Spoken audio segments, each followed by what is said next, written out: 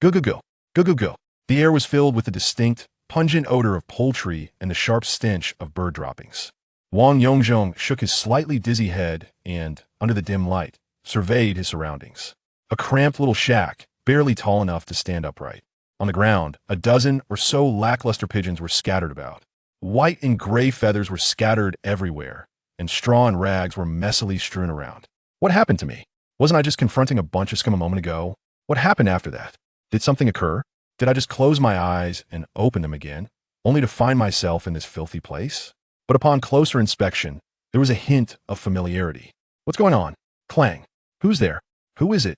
A beam of light shot in from a distance, piercing through the drafty pigeon coop and flashing before his eyes. It was as if a bolt of inspiration struck his mind. I know. This is that old pigeon loft? Is this the turning point in that person's life? That pigeon coop in the alleyway of a shanty town? Is the world treating me this well? Giving me a chance to be young again? Looking at his own youthful, robust body, an endless surge of strength welled up within him. His body, unmedicated and unfat, felt sharp and agile. I really am back. Could I possibly be the chosen one? So that accident. I must have died, right? I was only half a year away from freedom. My son and wife were waiting for me. What a pity. But isn't this better now? Actually, Wang Yongzhong might indeed be the chosen one, for he had a beginning worthy of a protagonist. His father, Wang Luhai, had a name that told a story originally from Shandong province, born in the magic city Shanghai. Leveraging his status as a second-generation insider, he rose to become the director of a large state-owned textile factory. Of course, he claimed it was entirely due to his own efforts and had little to do with family connections. His mother, Ma Jing, was a typical housewife, but she inherited the excellent genes of her ancestors, embodying the image of a dignified and serene lady. Both were educated youths who met and fell in love while being sent to work in the Northeast. In the late 1970s, they finally got married in Heilongjiang province and started a life of a warm Kong, a wife, and children ready to compromise with fate. But then the spring breeze of reform swept across the Northeast. As both were educated youths from Shanghai, they qualified for the policy allowing them to return to the city, and thus return to the Magic City. Wang Yongzhong's grandfather, Wang Luhai's father, was a veteran revolutionary, having spent half his life in military service. According to the old man's drunken ramblings, during the crossing of the Yangtze River by 1,000,000 heroic troops, their boat was among the first to land on the southern bank, at the very forefront. Of course, there was no consensus on who was first, as many comrades claimed their boats were the pioneers. As the old revolutionaries gradually returned to power, the elder also regained a significant position, becoming a high-ranking official in the city, overseeing Shanghai's textile and light industry. Thus, securing a job for his son was as easy as lifting a finger. No need to ask, no need for hints. People around him directly arranged for Wang Luhai to enter the Shanghai No. 5 cotton mill. With his excellent calligraphy and impressive emotional intelligence, he was immediately placed in the Labor and Wages Department as a clerk-level staff member. Although the elder passed away a few years later due to health issues stemming from past persecution, many of his old comrades were still in their prime and held influential positions. Wang Luhai steadily advanced, rising from clerk to section chief, and eventually became the director of a factory that managed the livelihoods of hundreds of people. Logically, with such a high-ranking position, how could he end up in a shantytown alley? That's a story for later. Now, let's focus on this seemingly protagonist-like Wang Yongzhong. As mentioned earlier, Wang Yongzhong, born in the late 1970s, is now in 1991, exactly 14 years old, an ordinary middle school student. But a protagonist must have extraordinary traits. Wang Yongzhong was born unusually large. While a typical newborn is about 50 centimeters long, he was over 55 centimeters, weighing more than 9 Gene, about 4.5 kilograms. This was truly tough on his mother, Ma Jing. It was indeed a hardship during that era in the Northeast. With scarce food and clothing, she was pregnant with such a child. No nutrition, no rest. And this child was restless even in the womb. While other fetuses moved a few times a day, dozens of times. It felt as if there was a son Wukong in her belly. But Ma Jing wasn't Princess Iron Fan. Even if she were the Monkey King's sister-in-law, wouldn't she still be overwhelmed? After immense hardship, overcoming morning sickness, pregnancy reactions, and toxemia, she barely survived to give birth to this precious child. This unfortunate child was different from ordinary infants right from birth. While other newborns sleep 20 hours a day during the first month, waking only to eat and then sleep again, Wang Yongzhong slept only 12 to 13 hours a day, ate a lot, and was irritable and restless. This exhausted the entire family, including grandparents. Fortunately, the elder had just regained his position, and the young couple had jobs back in Shanghai. Otherwise, nutrition and energy would certainly have been insufficient. Eating a lot and moving a lot, he grew at an astonishing rate, his height, physique, and limb length far exceeding those of his peers. Now at 14, he was already over 175 centimeters tall. At that time, most 14-year-olds didn't exceed 160 centimeters. And this was in Shanghai, the #1 city in China. In other backward regions, there were many 13, 14-year-olds under 140 centimeters. By now, readers should have noticed something. This extreme height and weight, long limbs, hyperactivity, and irritable temperament. There must be some issue. Yes, it's what people are now gradually understanding. XYY syndrome, supermale syndrome. Chapter 2: The Life of Chao-Shiong syndrome, also known as polysemy syndrome, is a relatively common form of sex chromosome aneuploidy, first reported in 1961. Patients with this condition possess an additional chromosome compared to typical males, and most exhibit normal sexual development and fertility. They may display characteristics such as tall stature, aggressive behavior, violent tendencies, and learning disabilities, sometimes accompanied by trunk deformities. The incidence of this condition among infants is approximately 1 in 500, and no effective treatment has been established. It is also noteworthy that the Chinese people possess a unique genetic trait colloquially referred to as the enduring hardship gene, or the berserker gene, which signifies a genetic mutation. This mutation embodies the resilience of the Chinese character, enabling individuals to withstand greater adversity, persevere through scarcity, and possess a robust constitution allowing for efficient nutrient storage. This gene is aptly named the enduring hardship gene. The designation berserker gene arises from the tendency of individuals to erupt in defiance once they have reached the limits of their endurance. Historical accounts reveal a pattern of peasant uprisings and heroic figures throughout dynastic changes, indicative of this genetic influence, marking the Chinese as a naturally combative people. The life of Wang Yongzhong epitomizes this genetic legacy. He resembles the legendary sun Wukong, capable of navigating perilous waters and creating chaos in the heavenly realm. He endured 5 centuries of humiliation beneath the 5 Elements mountain, only to rise as the victorious Buddha of combat. From a young age, Wang Yongzhong seemed untouched by the oppression of his surroundings. With a resilient physique and boundless energy, he was robust and strong, often embroiled in mischief that troubled both his family and neighbors.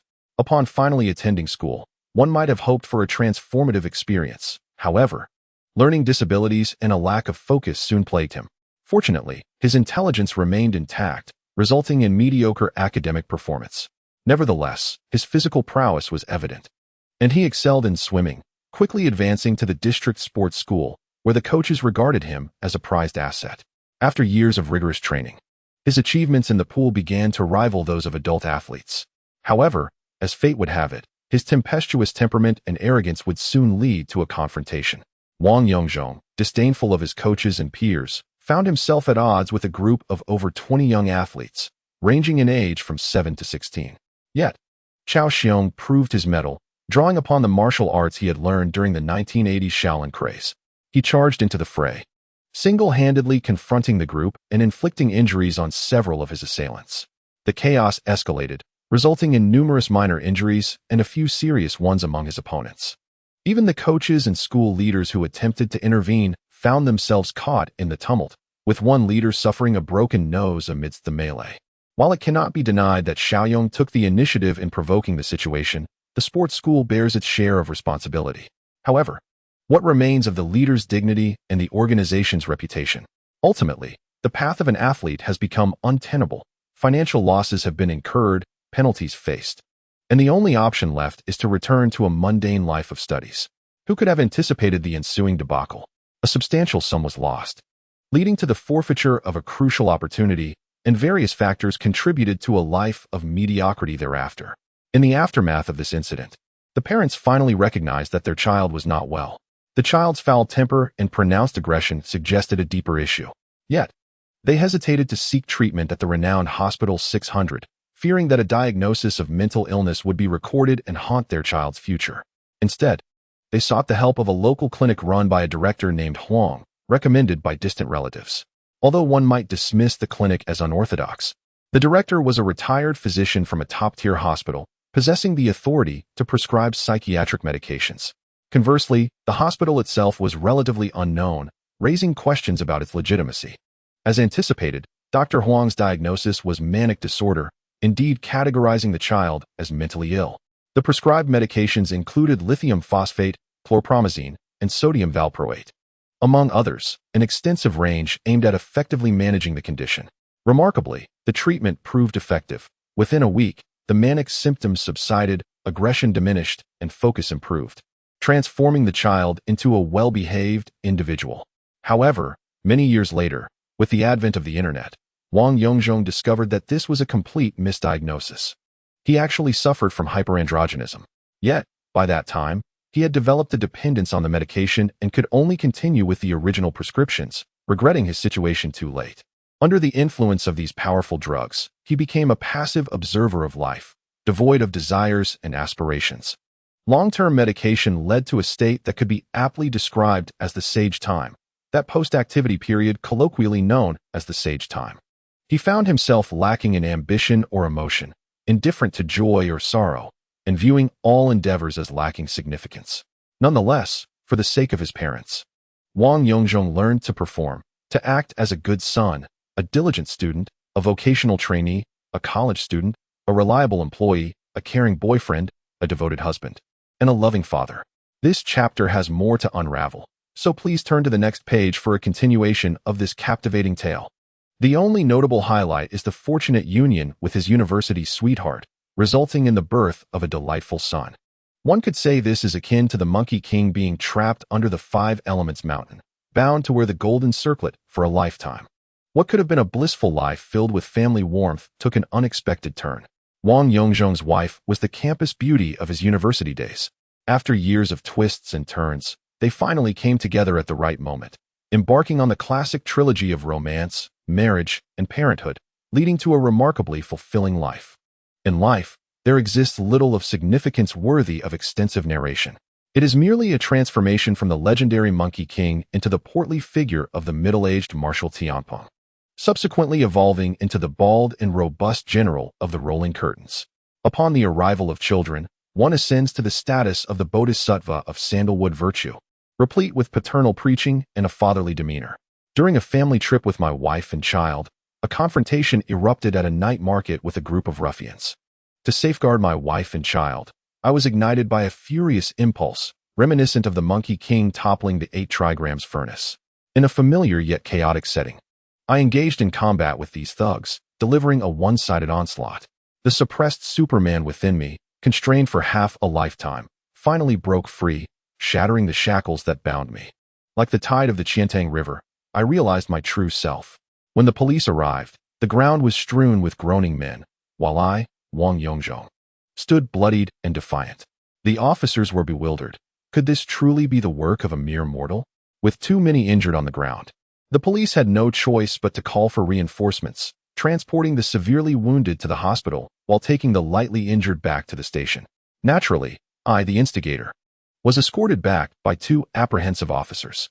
My presence was undeniably imposing. Who could remain unshaken in such a scenario?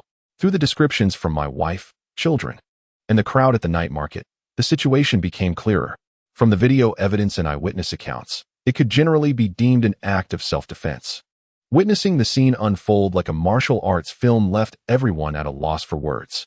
However, due to the numerous injuries and the ambiguity of their severity, the families of the ruffians began to create a scene at the station. Consequently, I could not be released immediately and was detained overnight. There is no need to cry. I am unharmed. The blood is theirs, so fret not, I reassured my wife as she wept. My wife, Yu Qingtong, lamented, I told you not to engage, to refrain from violence. What will we do if something happens to you? I dismissively waved my hand. It's all right, it's all right. Do you not know of the right to self-defense? The law permits it. Ha ha ha. I shall be out by tomorrow, and we can continue our travels. With my encouragement and the police's reassurances, my wife calmed down, and we returned to the hotel with our son, Wang Xiaofei, who was still in a daze. At 3 a.m., unfortunate news arrived. Among the 7 individuals who had been assaulted and taken to the hospital, 2 had perished, and 3 were seriously injured, one of whom was in critical condition and might not survive. The question of self-defense could no longer rest solely with the police. The families of the deceased and injured would not let Wang Yongzhong off the hook. The legal battle stretched for 6 long months. As both sides attempted to outmaneuver each other, it ultimately came down to a public outcry, leading the court to rule, self-defense is established. A sentence of 1 year in prison is imposed. Is this not the very definition of self-defense? Thus, I found myself embroiled in another year-long legal ordeal. The absurdity of the situation was astounding. One of the severely injured was merely an onlooker, caught up in the chaos. The video clearly showed him cheering on the spectacle, only to become an unintended victim in the melee. Wang Yongzhong is indeed a formidable fighter. Could an ordinary person withstand those fists akin to sandbags? A single strike to this individual's chest resulted in the immediate fracture of 7 or 8 ribs, piercing the left lung and causing a significant hemorrhage, nearly leading to a fatal outcome. After a 3-hour surgery, the left lung was ultimately removed. Fortunately, Wang Yongzhong's family was financially stable and readily provided for the medical expenses. The injured party made a commendable recovery, ultimately resulting in an assessment of an 8-level disability. Thus, he found himself embroiled in a year-long legal battle. Had it not been for the complete removal of the left lung, he might have received a suspended sentence. Such is the cruel irony of life, abandoning his wife and children to languish in prison. Little did he know that upon entering the prison, he would thrive like Sun Wukong in the Peachtree Garden. Within those walls, he felt utterly at home. This towering figure, possessing immense strength, resilience, and martial prowess, was destined to become a force to be reckoned with. Remarkably, within mere hours of his arrival, he unified the inmates' mindset, and within 2 weeks, a small faction began to form around him. He lacked for nothing in terms of food and clothing, engaging in minor skirmishes every 3 days and larger confrontations every 5, quickly rising to become the leader of the entire district. However, in a setting where medication was inconsistently administered, the superhuman genes within him swiftly re-emerged, overwhelming rationality. A martial arts expert standing at 190 centimeters and weighing the same, a former patient on high doses of medication, faced an inevitable outcome in a prison filled with malevolence. To describe the ensuing chaos as a bloodbath would hardly be an exaggeration. During a premeditated uprising, he and nearly 100 inmates clashed during yard time. Armed solely with his bare hands, he confronted a barrage of weapons, sharpened utensils, jagged table legs, and disassembled resin lenses. Ultimately, he was outnumbered, sustaining grievous injuries. Yet in a final act of defiance, he violently tore off a gang member's forearm and used the severed bone to strike down the orchestrator of the rebellion, resulting in mutual destruction. Just as he closed his eyes, the procedural lights flickered halfway through, and he began to reminisce about an incident from his childhood involving a pigeon coop. Upon opening his eyes, he found himself truly within the confines of that very coop, heart racing above 180 beats per minute, mingling with a sense of exhilaration. Let us first address this battle. Chapter 3, The Counterattack, Part 1. Who? Who is it? What the hell, how could it be you? Upon arriving at the scene, Old Chun was struck with horror at the sight before him. His heart torn as he ground his teeth and shouted, "Someone, please, come quickly. The little rascal is here for revenge." As his piercing cries shattered the night, neighbors flocked to the entrance of the pigeon coop, gathering at the gates below. Wang Yongzhong took a moment to steady himself and began to reflect on the entire sequence of events. The origins of this incident were quite simple. During the summer vacation, Wang Yongzhong, the leader of the children, took his little companions and roamed about with their newly crafted slingshots, chasing chickens and dogs. In the 1990s, the old alleys of Shanghai saw children raised in a free-range manner, seldom seen outside of mealtimes and sleep. At that rebellious age, there was no telling what mischief a group of them might concoct. Brother, let me try. A fair-skinned, sprightly little lad implored, eager to impress the leader, Wang Yongzhong. This was Wang Hu, the neighbor of Wang Yongzhong. His father was also an employee at the 5th cotton spinning factory in the bustling metropolis. To put it succinctly, this small group predominantly consists of the children of factory workers, though, to be precise, they are all boys, young lads of similar ages. The large cylindrical building situated in the alley houses dozens of families who are either employees or dependents of the 5th cotton spinning factory, allocated housing by the company. Married workers are eligible to apply for such accommodations. After Wang Hua acquired this extraordinary slingshot, his aim was so abysmal that he missed consistently. Yet, as fate would have it, after numerous attempts, he fortuitously struck a pigeon resting on the eaves. One household in the alley kept dozens of pigeons, owned by an individual known as Old Chun, a former educated youth sent to the countryside. He spent his days idling in the local factory, yet was remarkably adept at raising pigeons. Allegedly, he was a pillar of the Pigeon Racing Association, having won countless accolades. Upon witnessing the situation, Wang Hua dropped the slingshot and fled, exclaiming that it had nothing to do with him. "How cowardly," muttered Wang Yongzhong as he picked up the slingshot. "Let us disperse. Let us disperse," he proclaimed, swaggering home for dinner. However, the following day, just as dawn broke and many had yet to rise, a loud banging echoed from outside their door. Old Chin appeared, holding a lifeless pigeon in one hand and a stack of documents in the other. It turned out that the pigeon struck by Wang Hua had managed to stagger back to its loft only to perish shortly thereafter. Upon learning about the incident, Old Chin had come to confront them. Wang Yongzhong's father tidied up a bit and invited Old Chin inside to discuss the matter. Old Chin promptly presented the deceased pigeon and handed over the pile of documents. "Yesterday, your son was fooling around with a slingshot in the alley and killed my racing pigeon." Several neighbors witnessed the event. It was evident that Old Chun was a shrewd individual. He referred to the bird as a racing pigeon, avoiding the more casual term pigeon. The term racing pigeon sounded far more prestigious and professional. "Come down here, Wang Yongzhong," called Old Wang from the loft. "What is going on?" Wang Yongzhong, clad only in his underpants, descended from the loft. Upon seeing the scene, he understood the gravity of the situation. "Did you kill this pigeon?"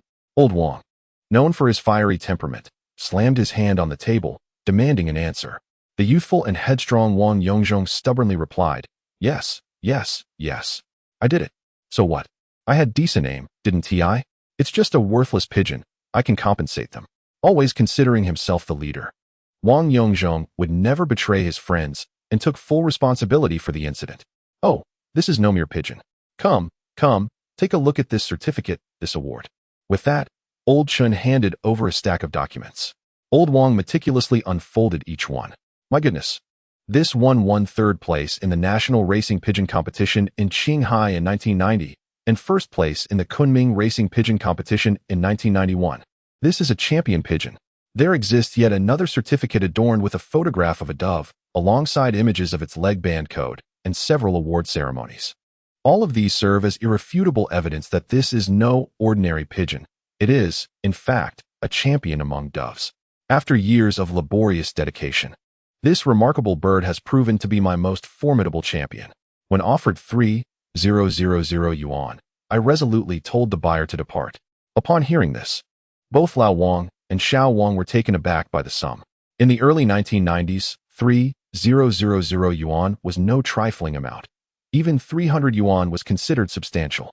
Back then, salaries were merely a few hundred. Lao Wang, serving as a deputy factory director, earned just over 1,000 yuan each month. That 3,000 yuan represented nearly 3 months' wages. Yet, there was more to my decision to refuse the offer. My champion pigeon, given the current market, could yield 300 yuan per breeding. This is no ordinary dove. It is a veritable golden goose. If you do not provide me with a satisfactory explanation today, I shall have no choice but to bring my grievances to your factory and seek justice. To determine whether this esteemed factory director intends to bully a mere street factory worker like myself." Lao Wang fell into a contemplative silence, resting his chin on his hand as he pondered how to manage the situation. At that moment, Wang Yongzhong's mother, Ma Jing, entered with a basket of groceries. "Oh dear, what is happening? Why has Old Chin come here? Have you had breakfast? I just bought some fried dough sticks. You should take some." It turned out that Ma Jing had just returned from the market and overheard the commotion outside. Sensing that the situation could escalate and negatively impact the factory, she entered with the intention of pacifying Old Chun. No need. Thank you. Old Chun hurriedly declined, and the atmosphere began to lighten. However, Wang Yongzhong, oblivious to the gravity of the situation, upon hearing the mention of compensation and a potential disturbance at his father's factory, immediately became belligerent. He charged at Old Chun, intending to confront him aggressively. Fortunately, Ma Jing was quick-witted and swiftly grabbed Wang Yongzhong by the ear, pulling him back. Yet, the atmosphere that had just begun to ease soured once more. "What now? What do you intend to do? This matter is far from over.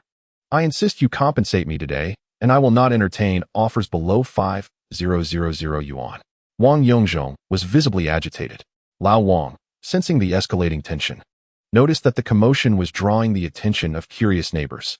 He discreetly signaled to his wife to escort Wang Yongzhong away. Subsequently, he closed the door and engaged in a detailed discussion with Old Chun.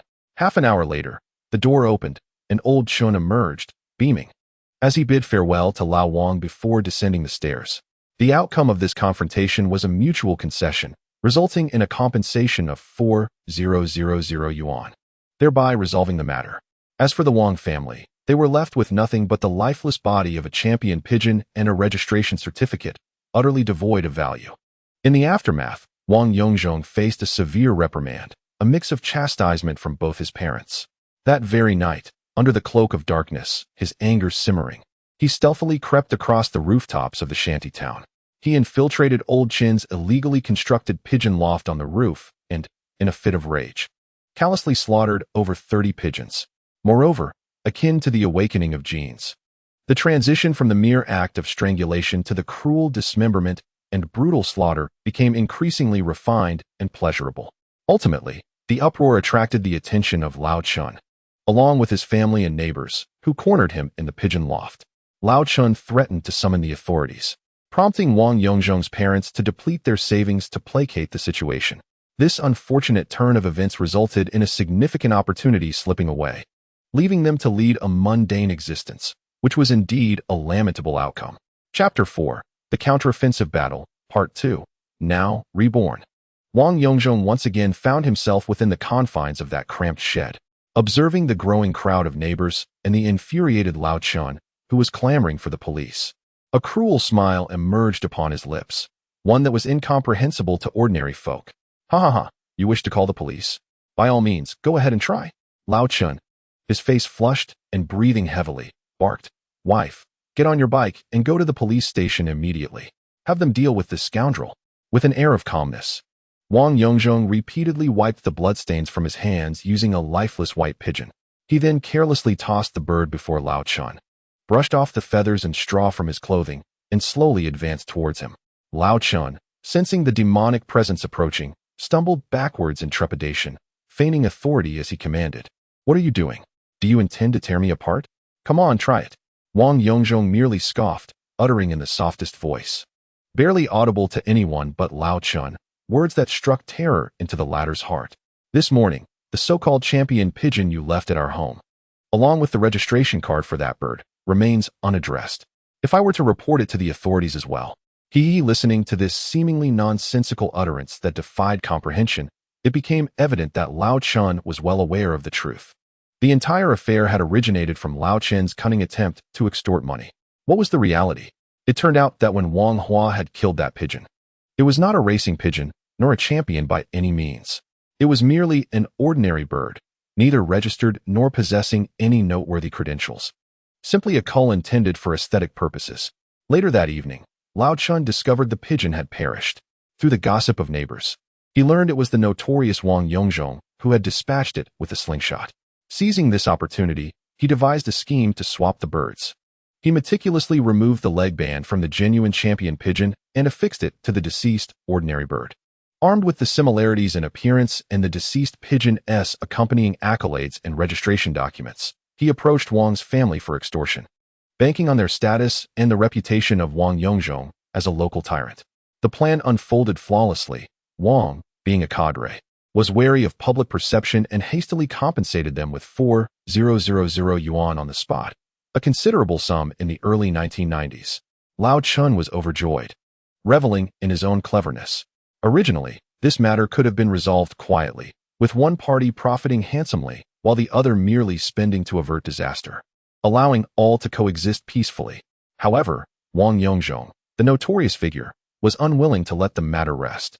That night, he perpetrated a gruesome act of violence, resulting in significant gain for Old Chun, while the Wang family suffered immensely.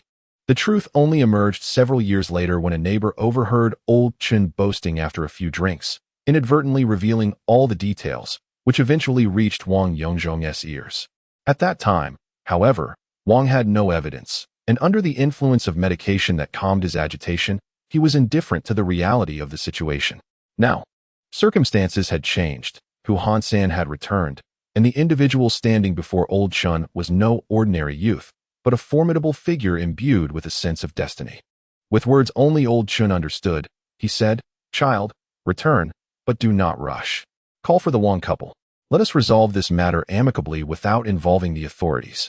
As these grandiloquent words were spoken, it became apparent to onlookers that there was little spectacle left to witness, prompting them to disperse.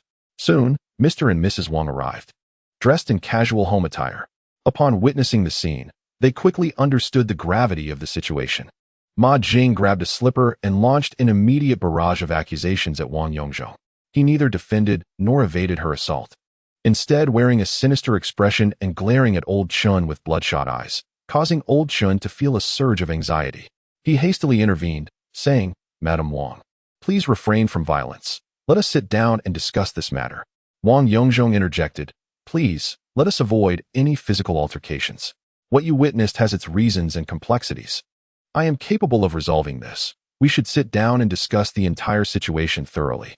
The Wang couple was momentarily taken aback, bewildered by this unexpected display of composure and logic from someone who typically resorted to violence rather than dialogue. They, along with old Chun and his wife, retreated to an inner room to commence negotiations. "Look at your child. Do you see the trouble he has caused?" Old Chun endeavored to regain control of the conversation, asserting, Yes, calm down. We may have overstepped." He continued, "Mother, do not take offense. The situation is as follows. Please retrieve the dead pigeon from this morning along with the relevant documents." With an air of confidence, Wang Yongzhong instructed his mother to fetch the deceased pigeon and accompanying evidence. He then stated, "Old Deng, let me inform you. Fabricating or distorting facts to fraudulently acquire money is a serious offense. According to Article 226 of the Criminal Code, defrauding public or private property amounting to between 3,000 and 10,000 falls under a considerable sum and is punishable by up to 3 years of imprisonment." Old Chin was flabbergasted. Could a 14-year-old truly articulate such legal jargon? What child comes forth citing penal codes and prison sentences? The Wang couple shared in the astonishment, realizing this was a child who typically acted rather than argued. Furthermore, this knowledge of the law was beyond the comprehension of many adults present. Dear reader, this chapter has more to reveal. Please turn to the next page to continue the enthralling tale. Never mind, Madam Wang, you need not fetch anything. This matter is indeed a misstep on my part, Chun. I was momentarily blinded by folly. Wang Yongzhong's parents were taken aback, sensing the atmosphere was amiss. Why was Chun suddenly apologizing? They paused, settling back into their seats to observe the unfolding scene. Wang Yongzhong cast a triumphant glance at Chun, recounting the entire incident in meticulous detail to his parents. "Ah, Chun, you sly old fox. If it weren't for Xiao Zhong informing us, I would have prepared to stew the pigeons tomorrow, leaving no trace behind. Truly, this is not the conduct of a decent person." His mother, Ma Jing, with her fierce temperament, slammed her hand on the table, ready to confront Chun and his family. Wang also squinted, regarding Chun with a discerning gaze. Chun, feeling the weight of scrutiny, shivered. "In our party, a cadre is akin to a gentleman. If you are in the right, you may assert your dominance. But if you are in the wrong, you shall truly experience the taste of class struggle. Brother Wang, please listen to me. I am truly sorry. I was incited by others, who suggested this was an excellent opportunity to extort money. I was blinded by greed and committed this act." Realizing the gravity of the situation, Chun quickly softened his stance, deflecting blame and offering apologies in a desperate bid for forgiveness. The Wang family, now relaxed and reclining, silently observed Chen's performance. Sensing a glimmer of hope, Chen began to lay out his terms. "Look, these pigeons represent a lifetime of my effort. Let us settle this amicably. I will not pursue the matter of your son decimating my pigeons, and in return, you shall not hold me accountable for the earlier incident of deceit, shall we?" My champion pigeon truly fell victim to his malicious intent. Ma Jing glanced at her son, perhaps recognizing it was time to resolve these sordid affairs promptly. "Huh, Chun, do you still think I am oblivious? You believe that after discovering the dead pigeons last night, you could send the real champion pigeon to your uncle's home for safekeeping? Do you think we are fools? The entire coop is hardly worth 500 yuan. The revelation struck like a thunderbolt, leaving Chun utterly dismayed. How could this secret be known? There must be nefarious neighbors about. I concede. Is that satisfactory? But let us not forget. Your son has destroyed all my pigeons. Does that not constitute a crime? Faced with a lack of recourse, Chen still attempted to resist. I am not yet of age. I am only 14. Oh no, I haven't had my birthday yet. I'm merely 13. Yet, Chen was indeed breaking the law. At worst, I shall have my uncle give you a stern talking to, and you can merrily wash your hands of this matter. How could one forget that this towering figure was, in fact, a mere child? This exchange stripped away Chen's remaining bravado, leaving him utterly defeated. Return the money from this morning, and let us conclude this matter. Wang Yongzhong looked at his father in astonishment. Was it to be resolved so lightly? Wang Luhai stood up, patted his son on the back, and exited the room. Ma Jing did not linger long. She swiftly took the 4,000 yuan that old Chun had hastily retrieved from the drawer and, clutching her somewhat defiant son, exited the room. At this point, Wang Yongzhong had come to a realization. Indeed, the root of the matter lay in his own lack of justification, especially considering his father was already positioned precariously in public scrutiny. Many of their neighbors were colleagues from the same factory, and it was wiser to avoid further complications. After all, he had not suffered any loss, and prolonging the entanglement would yield no additional benefits. Thus, the matter was resolved satisfactorily. Moreover, it was likely that his parents were most concerned about the savage scene he had just exhibited. Chapter 5. Heart-to-heart with parents upon returning to the tenement. They dismissed the bewildered neighbors and colleagues. The three of them sat down together to discuss how such impulsive behavior had transpired. Indeed, they acknowledged. You used to have a bit of a temper, but how did you come to display such a dramatic outburst this time? I have had my suspicions. Do you perhaps harbor violent tendencies, or is there something amiss mentally? Xiaozhong, do not hesitate to speak. Your father and I will share this burden with you. Wang Yongzhong finally took a moment to truly observe his parents. His father, in his early 40s, was in the prime of his life.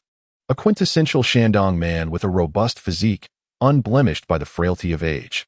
He stood tall and commanding, with striking features and a square face that conveyed a sense of strength without being overly harsh. His mother, of the same age but appearing slightly younger, bore the exquisite traits inherited from her parents.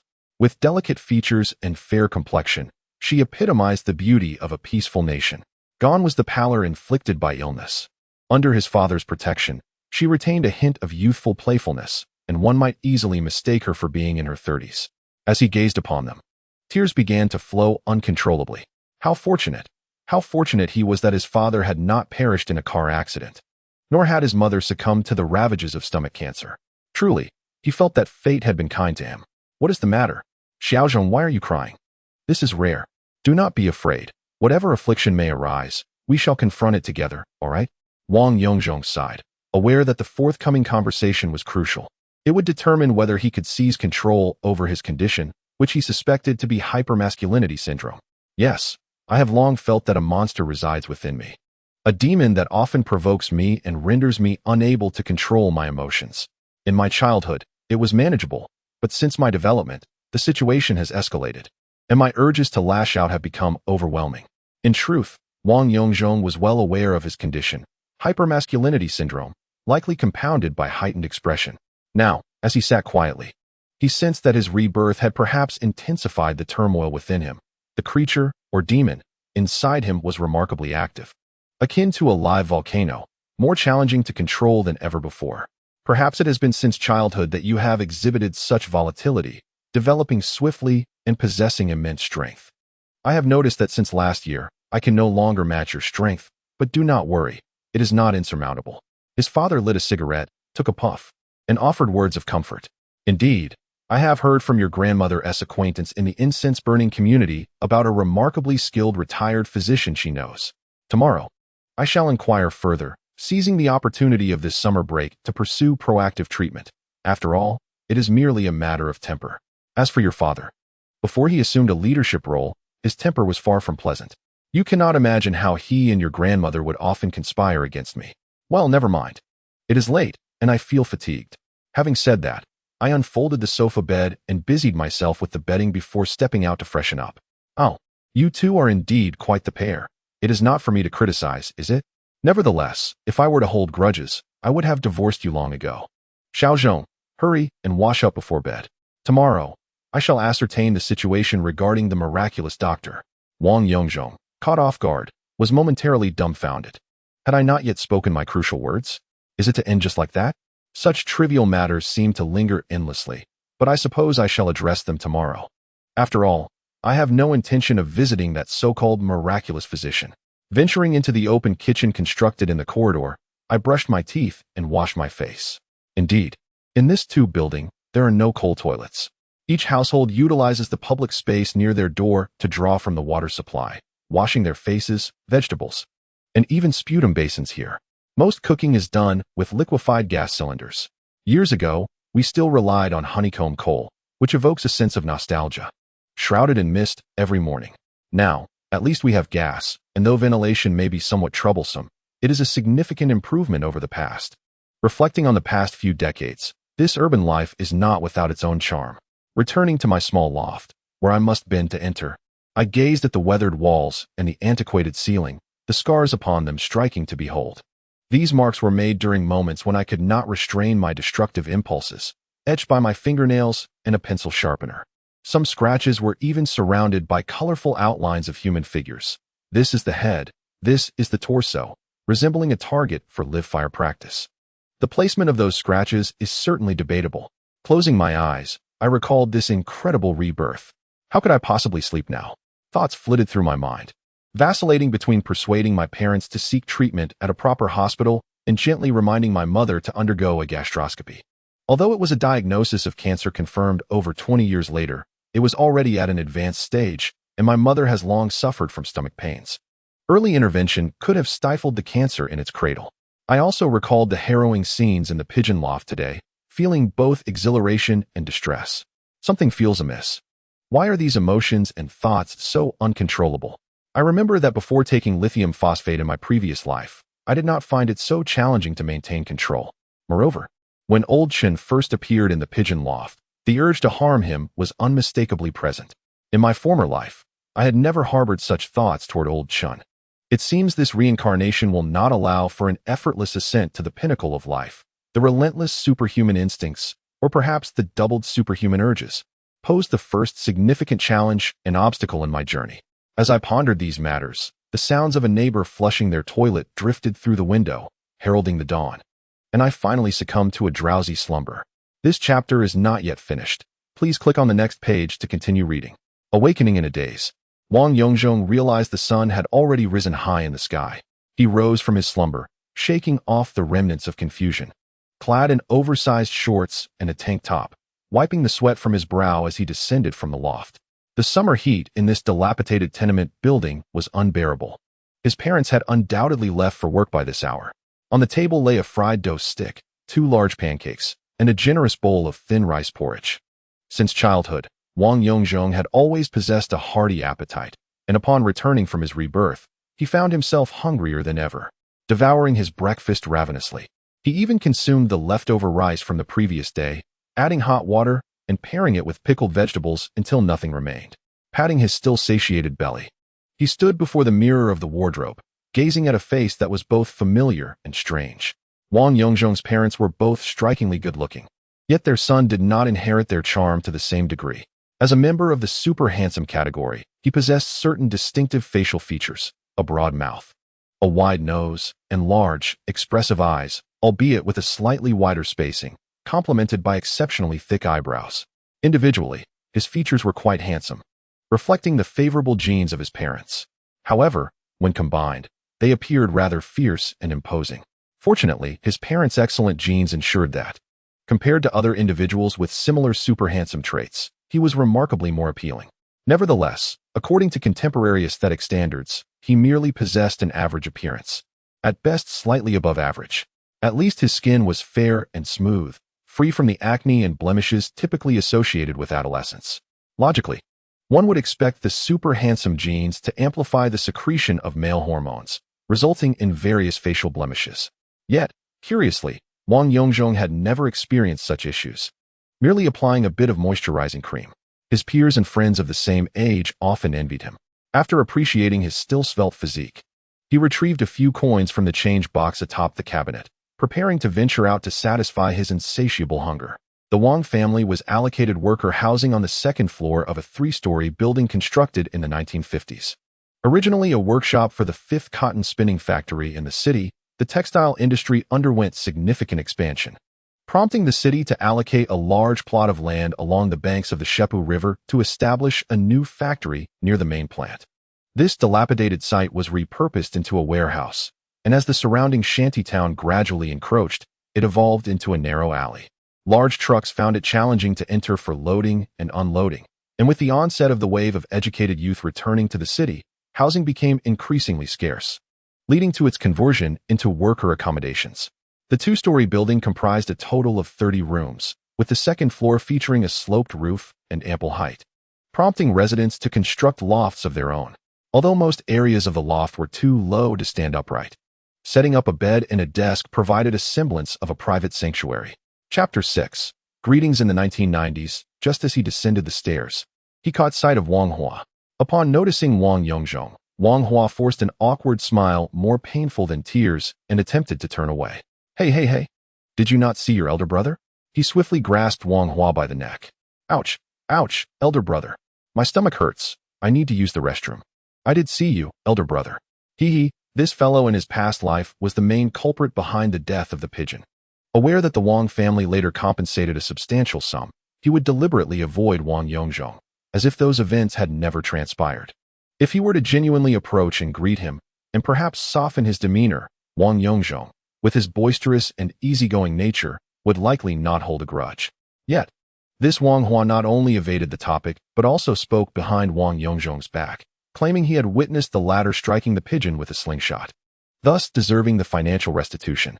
Ultimately, whether this scoundrel faced retribution remains unknown. However, once the truth reached old Wang, it was certain that Wang Zhengkai's name appeared on the list of the first batch of laid-off employees from state-owned enterprises, Wang Hua's father, no less. Observing Wang Hua's shameless demeanor, a volcano of anger began to brew within Wang Yongzhong, gradually becoming uncontrollable.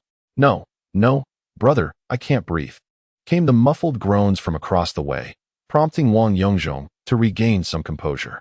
He released his grip, patted the little rascal on the shoulder, and waved dismissively. Get lost, move aside. Such a petty character as Wang Hua hardly warranted Wang Yongzhong's concern. With the matter resolved and the outcome altered, the old Wang family had not suffered as they had in the original timeline. The colleagues and neighbors around him felt as though they belonged to a different realm altogether. It was high time to relocate. In his previous life, it had taken him 5 years to move, leading to countless unsavory incidents.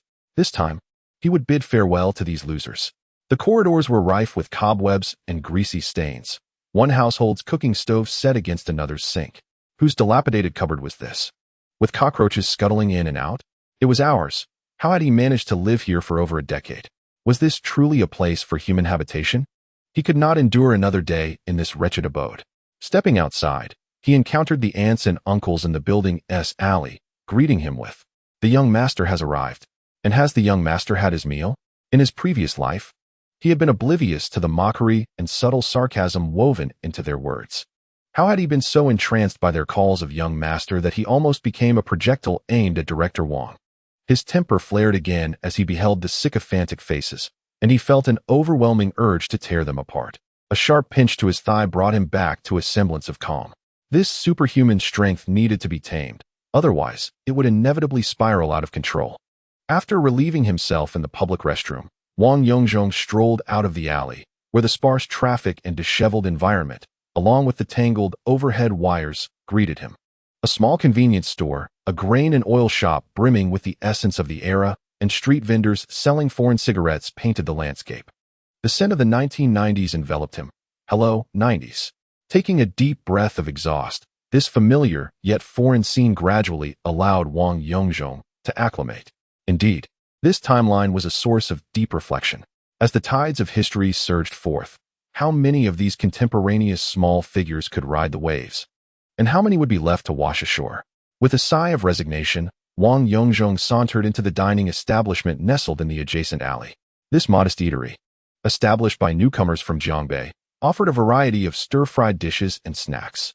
In light of Wang Yongzhong's discerning palate, the culinary skills of the proprietors were rather mediocre. However, as society had only just begun to enjoy a semblance of prosperity, the rich and hearty flavors of their dishes remained quite enticing. Boss, I'd like a bowl of spicy pork noodles with an extra 2 ounces of noodles, a fried egg, pickled vegetables, and vegetarian chicken, he ordered. This combination was the quintessential meal that Wang Yongzhong had savored throughout his life.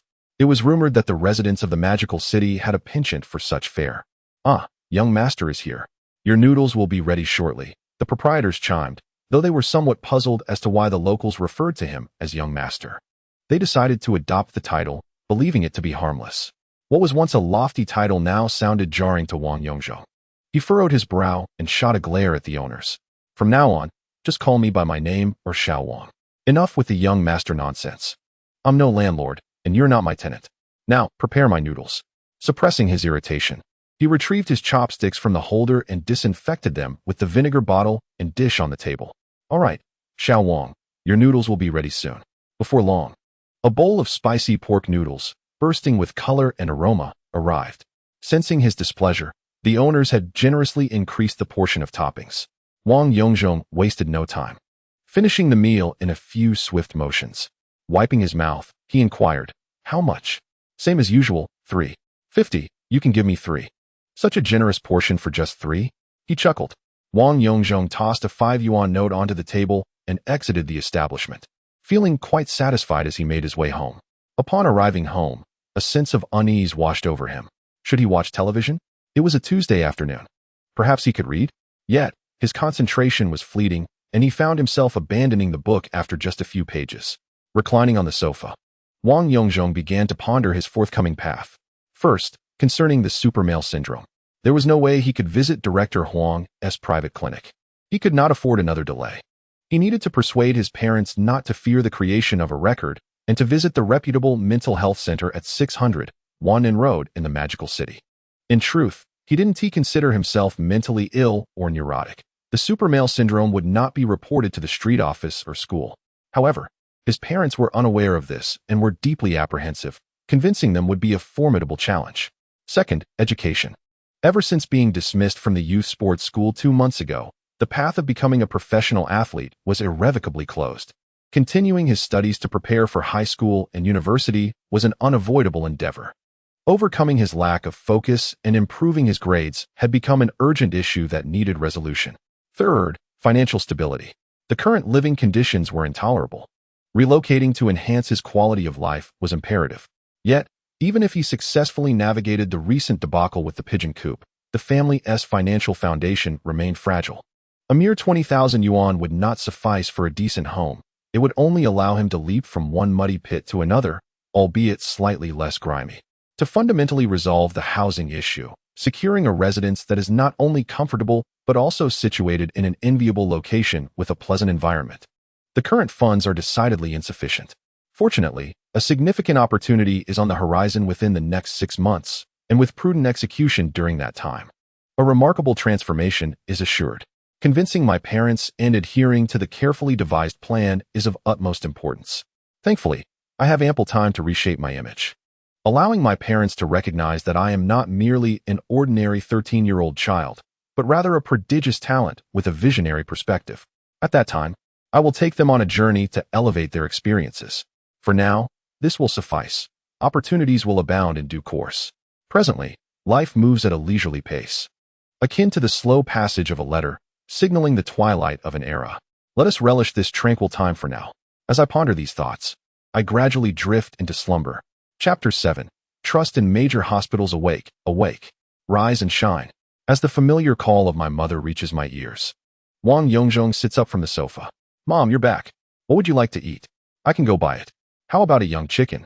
Let's enjoy a young chicken, shall we?" The thought of the delectable young chicken, a staple for the children of Shanghai during the summer, immediately stirs my taste buds. The exquisite flavor, a delight I have not savored since adulthood, floods my senses. Whether it is due to an elevated threshold of taste or the advancements in poultry preparation, many of the cherished childhood delicacies have lost their original allure in the years following the rapid reforms. All right, I want to. Goodness, you little debt collector. My mother responds, rushing out to procure the chicken. When your father returns, we will discuss that clinic matter. With that, she hurriedly departs. Wang Yongzhong finds sleep impossible. He contemplates the rhetoric he will employ to persuade his parents. If I suggest opening a window, they will likely resist. However, If I propose dismantling the roof, they will surely acquiesce to the idea of opening a window. Thus, I resolve to refuse any medical attention, exhibiting an attitude that suggests my volatile tendencies are on the verge of eruption. In their desire for compromise, my parents will undoubtedly agree to my plan of seeking treatment at a reputable hospital. As the aroma of the steamed young chicken intensifies, Wang Yongzhong, unable to contain his salivation, eagerly awaits the return of his father, Wang Dachong. The family gathers around the dining table, harmoniously seated together. Let us eat and talk, shall we? I'll speak first. No need to bring your workplace antics home. I visited my mother today and obtained the address of the clinic from her friend, who claims it's quite reputable. I intend to take a leave of absence tomorrow to accompany Xiaozhong there. With a thunderous outburst, his father declares, "No, I absolutely refuse to go. I am not ill and will not see these quack doctors." Wang Yongzhong slams his hand on the table. His mother, Ma Jing, erupts in frustration. "You little rascal. Just yesterday, you claimed you might be unwell. We've noticed you're increasingly off-kilter. And now you assert you're fine and refuse to see a doctor? Explain yourself." "I simply will not visit those chaotic doctors, even if I am not ill." Wang Yongzhong continues to act, becoming increasingly invested in his role, as his inner bravado begins to spiral beyond control. The situation threatens to escalate into a chaotic confrontation, teetering on the brink of turmoil. Old Wang, as a cadre, quickly analyzed the primary and secondary contradictions at hand. The prevailing issue was not merely the location of medical treatment, but rather the necessity of seeking care for one's ailments. He thus circled back to the conversation, inquiring, "What do you propose we do? You yourself acknowledge that there are psychological issues. What alternative solutions do you have if you refuse to seek treatment?" He resolutely stated that he would not consult some dubious private physician, for one could not ascertain their level of competence. Mental afflictions are not akin to a common cold that can be remedied with a few pills or an intravenous drip. "But, dear child, the individual in question is a renowned expert retired from a prestigious hospital," someone retorted. "If not there, where else would you go? What if you were diagnosed with a mental disorder? That could ruin your entire life." Ma Jing became agitated at the mention of mental illness, exclaiming, "What do you mean by mental illness? We do not suffer from such a condition, merely psychological issues." Xiaozhong interjected, Yes, it is a psychological issue. Nothing too grave." Observing their son's shifting emotions, old Wang and his wife softened their approach, seeking to soothe him. They sensed that their earlier outburst had allowed them to regain control of the situation. Wang Yongzhong, now composed, declared, "Since you both believe the problem is not severe, I shall proceed to the formal hospital at 600 Wanan Road." He reasoned that it was highly likely a psychological issue rather than a mental disorder, and thus there would be no need to inform the school or the community. Wang Yongzhong presented his final decision. Old Wang and his wife, noticing their son's calm demeanor and coherent speech, so different from his previous incoherent ramblings, decided to support him. "All right, I will inquire about which expert is most reputable. Once I have the information, you two can head out early the day after tomorrow." With this resolution from Director Wang, the brief family meeting concluded satisfactorily. Wang Yongzhong indulged in a chicken leg, devouring it with gusto alongside 2 large bowls of rice, leaving him feeling content and satisfied. The following day, old Wang discreetly learned of Professor Hu, the most renowned expert in adolescent mental illness, located at number 600. He advised Ma Jing and her son to rise early the next morning and take the first bus on Route 17 to secure an appointment with the esteemed professor. One might wonder why a cadre of such distinction would resort to scrambling for an appointment and allow his family to endure the early morning bus ride. The answer was simple: he feared embarrassment. If he were to send them in his official vehicle, the entire world would know that Director Wang's son was afflicted with a mental disorder. The thought was terrifying. Discretion was paramount. They would depart quietly, without fanfare. The night passed uneventfully. As dawn broke the next day, the family hurriedly rose, washed, and Ma Jing led her son to the bus station, where they squeezed onto the first bus to the hospital. It had been a long time since they had seen such a crowded bus in the past. During the bustling mornings in Shanghai, few people took the bus, as most commuters preferred the subway. The bus was as crowded as those of today, albeit equipped with air conditioning, devoid of the myriad unpleasant odors that Wang Yongzhong found intolerable. After an interminable hour, the bus traversed from the eastern district of Yangtzeopu to the central area of Suwei. Ma Jing decided to disembark at the previous stop, Shanghai Road, before continuing their journey. Understanding my mother's reticence, I feared that upon alighting at station 600, I might be misjudged as a patient of madness. How amusing, a self-deceptive notion indeed. After traversing an additional station, I arrived at the mental health center only to find the registration area swarming with a lengthy queue. I had arrived a tad too late. Fortunately, I managed to secure an appointment with a specialist, so I waited with bated breath. Wang Yongzhong began to feel at ease, curiously surveying the renowned hospital's surroundings. I had anticipated that such a facility would be bustling with an array of eccentric patients, providing ample opportunity for enlightenment. To my surprise, the atmosphere was predominantly hushed, heavy with an oppressive silence.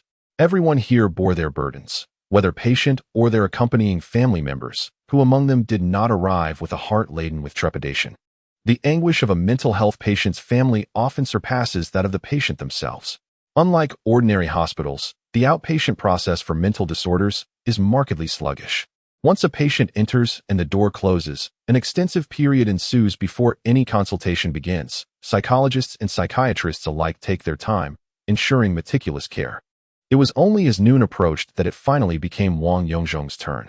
Ma Jing anxiously clasped her son's hand as they entered the consultation room.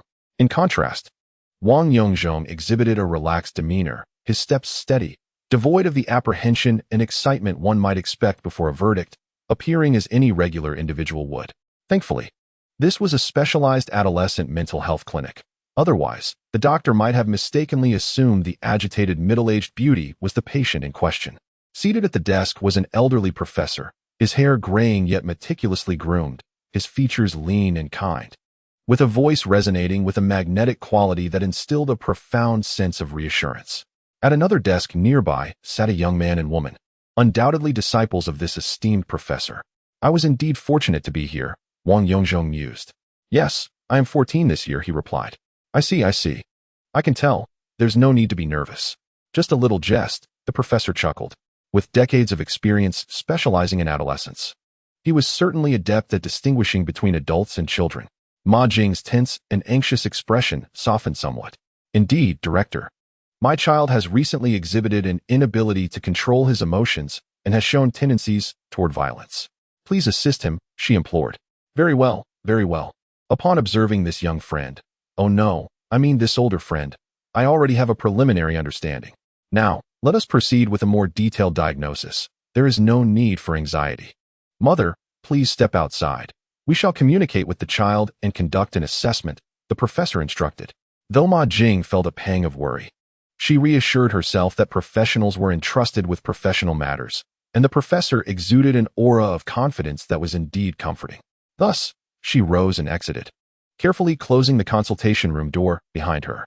Inside remained the elderly professor, his two disciples, and Wang Yongzhong himself. Now let us converse, shall we, child? Chapter 8. Diagnosis of Hypermasculine Syndrome. Approximately 20 minutes elapsed. As Ma Jing awaited with palpable anxiety, the consultation room door finally swung open. The young male disciple peered in, beckoning the family to enter. We have a fundamental understanding of the situation. I can assure you, your son is 99% free from any mental disorders. Shortly, I will issue a screening. The results will unequivocally confirm that this is indeed a classic case of hypermasculine syndrome. At this age, with his height and weight, and particularly long limbs, the most striking feature is the face, which leans towards the archetypal appearance of hypermasculinity. This does not constitute a mental disorder. Many individuals exhibit traits of hypermasculine syndrome without any issues in their daily lives or studies, so there is no need for concern. After articulating this, the doctor swiftly marked several items on the examination form and flamboyantly signed his name. A screening report will be prepared, expected to be ready next week. I will first outline some precautions for you to observe during this week. The young boy mentioned that he can still manage his emotions for the time being. It would be beneficial for you to spend time with him, engaging in conversations, listening to music, and enjoying leisurely walks. Since it is a holiday and there are not many tasks at hand, encourage him to maintain an optimistic outlook and to avoid overly stimulating television, films, and novels. Very well. I will take a week off to accompany him at home. As for medication, I think I will refrain from prescribing any at this time. The side effects of psychotropic drugs can be quite severe. Is it all right for you to rely on yourself for now, Yongzhong?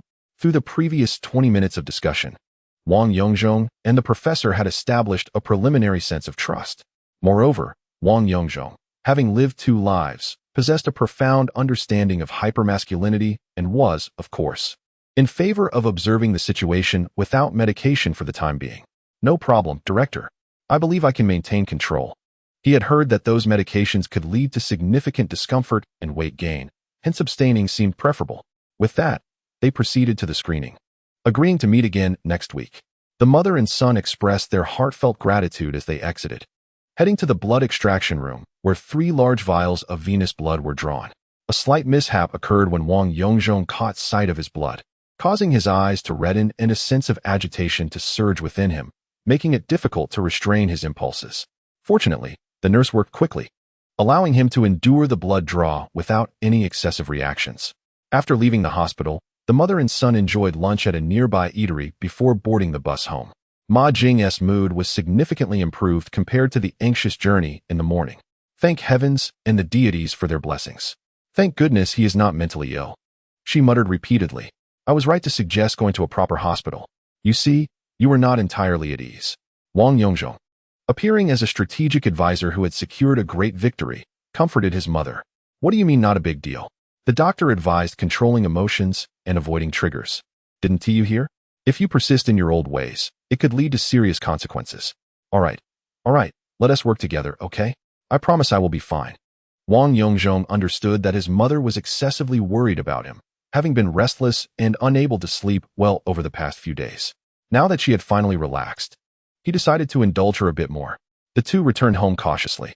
Upon arrival, he reassured her to stay indoors and not venture out, after which she hurried off to her workplace to request leave. Wang Yongzhong settled onto the sofa, contemplating as he felt the cool breeze from the fan. At this moment, he had successfully navigated parental concerns, unlike his previous life, where he had become a medication-dependent individual. Yet, the fundamental issue remained: how to manage the more severe hypermasculine syndrome he faced this time. Over the past few days, in an effort to suppress the occasional surges of violent emotion, he had left marks on his thighs as reminders that controlling hypermasculinity was not a simple task. He doubted whether he could maintain composure in the face of even minor confrontations. Otherwise, the superhero would not be misunderstood as a naturally malevolent individual. Thanks to the explosive growth of the internet in the previous generation, acquiring information has become exceedingly convenient. I have also taken the time to thoroughly understand this superhero phenomenon. Under normal developmental circumstances, ordinary superheroes indeed do not require medication. Rather, environmental and educational factors play a decisive role. In simple terms, a childhood filled with affection can heal a lifetime, while a tempestuous temperament cultivated from a young age can result in a detrimental domestic and educational environment, giving rise to individuals who are inherently malicious and require a lifetime to mend. Thus, the interplay of environmental education and personal cultivation is the key to controlling the inner malevolence. As for the family environment, I have no worries, for my parents truly love me dearly. Throughout the past 14 years, I have caused countless minor troubles and mischief, yet my parents have always been my strongest support. Their repeated patience and affection have granted me a wonderfully idyllic childhood. Currently, the two main challenges I face are the societal environment of school and the enhancement of my personal cultivation. The school environment is not particularly problematic. I have always possessed a formidable physique, which has transformed my presence into that of a good-natured individual, deterring others from crossing me. Therefore, the school atmosphere can be considered generally friendly, although unforeseen incidents cannot be entirely ruled out, especially during the impulsive phase of adolescence. As for improving personal cultivation, that is even simpler. Having lived 2 lives, I am no longer a child. Self-discipline and introspection are fundamental practices. In the upcoming 2 months of summer vacation, we aim to genuinely embrace self-discipline, my brothers. The sweltering heat has finally begun to subside as the sun descends in the west. The Shanghai of the 1990s lacks the multitude of skyscrapers, air conditioners, and automobiles found in later years. Without the heat island effect, even during the peak of summer, the evenings are relatively comfortable. Seated at the dinner table, my family engages in conversation about the specifics of today's consultation with patient 600. Upon understanding the situation, old Wang breathes a sigh of relief. Thankfully, there are no major health concerns. It merely requires environmental and self-control. My son, I have faith in you. Yes, Dad. Mom and Dad will always support you. Rest assured, I have started to form some ideas. Oh, what ideas do you have? Share them with us for reference. Dad, do you know of Zhang Fei? How could I not? He is famously known as the reckless figure from the late Eastern Han Dynasty and the Three Kingdoms. Is there more to this story? Did you know that Zhang Fei was also a calligrapher and painter? What? That brawny man with a fierce countenance, known for his bravery yet lacking in wisdom, was also an artist? You must be joking. My mother, Ma Jing, seemed to perceive this as a fantastical tale. Haha. Dad and Mom, allow me to explain in detail. It is said that Zhang Fei was born with a tall stature and an exceedingly fiery temperament, displaying a penchant for wielding weapons from a young age, making him quite difficult to discipline. His father, concerned that his son might one day be unable to control his temper and cause trouble, devised a strategy to compel him to study calligraphy and painting as a means of tempering his disposition. Thus, from an early age, Zhang Fei apprenticed under masters to learn the arts. Over time, he honed his skills and became proficient in calligraphy, especially in the meticulous depiction of beautiful women, leading to a significant change in his temperament. These accounts are well documented in historical records. In truth, Zhang Fei has always exemplified a blend of ruggedness and refinement, being a calligrapher, painter, and military leader of remarkable prowess.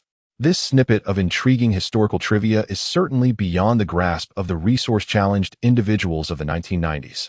Oh, you are quite knowledgeable, aren't you? Your reservoir of information is impressive indeed. Truly, this is a case of a gentleman undergoing a transformation, as the saying goes. Remarkable. Father Wang Luhai expressed immense satisfaction with his son's performance, even reciting a couplet of classical poetry in delight. I wonder what you two were discussing, by your implication. Are you considering pursuing the arts of calligraphy and painting? Indeed, mother, it serves to calm the spirit, cultivate one's character, and enhance one's cultural literacy. After all, it is beneficial with little downside and low cost. Yes, it is worth a try. I have noticed, following recent events, that our son has genuinely had an epiphany. He seems to have matured significantly overnight. Speaking with you, father, feels less like conversing with a child and more akin to engaging with an equal adult. The boy has indeed grown up, yet I cannot help but feel a tinge of melancholy. Calligraphy is my forte, you know. While I may not rival the great masters, I am certainly superior to those fraudulent practitioners of the so-called old cadre style. I would be more than capable of being your instructor. As for painting, rest assured, I will arrange for a university student from the factory's publicity department to teach you. Do make sure to learn diligently. This individual is a genuine graduate of the Central Academy of Fine Arts, a talent from a prestigious institution. Very well, father. Tomorrow, mother will take me to procure supplies for calligraphy and painting. Please provide me with a list of brushes, ink, paper, and inkstones. We have ample beginner-friendly calligraphy books at home, but I still lack the necessary tools for painting and reference materials. No rush, no rush. Tomorrow, I shall inquire with your university mentor about the tools he requires, and the day after, your mother will accompany you to Fuzhou Road to gather everything in one go. Chapter 9. The professor, you are still a martial arts master, after all. After dinner, old Wang eagerly retrieved his treasured stationery. These are all gifts from the leaders of brother factories in provinces renowned for producing fine brushes, ink, paper, and inkstones, who are well aware of my passion for calligraphy. Just feel the texture of this rice paper, inhale the pine scent of this Huizhou ink, and observe the delicate warmth of this exquisite Su inkstone. Father unveiled his collection with pride, as if presenting a rare treasure. PSHH, these are worthless trinkets. People have exchanged substantial funds and resources for these cheap items. And here you are, acting as if they are priceless, mother scoffed, dismissing her husband's display of what she deemed useless possessions. What do you know? You adore your clothing, your craft of tailoring. These items are akin to possessing a top-of-the-line sewing machine or a complete set of exquisite Italian mother-of-pearl buttons. Father's analogy was quite apt. After all, he is a leader. Mother truly loves sewing. In this era, most women possess a remarkable skill in needlework, especially for tailors. This has become an essential skill passed down through generations. As for mother, her expertise has reached a masterful level. In truth, our family's savings have largely been amassed through her sewing talents. Father, a traditional and generous Shandong man, earns a respectable monthly income, yet he must also support mother, engage in social obligations, and contribute to household expenses. He spends his money extravagantly, leaving him with barely enough for his own cigarettes. The mainstay of saving at home is undoubtedly his mother. One could say that her sewing skills are akin to hard currency. What does that mean? It means they can be exchanged for value. She crafts garments for her son's teachers, providing tutoring without any cost. She makes clothes for her superiors, ensuring that her son is always prioritized for promotions and salary increases. A few years ago, she befriended a minor executive at a department store, sewing for various leaders. And when shopping, she could simply take the goods without needing a receipt. One might indeed call this hard currency. In a previous life, during the 21st century, Wang Yongzhong worked as a salesperson for a foreign trade company, communicating with clients from around the globe. His mother's handmade suits and coats were particularly cherished by foreigners. Fashion capitals and British traditions alike recognized her craftsmanship, thereby opening numerous foreign trade opportunities for Wang Yongzhong. This acknowledgement led his mother to appreciate the value of certain scholarly treasures. As a result, a workspace was arranged for the two of them, and thus began their teaching sessions. A week passed in a pleasant ebb and flow. During this time, old Wang sought advice from a university student in the factory's publicity department, formally requesting that his son be allowed to study painting under their tutelage. Such an opportunity to strengthen ties with high-ranking officials could not be overlooked. An agreeable response was given on the spot, with an offer of free lessons. As the astute factory director would not be swayed by trivial matters, the university student, with a high emotional intelligence, suggested that the factory director's wife assist in making a few outfits in lieu of tuition, leading to a mutually satisfactory resolution. Thus, Ma Jing and her son spent an entire day bustling through Fuzhou Road, from Zhouhuchan to Mali, from ancient bookstores to Duoyangxuan, returning home laden with packages. Notably, the underachiever carried an abundance of stationery. Eventually, the day for their follow-up appointment arrived. The mother and son rose early to catch the first bus. This time, Ma Jing confidently disembarked at number 600 Wanan Road, saving considerable time.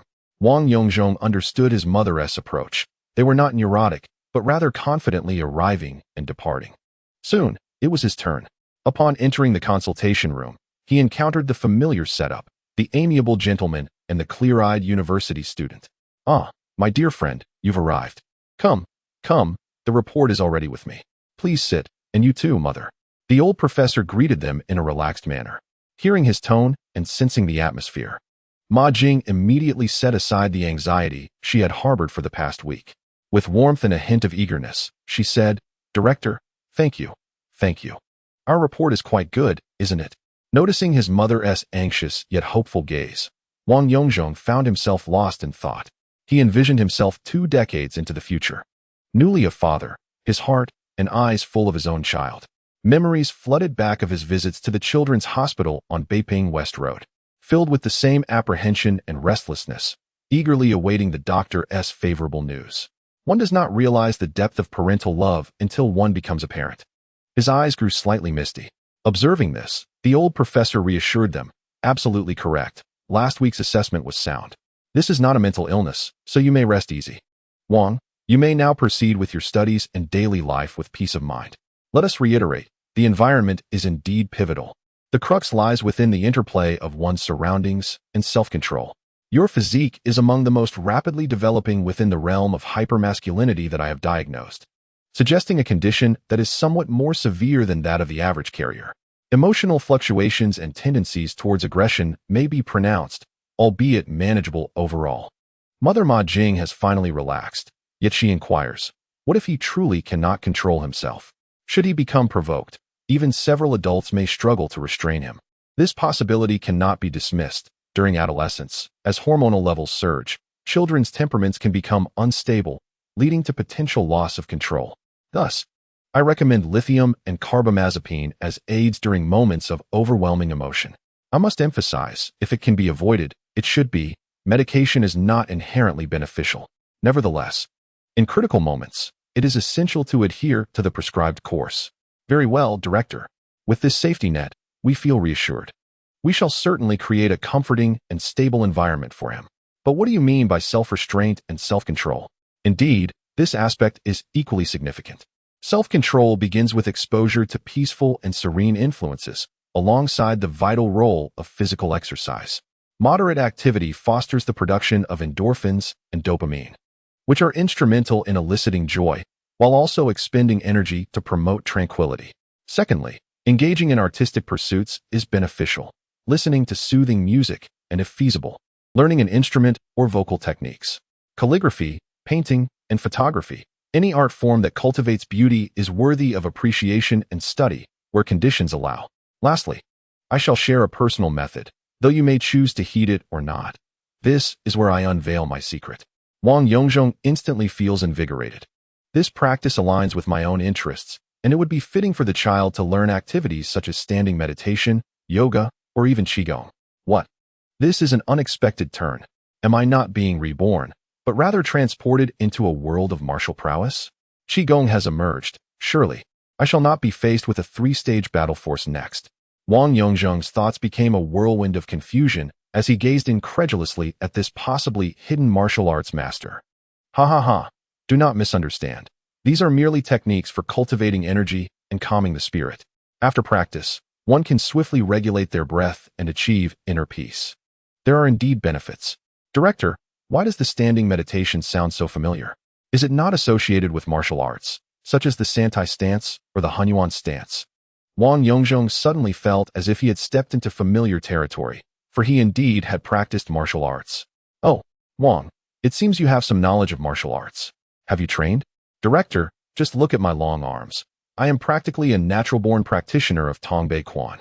I have indeed trained. Wang Yongzhong chuckled, stretching out his arms for emphasis. Ha ha ha, that is indeed the case. What else have you practiced? Professor Hu, hearing such playful banter from a time beyond, found it refreshingly novel. Once, the films of the Shaolin Temple enjoyed unprecedented popularity, captivating this child who, upon watching, became immensely inspired and urged his father to seek out the security department. It was said that skilled veterans of the armed police had returned, and after studying for quite some time, he had yet to demonstrate any composure. Merely avoiding trouble would be a feat in itself. Ma Jing lamented, "What are you saying, Mom?" Director, I primarily focus on Tongbei Quan and have dabbled a bit in Xingyi, having learned some stances and the five elements fist, Wang Yongzhong exclaimed, his excitement palpable as he engaged in a discussion about martial arts with Professor Hu. That's acceptable. The Hunyuan stance is viable. But the Taiji Hunyuan stance is actually more suitable for harmonizing internal and external energies. However, remember this. Without absolute control over your temper and emotions, refrain from learning or practicing combat techniques. You may practice forms and routines more freely. Director, I wish to learn the Hunyuan stance. If its effects are so remarkable, do you know it? May I take you as my master and learn from you? Wang Yongzhong was quite elated, leveraging his youth to boldly seek apprenticeship. You child. The esteemed professor is either consulting patients or teaching every day. How could he possibly have time for a young one like you? Ma Jing swiftly interjected, preventing her impulsive son. Professor Hu is not only the head of this hospital, but also a distinguished professor at the second medical university of the city. He is exceedingly busy. How could he find time to teach martial arts? Not at all. The Hunyuan stance is quite simple, merely the foundation of Tai Chi. If you are free one morning, around 5 a.m., come find me in the open space near the main gate of Shenyang Park. I practice there daily, weather permitting. You could master the Hunyuan stance in as little as 3 days. Professor Hu graciously agreed to impart his knowledge of the stance. Thank you, Master. Thank you, Master. Wang Yongzhong eagerly sought to formally acknowledge him as his teacher. Ah, it's just a stance. There's no need for formalities. Just come by when you have time. Here's the prescription. You may go collect the medication. The medical records and reports must remain at the hospital and cannot be taken home, stated Professor Hu. Noticing that considerable time had passed and many patients were still waiting outside, Ma Jing stood and pulled her son along. Thank you, Director. We are immensely grateful. We shall take our leave now. Goodbye, Director, and farewell to the two doctors. Chapter 10. Lifting the house arrest. Thus, after settling the payment and collecting the medication, the duo exited the renowned 600 hospital in high spirits. As the sun rose higher, the scorching heat of July enveloped them. With a grand gesture, Ma Jing hailed a Santana taxi, relieved to have lifted a heavy weight from her heart. She dismissed the thought of squeezing onto public transport and opted for the luxury of a taxi ride home. Taxis were generally scarce near the hospital. Not only were taxis limited in number during that era, but the hospital also had a somewhat ominous reputation, causing many drivers to hesitate in accepting fares from there.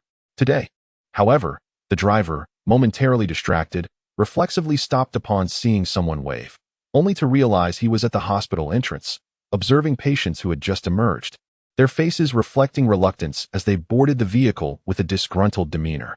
This morning, I find myself in an unfortunate predicament, having encountered such a troublesome individual. Upon hearing this, Ma Jing was on the verge of losing her temper, but her son restrained her hand. Mom, does the doctor say my schizophrenia can be cured? Yesterday, I had an episode and bit off a classmate's ear. I hope I won't end up in a lawsuit. Wang Yongzhong spoke in a tone that was both half excited and half anxious, casting a cold yet eager gaze towards the driver in the front seat. The driver immediately broke into a cold sweat, adjusting his seat several centimeters forward, stealing glances through the rearview mirror at the situation behind him. Suppressing a smile that was almost uncontrollable, Ma Jing reassured her son, "It's all right, it's all right. The doctor said you were a patient. Even if you had gouged out his eyes or torn off his mouth, it wouldn't be illegal." The driver in the front seat covered his mouth with one hand while subtly adjusting the rearview mirror, focusing intently on the road ahead, not daring to make a sound. After 20 minutes, they finally arrived at the entrance of their alley. As soon as the mother and son stepped out of the car, they burst into uncontrollable laughter before the driver even had a chance to leave. The driver silently observed the two, the atmosphere becoming somewhat awkward. This minor incident not only failed to dampen their spirits, but also led them to laugh all the way home, leaving their neighbors in the alley to wonder if they had encountered some great fortune. Upon returning to the stifling corridor of their apartment, the mother graciously lifted her son's house arrest. With a cheer, Wang Yongzhong snatched up his swim trunks and towel, heading out to invite his friends one by one, making a beeline for the swimming pool. In the pool, Wang Yongzhong, standing at 175 centimeters and possessing a perfectly sculpted V-shaped physique from years of swimming practice, strode along the poolside with an air of confidence. He expanded his chest, shook his legs, and stretched his tendons and limbs, completing a series of professional warm-up exercises. With a splash, he dove into the pool like a flying fish, causing quite a stir among the young women present, who hurriedly tried to avoid him. However, some bolder young women, captivated by his striking physique, stole glances at this underage lad. Unfortunately, despite the soul of a 40-year-old within the 13-year-old Wang Yongzhong, he had no means to reciprocate their boldness and simply swam away silently. With his head submerged, he swiftly covered the 50-meter standard pool length, arriving beside his friends, a rowdy group of young rascals, calling out, "Zhongge, Zhongge, teach me, teach me. I want to learn that butterfly stroke." Wang Yongzhong scoffed, "Butterfly stroke? You can't even do the dog paddle properly, and your breaststroke is all wrong. Focus on mastering the basic strokes first. A breaststroke in freestyle will suffice for a lifetime." With that, he turned away from the immature antics of his friends, opting instead for a 450-meter mixed stroke, becoming the most striking presence in the entire pool. His friends cast envious glances his way, wondering when they might swim as elegantly as Zhongge. Yet, they quickly dismissed the thought, realizing that swimming alone would not secure a future or bring wealth. In this era, young companions may still be unaware that a remarkable swimmer named Ning Taotao, alongside another named Sun Yang, will rise to prominence in the future. In just a few short years, they will find themselves residing in grand villas, driving luxurious sports cars, and marrying beautiful and affluent partners. Oh, youth, you remain so blissfully naive. As one plunges into the water, the only sound that fills the ears is the soothing rush of flowing water, while the cacophony of the outside world fades into a mere whisper, creating an atmosphere so serene that one can almost hear the rhythm of their own heartbeat. Wang Yongzhong finds himself unexpectedly enchanted by this sensation. The water caresses his body, gentle yet slightly cool. With every stroke, his mood becomes increasingly tranquil. His mind expands into a vast expanse, and he feels as though both his body and mind are indulging in a therapeutic massage. Oh, the endorphins and dopamine begin to flow. A delightful sensation envelopes him as he floats freely through the water, his soul seemingly elevated. Concerns about achievements, studies, and financial pursuits fade into insignificance. To relish today, to live in the moment, this oft-repeated phrase now resonates profoundly. He swims at an astonishing pace, completing over 60 laps, treating the fellow swimmers and lifeguards to a splendid display of long-distance medley swimming. When he finally lifts his head, he realizes that his companions have already gathered their belongings to leave. Glancing at the clock, he notes that over an hour has passed. Undeterred, he recalls that swimming has never cost him a penny. He is one of their own. With both body and spirit invigorated, he swims back to the edge of the pool. In water over a meter deep, he performs a breathtaking squat before leaping effortlessly onto the shore. Such audacity! Who could possibly claim such prowess? The onlookers in the pool are taken aback. The lifeguards, accustomed to such displays, remark casually. After all, these lifeguards hail from the sports academy system, and this individual is renowned within swimming circles for his remarkable talent. It is unfortunate that, otherwise, he might have already claimed the first Olympic gold medal in men's swimming. Who could argue otherwise? Yet, his temper leaves much to be desired. Despite the excellent circumstances, his training regimen appears lackluster. Yet his results are among the best in the nation. It is indeed a pity that such a figure cannot grace the world stage, stunning foreign competitors with his prowess. As two lifeguards chat, they leisurely patrol the area. With damp hair, he walks home, and within 5 minutes, it has dried completely. This vexing weather has rendered his earlier good mood a distant memory. Upon arriving home, he finds his mother has prepared green bean porridge and beef pancakes. Relishing the familiar flavors evokes a wave of nostalgia. Though his mother is originally from Suzhou, she moved to northeast China as a teenager and adopted the cooking styles and tastes typical of the north. His father shares similar roots, leading to a household where wheat-based dishes are often served: steamed buns, dumplings, flatbreads, and noodles, far removed from southern culinary traditions. In the kitchen, they adhere to the time-honored principle of minimizing waste. Whatever ingredients are at hand are utilized, showcasing a flair for innovation. For instance, if they plan to prepare braised pork but discover that the potatoes and carrots are beginning to sprout, they refuse to waste them and instead incorporate them into the dish. Having recently acquired the culinary skill of preparing twice-cooked pork, I discovered that the garlic sprouts at home were depleted, and I was too indolent to procure some. However, I still had cucumbers at my disposal. Have you ever experienced cucumber twice-cooked pork? Although my mother possessed commendable culinary abilities, the flavors of her dishes varied unpredictably, akin to a game of chance. Yet, as I matured, married, and eventually lived independently, particularly after my mother's illness and passing, I felt that the carefree, casual style of home-cooked meals had become deeply ingrained in my memory and taste buds. A simple porridge accompanied by a meat patty was sufficient to satiate my hunger. I would lay out a mat and indulge in an afternoon nap, with only the gentle hum of the oscillating fan and the rhythmic sound of my mother's sewing machine in the background. My mother was perpetually industrious. Even when granted a rare day off, she seized the opportunity to earn extra income. Ah, mother, how resourceful you were. As I listened, I gradually drifted into a state of slumber. I was awakened after an indeterminate period by the sounds of neighbors bustling in and out of the hallway. In a daze, I recalled a humorous segment from a short video I had seen, where someone was asked to describe the pinnacle of enjoyment. To my astonishment, the most liked response was not the material pleasures of luxury cars or gourmet delicacies, nor the spiritual delights of power or romance, but rather the simple joy of performing adequately on college entrance exams, returning home to savor a meal imbued with a mother's flavor, and drifting into slumber while contemplating the forthcoming university life, all amidst the gentle breeze. Back then, the sky was still azure, my parents were youthful, and I was akin to the sun rising at 7 or 8 in the morning. Indeed, those were splendid times. I was merely 13 or 14, my parents still vibrant, and time abundant. Chapter 11. Calligraphy begins with Lu Gongquan. I retrieved the calligraphy book Su Nmt by Lu Gongquan, which I had purchased from an antiquarian bookstore. With a tranquil heart, I diligently ground the ink. I began to meticulously replicate every stroke. The full title of Su Nmtb I is inscription of the Su Nm Stupa, bestowed upon the great master of the Purple Dada at the Ingwa Temple in the year of the Tang Dynasty, 841.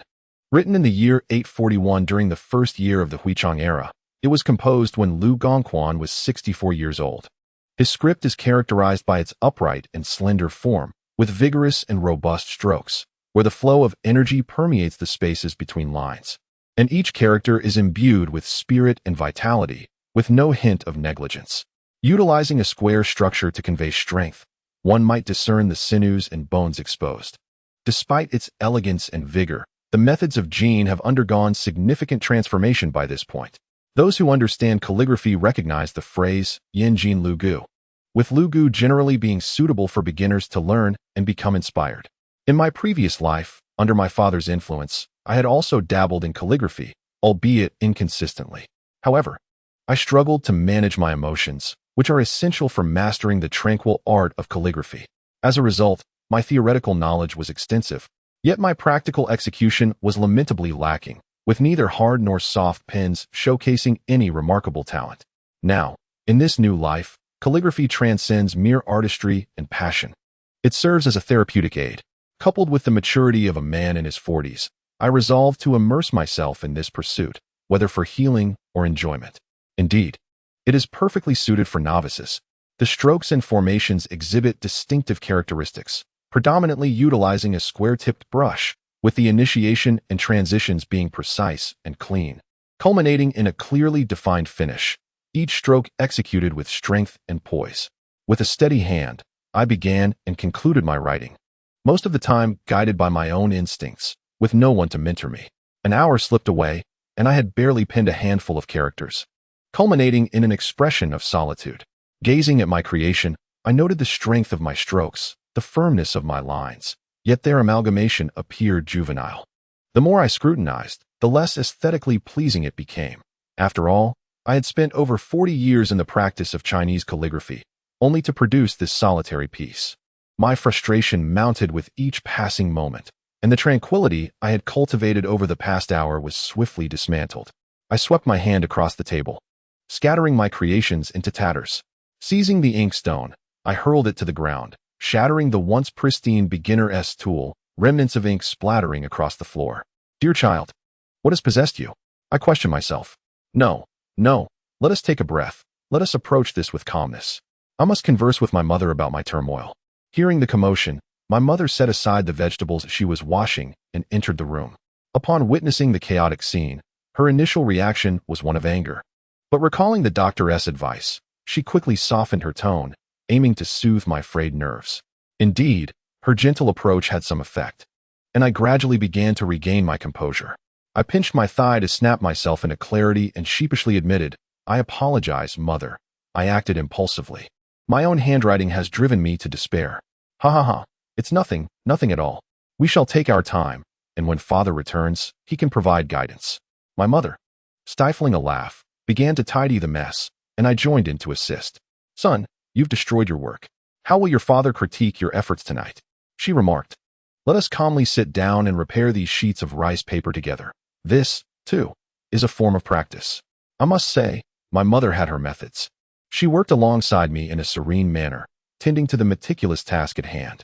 I reminded myself to be patient and steady while I clumsily attempted to restore my pieces. Within a mere half hour, our collaborative efforts bore fruit. Utilizing half a roll of transparent tape, the repaired work caught my mother's eye, and with a suppressed smile, she exclaimed, Ah, how diligence is rewarded. 3 beads of sweat trickled down my forehead. This is the mysterious tower for characters. My mother affectionately ruffled my hair, remarking on how tall I had grown, nearly reaching the ceiling.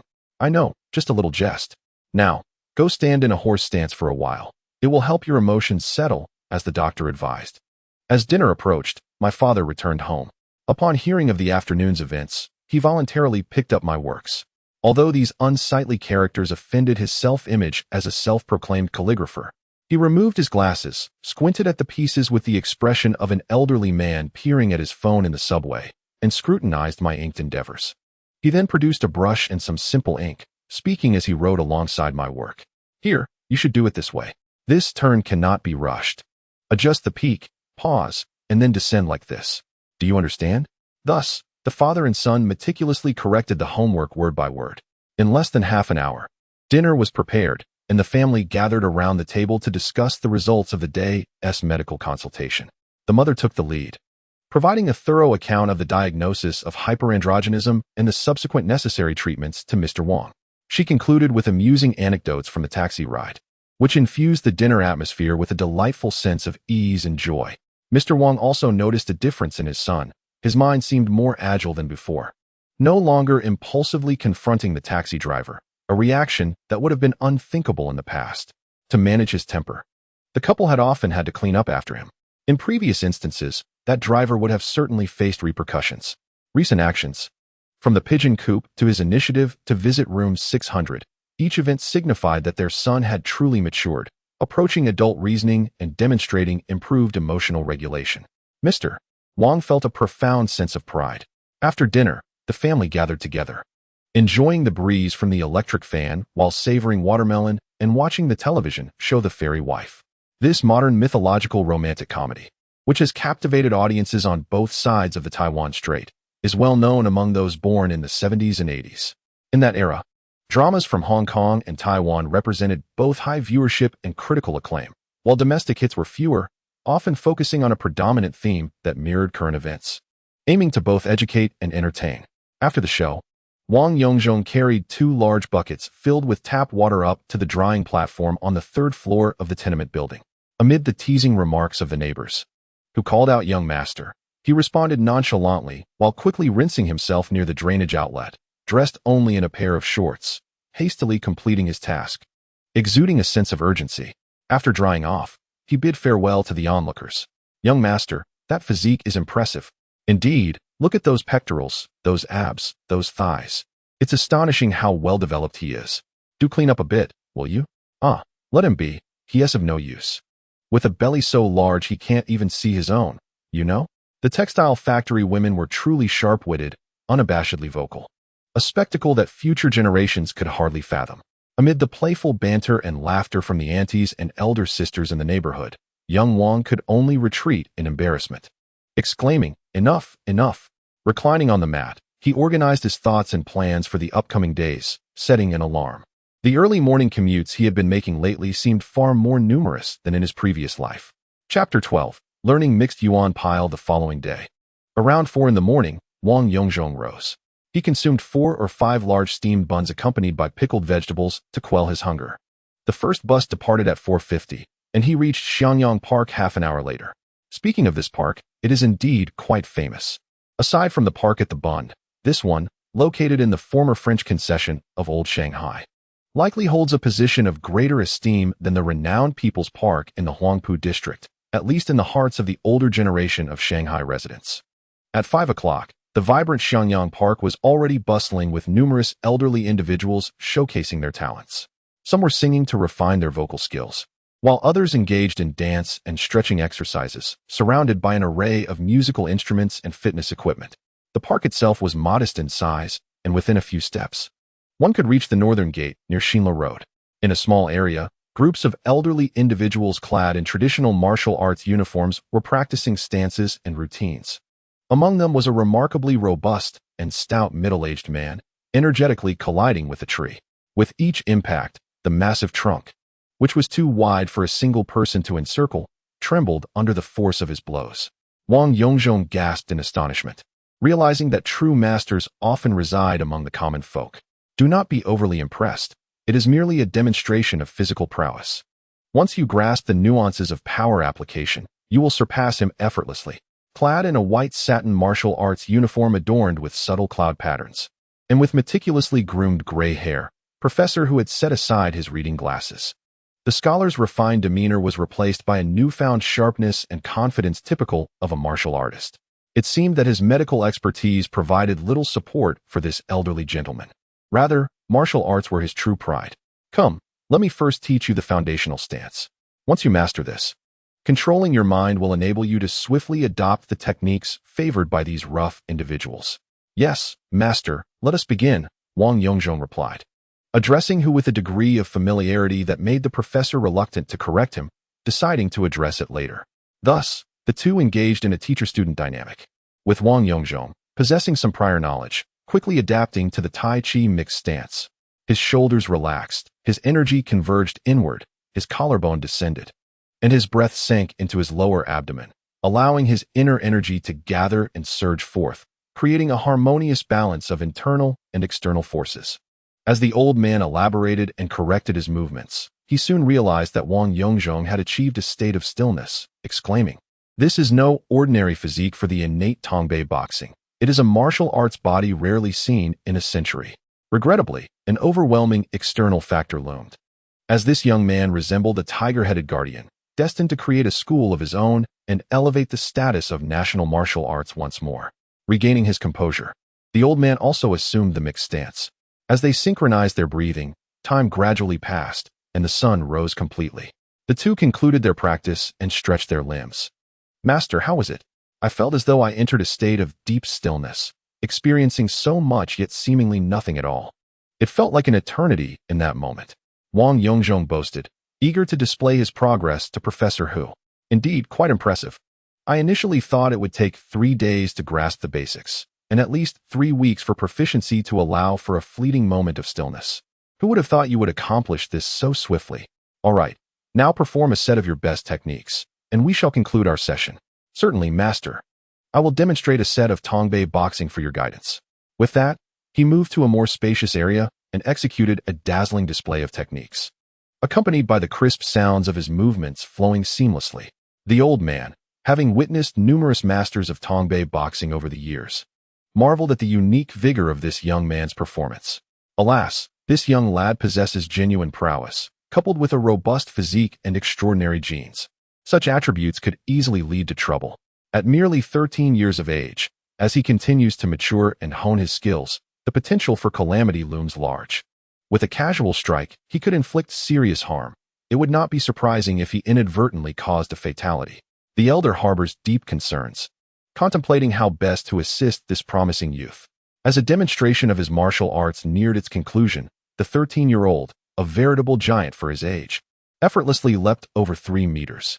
He directed a swift, precise whip-like strike towards a massive sycamore tree, which shuddered violently at the impact. The tree's trunk bore the brunt of the blow, losing a small chunk as a result. The onlookers, captivated by the spectacle, gasped in astonishment. Murmurs of disbelief rippling through the crowd. Is this a beast? They wondered. Is this something a mere human can achieve? Many felt compelled to approach this martial arts prodigy and engage him. As the time passed, the elder urged everyone to disperse, reminding them that it was late. People should return to their daily routines, whether it be work or grocery shopping. After all, he was only 14. They ought to afford him some privacy without excessive fuss. Concerned about the growing chaos, the elder gathered the towels and bags of the 2 young men and called out to the crowd as he exited.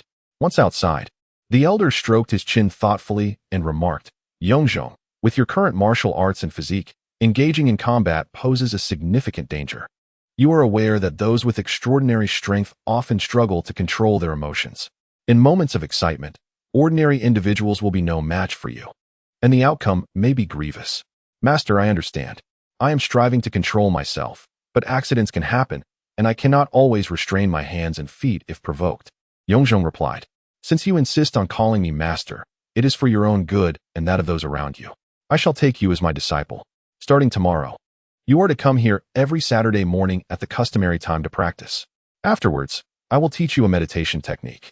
Do you believe in it? Many dismiss it as superstition. Thank you, master. I have heard of meditation and I believe in it. I will practice with you, Yongzhong exclaimed, elated at the prospect of becoming a disciple. Seeing the elder finally consent to his apprenticeship filled Yongzhong with exuberance, and he readily agreed to anything proposed. This was not merely empty consent.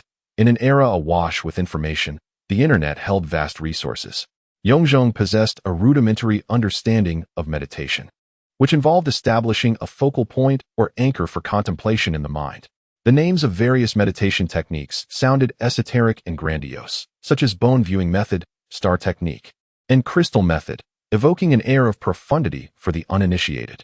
However, in essence, it was a practice of focused attention on a mental symbol, a breath-centered meditative discipline. Oh, you are quite knowledgeable, the elder remarked. However, it is getting late, and I must attend to my hospital rounds. We shall discuss this in greater detail tomorrow. In the meantime, remember to engage in physical activities, spend time with your family, and partake in leisurely pursuits. Farewell for now. With that, the elder waved and walked away with a sense of unease lingering in his heart. Wang Yongzhong promptly replied, All right, master, rest assured, we shall meet tomorrow. Chapter 13. The corner of the 1990s glancing at his digital watch, it was only a little past 7. The sun had just begun to rise, and the temperature was mild. The cool air wafted through the park's verdant foliage and blossoms, caressing his cheeks with a sense of freedom, as if all living things were awakening. Passers-by hurried along the street, while the breakfast stalls on the roadside exuded a warm bustle, encapsulating the essence of life. Time flowed gently, and the present was serene. How wonderful it was, a life so delightful. Taking advantage of the gentle sun, Wang Yongzhong decided to abandon his vehicle and walk. He strolled eastward along Shifei Road, At this moment, the renowned Shanghai market of the later years was nowhere in sight, nor was there any trace of the surrounding commerce. Even the beloved Baisheng and the venerable Paris Spring, frequented by university students, were mere figments of the future. Only the Central Hospital of Suhui District and the Guitai Cinema bore little difference from what would come. As he continued, he noted that the time-honored Guangming village was undergoing renovations, a pity indeed, for he had hoped to purchase some duck wings and soy sauce duck to share with his parents. They had both ventured to northeast China to work as young teenagers, and neither his grandfather's nor maternal grandfather's family hailed from Shanghai. Thus, they were rather unfamiliar with the local culinary delights. It was only later, through conversations with his grandfather and his wife, Yu Qingtian, that he was introduced to the myriad local delicacies. Among these, the soy sauce duck and duck wings from Guangming village stood out as exemplary. Upon his first taste, he had even questioned whether any illicit ingredients had been added, a testament to his underestimation of the traditional establishments. The truth revealed itself. These venerable shops relied solely on the masterfully inherited techniques of their chefs, unlike the transient, boundaryless culinary fads of the later years. Further along, he approached the well-known women's goods store, a remarkable establishment in its time, generating revenue comparable to that of large department stores like Hualien. This was a favored destination for his mother, not for shopping, but for gleaning insights. She often visited to study the latest fashion trends, returning home either to replicate them entirely or to extract inspiration for her designs. Her commitment to evolving with the times was evident in the unceasing orders and thriving business she maintained. After crossing Chengdu Road, the area was still devoid of elevated structures, and the skyline lacked the grandeur of the later years. The streets were not particularly wide, yet the expansive visual experience felt more refreshing and liberating than the concrete jungles of the future. Along the way, familiar locales such as Hong Kong Plaza, Pacific, and Lane Crawford were absent, replaced by the dilapidated Shikumen district of New World. The 6-1 Children's store, urban food shop, craft stores, and suit shops operated independently, each maintaining its own character. The era of grand shopping malls had yet to dawn, resulting in a landscape rich with historical depth and distinctive charm. At the urban food shop, he purchased some pastries to bring home, eager for his parents to indulge in the culinary storm of a time-honored brand. Continuing his stroll, he reached Suit Road, where exploration came to an end. Beyond lay the old city of Changwangmiao. He resolved to return another day. Having boarded the tram number 17, I swayed my way back home.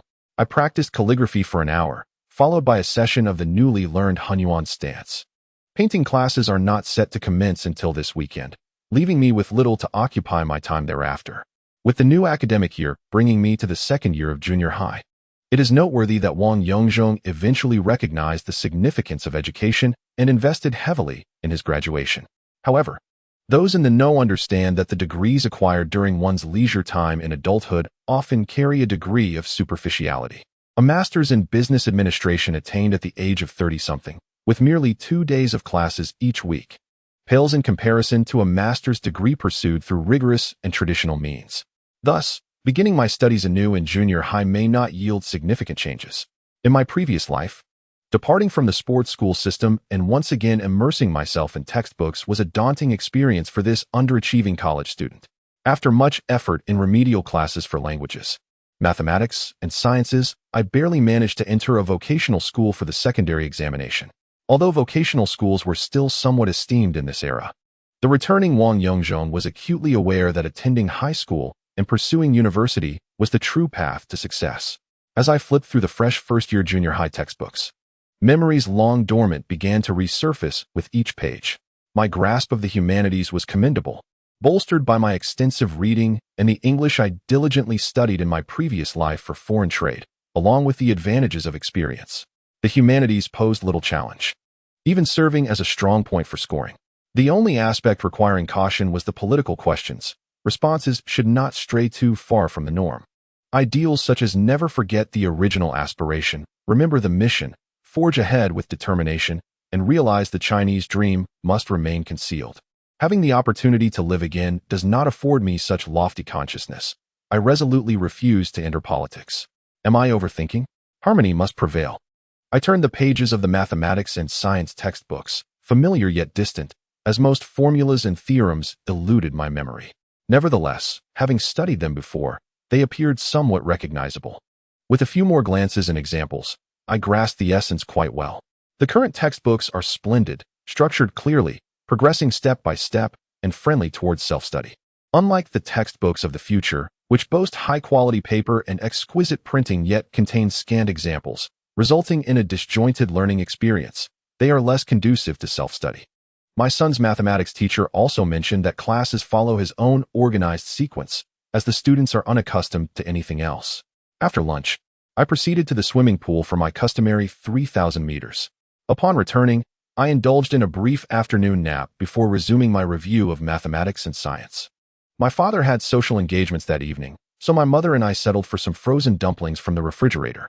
As the night wore on, Director Wang had yet to return. Rising early as was my routine, I quietly descended the stairs to avoid waking my parents. After freshening up, I donned my backpack and hurried to the bus station. I resolved my breakfast at a street corner eatery before catching the first bus, arriving punctually at Shenyang Park. My father, glistening with sweat on his forehead, seemed to have been practicing for a while. "Good morning, master. I apologize for my tardiness," I greeted. "No worries. As we grow older, we find ourselves resting lightly. Our home is merely a few steps away, unlike your distant residence, which makes for perfect timing." The old gentleman remained unfazed. "Living nearby? How remarkable. This location could very well be one of the finest in the entire metropolis, perhaps even without the could be. Master, you truly are impressive. This legacy we inherited is hardly worth mentioning. The house is old and lacks any community management. What is so special about that? This afternoon, I have clinic hours. Once we finish our practice, I will introduce you to my meditation techniques and guide you around." With that, he instructed Wang Yongzhong to stand in a mixed yuan stance to check for any progress, observing the child swiftly enter a meditative state.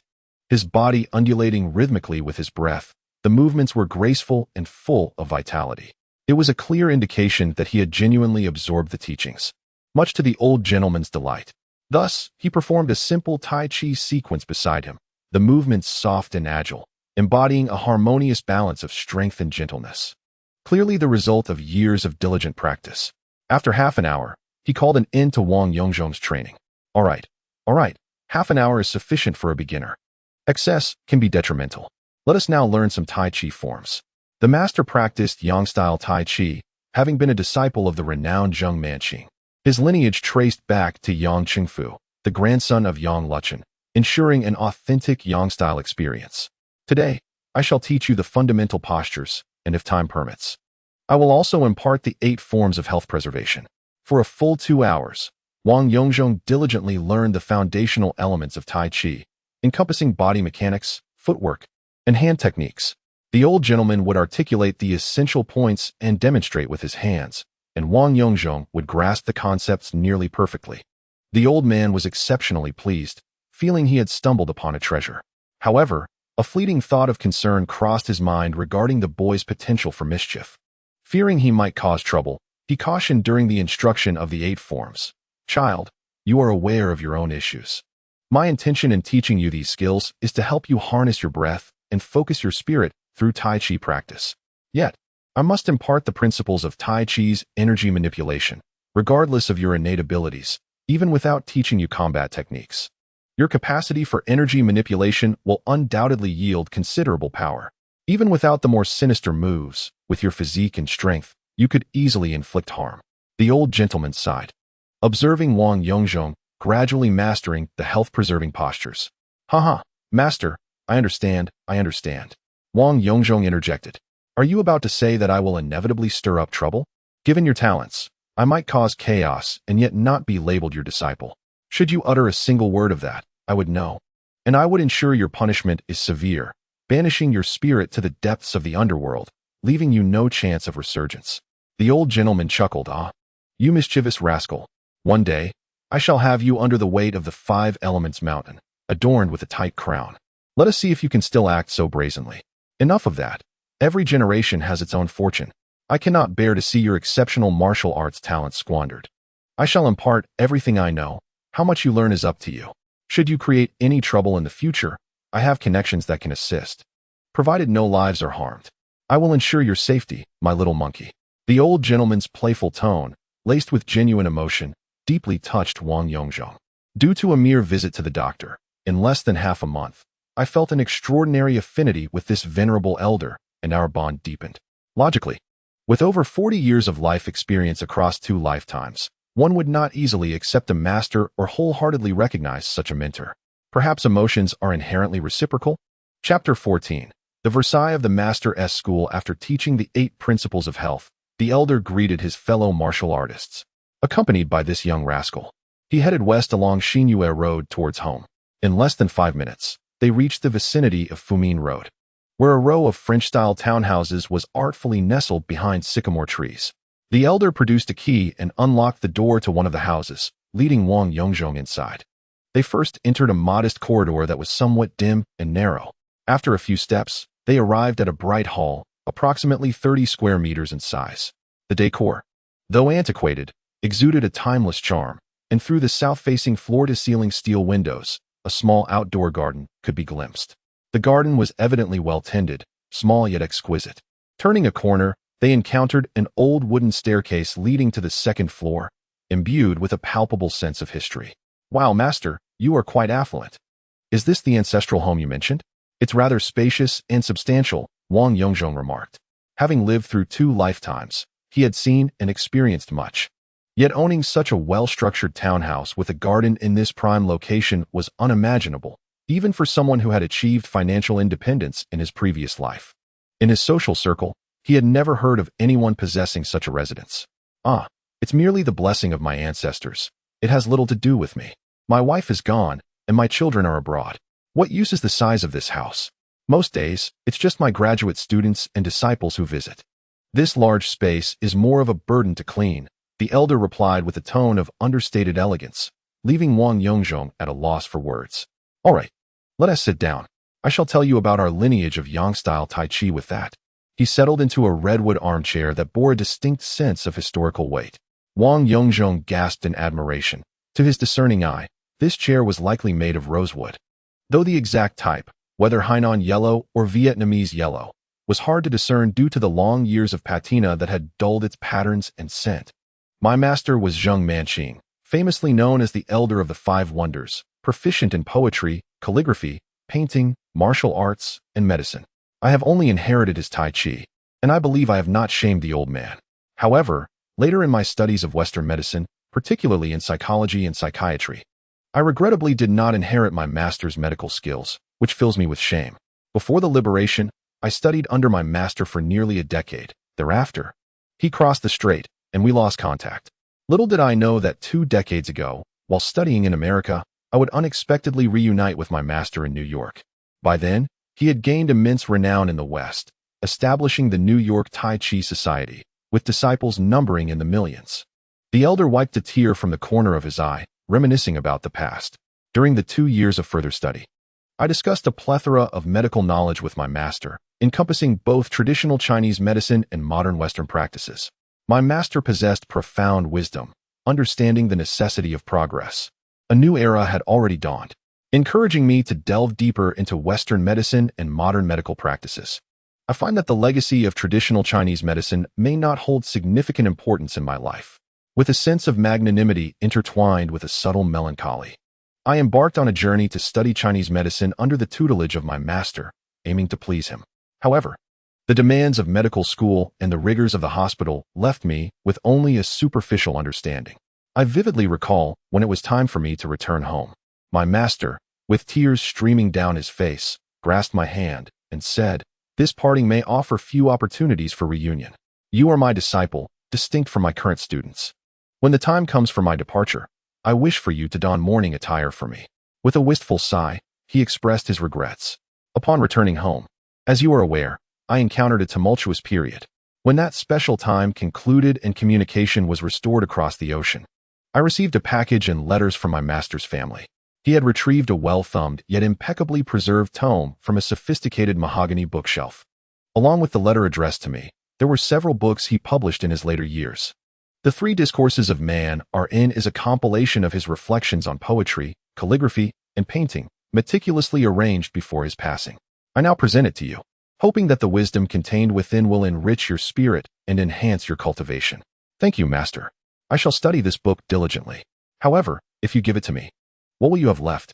Wang Yongzhong inquired as he casually flipped through the pages, discovering an abundance of penmanship, annotations, and sketches.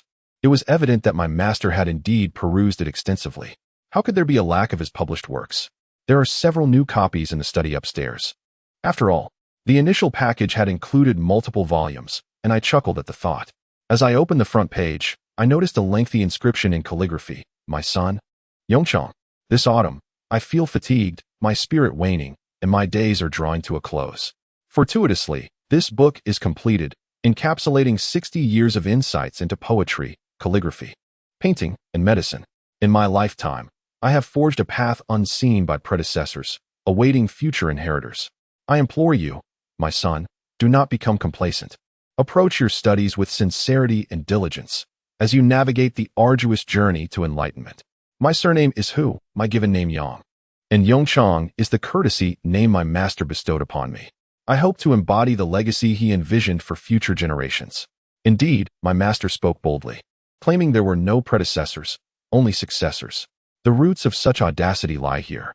I will remember this, master. I placed the book into my bag and retrieved a bottle of liquor, wrapped in a soiled cloth. Upon seeing it, my master's eyes sparkled with delight. Master, this is a bottle of 1950s Maotai that my family asked me to bring you as a token of my apprenticeship. Please accept it. Let me see, he replied, eagerly examining the bottle with a trifecta of sight, touch, and scent. Ah, good stuff indeed. Such a precious gift, it must have been hard to come by. It appeared that he had an affinity for fine spirits. Rest assured, master, there are younger vintages at home. If you enjoy this, I shall bring you more next time. As an elder statesman, he had once occupied a high-ranking position in the bustling metropolis. Wang Yongzhong's grandfather, although a man of integrity in his official capacity, could not entirely forsake indulgences such as tobacco, alcohol, and tea. Shortly after the onset of the reform and opening up, he succumbed to illness, leaving these pleasures to his two sons, Wang Luhai and his younger brother Wang Quanhai. In such times, possessing a bottle of Maotai was considered a stroke of fortune, with no aspirations for more. Very well, I shall accept the wine, and when the new year arrives, we shall gather with your other senior brothers and sisters to savor this exquisite liquor together. Now, allow me to elucidate the crystal meditation technique. With that, I rose, opened the lowest cabinet door of the treasure cabinet, revealing 4 drawers within, and carefully placed the Maotai inside before securing the cabinet door. I beckoned Wang Yongzhong to ascend with me to my quiet chamber. Afterward, I led him up to the 2nd floor. Chapter 15, Crystal Visualization Technique. The two entered a modest room, facing north. A quiet chamber must be relatively serene, thus a southern orientation would be overly bright, while a room on the top or ground floor would be too noisy. This room featured only a small window opening to the internal corridor, lacking an external view, making it ill-suited for any other purpose. It was just right as a small sanctuary for tranquility. Upon stepping into the quiet chamber, an enchanting fragrance wafted into the air, and the room was exceedingly simple, containing a treasure cabinet, an incense altar, a carpet, and a dark-hued meditation cushion. Master, this agarwood is splendid. Is it red soil? Wang Yongzhong inquired, sniffing the air. Ah, a connoisseur indeed. Who would have thought you, at such a tender age, would possess such discernment? I replied, yes, it is Fusan red soil. It seems your family is not without its merits, boasting aged Maotai and fine agarwood. The old man's gaze was laden with significance. In this era, few across the nation appreciated or understood agarwood. Even fewer could distinguish the type of agarwood by the scent lingering after it has burned. Yet, who could blame Wang Yongzhong, destined to become a rather indulgent middle-aged man? As one surpasses 40, an inclination toward collecting, appreciating artistry, savoring fragrances, and engaging in photography and fishing often emerges. Wang Yongzhong was no exception. With ample discretionary funds, he explored various interests and, through numerous missteps, gradually honed his ability to discern authenticity and quality. He was particularly fascinated by the art of incense, delving deeply into its study. Master, my family consists solely of retired officials, and for many years, we have had our share of tobacco, alcohol, and tea, yet no one understands agarwood, nor do we have the means to engage with it. I learned about it through a master of traditional Chinese painting acquainted with my parents. Wang Yongzhong felt compelled to weave a small fib. It would be difficult to explain otherwise. Could he admit that he had only developed a passion for agarwood 2 decades hence, yet had managed to amass a collection of top-tier varieties? The aforementioned master of traditional Chinese painting indeed existed. He was a friend of my parents' colleagues, but he had no knowledge of agarwood. Let us not waste time. Let us begin. Please take a seat on the cushion. There is no need for a formal posture. Sit as you feel comfortable. The old man, not probing further, commenced preparations to impart the meditation technique. Observing Wang Yongzhong sitting cross-legged in a simple manner on the cushion, he retrieved a stick of incense from the treasure cabinet, ignited it, and placed it into the incense burner. As the wisps of smoke spiraled upwards, a potent fragrance of frankincense and floral notes lingered in the air. Na Trang. It seems you truly comprehend the essence. Close your eyes and quiet your mind. The crystal meditation technique, also known as visualization, invites you to envision a crystalline form within the center of your brow, guided solely by your intuition. Imagine any shape that comes to mind. Wang Yongzhong calmed himself and conjured an irregular polygonal crystal in his thoughts, though it flickered between existence and dissolution, wavering uncertainly as a cacophony of distractions flooded his mind. At first, it was challenging to manifest this vision, to concentrate, especially given the heightened difficulty he faced. One must proceed slowly, without haste, and restrain the tumult of thoughts and emotions. Though this may sound simple, for Wang Yongzhong, it was an immense challenge. Influenced by the surging hormones within him, focusing his mind proved arduous, let alone picturing a crystal in his brow. Within 3 minutes, an itch arose at his backside and scalp. Even in the comfort of an air-conditioned room, the heat of discomfort coursed through him. Frustration mounted, rather than clarity of the crystal. He felt the turmoil of an uncontrollable volcano. With a reprimanding exclamation from the elder, it was as if a wake-up call jolted him. He sensed a finger pressing gently against his brow. A cool sensation radiated from that point, instantly dissolving his agitation, bringing him serenity and a sense of profound calm. As the elder's finger withdrew, Wang Yongzhong still felt its ethereal presence lingering at his brow. It was as if a beam of spiritual light guided his focus there. His body relaxed, tongue resting against the roof of his mouth. He engaged in rhythmic breathing, inhaling and exhaling in sync with the elder's gestures. After a moment, he was asked if he could perceive the crystal's formation. Were there bubbles and impurities? Yes, those represented distractions. Follow my rhythm. Envision expelling impurities with each exhale while inhaling pure, clear air. Do not rush. Take it step by step. Gradually, under the elder's guidance, Wang Yongzhong began to genuinely sense a crystal forming at his brow, with impurities slowly dissipating, enhancing his experience. 30 minutes passed, and he felt the once clear crystal beginning to crumble, the heat and unease returning. The elder, observing his restless squirming, sighed softly. You've done well to achieve half an hour. That is commendable. As he opened his eyes, the serene surroundings reappeared before him. Wang Yongzhong felt as though his mind had undergone a cleansing, a refreshing clarity enveloping him.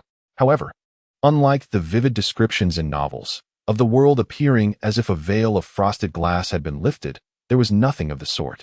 Instead, he simply felt invigorated, his spirit buoyant and his body at ease. His mood soared, and the once recurrent brutal and malevolent thoughts were subdued to their utmost limits, as if they had never existed. Wang Yongzhong understood this tranquility was temporary, yet a good beginning is half the battle won. The path ahead may be arduous, but he resolved to persist in his efforts. My dear, there is more to this chapter. Please turn the page to continue reading, as the ensuing content is even more thrilling. How do you feel about it? Is it effective? Master, it is indeed very useful. Splendid. At last, there exists a method that yields instantaneous results against the hypermasculine entity, as long as it proves effective. This time, it was under my guidance that you barely managed to complete the visualization. True mastery will only be attained when you can effortlessly enter into visualization regardless of time, place, or physical posture, with each session lasting over 3 hours. The elder gentleman provided direction for the journey ahead. I believe Auntie will be returning soon. Let us have lunch before we depart. The elder gentleman has employed a full-time housekeeper to manage cleaning, cooking, and daily care. Therefore, when he mentioned the house being too large and cumbersome to tidy, he was undoubtedly engaging in a bit of grandstanding. During the subsequent lunch, the two engaged in lively conversation, exchanging insights on martial arts, meditation, and the art of incense. It had been a long time since the elder gentleman encountered a young person with such a wealth of knowledge. He mused that most adults would struggle to match such breadth of perspective. He attributed this to the scholarly heritage passed down from the disciples' grandparents. Little did he know that Wang Yongzhong's grandfather was, in fact, a humble farmer from Shandong, who had only joined the revolution out of sheer necessity. What scholarly lineage or depth could there be? After the meal, the elder gentleman presented 2 tubes of incense to his cherished disciple. One was from Dali, and the other from Hainan. Take these home, but do not use them for the next couple of days. Come to me for guidance during your meditations. Once you have mastered it, you may use one at home to assist your practice. With daily use, these should last you about 2 months. When finished, you may return for more. These were gifted to you by your senior brother from Hong Kong, so do not worry about saving him money. He chuckled. Oh, what a fortunate circumstance to have such a wealthy senior brother from Hong Kong. Thank you, Master, and thank you to my senior brother as well. My parents asked me to inquire if you are available this weekend. They wish to formally express their gratitude. The elder gentleman appeared quite delighted upon hearing this. No trouble at all. If you have time, feel free to come. I will be available all day Sunday. Just come whenever you wish. Wang Yongzhong packed his bag and bid farewell to his master, taking a bus before finally arriving home. He quickly made his way to the pool for a 4,000-meter swim, then peacefully indulged in a midday nap. Little did he know the immense shock that awaited him that evening. Chapter 16. The onslaught of forgotten memories. Wang Yongzhong awoke from the stifling heat, only to realize that someone had turned off the fan. He chuckled, suspecting it was his mother, who always worried that the fan would cause a cold. How could one catch a chill in such warm temperatures? After splashing himself with cool water, he carelessly retrieved half a watermelon from the refrigerator, scooping it out while turning on the television to watch a frivolous drama. Xiaozhong, guess who has arrived? I have invited your master back. Master? What brings him here? Wang Yongzhong turned in confusion. A thunderous sensation struck him, akin to a bolt of lightning. Upon seeing the visitor, the memories of the deceased began to resurface, piece by piece. Concepts such as crystal meditation and Tai Chi Hunyuan, which he had so meticulously organized in his mind, were instantly obliterated by the presence of this individual. How could it be her? I had not encountered her so early in my previous life. The figure following my father into the house was the very person who had profoundly altered my worldview in my past existence. She appeared expressionless, even a tad awkward as she set down the watermelon. Without hesitation, she ascended the stairs to the attic, causing a clamor of sounds above. Ha ha ha, dear Teacher Ding, please do not take offense. This rascal was unaware that we had guests. The father exclaimed, you must change your clothes quickly to greet your esteemed painting master. Turning to invite others inside, my gaze fell upon the slightly embarrassed woman behind him. Her face resembled a full moon, with almond-shaped eyes, a delicate nose, and skin as fair as porcelain, her figure exuding grace. She possessed an ethereal quality typical of artists, yet also retained a refreshing innocence as she had just stepped into society. With her dainty, fair hand covering her small mouth, she chuckled. Oh, it's quite all right. Director Wang, we returned unexpectedly, and in this sweltering heat, my father also dresses this way at home. In the attic, Wang Yongzhong found himself besieged by memories of the past, his eyes reflecting nostalgia, remorse, and above all, sympathy for her plight. This exquisite woman was named Ding Rue. In her previous life, after marrying in 1994, she was assigned to the second floor of this tenement building, becoming Wang's neighbor. At 18, Wang Yongzhong stood at an impressive height of 183 centimeters, and, upon encountering the 25 or 26-year-old Ding Rue, he realized there existed women in the world even more beautiful than his own mother.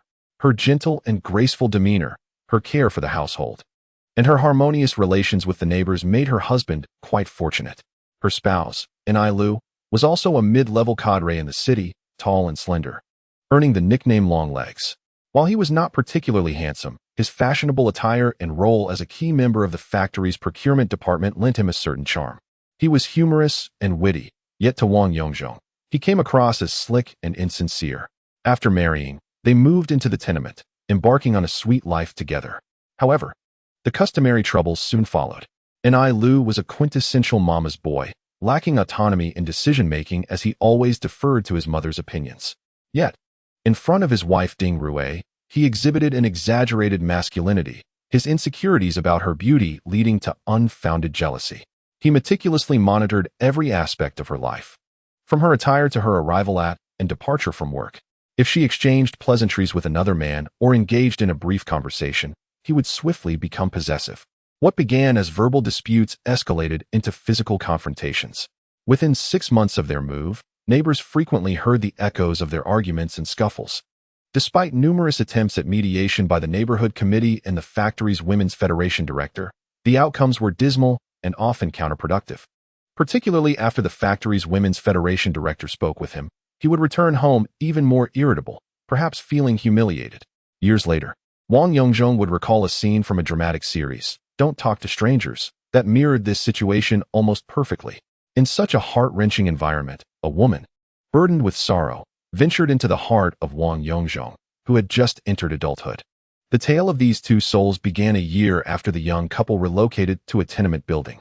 One afternoon, the director of the factory's Women's Federation once again sought a conversation with Ni Lu, warning him that if he failed to cease the domestic violence against Ding Rue, the matter would be escalated to the factory administration for formal disciplinary action, alongside a request for legal aid to support Ding Rue in filing for divorce. Feeling the weight of disgrace upon him at the factory, Ni Lu returned home, seething with indignation, only to find his wife adorned in vibrant attire. Anger surged within him, leading to a quarrel that escalated into violence, until neighboring residents intervened, urging calm. As Ding Rue, tearful and distraught, began to gather her belongings to return to her parental home, Ni Lu fell to his knees, striking his own face while clinging to her leg in a desperate apology. Witnessing this all-too-familiar charade, Ding Rue felt the weight of life's hardships bearing down on her. Why, she pondered, must she endure such suffering? After yet another compromise, she quietly retreated to the public balcony on the 3rd floor, seeking solace in tears after her husband fell asleep. Little did she expect that just minutes into her sorrowful solitude, Wang Yongzhong would ascend with 2 large buckets of water to take a shower. It was late November, and only someone of Wang's robust stature would dare to bathe outdoors in the biting cold, clad only in undergarments. In the era of the old magic capital, many residents in the alleys lacked even basic plumbing, let alone bathing facilities. Thus, it was customary for them to carry buckets of warm water outdoors for a rinse. Despite having begun treatment for manic depression with hormonal medication, at around 20 years of age and in his first year of college, Wang Yongzhong had not gained weight. Standing at 185 centimeters, with a strong physique and long, straight legs, he was indeed a young man of athletic build. The chapter was not yet concluded. Readers were beckoned to turn the page to continue. With a splash, a bucket of water cascaded down from Wang Yongzhong's head. The water flowed over his chiseled form, tracing the contours of his body like a living sculpture, embodying the essence of masculinity. Ding Rue made a resolute decision and approached him.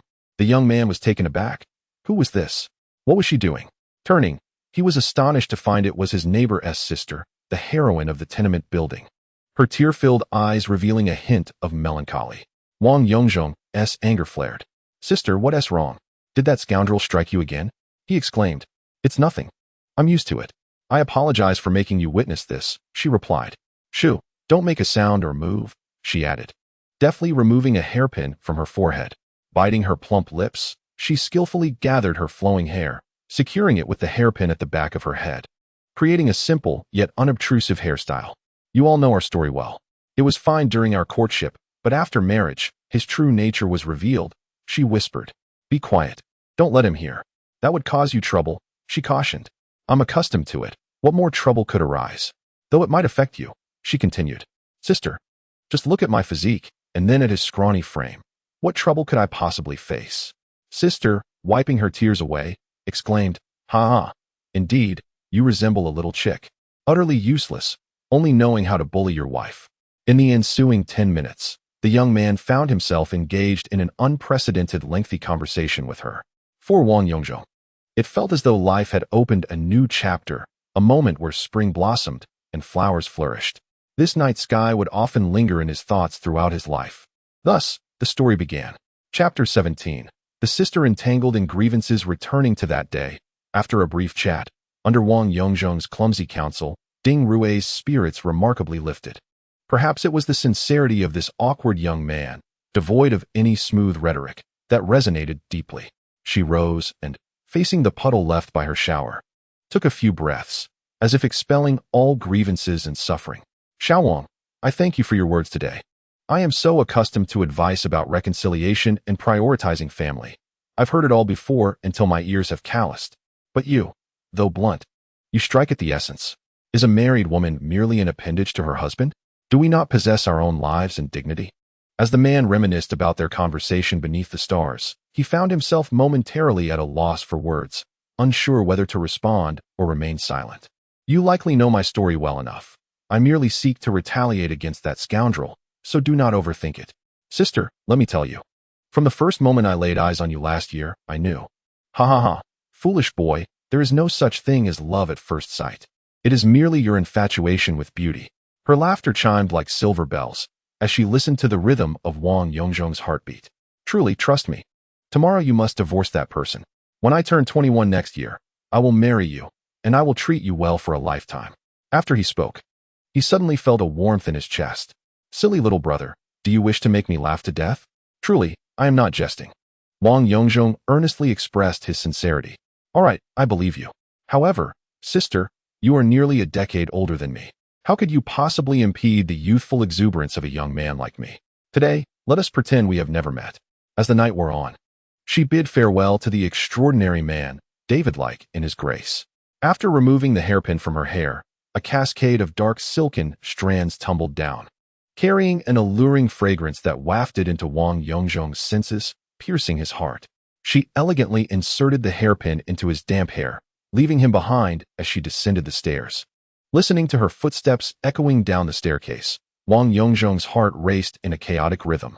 He removed the hairpin from his disheveled locks and brought it to his nose, the scent of her lingering in the air. Clutching the hairpin from his first private conversation with her, Wang Yongzhong hastily returned to his room, abandoning the bucket. That night, he clutched the hairpin, tossing and turning, experiencing his first sleepless night. The subsequent tale unfolded as expected. Wang Yongzhong's pure thoughts and emotional perspective, coupled with his uncompromising nature, served as a balm for Ding Rue. As their conversations deepened, they traversed topics from familial affections to Ding Rue's artistic endeavors, and even Wang Yongzhong's athletic pursuits. Their relationship blossomed from mere neighbors to kindred spirits, leading to a fervent and beautiful clandestine romance lasting a year. However, the ensuing narrative must remain unspoken. Those well-versed in such tales may fill in the gaps. Yet, in this world, no secret remains hidden forever. Ultimately, this passionate yet forbidden love affair reached a regrettable conclusion. In their modest apartment building, home to merely 30 to 40 households and hundreds of residents, rumors of Ding Rue's extramarital involvement eventually reached the ears of her tyrannical husband. Who is that wild man? He demanded, delivering a sharp slap. Ding Rue, nursing her cheek, glared defiantly at the man who had once vowed eternal fidelity before descending into madness. It's all unfounded. Who has been spreading such nonsense? She retorted. You accompany me to work every day and return home with me. How could I possibly have the opportunity to seek another? And Lu advanced, delivering a harsh kick to Ding Rue's abdomen. Don't think I'm oblivious. I know it's one of the men from our building. Speak up, who is it? With that, he rushed to the door, seizing her handbag from the hook behind it. Let go. You can't go through my bag. Ding Rue, who had previously been in tears and feigning helplessness, suddenly erupted in a frenzy, desperately grappling with Lu for her belongings. Recognizing the bag likely held incriminating evidence, Lu kicked her aside, unzipping it to rummage through its contents. Suddenly, a sheet of drawing paper fell out, inscribed with a nonsensical love poem pinned in a clumsy acrostic form. As he read the opening lines, starting with I love Ding Rue, the reality of his betrayal struck him like a thunderbolt. Veins bulging and teeth clenched, his trembling voice broke the silence. Nothing left to say now, do you? Whose is this? Speak. If you don't, I'll take it to the police for handwriting analysis. It must belong to that man from our building. To his astonishment, Ding Rue unexpectedly calmed, perhaps resigned to her fate. Very well, I admit it. I do have another man. But we are genuinely in love. He is 1,000, 10,000 times better than you. You cannot compare to him in any aspect, inside or out. She glanced defiantly at Lu, igniting his fury. With a loss of composure, Lu unleashed a torrent of violence upon her, and after exhausting himself, poured himself a glass of foreign liquor, cursing as he drank. Truly, he embodied the fashionable excesses of his generation. Ding Rue had never felt as helpless and shattered as she did in that moment. as if the very sky had collapsed around her. Whether it was a loss of control, a desire for revenge, or an act of agency, this fleeting year had gifted her with a joy one might not experience in several lifetimes, as she had wholly devoted herself to that robust man. Due to a minor misstep, having placed that item in my bag with the intention of concealing it upon my return, an irrevocable situation has now arisen. I find myself in disgrace, yet what do I have to fear? Had it not been for that individual, I might have long since sought an end to my existence. However, as the circumstances spiral out of control, tomorrow I shall report this to the authorities and seek verification, which will undoubtedly obliterate that person's life and plunge his family into despair. It is as if that man, akin to a chiseled David, has infused my very soul with a unique courage. Very well, let us cease our quarrel. Tomorrow I shall reveal the identity of the perpetrator. I, too, am a victim in this unfortunate affair. Together, we shall go to the security office at the factory to file a report and apprehend that individual. If you choose to divorce me, I will leave with nothing. If you do not, I shall henceforth obey your every command, unwaveringly. Ding Rui, resigned to her fate, implored her husband in a tone of apparent victimhood, and I Lu, upon hearing her, restrained his tempestuous temper and downed his glass of brandy. All right, he replied. We shall capture him together tomorrow. Now, let us retire. I must teach you a lesson for your disloyalty. And I Lu seemed to have unleashed a peculiar excitement, striding towards her with an unusual fervor. Chapter 18. The sketchbook buried in time. After hastily concluding their discussion, the couple succumbed to a deep slumber.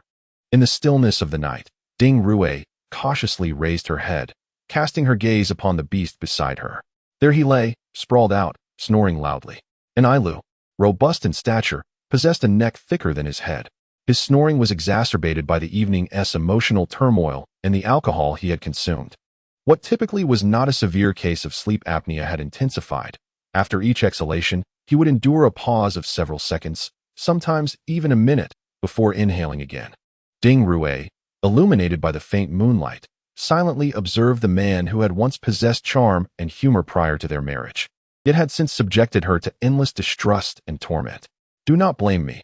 I shall not allow you to harm that individual. With tears streaming down her face, she retrieved a large plastic bag she had hidden beneath the bed before sleep. Gently, she placed her pillow inside the bag and gazed at her husband. 1, 2, 3, 4, she counted silently, measuring the intervals of his breathlessness. Upon reaching 60 seconds, as he prepared to inhale once more, she swiftly enveloped his head with the pillow encased in plastic. Initially, I Lu exhibited no reaction, but after nearly 2 minutes without air, he began to struggle. He thrashed his head violently in an attempt to turn and breathe. Yet, with half of her body pressing down upon him, turning proved futile. In his desperate struggle, he inhaled a significant amount of the plastic, sealing his mouth and nose tightly. Given his existing condition of sleep apnea, after more than 2 minutes without oxygen, combined with the exertion of his futile resistance, his struggles gradually weakened. Tears from Ding Rui fell upon the plastic bag, creating a soft patter. The footsteps of death seemed to draw ever nearer. Finally, just before the woman's strength was utterly depleted, she realized that there was no movement beneath the pillow. She continued to press down firmly, and after 2 more minutes, she removed the pillow, revealing a bloated face, eyes rolled back, as if silently accusing this earthly Pangelian. The woman gazed at the lifeless body. Ha, ha, ha, ha, ha. She emitted a suppressed yet liberating laughter. Rising to her feet, she walked to the desk, opened a drawer, and from the depths of a large stack of books and papers, extracted a notebook. Cloaking herself in an outer garment and taking the notebook, she cautiously opened the door, glanced outside, and hurriedly departed. After a short while, she returned empty-handed. She turned on the mirror's lamp, scrutinizing her own reflection, which, despite being marred by bruises, remained beautiful. Opening her makeup case, she meticulously adorned herself, but alas, some bruises were too deep, and the concealer proved ineffective. So be it, she concluded. After finishing her makeup, she wrote a large character for fold on the mirror with lipstick, encircled it, and retrieved her favorite floor-length lavender dress from the wardrobe, pairing it with trendy black thigh-high stockings and black peep-toe heels. She lay back down beside the lifeless body. As dawn broke, families began their routine lives once more. With a sudden clamor, the residents of the tenement building poured out into the street, gathering at the doorstep of Ni Lu and Ding Rui. Wang Yongzhong, still half asleep and unprepared for school, found himself drawn into the throng. Having slept poorly the previous night, he sensed something ominous on the horizon, his anxiety causing him to awaken and doze repeatedly. Thus, he awoke feeling unsteady, joining the crowd. Suddenly, a wave of panic washed over him, accompanied by an unsettling premonition. The door of his sister's home loomed before him, resembling a vortex threatening to engulf him. Look quickly. There's a pool of blood beneath the door.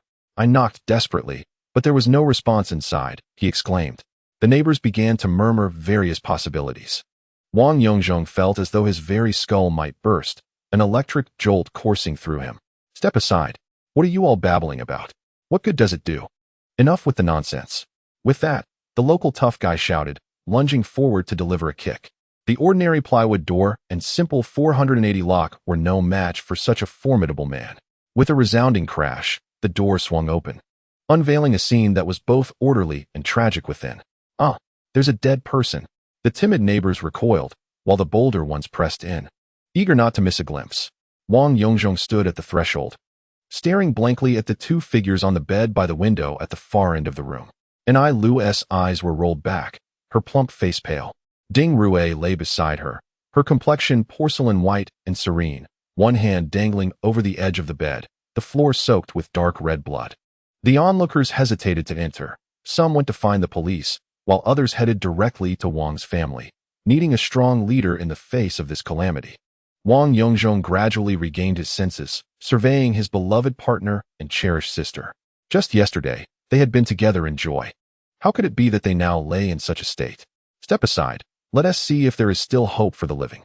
The voice of the crowd heralded the arrival of Director Wang Yongzhong's father, who cautiously entered the room, making an effort to avoid the bloodstains on the floor, and approached to assess the situation of the two individuals.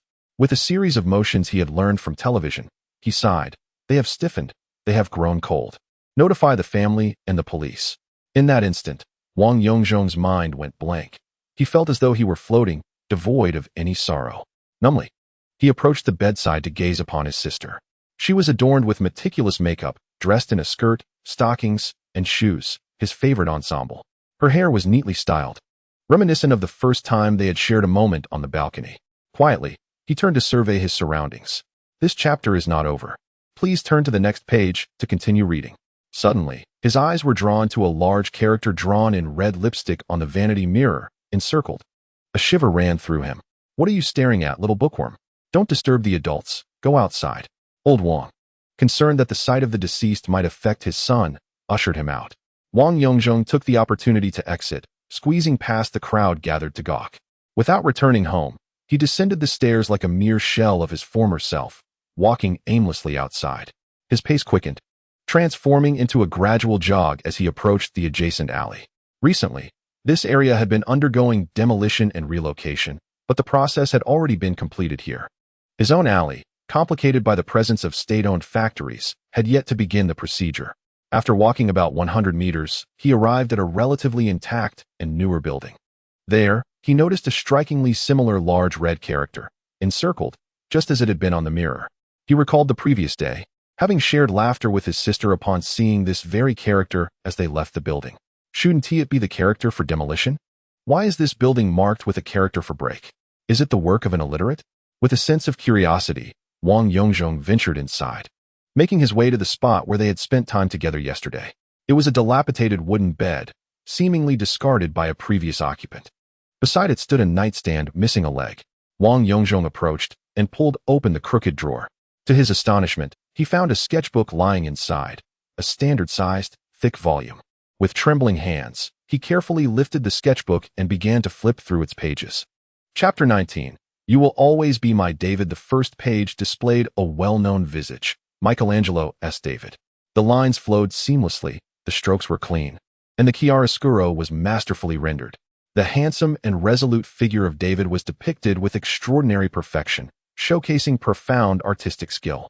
As he turned to the second page, it was again David. The third, fourth, and fifth pages continued the theme, each offering different angles of the same subject, all portrayed with exquisite detail.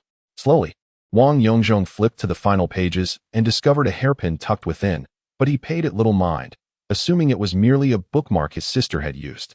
As I scrutinized the portrait of David, I suddenly discerned that this rendition differed somewhat from the previous one. The intricacies of the brows and eyes exhibited subtle variations, yet the visage felt oddly familiar. Upon turning the page, I discovered a hairpin affixed to the paper. A swift flipping revealed that each subsequent page bore a hairpin, densely populated with an array of the vintage black style commonly seen since the 1980s, interspersed with a few contemporary designs. Returning my gaze, I continued to examine the artworks that followed. It became evident that each piece depicted David, yet there were always discrepancies in the eyes, brow ridges, nose, or mouth. One or more features diverged from the authentic visage of David. Then, a sudden epiphany struck me. Wang Yongzhong touched his forehead, eyebrows, and nose. Eureka! I realized that these features were none other than my own, although the overall form remained that of David.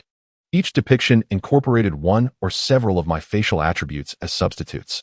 Tears streamed uncontrollably down my cheeks, splattering onto the pages. I hastily wiped away the droplets from the notebook, my vision blurred with tears as I turned back to examine further. Gradually, the facial features supplanting David's became increasingly abundant, until eventually, the only remaining element of the original David was the curly hair. The rest of the visage, including the features, had transformed into my own likeness.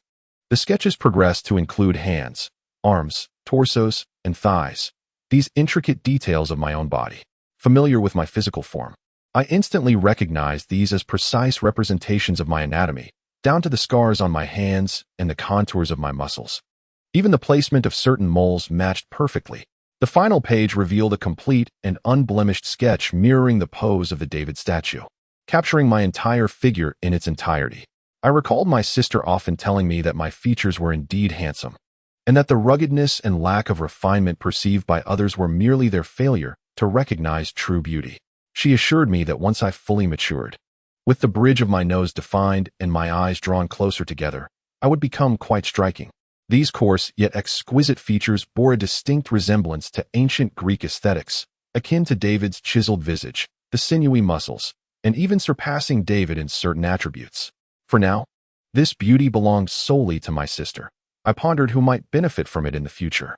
Yet, the small man always playfully declared that he would forever belong to her.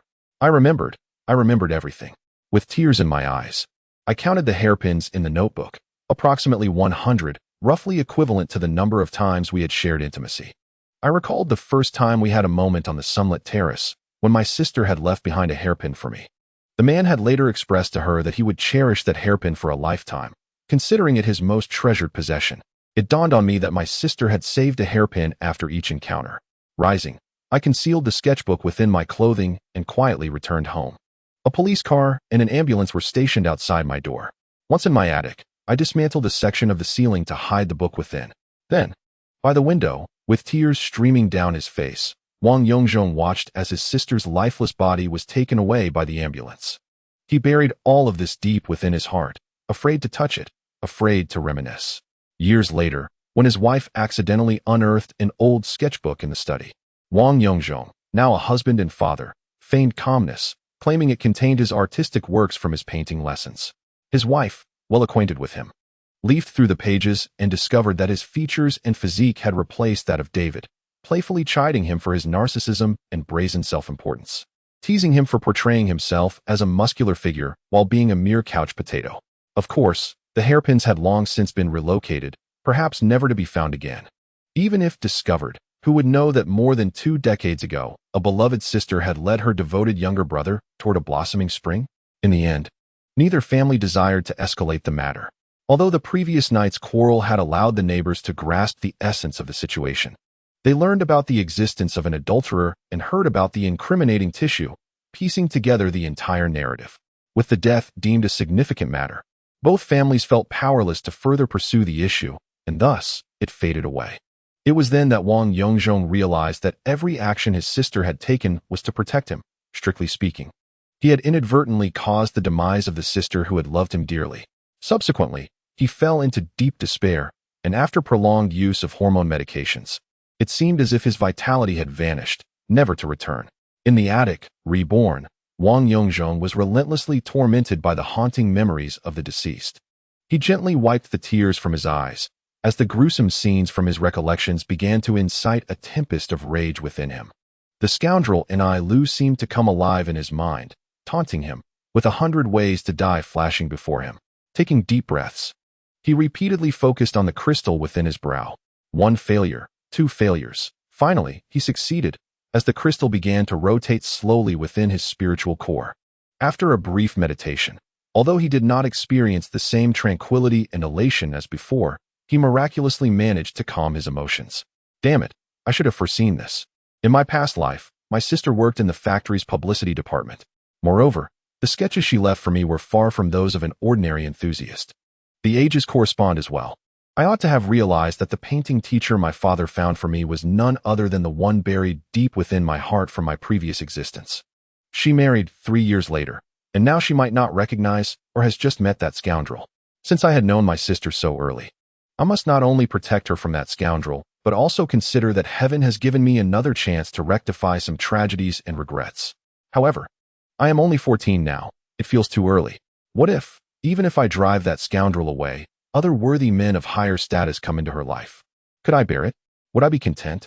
Wang Yongzhong quietly organized his thoughts. Never mind, I shall take it one step at a time. With that, he donned a tank top, colloquially known in Shanghai as an old man's shirt, and slipped into a pair of beach shorts. Recently, colorful beach shorts have become all the rage in the bustling metropolis of Shanghai, captivating the eye with their vibrant hues. After a simple outfit, I descended from the loft. Chapter 20. Hello, sister. Father and Ding Rue were already seated at the table, sipping tea. Come, greet your master. Wang Luhai beckoned his son to pay his respects. Ding Rue hurriedly stood up.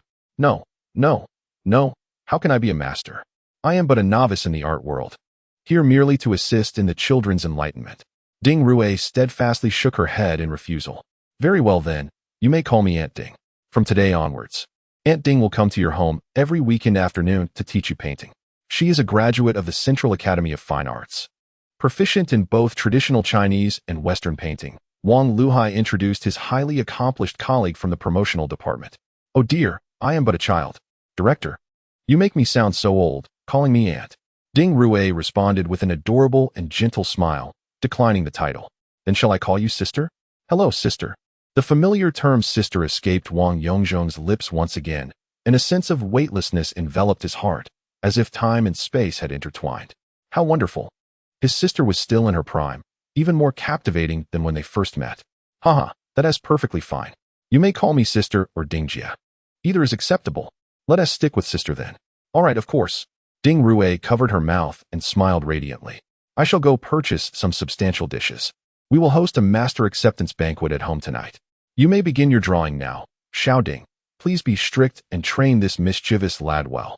Wang Luhai declared before striding out to shop. Ding Rue then pulled out a sketchbook from her tote, which struck Wang Yongzhong like a bolt from the blue. Here, this is a gift for you. Take a look. He took the familiar sketchbook in a daze. Its dark blue cover was identical to the one etched in his memory, albeit brand new. Upon opening the cover, his eyes widened in astonishment as a standard sketch of the David bust unfolded before him.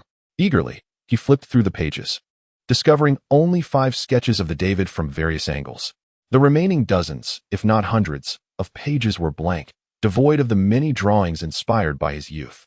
Having seen these 5 sketches countless times in his previous life, they were embedded deep within his soul. He gently caressed the artwork, his eyes reflecting a blend of sorrow and nostalgia. The seemingly smooth paper revealed a rough texture under his fingertips. The charcoal strokes danced across the page, interwoven in a whimsical manner.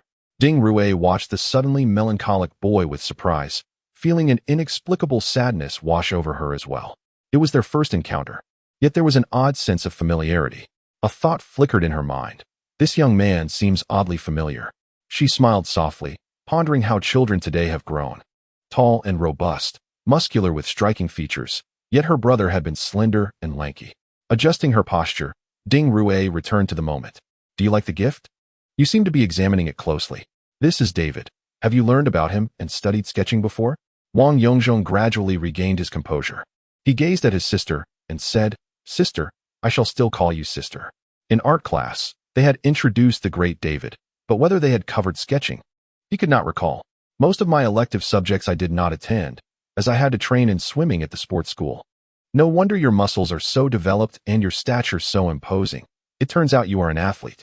Very well, I shall gift you this sketchbook. Do peruse the sketches within, and I will gladly elucidate and instruct you. After speaking, Ding Rui collected her thoughts and retrieved her drawing tools. The two embarked on a delightful teaching session, one striving to please his sister with great diligence, while the other often lost focus, fortunately, as a beginner. Making mistakes in this first lesson proved quite difficult. Thus, they successfully completed over 2 hours of initial instruction. At that moment, Wang Luohai returned, bearing roasted ribs and duck purchased from Guangmaxiang. Their mother, Ma Jing, also returned from the market with June crabs and vegetables. A sumptuous apprenticeship feast concluded joyfully in a relaxed atmosphere. Old booklet, go see off your teacher. It's getting late. You must accompany her to the station and wait until she boards the bus before returning, Wang Luohai advised his son, emphasizing the importance of safety as evening descended. Understood, Dad. With that, he picked up his sister's bag, put on his shoes, and stepped outside, leading the way down the stairs. Amid farewells, his sister jogged to catch up with the young man, and together they exited the tenement building. In July, the sultry Shanghai air lingered even after dinner, around 8 o'clock. Brother, slow down and wait for me. I cannot walk quickly in these high heels. You women are truly bothersome. Next time, do not wear high heels. It drives me insane, Wang Yongzhong replied, chuckling as he and his sister playfully bantered on their way to the station. On the bus, Ding Rui gazed out at the passing streets, the dim streetlights flickering by. Her emotions mirrored the oscillating brightness outside. She reminisced about the afternoon spent learning alongside the boy. In her 20-plus years of life, she had never witnessed such a depth of emotion in anyone's gaze. He was not an actor, yet his youthful mind bore an unsettling weight of thoughts. As an art student, those who pursue artistry are inherently sensitive, possessing a keen ability to capture emotions and beauty. Moreover, as a novice teacher, she was determined not to disappoint others' expectations. Judging by today's teaching experience, while there was some talent, it was limited. Though his hands were large, they lacked steadiness, and his pen control was poor. However, his naturally Greek-like features made him a competent model. Was the first disciple's potential thus doomed to waste? Chapter 21. You Are My Venus. The following Sunday, Wang Yongzhong took his parents to Professor Hu's home. The families formally celebrated with a banquet at a nearby hotel, thus beginning their acquaintance.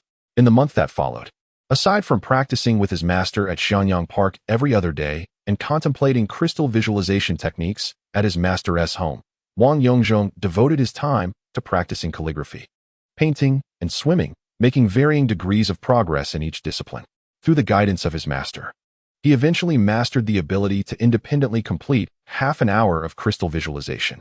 However, it is disheartening that the master of painting, Ding Rui, has been absent from teaching for 3 consecutive weekends, making excuses. Each Sunday, the young boy eagerly awaits his painting instructor. Another weekend has arrived. Wang Yongzhong, having returned from swimming and finished his lunch, takes out his sketchbook and begins to leaf through its pages.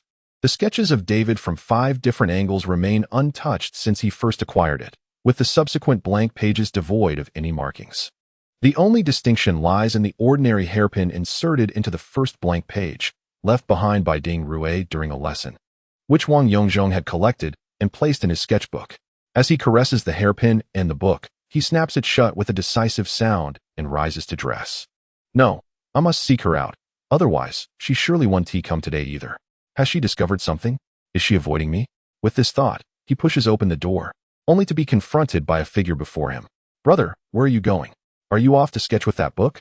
The clear, melodious voice, imbued with playful charm, resonates in the boy's ears like a refreshing splash of cool water on a summer day. Sister, you finally arrived. Come in. Come in. I've been waiting for you. Suppressing his excitement for learning, he beckons his sister to sit down. I'm so sorry, brother. I've been busy with matchmaking every weekend lately, and haven't had time to come by. Have you been practicing well? Wang Yongzhong, struck as if by lightning, stares wide-eyed in disbelief at her. This could be perilous. Is it that scoundrel? Has she begun matchmaking so soon? Wasn't marriage supposed to be 3 years away? Do people nowadays really engage in 3 years of courtship before marriage? No, this can't be happening. Wang Yongzhong stands up in a flurry of agitation. Ding Rui is somewhat taken aback by his fervor. After calming herself, she responds, Brother, why are you so excited? I'm already 25 or 26. Isn't it natural to consider marriage? My family has been urging me incessantly. Observing Wang Yongzhong's fervent concern, Ding Rue feels a flicker of curiosity. He truly cares about me, she muses, recalling their previous meeting, where his respect for her passion for art was evident. As a highly educated university graduate, it's advocated to marry later. Why rush into a family? In a moment of desperation, Wang Yongzhong spouts off nonsense. Oh, really? That's wonderful. I, too, cannot escape the obligations of familial expectations. They insist I go and see. It won't hurt to humor those old women. Realizing Wang Yongzhong's sentiments, Ding Rue joyfully shares amusing anecdotes from her matchmaking experiences. The atmosphere finally lightens. Once again, it is an art-filled afternoon as Ding Rue reviews the assignments given weeks ago. She discovers that this child, indeed, is physically robust, yet intellectually simple. Even the basic control of the brush is lacking, with lines chaotic and crooked, akin to a primary school level. Perhaps my expectations were too high, Ding Rue remarks, tapping her forehead, somewhat disheartened. It's all right. Let us take our time. If I cannot learn in one go, teach me once more, and if I fail 100 times, teach me that many times as well. The youth spoke with a brazen and defiant tone. Am I to learn for a lifetime? Shall I teach you for an eternity? The sister cast a fleeting glance at the boy. All right. He squinted at her. You think too highly of yourself. Stop the chatter and let us practice. If there's no improvement next time, I shall resign from teaching your father. With your wooden head, I cannot teach you. Let someone else take on that task. The sister felt a mix of embarrassment and fury under his gaze. No, dear master. I will practice diligently. You are the only one who can teach me, whether it be drawing or anything else. Wang Yongzhong's response instantly unsettled Ding Rue's mood. Striving to maintain her composure, she retorted, What are you saying? I cannot comprehend. Let us not waste words and begin. Time flowed gently beneath the soft whispers of instruction, the sound of scribbling filling the air. The hour arrived once more. The same bus, the same seat. Ding Rue rested her head on her hand, gazing calmly out the window. Yet her mind was anything but tranquil.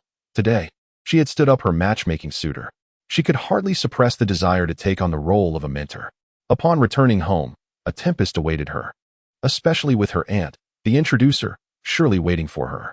Forget it, whatever will be, I shall leave it to fate. Would she be able to endure? 6 or 7 years remained until she turned 21. What year was it when I was born, 97 or 98? I dare not ponder further. What else can I teach you aside from drawing? He appeared to understand so well, so effortlessly. The warm evening breeze tousled the girl's long hair, stirring a free-spirited heart. Dear master, there is more to this chapter. Please turn to the next page to continue reading. The journey ahead is even more thrilling. Thus, August passed quietly, with Wang Yongzhong's condition being remarkably well managed. Thanks to his studies in calligraphy and painting, the old man's teachings of stances and meditation, and perhaps more so the joy derived from his interactions with his sister, the release of dopamine and other happiness-inducing hormones was heightened, as she subdued the volcanic spirit within the boy with her gentleness and artistic prowess. On a large sheet of rice paper, the dense and staggered strokes of willow-style regular script were meticulously inscribed. Wang Yongzhong surveyed his entire calligraphic work, feeling quite satisfied. The strokes were generally accurate, the structure well composed, and the spacing between characters appropriately managed. He believed his progress in calligraphy over the past 2 months had been swift. Benefiting from the contributions of meditation, he noticed a marked improvement in his comprehension. Reviewing his middle school mathematics, physics, and chemistry, the logic was clear and the organization precise. He had caught up with the curriculum. As for English and politics, there was no doubt. He was aiming for full marks.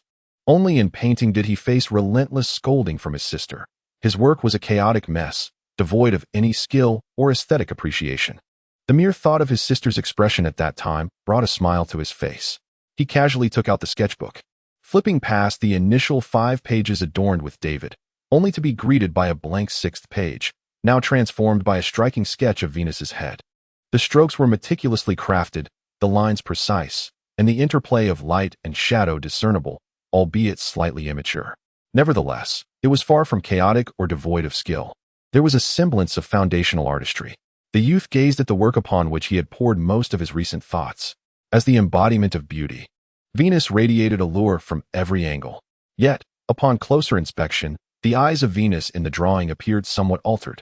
Wang Yongzhong had audaciously replaced Venus's eyes with those of his sister. This time, I shall capture you in my sketchbook. I will depict you until the end, portraying your most exquisite self. Chapter 22. Hey, this is my seat. He carefully concealed his sketchbook and rummaged through an old and used backpack, organizing its contents. Summer vacation? What is this? A math test? Is such a thing even necessary? Ultimately, the backpack contained merely a pencil case. Task completed, he prepared for sleep. The clamor of the morning arrived. Today marked the final day of summer vacation and the return to school. After finishing breakfast and completing his morning routine, he donned a white shirt gifted by his sister, paired with casual pants crafted by his mother, and slipped on a pair of rubber-soled shoes. In the mirror, the youth did not possess striking features, yet his gaze was resolute, and his expression relaxed and serene, coupled with his flawless physique. He exuded an air of fortitude and resilience, unyielding in the face of life's tribulations. Grasping his empty backpack, he strode with purpose, reaching the nearby market within a mere few steps, a distance of 200 meters from home. This was not Wang Yongzhong's first visit to this middle school. Despite his less-than-stellar performance in the entrance examination for junior high, which landed him in one of the district's least esteemed schools, the sports academy placed him in a prominent junior high, conveniently close to the training pool. Although his academic results were less than commendable, his repeated achievements in breaking youth records made him a prized asset in the eyes of the principal and teachers. However, following the brawl incident at the swimming pool last semester, which resulted in his expulsion from the sports program, Wang Yongzhong had become merely a weed in the eyes of the prestigious school. Return to your original school, go back to your lesser institution. Thus, today marked Wang Yongzhong's inaugural visit to a school where he should have been studying for 2 years. He entered the school with a lively demeanor, ascending the floors in search of his class. In a full-length mirror donated by alumni, he adjusted his hairstyle and collar. Classmate? Teacher? Parent? Which class are you looking for? A thin, elderly gentleman with a graying buzz cut inquired, perplexed. Indeed, his height and casual attire could easily lead to misunderstandings. Upon turning, Wang Yongzhong recognized the elderly gentleman. Hey, isn't that teacher Chen from the sports department? For someone like Wang Yongzhong, a natural athlete, he was the favored pupil in the eyes of any physical education teacher. In later years, Teacher Chen would become a close friend to Wang Yongzhong, nearly forging a brotherly bond. Here I am, Brother Chen. It's me, Wang. Still as spirited as ever? How do I get to class 3 of the second year? Wang Yongzhong greeted Teacher Chen with familiarity, exuding confidence, as if he were a social butterfly, almost ready to offer a cigarette. Oh, Teacher Wang. The second-year students are on the 3rd floor. You go up, take a left, and the second classroom is right there. Teacher Chen looked at this unfamiliar colleague with a perplexed expression. Well, this is indeed a misunderstanding. All right then, see you later. I must head to the classroom. These rascals won't settle down without me. Since there's been a misunderstanding, let it deepen. After all, Teacher Chen is truly a good-natured person. One could say he had a splendid past life. Thankfully, his daughter is already married with children. Otherwise, he might have wanted to make me his son-in-law. Bidding farewell to the bewildered Teacher Chen, I ascended to the 3rd floor. Indeed, the most boisterous classroom must be mine. I wasn't exaggerating. These rascals certainly can't behave without me. As I entered the classroom, silence enveloped the room instantly. Over 30 students turned their heads in unison. Who is this? A new teacher? Exclaimed student A. He is quite tall and robust, a bit handsome too. It feels safe, thought a smitten female student. Oh, he looks rather fierce. The new teacher doesn't seem very friendly, whispered timid student B. So arrogant and strong. He might not be easy to deal with, remarked a mischievous classmate. Wang Yongzhong stepped onto the podium and turned to write his name on the blackboard. His piercing gaze swept across the entire class. My name is Wang Yongzhong. You may call me Brother Wang or Brother Zhong. The students erupted into whispers, filling the room with noise. Wow, this teacher exudes a commanding presence. That self-introduction was impressive. Ignoring the commotion below, he descended from the podium and approached the last row by the window. Standing in front of a desk occupied by a hefty student weighing at least 200 pounds. Classmate, this is my seat. The classroom fell into a stunned silence. This is a classmate. I can't believe it. He dares to confront the hefty student. Huh, let's see how he handles it, thought the onlookers, eager for entertainment. What's the matter? Who are you to be so confrontational? This is my seat. I've been sitting here for 2 years. Move aside, grumbled Chen Hua, the portly student. All right, I understand, Wang Yongzhong replied in a calm and gentle tone. He then walked to another empty corner of the classroom, retrieving an unoccupied chair and placing it beside Chen Hua's desk. Just as the other students were about to mock Wang Yongzhong for being a coward, they witnessed him swiftly grasp the back of Chen Hua's chair with his right hand. With a creaking sound, amidst the chair's groans, he effortlessly lifted both the hefty student and his chair, raising them about 30 centimeters off the ground. In disbelief, the classmates, including the stunned Chen Hua, gasped as Wang Yongzhong smoothly transported him to the previously vacated desk. With a thud, everyone, including the hefty student, felt the impact. Silent gazes fixated on this extraordinary display of strength. A 200-pound student, along with a chair weighing a mere fraction of that. This chapter is not yet concluded. Please turn to the next page to continue reading. With one hand, he effortlessly lifted over 200 pounds. The stout individual hastily bowed his head, wiping the cold sweat from his brow, remaining utterly still, as if he were not the one being moved just moments ago. Clang! His backpack was unceremoniously tossed onto his new desk by Wang Yongzhong. Sitting comfortably, legs crossed, and chin resting on his hand, Wang Yongzhong surveyed the classroom before casting his gaze out the window. How splendid it was, the azure sky, the pristine campus, and these clear-eyed middle school students. Indeed, it was all truly wonderful in his heartfelt opinion. As someone who had traversed the tumultuous journey of life, endowed with both youth and the wisdom that accompanies it, he genuinely cherished all that surrounded him, be it classmates from a past life who were kind or unkind, or teachers who had shown him favor or otherwise. In this moment, he embellished their memories with a touch of beauty. These transient figures in his life, regardless of their nature, were exquisite embellishments along the river of existence. Having passed the dock named youth, looking back at the path traversed, all that remained were glimmers of golden light dancing upon the river's surface. What are you doing? Do I not exist? As he uttered these words, he was startled to find the classroom devoid of the clamor he had anticipated. The reflexive statement seemed ill-suited to the profound silence enveloping the room. Wang Yongzhong turned, a nostalgic expression gracing his features as he smiled at the middle-aged woman who had just entered. Hello, Teacher Xiao, it's nice to see you again. He greeted her with a gentle nod. Chapter 23. Reuniting with teachers and classmates. The slender, commanding figure before him was none other than Teacher Xiao, the math instructor and homeroom teacher for Class 3 of the second year. In his years as a student, she was not necessarily the most skilled educator he had encountered, but she was undoubtedly the most dedicated to his development.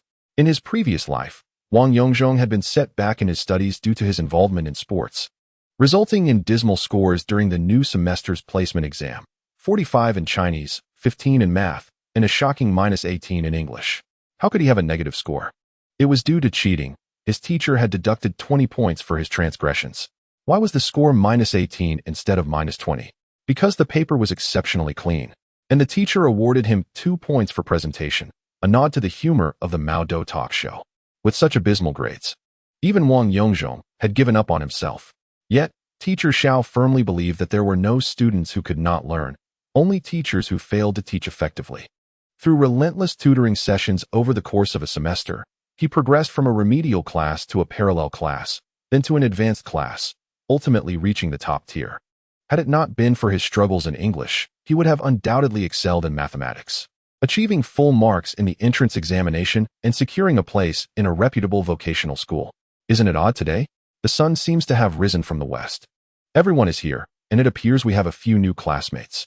Come, let us have everyone introduce themselves. Who would like to go first? With that, the entire class turned their collective gaze toward the window side Wang Yongzhong. Hee, Wang Yongzhong, it seems everyone is quite eager for your introduction. Please, do come forward. Wang Yongzhong calmly stood up and slightly bowed to Teacher Xiao, greeting, Hello, Teacher Xiao, as I have already introduced myself. He then gestured towards the blackboard ahead. Upon turning around, Teacher Xiao noticed 3 bold characters inscribed on the board, elegantly written in the loose style, exuding a sense of youthful vigor. It was evident that the writer had practiced calligraphy. Wasn't he supposed to be just a brawny athlete with a simple mind? Given his physique, it seemed plausible, yet, how could he possess such exceptional handwriting? The teacher found this curious and pondered silently. I am Wang Yongzhong, and as everyone has already gotten to know me, is there anything else you wish to inquire, particularly you? Chenhua? He glanced towards a distant corner. The chubby boy trembled slightly and abruptly stood up, waving his hands. No, no, no, we all know you. Wang, we welcome you. Amidst the chuckles of the crowd, both of them returned to their seats. Teacher Xiao observed the class's notorious troublemaker welcoming the new student with such earnestness, suspecting there was a story behind it, but decided to leave that for the class monitor. Our dear monitor, to report later. Now, let the other new students come up and introduce themselves. Following the brief self-introductions of 3 more new students, the usual speech from the homeroom teacher began, emphasizing that the second year of middle school is the most crucial year, serving as a bridge between the preceding and succeeding grades.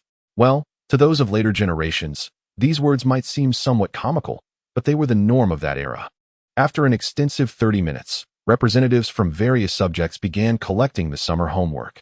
Curiously, each representative, upon reaching Wang Yongzhong, instinctively lowered their heads to avoid eye contact and bypassed his desk to collect homework from the next student instead. Although I genuinely had not completed my summer assignments, they could at least inquire, right? A girl, not particularly tall and slightly slender, yet possessing delicate features and fair skin, radiating youthful exuberance, approached while collecting homework. She too averted her gaze from Wang Yongzhong, hastily preparing to pass by. Hey, why are you not asking me for my homework? He called out. Haha. Yes, Wang, please hand me your math homework. Her pristine complexion was brimming with youthful collagen. Her eyes weren't particularly large, yet when she smiled, they curved charmingly, revealing 2 small canine teeth, epitomizing youth.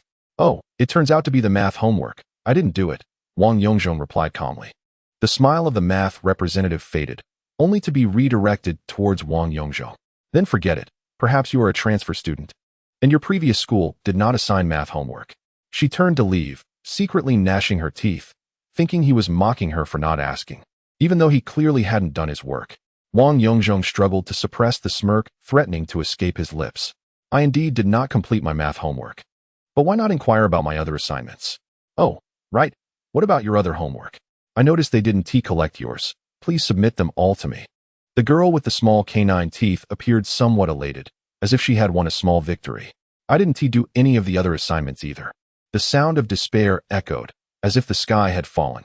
The young girl felt a profound sense of injustice from the world. Why was she subjected to encounter such an underachiever? Ha. Wang Yongzhong could no longer suppress the corners of his mouth, bursting into laughter. The classmates around him, who had been observing, struggled to contain their amusement. I will give it my all, the girl exclaimed, tossing aside her partially completed assignment.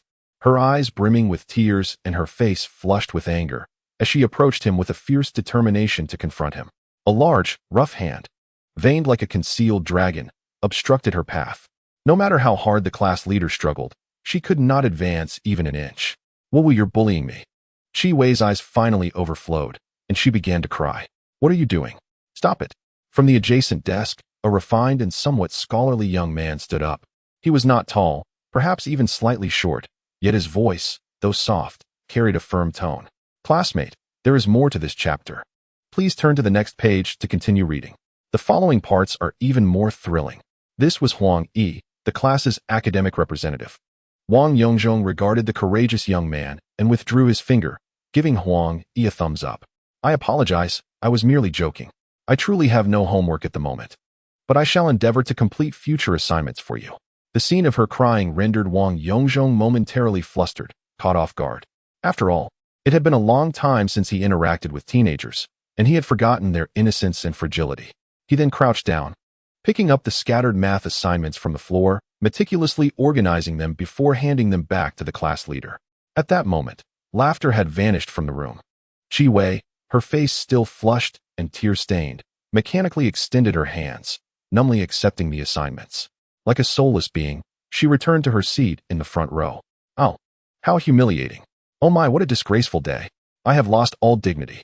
Meanwhile, Wang Yongzhong nonchalantly sat down and began chatting with the brave Huang Yi beside him. Brother.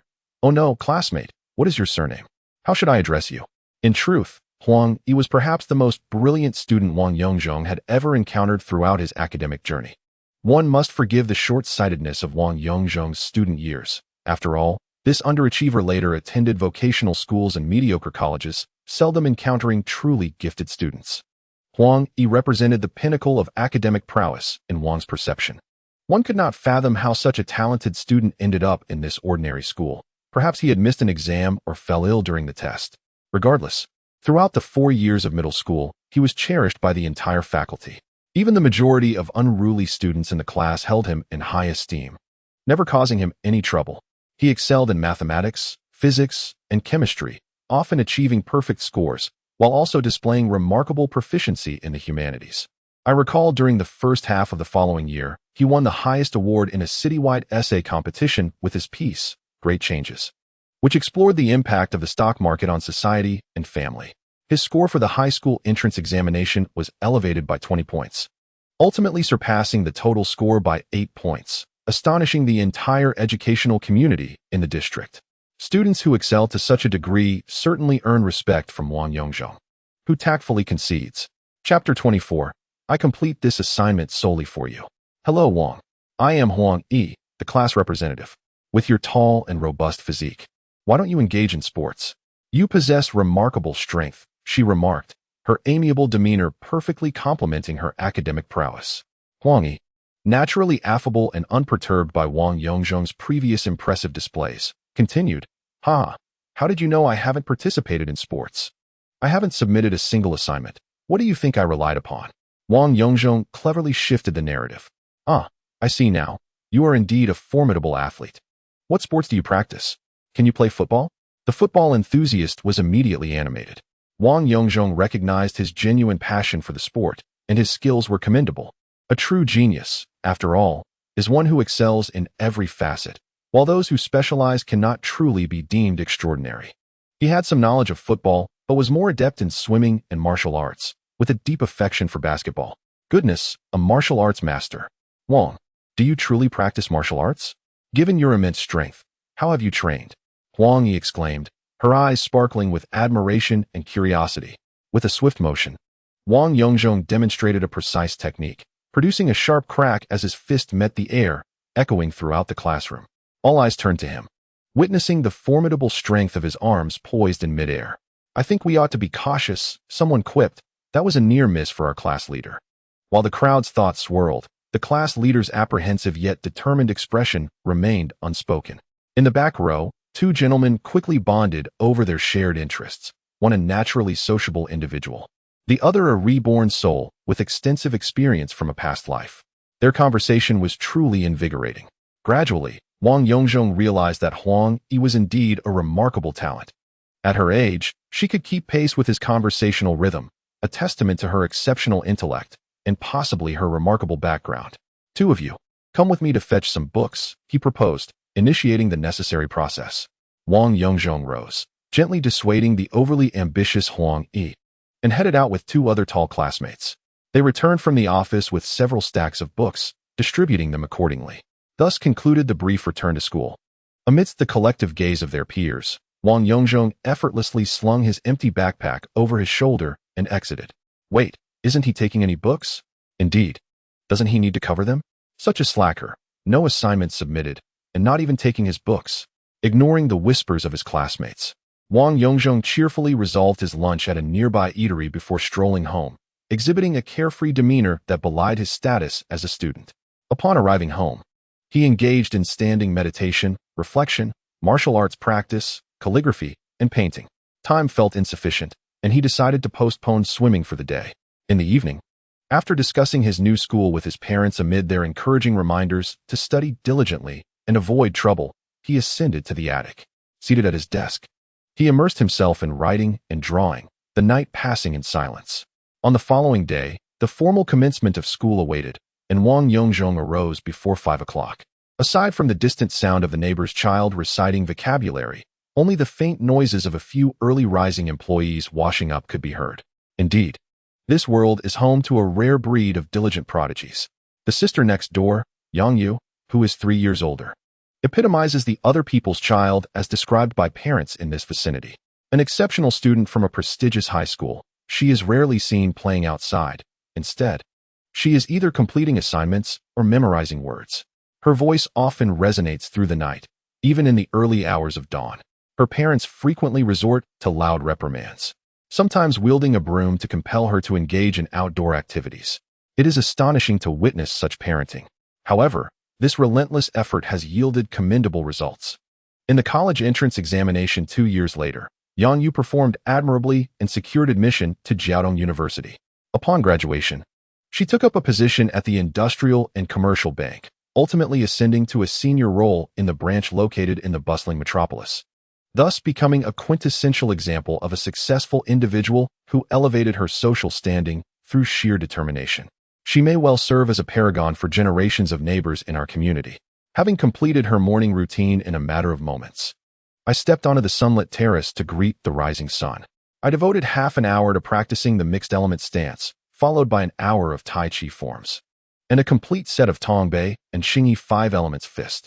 Time was slipping away, and industrious mothers were already arriving with freshly laundered clothes to utilize the terrace's intended purpose. Ah, young Master Wang, have you completed your training? Have you eaten breakfast? Well, it seems that shedding the image of a young master in a short time is quite the challenge.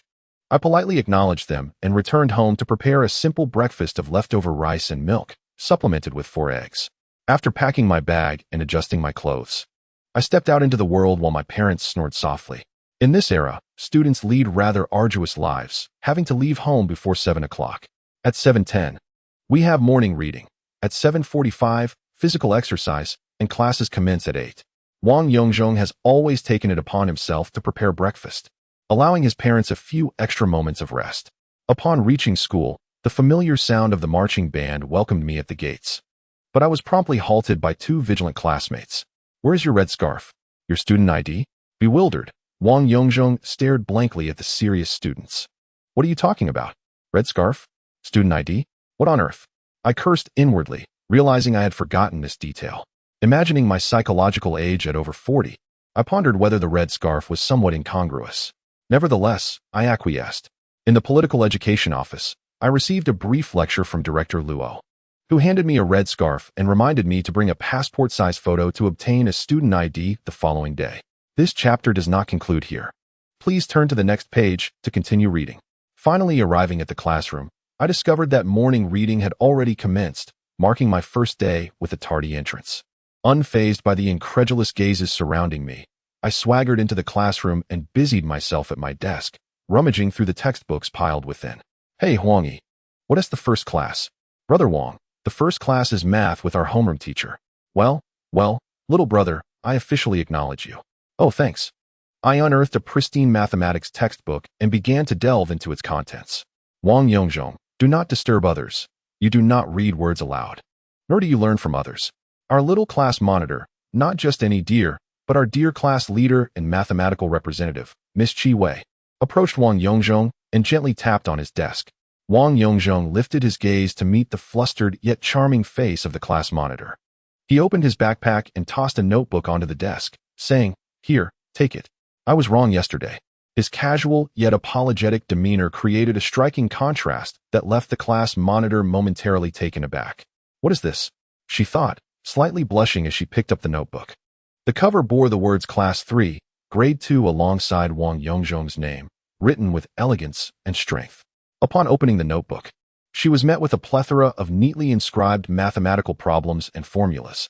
Flipping through the pages revealed that more than half was filled with what appeared to be summer vacation homework. Recognizing some of the questions, she realized indeed, this was the summer assignment. The class monitor glanced at the notebook and then back at Wang Yongzhong, biting her lower lip and tilting her head, her beautiful eyes fixed on this unexpectedly indifferent student. "I received this. The teacher has likely already graded your work from yesterday. I will correct this myself later. For now, do not disrupt others. Focus on your vocabulary," she instructed before turning happily back to the podium to lead the class in reciting words. The words flowed effortlessly, infused with a joyful rhythm, in stark contrast to the earlier mechanical recitation, revealing her evident delight. Wang Yongzhong wiped non-existent sweat from his forehead, continuing to immerse himself in his textbook amidst Huang Yi's admiring gaze. Memorizing vocabulary was an impossible task, an endeavor he believed he could never achieve in a lifetime. Chapter 25. Struggling to control my emotions, the worn-out loudspeaker blared a majestic sports anthem. As the morning study session concluded, students rose in small clusters, leisurely making their way downstairs to the playground. Wang Yongzhong and Huang Yi murmured to each other about last night's basketball game as they followed the crowd to their designated area on the field. Reborn. He felt a small thrill upon hearing the national anthem for the first time. After enduring the principal's monotonous speech, they began their exercises. Though Wang Yongzhong had forgotten everything about the seventh set of radio calisthenics, he clumsily mimicked the movements, completing the morning routine amidst the laughter of his classmates. Returning to the classroom feeling somewhat despondent, his temper began to simmer as the light-hearted teasing from his peers became a bit overwhelming. "Brother Wang, what's wrong?"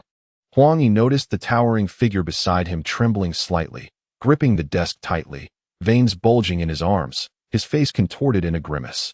And he wondered if something was amiss. "It's nothing. I just need to use the restroom," Wang Yongzhong replied, forcing himself to remain calm. He stood up and hurriedly exited the classroom, rushing towards the boys' restroom. "Hurry up, class is about to start. It's Teacher Xiao's lesson," Huang Yi reminded him with concern. As he neared the classroom, the restroom was empty. The scent of strong disinfectant filled the air, slightly pungent, a reminder of the first day of school. The intense aroma momentarily diverted Wang Yongzhong's attention. The environment was not conducive to meditation, so he resorted to a stance of mixed unity, adjusting his breathing and allowing his mind to wander. After approximately 56 minutes, he finally regained control over his thoughts. Fortunately, he narrowly avoided a violent outburst. "It seems that the path of the superheroic body remains arduous. Perhaps I underestimated you." Having composed himself, he washed his hands and splashed cold water on his face before meandering back to the classroom. "Wang Ge, how are you?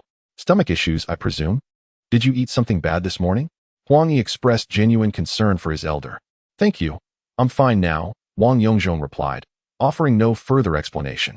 He took out his mathematics book, awaiting the arrival of the teacher. Soon enough, Teacher Xiao entered, carrying a stack of exam papers. "Oh dear, another test?" Groans echoed throughout the room. "Without further ado, we will begin with a test today. Let us see how much you have retained from what I've taught you over the past 2 months." The class monitor distributed the papers. "Wang Yongzhong, please step outside." After handing the paper to the monitor, Teacher Xiao beckoned Wang Yongzhong with a wave as he exited. Wang Yongzhong calmly followed, feeling no anxiety. He anticipated the conversation that awaited him. "I am aware that you previously engaged in sports. Under normal circumstances, your grades would necessitate retention. Fortunately, you transferred back from a key school, so we shall disregard your previous performance. From this semester onward, you must strive to improve. Otherwise, you may still face retention. Do you understand?" Teacher Xiao delivered this admonition in a stern yet articulate manner, expertly balancing criticism with encouragement. "Rest assured, teacher, I will put forth my best effort. Let us see how I perform in the preliminary exam. We can discuss it afterward," Wang Yongzhong replied earnestly, unfazed by the teacher's admonition. "Oh, impressive. Such confidence in yourself. Very well, let us observe your preliminary performance. There are still several assessments to come. You may return now." With that, Teacher Xiao returned to the classroom. Ensuring that everyone began the exam, Wang Yongzhong then perused the examination paper on his desk, feeling assured. Thus, he confidently tackled the test. In 20 minutes, he completed it entirely. Lifting his head, he noticed Huang Yi, who was now bored, resting his chin on one hand while twirling a pen with the other. "Goodness, truly a genius. I thought I was invincible after 20 minutes. Who is this formidable presence?" "Stop looking around, Huang Yi. Once finished, submit your paper," Teacher Xiao instructed. Wang Yongzhong, focus on your own work. Leave it blank if you cannot manage it. Huang Yi stood up, made a playful face, and handed his paper to the teacher before returning to casually flip through a textbook. With a creak, Wang Yongzhong also stood, casually handing his paper to the teacher. "Aren't you going to put in a bit more effort? Perhaps you could figure out a few more problems," Teacher Xiao said. His gaze a blend of encouragement and disappointment directed at Wang Yongzhong. "Teacher, please take a look. Examine it closely," Wang Yongzhong replied, turning gracefully to return to his seat while casually picking up a textbook to browse. "Huh, I shall see for myself," the teacher scoffed, scrutinizing the examination paper in his hands. "The characters are indeed beautifully crafted, aren't they? Oh, has it all been completed?" While murmuring softly, I perused through the pages. Yes, indeed. Let's examine the final challenging question." Suddenly, Teacher Xiao, in disbelief, completed the review of the examination paper and immediately picked up Huang Yi's paper for comparison. Upon careful scrutiny, It became evident that Wang Yongzhong's approach to solving the major problems was conventional, adhering strictly to the textbook methods. In contrast, Huang Yi's methods were much more imaginative. Although he did not stray beyond the syllabus, many of his steps were remarkably innovative, leaving even the seasoned mathematics teacher, Teacher Xiao, astounded. Therefore, there was no evidence of plagiarism from Wang Yongzhong. Who would have thought? This seemingly rough individual possesses considerable talent. Yet, the transferred academic records indicated a dismal performance. How curious! Have I stumbled upon a gem? Teacher Xiao chuckled to himself, his spirits lifting immediately. Thus, the morning's classes passed by, with all three main subject teachers unexpectedly administering examinations. Subsequently, both the Chinese and English teachers developed a profound admiration for the newly arrived tall student. In Chinese, he nearly achieved full marks, with an essay that was both substantive and elegantly written, showcasing a commendable foundation in calligraphy. As for English, it was even more commendable, a resounding full score, including a perfect essay, with a vocabulary depth so extensive that some words left the teacher reaching for the dictionary. His English writing was exceptionally sophisticated and graceful, reminiscent of someone who had lived and studied in a Western country. Meanwhile, certain classmates, feeling overshadowed by Wang Yongzhong, such as Chun Hua, were eagerly awaiting the moment when this underperforming student would face embarrassment upon receiving his grades. In the afternoon, 3 leisure classes ensued: music, art, and civil defense. Yes, you read that correctly, civil defense. This subject was part of the curriculum in middle schools during the early 1990s. With its era-specific illustrations and text, the knowledge presented seemed curiously outdated, a figment of later students' imaginations. For instance, there were guidelines on how to protect oneself during an atomic bomb explosion. What a conundrum! What posture could possibly offer protection against such devastation? Shouldn't one simply find a comfortable position to ease the process? The textbook prescribed lying face down towards the direction of the explosion, not allowing the torso to touch the ground, cradling one's head with arms wrapped around the ears. Mouth agape and eyes shut. Voila! You are now ready to await the impending shockwave. One must wonder, is this truly effective? Moreover, there were measures suggested for dealing with poison water sources. Astonishing, isn't it? Such knowledge is surely essential for nurturing the versatile successors of the proletariat. After school, given that today consisted solely of diagnostic examinations, no homework was assigned. Students joyfully engaged in play during the entire evening study session. Ah, the charm of the era. To accommodate dual-income families, the school arranged for students to participate in after-school programs until 5:30 p.m. However, regardless of family circumstances, the homeroom teacher mandated attendance for the entire class. The evening study session functioned as a remedial class, dividing students into 3 groups: those struggling academically at the back, average students in the middle, and the exceptional students congregated near the podium. The focus primarily rotated among the subjects of Chinese, mathematics, and English. Of course, our homeroom teacher specializes in mathematics, which results in an increased frequency of evening study sessions for our math class, a pattern mirrored in other classes as well.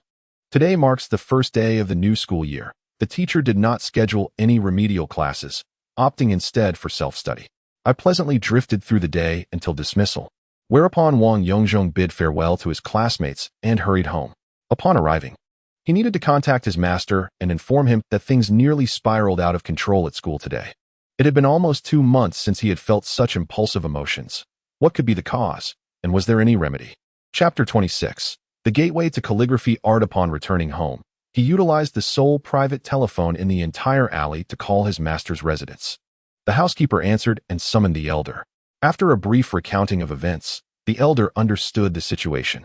Have you been practicing your skills and meditating regularly of late? How long can you sustain your meditation sessions now? I've maintained my practice. I meditate once every night before sleep, but speak up, what is it? The elder's demeanor turned stern. However, I can only manage to meditate for about 30 to 40 minutes before I struggle to continue. Especially once the incense burns out and its fragrance diminishes, it becomes increasingly difficult to maintain focus. What? After 2 months, you've only progressed by less than 10 minutes? What have you been doing all this time? During our weekly practice at Shenyang Park, I observed significant improvement in your stance and boxing. You could hold the mixed yuan stance for a considerable duration. Why, then, does it falter during meditation? I truly do not know, Wang Yongzhong replied, visibly disheartened. Have you encountered any significant emotional upheavals recently? Is someone in your family unwell? Has there been a death? Or have you been exposed to negative influences? Unless you have committed some wrongdoing, this should not be the case. You are, after all, merely 13 or 14 years old. In a sudden rush, Wang Yongzhong felt a surge of blood to his forehead. I understand now. It is my own issue. The memory of Ding Rui's passing in my previous life has instilled feelings of guilt and remorse, creating considerable psychological turbulence. Although multiple factors contributed to such a tragic end, the juxtaposition of regret and the potential to alter that mournful fate has been exceedingly unfriendly to my superhuman syndrome. This explains the stagnation in my meditation practice and why I nearly lost control today. Master, I am beginning to grasp the situation. Yet I find it difficult to articulate my thoughts to you, Wang Yongzhong admitted candidly, seeking the elder's guidance. At your age, it is entirely normal to experience psychological challenges. Here's what we shall do. It is difficult to convey everything over the phone, and I suspect there are matters you wish to keep from your parents. Let us discuss this further when you come for your morning exercises on Sunday. For the remaining days, meditate once each night before sleep and again upon waking the following morning. Do not skimp on the agarwood. Bring some back with you this weekend. Very well, Master. I shall heed your advice. After hanging up with his master, Wang Yongzhong retreated to his small attic and lay on his bed, contemplating deeply. He began to genuinely reflect on how to prevent the tragic life that Ding Rui would face in the future. First and foremost, there is that despicable individual, an Ai Lu. This time, it is imperative that he does not get close to Ding Rui. Secondly, mingling aimlessly in the factory while surrounded by artists is profoundly detrimental. Art must encompass life, yet it cannot be solely comprised of the mundane trifles of daily existence. However, at this juncture, everything may seem different yet remains largely the same.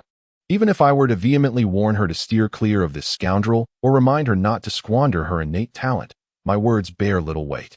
Despite Wang Yongzhong's psychological maturity being significantly greater than Ding Rui's, what difference does it make?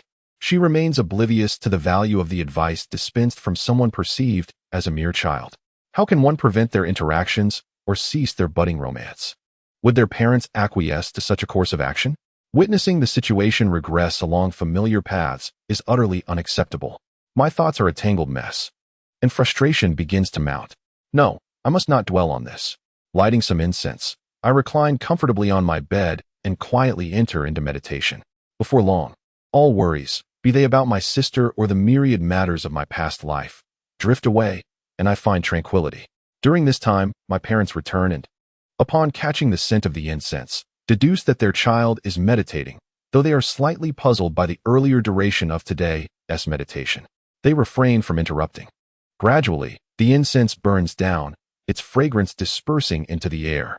Remarkably, Wang Yongzhong does not rise. Instead, he drifts into a light slumber. When he finally opens his eyes, the outside world is cloaked in near darkness.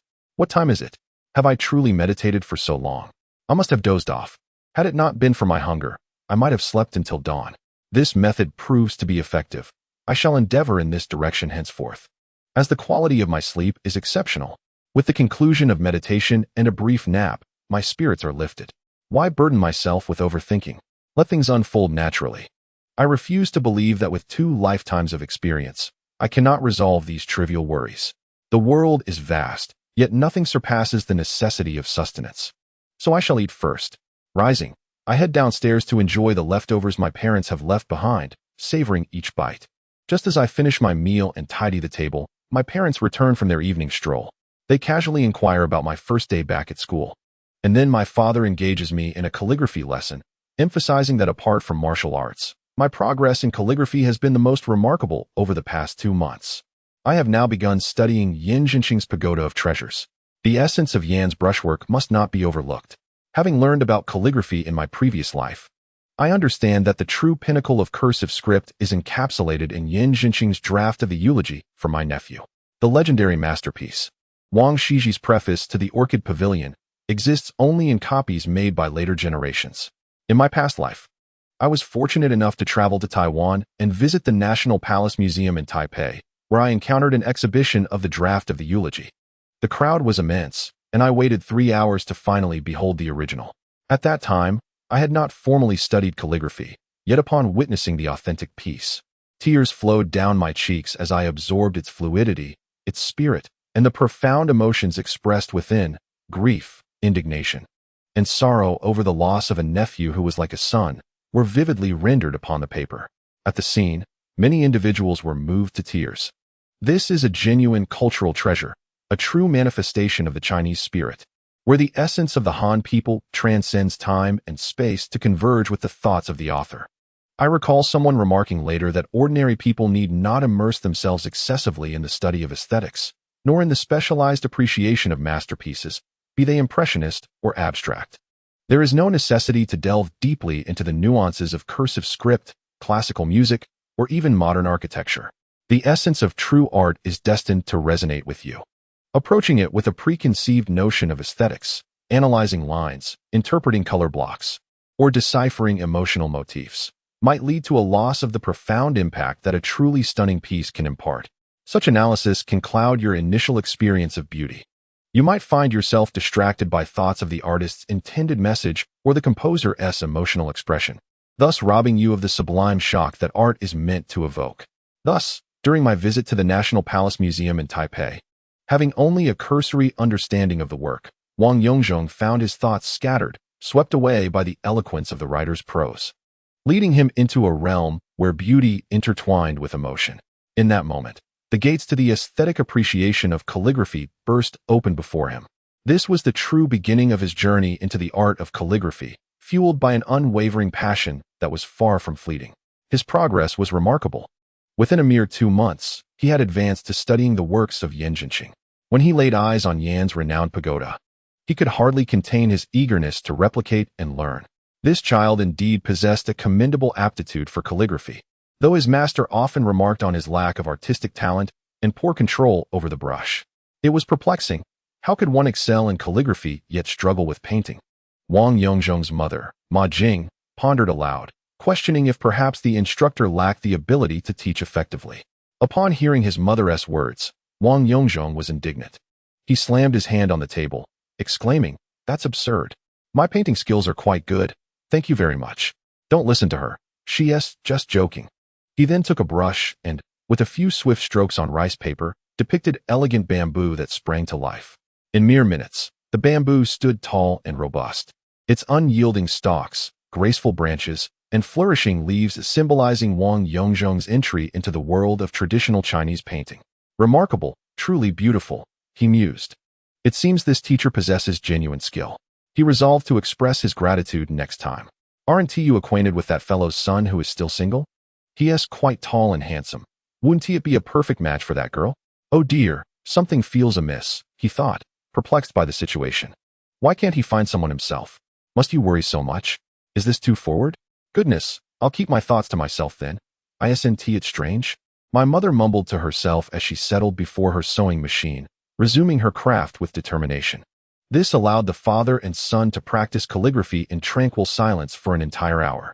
One found joy in teaching, while the other, equally adept at learning, provided positive reinforcement that greatly pleased the father. Chapter 27. A glimpse into 21st century street fitness. The next day, Wang Yongzhong awakened half an hour earlier than usual, incorporating a new step of incense meditation into his routine. Once everything was in order, he departed for school at the usual hour. He submitted his photograph and renewed his student ID before returning to the classroom to embark on a new day of studies. The first period commenced with mathematics, where teacher Xiao, brandishing the graded papers, slammed them onto the podium with a resounding thud. "I knew it. A summer's break has left your minds wild. Look at this. My efforts in teaching have been in vain, haven't they?" Among the students, only the academic prodigies, Huang Yi and Wang Yongzhong, remained unfazed, while the others, including the class monitor, trembled with trepidation. The distribution of papers began. Huang Yi 100 points. A model student, indeed, no weaknesses at any time. Wang Yongzhong 100 points as well. Surprising, isn't it? He may have spent less time in sports school, but look at him now. Then look at the rest of you. Chi Wei, 88 points. Did you enjoy your summer too much? Did you not revise at all? How did you lose those 12 points? As the papers were handed out, Teacher Xiao's expression darkened with each name he called. "Shenhua, stand up and show the class how you managed to score 20 points with a weight of 200 pounds. The classroom erupted in laughter, a mix of schadenfreude and disdain directed at the overweight student. Embarrassed, Chunhua stood up, his face flushed, unable to meet the teacher's gaze. Don't bother taking your paper back. You wouldn't understand it anyway. Call your father to come to school later. But, teacher, my father is at work, and I cannot reach him. Busy at work, yet neglecting his son's education, is he? Very well.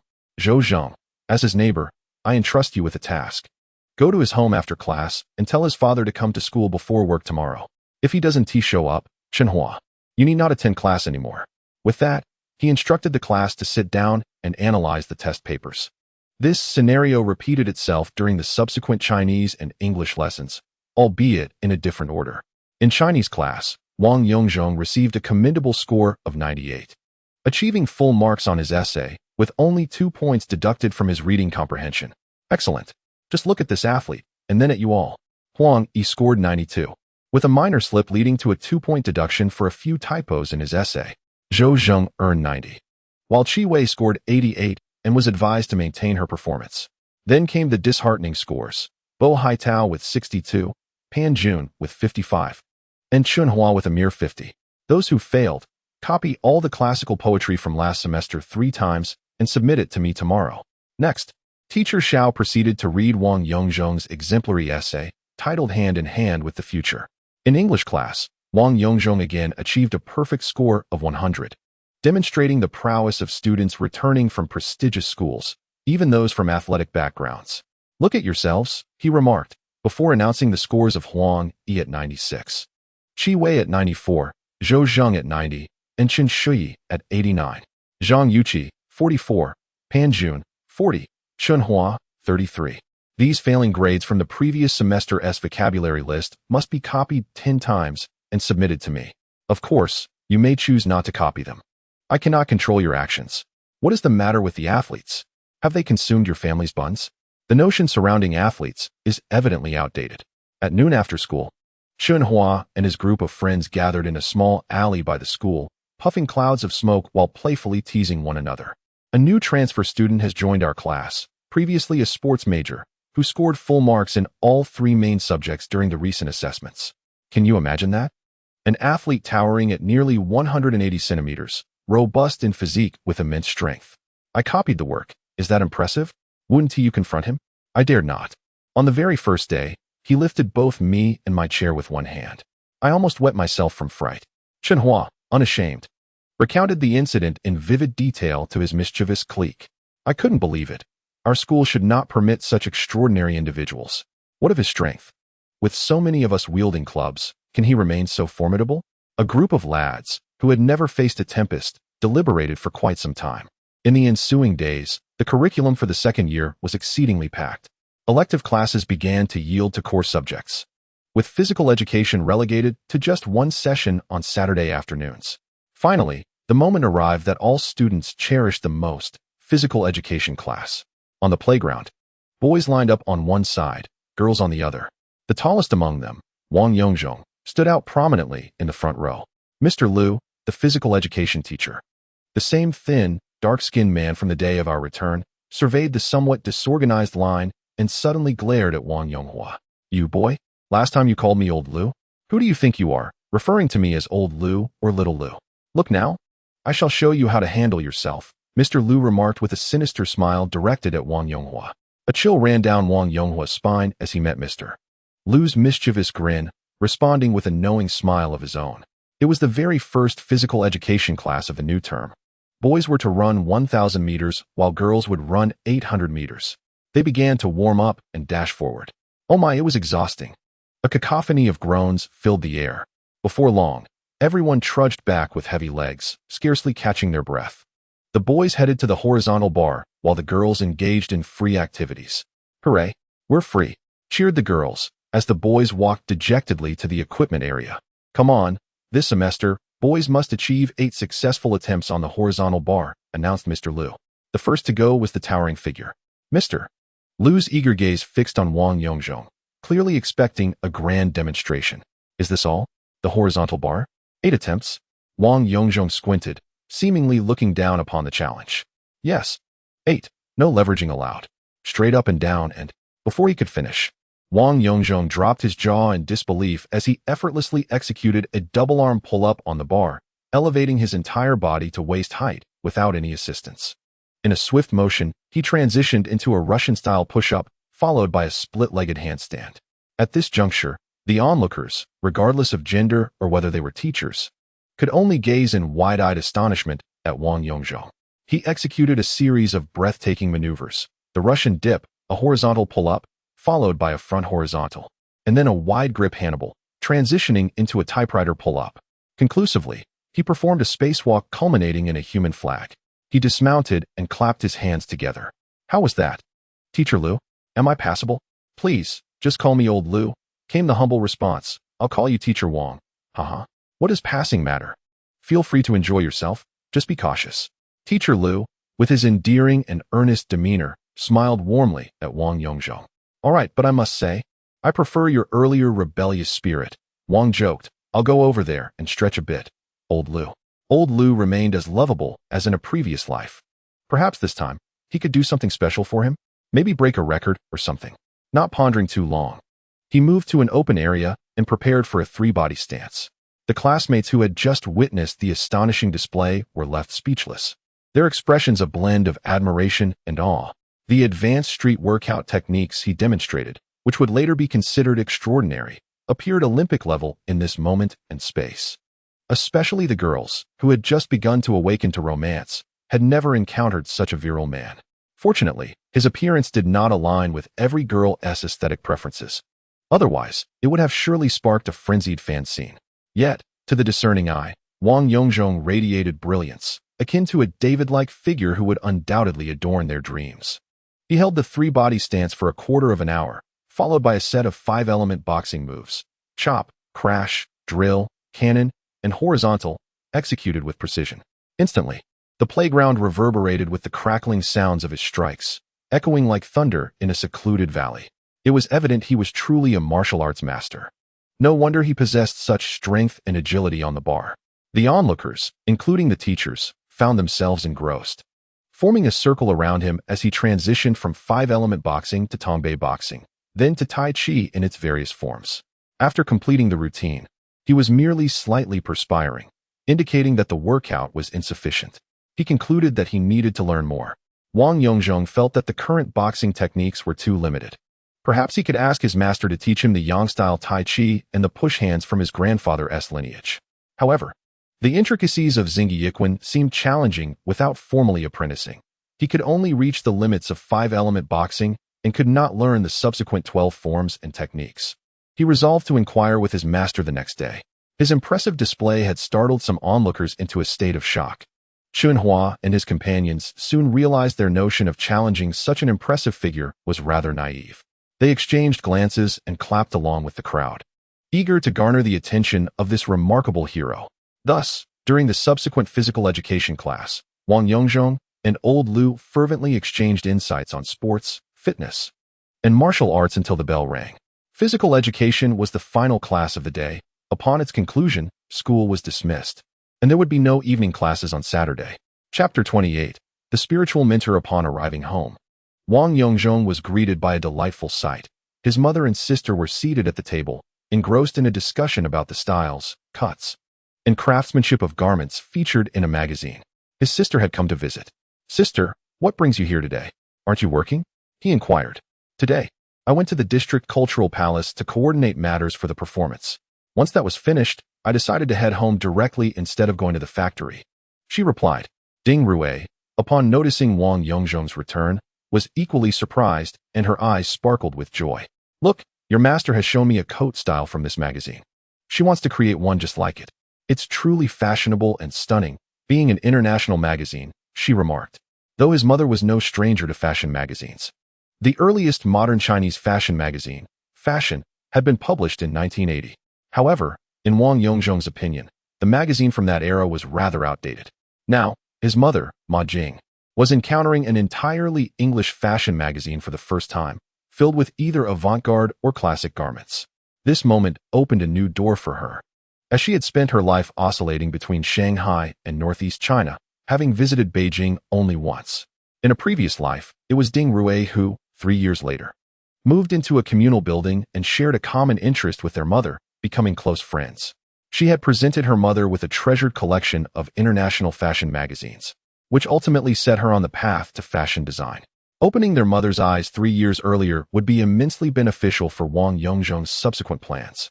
Setting his bag down, he cheerfully fetched 2 buckets of water and rushed to the balcony, washing away the sweat of the day. He returned clad in damp, loose shorts, which momentarily distracted his sister, who mused to herself, "By the way, isn't the physique of an athlete simply remarkable? When I first met him, I noticed his robust build, but I never anticipated it to be to this extent. He resembles Michelangelo's David, chiseled to perfection." Turning her gaze, she straightened her posture. At that moment, their mother noticed Ding Rui's unusual expression and glanced back to assess the situation, mistakenly assuming that Ding Rui was shy. "You little rascal. Can't you see we have a guest? Running in here all wet. Go change your clothes," she admonished her son. After scolding him, she turned back apologetically. "I'm so sorry, Ding. This mischievous boy has no manners. Did he startle you?" "Oh, no. It's fine," Ding Rui stammered, her face likely flushed with embarrassment. "I meant to say that it doesn't matter about the wetness. I mean, it's quite warm outside. A shower is rather refreshing." The atmosphere turned awkward as she offered a hasty and pale explanation. "Indeed, it is quite hot. Let us continue to examine this coat," their mother said simply, oblivious to any underlying implications, and resumed her discussion with Ding Rui. Once she had changed, she approached the 2 women. "Let me see, sister. What kind of clothing do you wish to create? Do you understand this? Do you grasp fashion? Do you comprehend English?"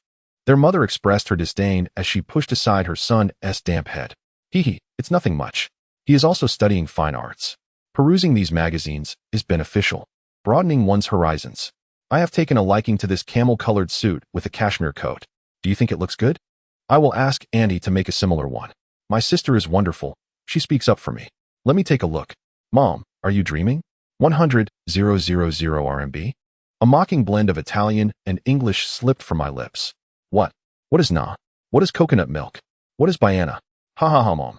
This is a top luxury brand from Italy, pronounced as Biana in Italian. The son pronounced it with a slight roll of the tongue, instantly impressing both of them. You mean this costs 100,000 RMB? Oh my goodness. Yes, it's roughly $100,000. Mom, do you want to replicate this coat? Let me see the fabric. It's blended, and look at this blend. 85 cashmere and 15 silk. Have you ever encountered such a blend? You probably haven't even heard of it, right? Mom instantly became disheartened. My sister covered her mouth, wide-eyed, staring at her student. Well, I can make it with high-quality wool fabric, and it wouldn't be inferior. Mom, quick-witted, felt the spirit of imitation awakening within the Chinese people. Yes, I don't want such fine fabric. Ordinary wool will suffice, or a wool polyester blend will do. As long as it looks good. I'm not trying to discourage you, but do you know the tale of Dong Shi imitating the beauty of Shishir? Do you know that painting a tiger's skin is easier than capturing its essence? A slight deviation can lead to a significant error. Different fabrics have varying elasticity, drape, thickness, luster, and stiffness. If you attempt to replicate it, I assure you, the result will be utterly disheartening.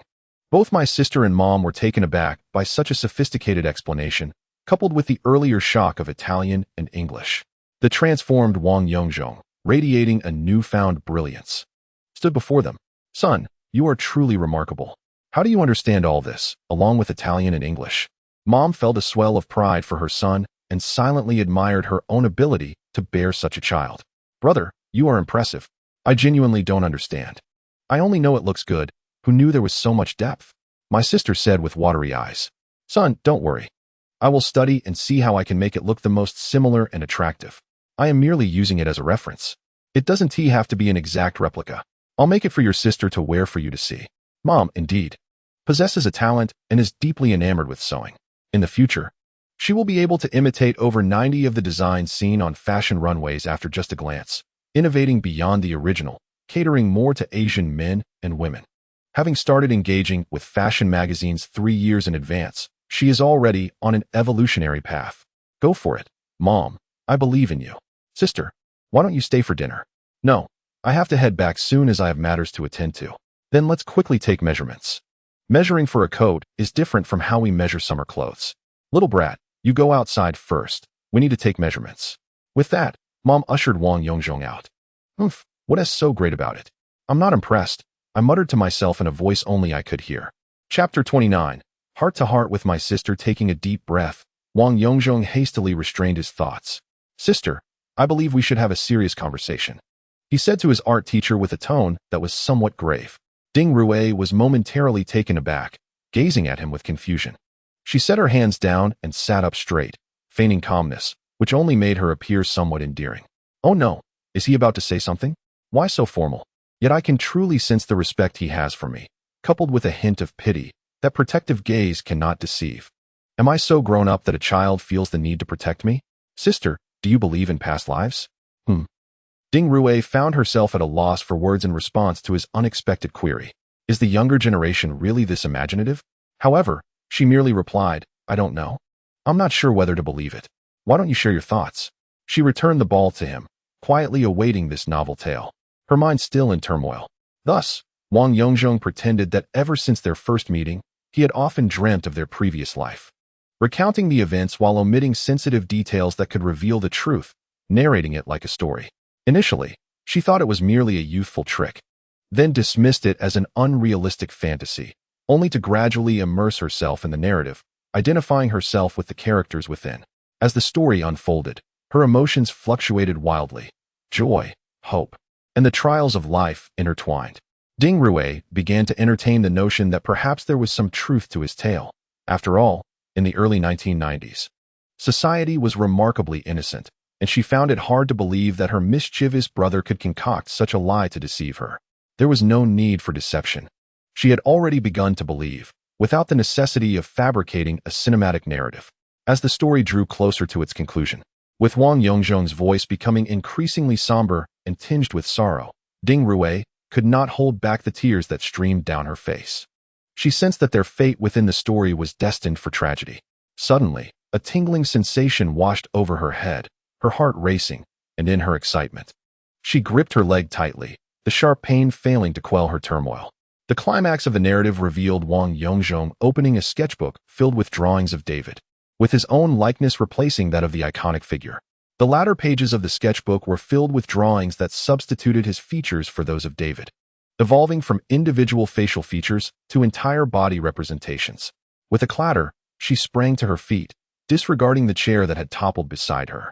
Wiping her tears with one hand while clutching her handbag with the other, she dashed out of the door, even neglecting to properly wear her high-heeled sandals, which felt more like slippers as she hurried down the stairs. Let her calm down. How to proceed from here is ultimately her own decision, for life is hers to navigate. Meanwhile, upon returning home, Ding Rue ignored her mother's calls and rushed into her room, slamming the door behind her with a resounding thud. The room may have been small, but it was meticulously organized, adorned with pastel pink curtains and bedding. The walls were decorated with her proud creations, whether oil paintings or traditional Chinese artworks, each a testament to her artistic prowess. On the cabinet, the seat, and the bedside table, there rested several classic plaster sculptures: David, Venus, the Thinker, and the Discus Thrower, each a quintessential replica of timeless artistry. The only disarray stemmed from a large workbench, where brushes and paints lay scattered, and an open sketchbook occupied the center, featuring a standard sketch of David's profile. Yet, the facial features seemed peculiar, resembling someone akin to Wang Yongzhong. The youth cast aside his worries and continued his practice, lost in his own world. Ah, my son, I spotted your teacher hastily leaving the alley earlier, not even pausing to greet anyone. Your parents just returned from your grandmother's house, she mentioned, suddenly remembering that the gas at home was left on. Such a forgetful person. How is grandmother's health? Did your aunt say anything? Wang Luhai gazed at his son with a puzzled expression. Didn't you always refer to her as that woman? Why are you addressing her so respectfully now? You never used to. Indeed, why call her aunt? I should never have agreed to your uncle marrying that woman. Initially, I thought she was a decent person, yet now she treats your grandmother this way, oblivious to whose house they reside in and who subsidizes their meager wages. Chapter 30. Every household faces its own difficulties with in-law's grandmother. A woman of some education hailing from a landowning family was an unlikely match for grandfather, a man of humble origins. Yet, the significant upheaval of 5 millennia transformed everything. Whether by choice or compulsion, grandmother's father, a prominent landlord from the Lu province, generously supported the military in those trying times, providing food and funds, ultimately marrying his daughter to grandfather. After liberation, they moved to the bustling metropolis, where grandfather rose through the ranks. Grandmother, having received an education, also emerged as an intellectual, shining in the women's movement. With the births of father and uncle, the family enjoyed a stable existence. Skipping over the grand historical shifts, a few years post-reform, grandfather passed away.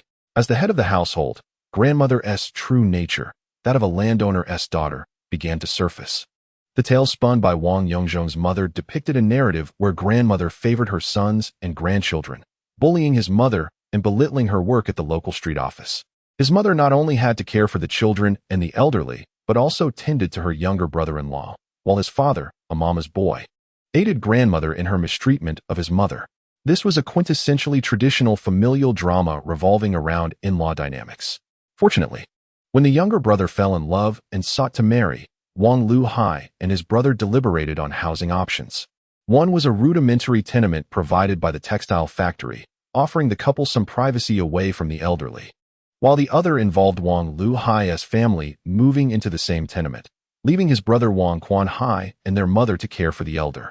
Eventually, everyone realized that the younger brother would never forsake the comforts of the Far East's finest apartment for the less desirable tenement life, complete with its shared amenities.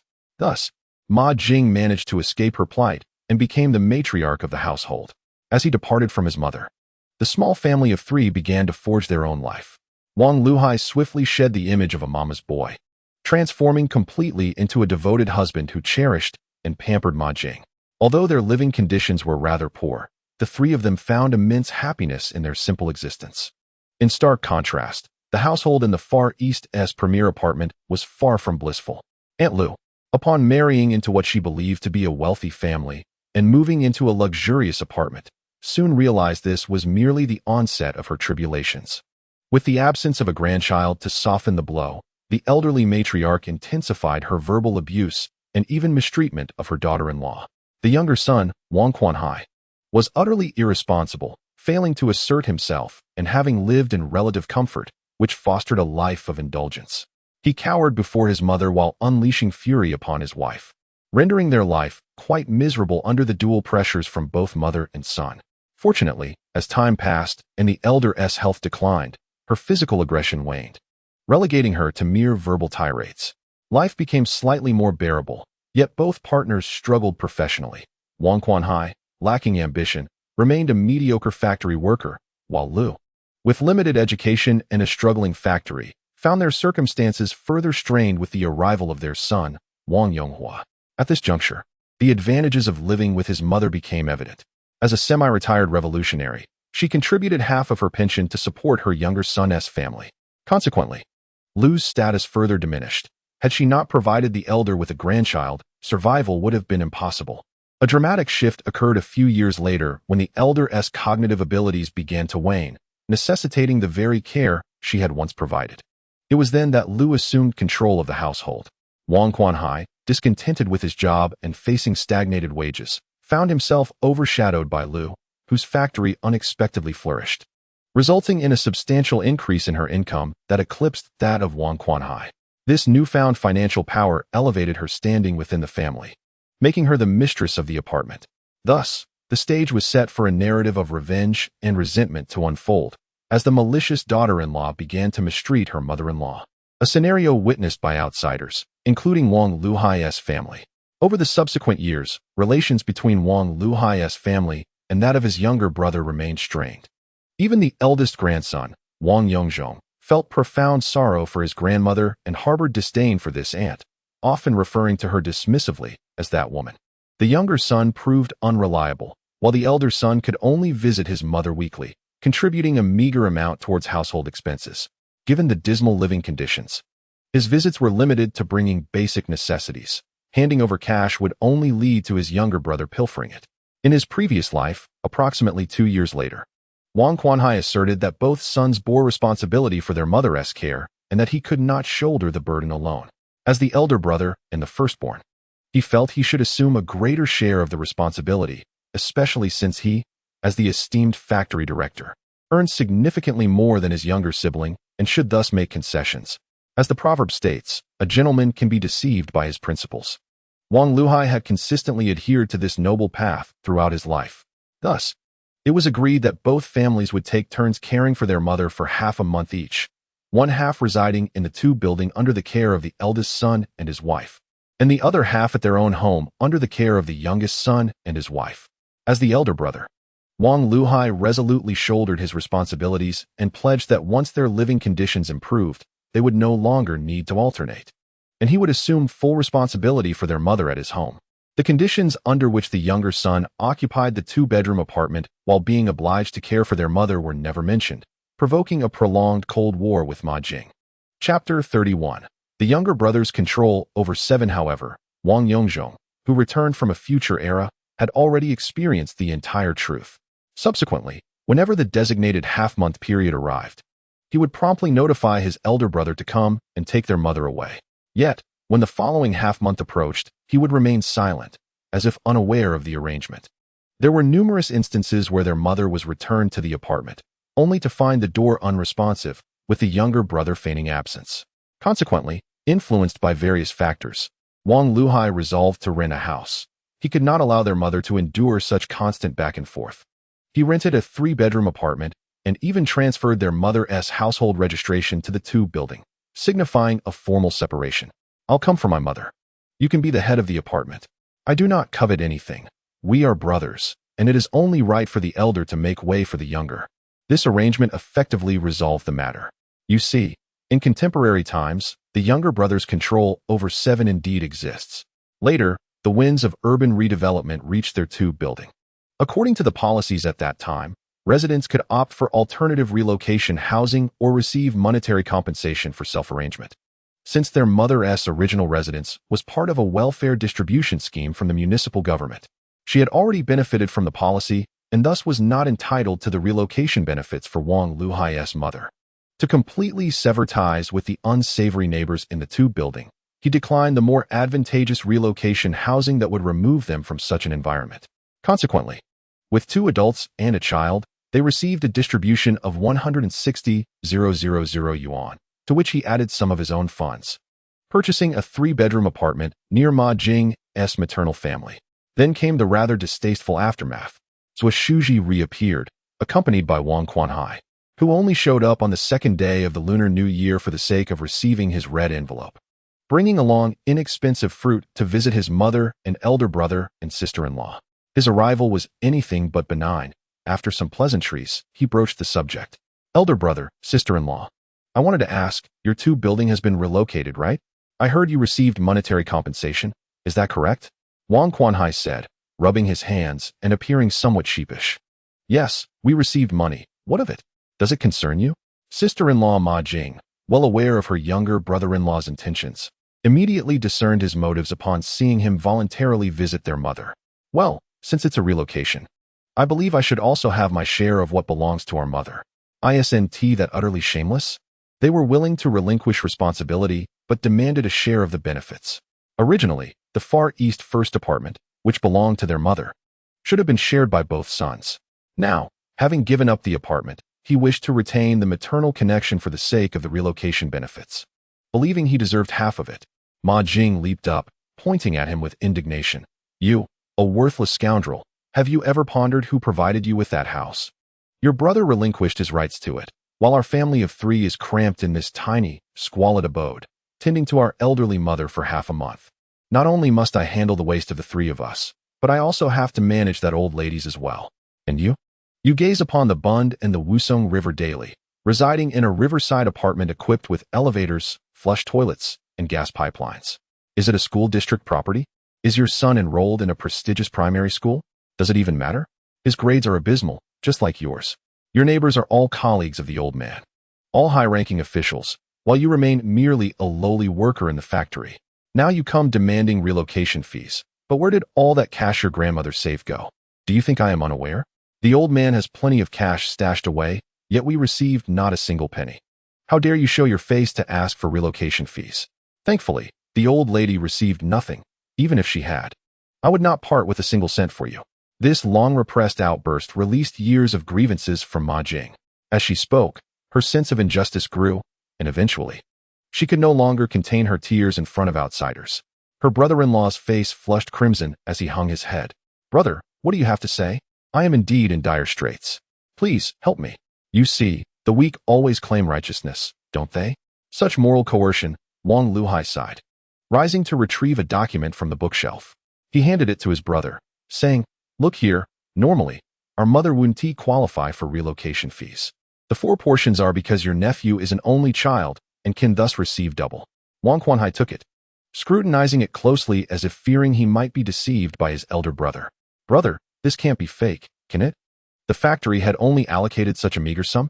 Is this some kind of shady deal? Does this even sound reasonable?" Wang Luhai, now somewhat irritated, responded, "Do you see the official seal? It's from a government entity. Do you doubt it?"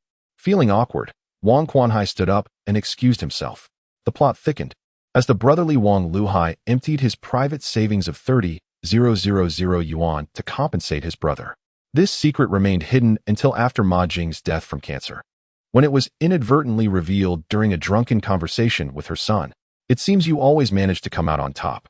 However, a subsequent incident led Wang Yongzhong to unexpectedly discover the truth, flipping the narrative of the wicked daughter-in-law mistreating her mother-in-law on its head. This was during an intense confrontation between the two brothers. In his previous life, as Wang Yongzhong approached 30, he finally won the heart of his beloved, Yu Qingting, and joyously prepared for their wedding. Wang Quanhai was equally delighted, visiting to offer his congratulations the day before the ceremony. While celebrating with his elder brother and nephew over drinks, Ma Jing, unwilling to join the festivities, remained in the kitchen, complaining about everything from seizing houses to squandering the elder generation's savings. A torrent of past grievances erupted. Having consumed a considerable amount of alcohol, the younger brother lost control and began hurling insults and engaging in a scuffle. Consequently, the next day, as his nephew Wang Yongzhong was about to tie the knot, he intervened to break up the fight and, regrettably, suffered a near-disfiguring injury. Dear reader, this chapter has more to unfold. Please turn to the next page to continue the enthralling tale.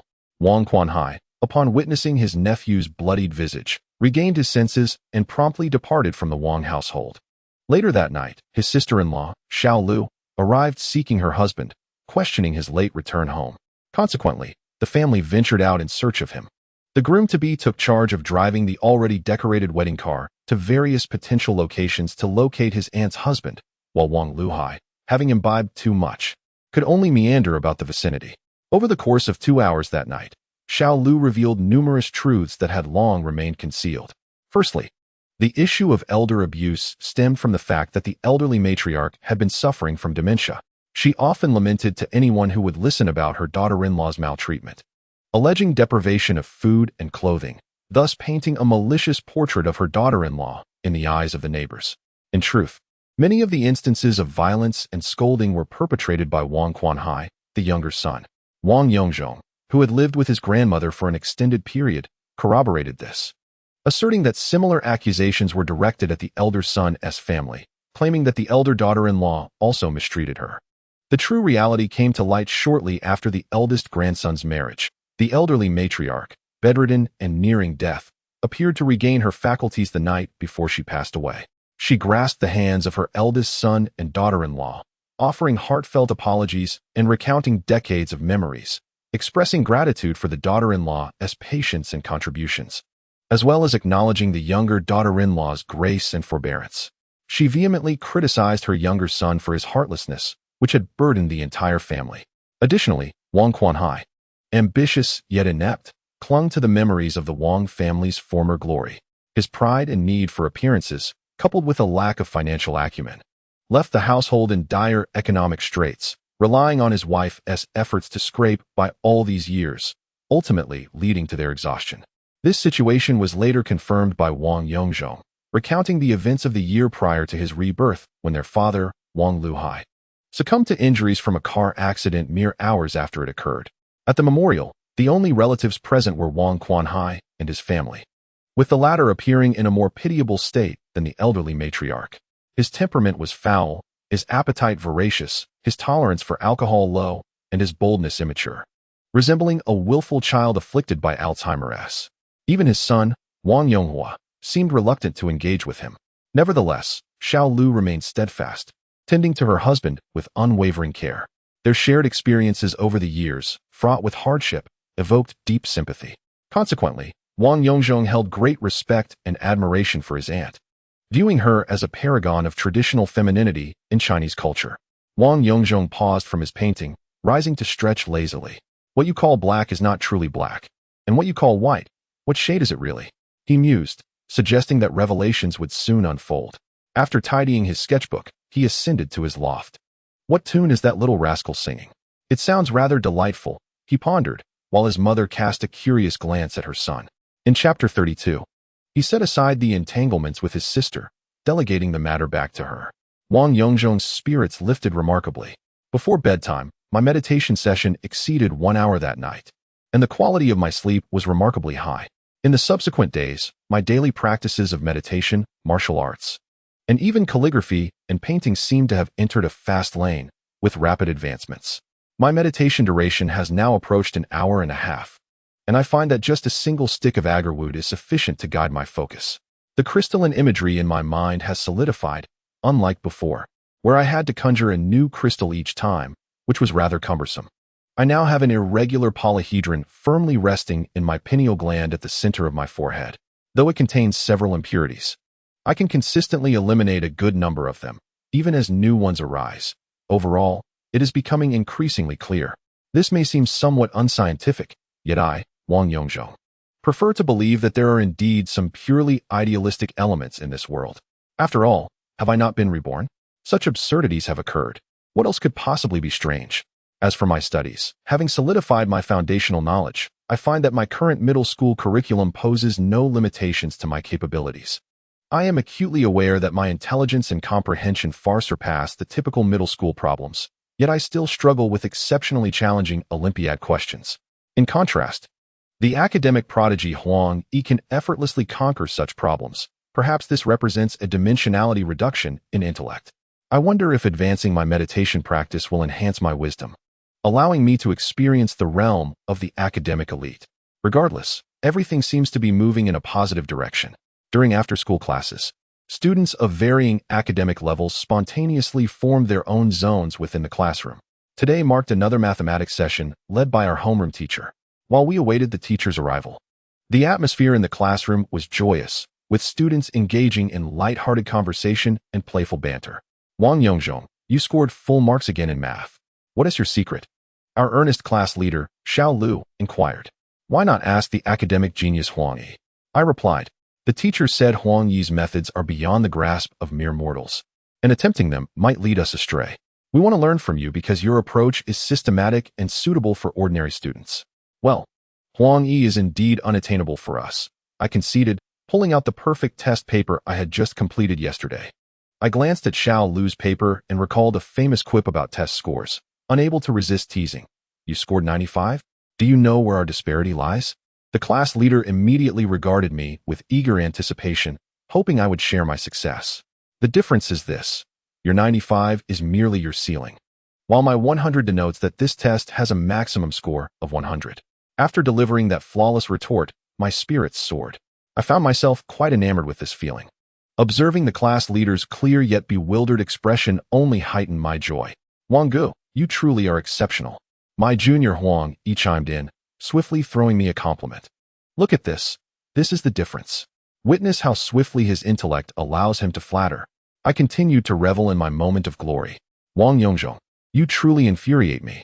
I am on the verge of anger, exclaimed the class monitor Qi Wei, puffing her cheeks and pouting as she playfully scolded him. Yet, amidst her irritation, laughter escaped her lips, for Wang Yongzhong had inadvertently amused her. All right, I shall share a secret with you. Come closer. For wisdom should not be shared with many.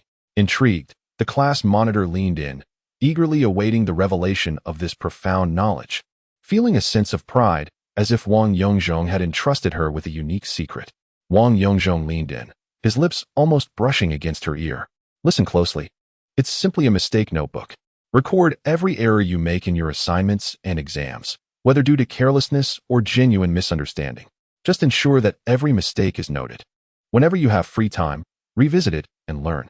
The next time you encounter similar questions during an exam, if you find them easy to solve, you may strike through that error. Yes, indeed. Shi Wei struggled to contain the warm air wafting from Wang Yongzhong's words, which tousled her hair and tickled her earlobe, sending a shiver down her spine. Is there more? Once you have crossed out all the mistakes in your notebook, you will be invincible, just like me.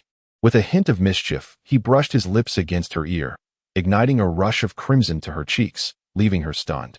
Lowering her head to feign nonchalance, she retrieved a blank hardcover notebook from her desk and inscribed the words "Mistake Notebook" on the first page. However, her trembling hand betrayed her, revealing her flustered heart. Laughter erupted from the surrounding classmates. Shi Wei, puzzled, raised her head, her cheeks flushed. To her surprise, several classmates from her small group were each holding either a hardcover or practice notebook, and all bore the same 3 words, "Mistake Notebook." A loud clatter echoed as a chair collided with a desk. Turning, Shi Wei saw Wang Yongzhong, covering his mouth with laughter as he dashed out the door. Realizing what had transpired and feeling the indignation of being taken advantage of, a wave of embarrassment surged through her, causing her blood pressure to rise. With tears in her eyes, she seized a triangular ruler from the podium and charged out after him, laughter ringing in her ears, as if her peers were encouraging her into battle. Dear readers, this chapter holds more delights. Please turn to the next page to continue your journey, where the narrative grows ever more enthralling. Ultimately, in a youthful oath, the boy and girl would sign countless unequal treaties, bringing an end to the girl's tears and resolving the minor turmoil. The days of diligent study passed swiftly. Before long, another Saturday dawned, and the class monitor, holding a form, hopped over to Wang Yongzhong's desk. She took a seat beside him and handed him the document. You, the new rascal this semester, should apply for the extracurricular activities held every Saturday afternoon. Wang Yongzhong ignored her teasing moniker and examined the form closely. The upper section contained fixed information like name and class, while the lower part listed various clubs available for joining, sports such as soccer, basketball, and volleyball, along with games like chess and Go. In the realm of music, there exists a folk music ensemble and a choir. In the artistic domain, one finds calligraphy, painting, and photography, among other pursuits. At that moment, Wang Yongzhong's eyes lit up upon discovering photography. In his previous life, as a middle-aged man, it seemed that his sole passion was photography. It was difficult to fathom that in a middle school interest class, one would encounter hobbies such as antique collecting, fishing, and tea ceremonies. A group of junior high school students, sipping tea by the river while fishing, with one hand skillfully crafting beads. Didn't it feel delightfully surreal? He thought to himself that he might as well give it a try. Having filled out the necessary information, he checked the box for photography and handed the form to the class monitor. Wait, why are you looking at me like that? What's wrong? He inquired. Oh, it's nothing. Nothing at all. I'll just submit this once I'm done, she replied. Don't forget to report to Mr. Chang, the physics teacher, this afternoon. He is the photography instructor. With a hint of disappointment, the girl turned away. Which interest group are you in? Wang Yongzhong couldn't help but ask. None of your business. I don't know, she retorted. Wang Yongzhong chuckled at the girl's demeanor, but chose not to pursue the matter further. Chapter 33. The darling of the equipment enthusiasts during lunch, while heading home. He rummaged through the drawer and unearthed his father's treasured possession from his middle-aged years, a Seagull 203 camera. It seems that regardless of the era, middle-aged men inevitably awaken to peculiar passions. This particular camera was once dear to his father and was quite the sensation in its heyday. It utilized 120 medium format film, offering distinct advantages for landscape photography. And of course, the larger film size was paramount, making it quite capable for portraiture as well. Its downside, however, was the fixed 75mm lens, which is equivalent to a 50mm lens on a 135 camera with a relatively modest aperture of f3.5 for the time being. It sufficed. In this day and age, one cannot be too picky. He found 2 rolls of Fuji 120 film, which were not inexpensive, costing quite a bit each. In the afternoon's physical education class, under the flattery of Coach Liu, Wang Yongzhong lost himself in the moment. He agreed to teach a few simple routines to interested classmates and impart the basics of street workouts and tutorials. Once again, he established an undeniable authority among the boys. After class, as the interest session was about to commence at 2 p.m., he hefted the cumbersome 203 camera and sought out Mr. Chung. Under the teacher's guidance, they proceeded to the activity room, a dark room converted from a storage space, which also served as a classroom for group activities when not developing film. The group comprised a total of 6 students, including Wang Yongzhong, and considering the substantial costs associated with this interest class, it was evident that most students would think twice before joining. Among them were 4 boys and 2 girls, each wielding an array of cameras, including an antique twin-lens reflex, which was indeed a relic, cumbersome and inconvenient for waist-level viewing. Most others were 135 cameras from brands like Tianjin or Shanghai. "Ah, you have a 120. Do you know how to use it?" someone asked. "When shooting, my readings are based on 135, so you'll need to pay attention to your 120 settings. Feel free to consult that Rolleiflex over there." Mr. Cheng's meticulousness was commendable. Photographers of this era possessed a solid theoretical foundation, a stark contrast to the knowledge of future generations, with various data needing to be memorized. Wang Yongzhong had never dabbled in medium-format photography in his past life, let alone handled a fully manual camera devoid of metering, where one had to estimate distances independently. The teacher commenced by offering feedback on the photographs he captured during last week's event. The students' photographs are not always fully taken, as such an endeavor would incur excessive costs. Typically, only 5 to 6 shots are captured during each activity. A few weeks later, the teacher develops the film and selects the best prints. Honestly speaking, it is quite a feat to invest in such a process, especially considering the expenses associated with the darkroom and development. The film must be purchased by the students and the teacher alike. As a result, each event prompts thoughtful deliberation, with ample time for the teacher to analyze the readings. Consequently, the teacher meticulously explains concepts such as data interpretation and composition, addressing questions like why a particular aperture is chosen or the reasoning behind certain distances in composition. This allows students to learn in a profound manner, unlike the contemporary scenario often depicted in short videos, where a seasoned expert stands at the forefront, brandishing a megaphone. Aperture 3.5, 100, shutter speed 111,000 seconds. Offering no explanation as the audience adjusts their settings, merely listening to the cacophony of high-end cameras clicking rapidly. When returning home, they sift through hundreds, if not thousands, of shots to find a few gems. In the context of organizing exhibitions and competitions, the teacher benefits materially, the students gain a sense of vanity, and Japanese manufacturers reap substantial profits. In this era, where even the most naive can win awards, one must ponder which age truly cultivates photographers more effectively. After analyzing the photographs, the teacher led the students outside to capture images of elderly men riding tricycles, kittens nestled beneath eaves, and the vibrant life within alleyways. In just 2 hours, Wang Yongzhong felt he had learned immensely. Grasping the essence of the phrase from a past life, photography is both an art of patience and an art of fleeting moments. Given that a 120 film roll can capture only 12 images, the excited Wang Yongzhong lost control and snapped away fervently. Teacher Cheng, resigned, voluntarily returned to the darkroom, guiding the students through another printing lesson.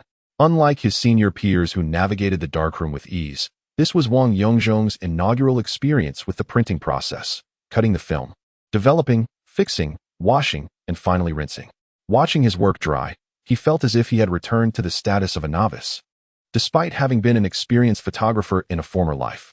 Observing the drying prints, some were blurred, some underexposed, and others overexposed, culminating in just one satisfactory piece. It depicted a scene from the alleyway. At the bottom, an elderly couple with silver hair sat in bamboo chairs, their backs to the camera, gazing ahead. In the midground, a couple strolled hand in hand, their faces revealing sweet smiles. In the distance, a few children were engrossed in a game of smoking cards, their expressions ranging from pride to disappointment and even grimaces. Together, the vibrant environment of the alleyway and these characters formed a profound moment captured in time. Aptly titled Like Life. Upon seeing his creation, Wang Yongzhong felt a genuine appreciation for photography blossoming within him, in stark contrast to his former obsession with equipment, repeatedly purchasing and discarding cameras. Highlighting a futile endeavor, what ultimately transpires? In the end, one merely resorts to taking photographs with a single mobile phone, or relegates equipment to a vacuum box, thereby depreciating its value. During a 2-hour trial with film, only 12 meticulously chosen photographs were captured, a mere fraction compared to the previous live's collections of 120 or even 1,200 images. It has been resolved that, following my pursuits in painting and calligraphy, I shall embrace photography as well, committing to a lifelong passion. The camera models I once possessed in my past life shall be acquired anew, and those I had never owned will also be sought after. I shall purchase those I could afford before, and even those I could not shall be acquired. The plan is to buy first and deliberate later, as finances permit. This encapsulates the essence of a gear enthusiast. Is it not clear enough? What model has Hasselblad released now? Is it the 502 or the 503? The classic Leica M6 seems to have ascended to a revered status as well. It appears that Sony has yet to cast its spell, while Minolta currently enjoys the pinnacle of glory. A preliminary plan has been established for landscape photography. The Hasselblad 502 is the ultimate truth. For humanistic captures, the compact and elegant Leica M6 reigns supreme. For portraiture, Minolta paired with the exceptional 85mm f1. For lens is the definitive choice. I shall tread the path of a gear enthusiast while returning home, laden with works that astonish my seniors and instructors. Basking in my achievements. Engaging in discussions about my creations with my parents, we dined while consuming the news. Wang Yongzhong commenced his daily routine, aiming to imbue himself with extensive knowledge, foresight, and exceptional analytical skills. He exhibits a maturity and foresight that belies his age, laying the groundwork for persuading his parents to make sound decisions for the future. Is this not an opportunity presenting itself?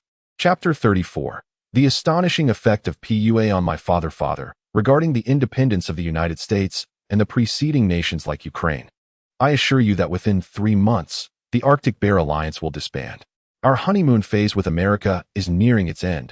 You must prepare to adapt. Wang Yongzhong confidently proclaimed these shocking assertions. Impossible. How could the Big Brother possibly disintegrate?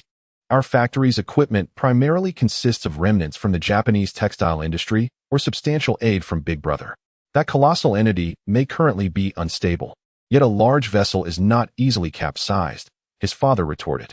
Subsequently, Wang Yongzhong drew upon historical references, analyzing the trajectory of Big Brother over the past decade alongside a geopolitical examination of the global landscape.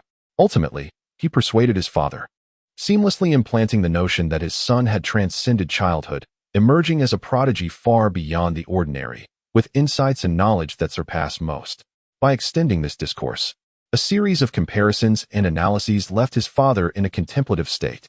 Despite being exposed to even more news and information than his son, he pondered why he had not engaged in such meticulous analysis himself.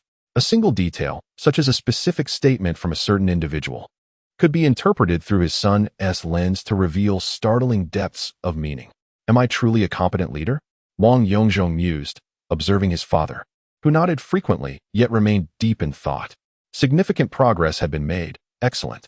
The following day, as customary, I visited the elder gentleman and shared with my master the recent gratifying progress I had made.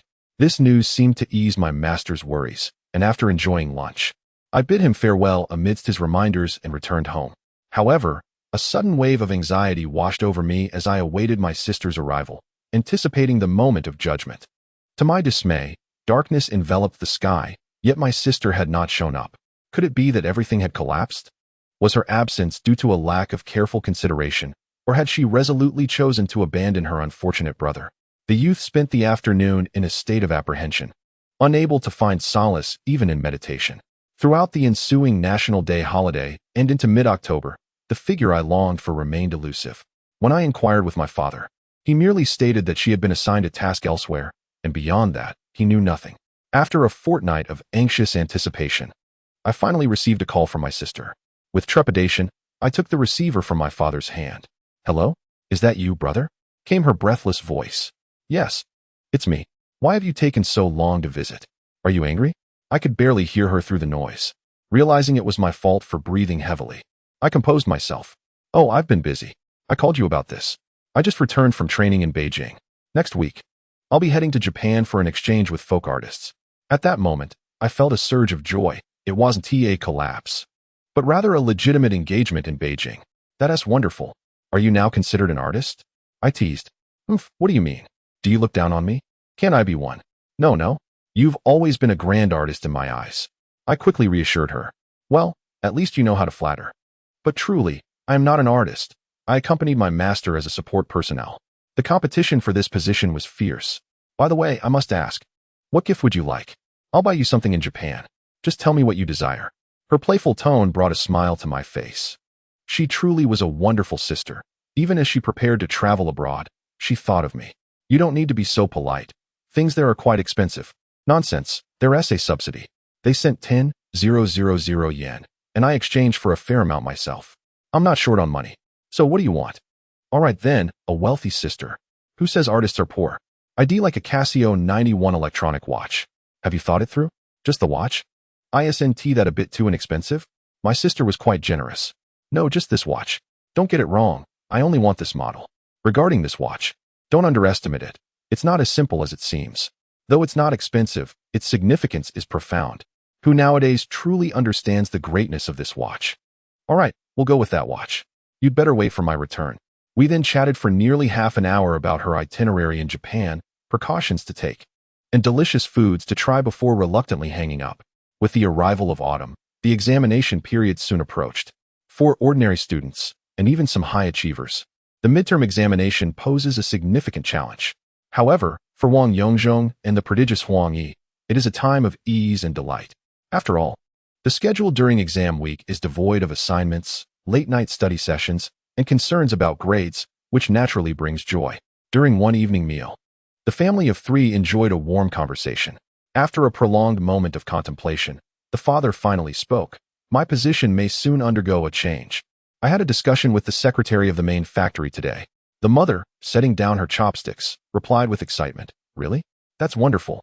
Does this mean you've been promoted? You absolutely must leave this dilapidated building. The father's character has been profoundly influenced by his own father, despite their frequent disagreements during his father's lifetime. Deep down, he harbors great respect for this revolutionary who faced many trials throughout his life. Wang Luhai has consistently adhered to the principles and guidelines established by the previous generation. He exemplifies leadership by practicing what he preaches, embodying a true leader who emerges from the masses and returns to them. A few years back, when he was promoted to the position of executive deputy of the fifth factory, he was allocated a new apartment, a 2-bedroom unit, but he graciously offered it to a family of 8 who were struggling, while he continued to reside in the cramped building. Living a life of simplicity. This time, however, there would be no compromise. The issue of housing must be resolved. In fact, given the family's savings, acquiring a modest new home in this era would be quite manageable, albeit with some trade-offs in terms of size or location. Yet as a state employee, the notion of purchasing a home was foreign to them. Wang Yongzhong was aware that after his father's promotion, he had once again relinquished the allocated apartment, prompting his mother to retreat to her family home for 2 weeks in frustration. However, isn't it true that this promotion was not meant to take place until the end of next year? Why the sudden advancement? The answer became clear. Recently, Xiaozhong had frequently engaged with news articles and current events, conducting analyses and drawing conclusions.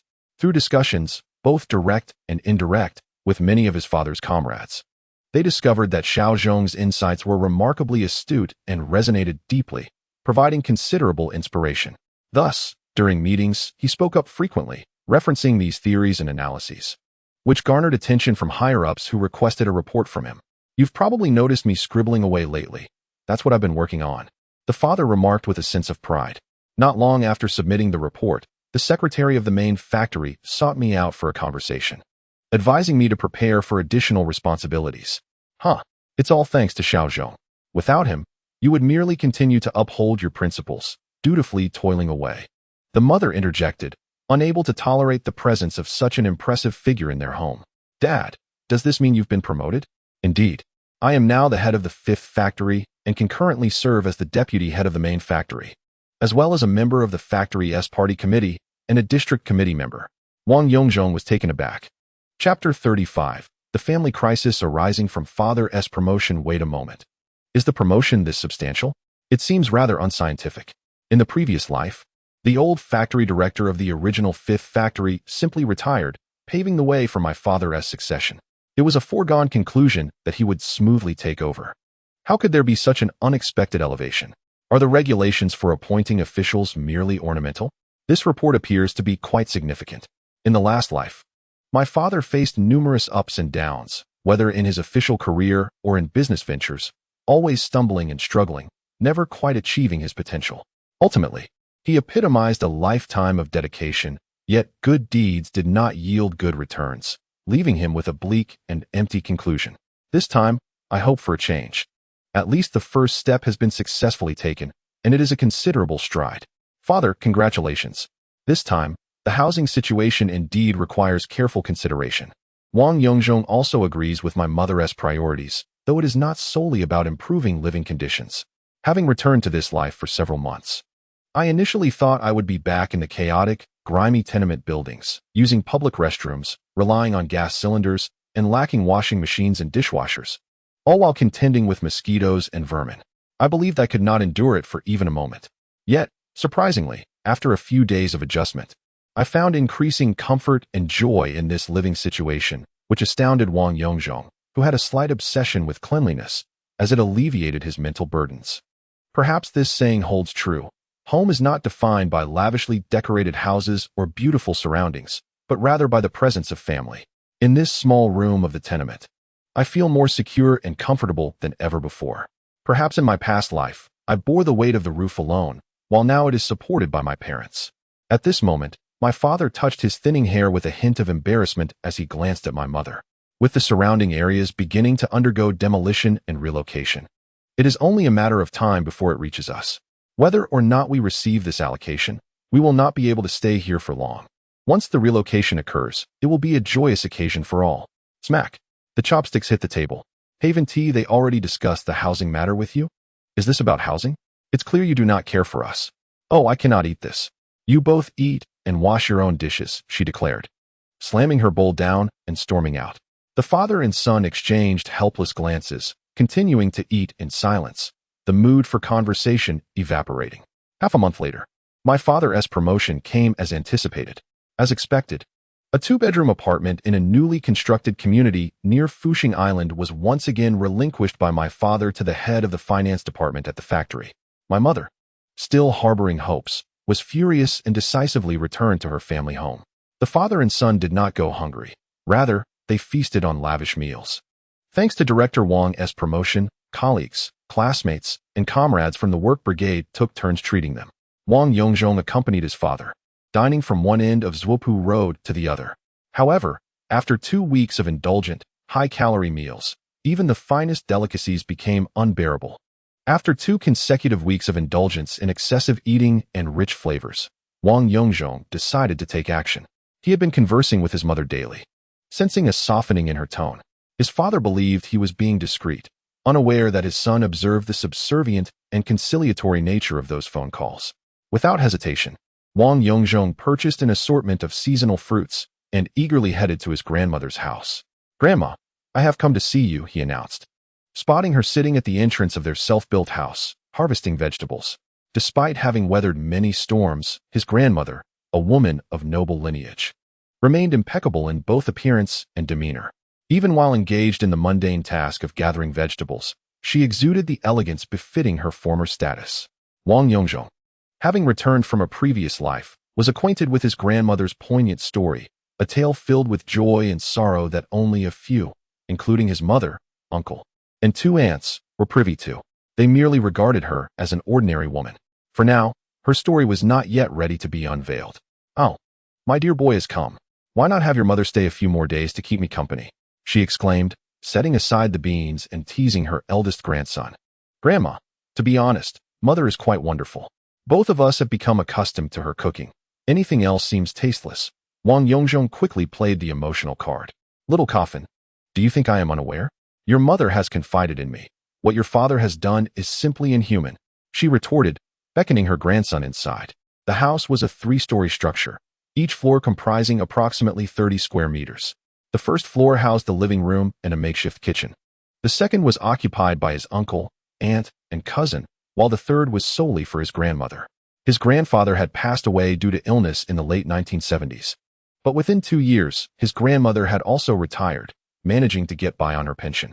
In fact, there was a significant connection between Wang Yongzhong's grandmother and the Wang family, as she was once an employee at the renowned 18 cotton spinning factory in Shanghai. Following the liberation, Wang Yongzhong's grandfather had served as the factory's director, while his grandmother was merely a textile worker at the time.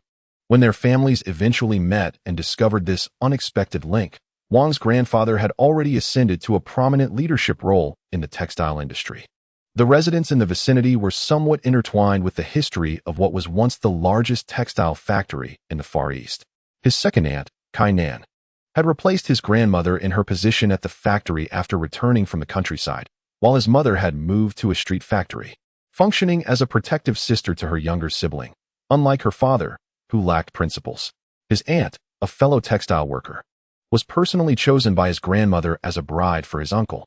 Upon entering, he found his mother lounging on the sofa, cracking sunflower seeds while watching television, exuding an air of nonchalance.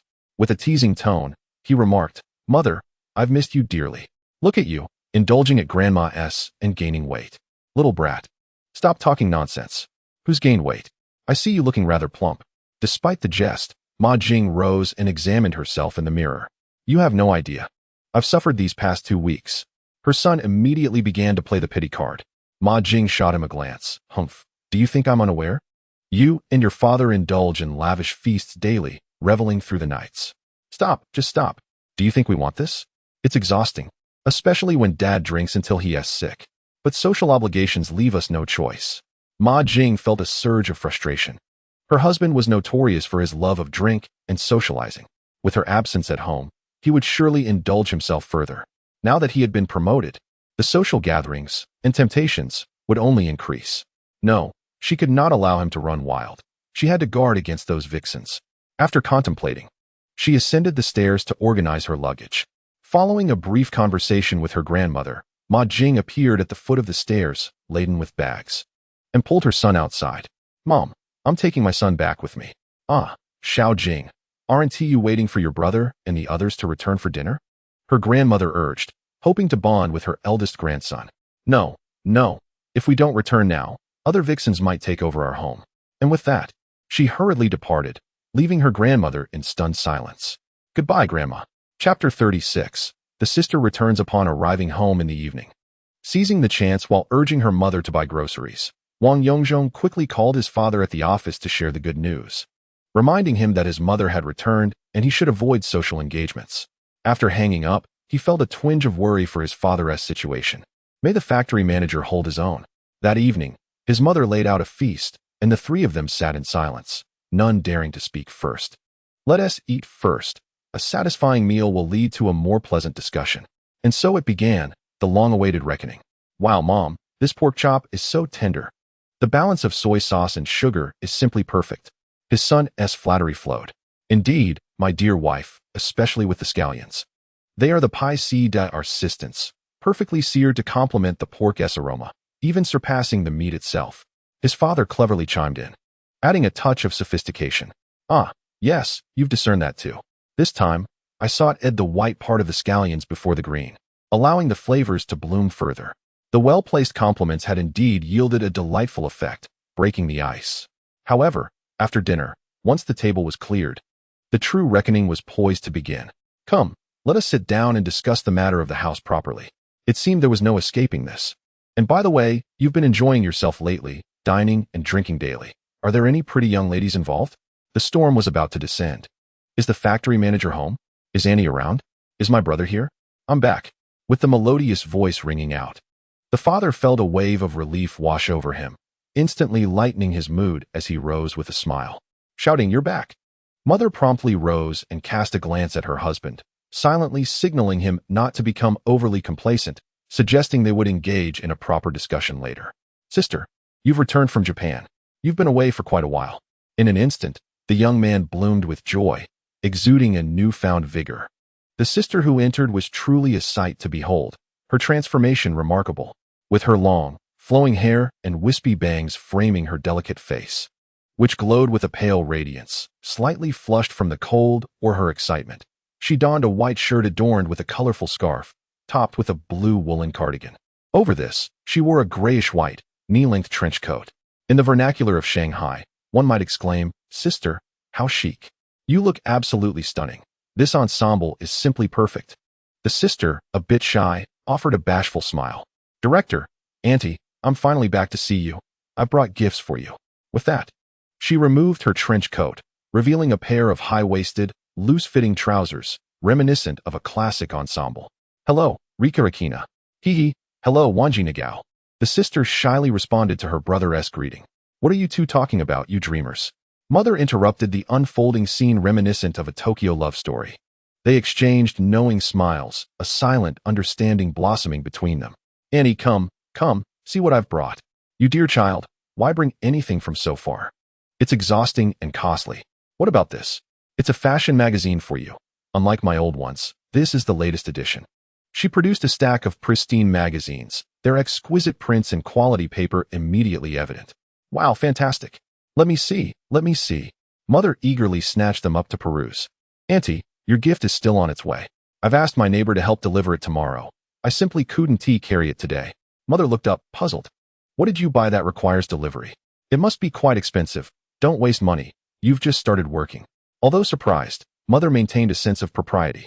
Small gifts from non-relatives were harmless, but anything substantial could be problematic. After all, her husband had just been promoted, and the communal living space was rife with scrutiny. Given Wang Luhai's temperament, he would surely refuse any extravagant gifts. It's nothing at all, just a bit heavy. You'll find out tomorrow. Director, this is a Japanese fountain pen I brought for you. The sister produced a small box from her large bag and handed it to Wang Luhai. Thank you. A fountain pen is wonderful. Let me have a look. He took the box, opened it, and discovered a deep blue fountain pen with a gold clip. Its simple design exuded a sense of weight and classic elegance. This is quite nice. What brand is it? I believe it's called Pilot, recommended by the sales clerk. Director Wang happily accepted the gift, likely thinking it was not overly expensive. However, Wang Yongzhong knew better. While Pilot was neither exorbitant nor cheap, it still cost several thousand yen. Fortunately, it was not from Pilot's premium line. Otherwise, if old Wang dared to accept it, it would undoubtedly be considered a bribe. To my dear brother, here is the electronic watch I purchased for you. Do take a look, is it not a Casio? Upon finishing her words, she produced an exquisitely crafted box. Little joys in life are cherished in such meticulous details. Ha. Thank you, sister, he responded, opening the box with a heart full of anticipation. At last, the world-renowned electronic watch for true gentlemen was in his grasp, a favorite of both Oma and Ben. The watch that sent American soldiers shivering was finally to be his. As he unwrapped the elaborate packaging and opened the sturdy watch case, he thought, come forth, the #1 watch in the world. Dear master, there is more to this chapter. Please click to the next page to continue reading, for it only gets more thrilling. The increasingly genuine Wang Yongzhong jested in a rather juvenile manner. Suddenly, a cartoon-style electronic watch revealed itself from the box, adorned with the character of Crayon Shinchan. Wait, how did this little brat get one so early? No, it's not just about being early or not. Where's my -91? I was promised the world's finest forbidden watch. Stunned, Wang Yongzhong gazed blankly at Ding Rue. Ha. Is this what you truly like? The #1 watch is this obnoxious little boy named Shinosuke Noera? Though, I must admit, it is rather adorable. Come, wear it for sister to see. A shudder ran through Wang Yongzhong. He could hardly fathom the image of a nearly 180 centimeters tall man sporting a Crayon Shinchan electronic watch. Would it even play a song about elephants with a mere press? It was utterly ludicrous. Ha. I grabbed the wrong one. It was meant for my little nephew. Yours is right here, she chuckled, nearly gasping for breath as she handed over another beautifully packaged box. You must have done this on purpose. You've driven me to the brink of madness. Just you wait. With a mix of irritation and resolve, he started to unwrap the packaging once more. What emerged was a black Casio watch, appearing mature and unremarkable, yet it found its place on Wang Yongzhong's wrist. This is the #1 watch you spoke of? So ordinary, so ugly, truly hideous. Indeed, dear brother. The sales clerk mentioned that this watch is too commonplace, typically worn by older men, and certainly not suitable for someone your age. The previous one would have been quite fitting, she added, stifling a giggle behind her hand. Is this never-ending jesting? This gag shall not be passed. Wang Yongzhong, feeling a mix of embarrassment and anger, bared his teeth in mock threat toward his sister. As he donned the watch, a moment of transcendence enveloped him. He felt as if he were embodying the spirit of great leaders, proclaiming, I do not stand alone.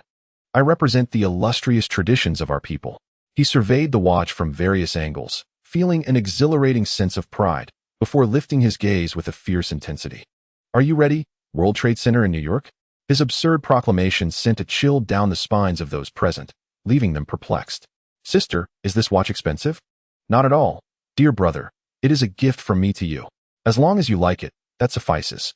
Wang Yongzhong understood that this watch was indeed affordable and durable, likely lasting until it needed a battery replacement, epitomizing exceptional value. With little time for conversation, he immersed himself in adjusting the time and date settings. Chapter 37. This trench coat is quite large. The delightful moments have finally come to an end. My sister stood up, gathering her bag as she bid farewell to everyone. As customary, Wang Yongzhong accompanied her to the door. Strolling through the alley, the faint glow of the streetlights illuminated the silhouettes of the two youthful figures, intertwining and merging seamlessly. Sister, have you made your decision?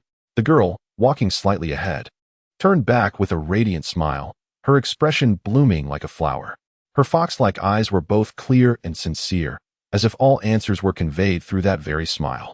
The boy, mesmerized by her healing aura reminiscent of Akina Rika, couldn't help but smile in return. After a moment, he bowed his head and retrieved a large paper package from his bag, unwrapping it to reveal a grayish-white trench coat similar to his own style. After unfolding it, he helped the boy put it on, saying, "This is the same style as mine." Looking at the trench coat that cascaded down to his ankles, with sleeves nearly engulfing his hands, he remarked, "Isn't this trench coat a bit too large? Did you purchase the wrong size?" "It's the largest size," she replied. "I estimated your build for when you reach adulthood. The sales clerk mentioned it would fit someone over 190 centimeters, but it does seem a bit oversized now." While fastening the buttons and belt, she stepped back to appraise him. "Indeed, it is a tad too big. Do you hear me, brother?" She momentarily halted his response. The most significant takeaway from this trip to Japan was not just watching dramas, but also understanding my own heart. I do not wish to be a failed version of Akina Rika. My life belongs to me alone, and I shall pursue my own ideals. With her head bowed, she quietly expressed her thoughts. The cool evening breeze brushed past, rustling their trench coats, as if a background score were playing softly. "I'm not sure how you ended up watching that drama, especially since it just aired in Tokyo," she continued. "If the trench coat is too large, so be it. After all, you will continue to grow taller, won't you?" With that, she seemed to release all burdens, revealing a pure and healing smile. Observing the overly large trench coat, a slightly troubled Wang Yongzhong sighed. "All right, I will heed your words." Extending his hands, he and his sister exchanged a solemn high five, sealing their pact. After a brief moment, he said, "This is a promise. We shall pursue the path of art together." Clad in matching trench coats, they ventured further into the night, reminiscent of a scene from a Japanese drama, with the evening breeze guiding them along. What does this mean? The boy pondered, feeling a twinge of insomnia. The next day, upon returning home from school, he discovered a substantial object on the table. It was a sewing machine, distinctly embodying Japanese industrial aesthetics. So this was the gift from his sister. Curious, he approached the machine, examining it closely. The creamy white exterior was exquisitely crafted and comfortable to the touch, while the stainless steel roller and presser foot plate gleamed with meticulous precision. Although not a high-tech gadget, the craftsmanship of everyday machines in Japan was truly remarkable. According to those who came after, it seemed one would soon be extolling the virtues of craftsmanship. In truth, many of their products were born from necessity.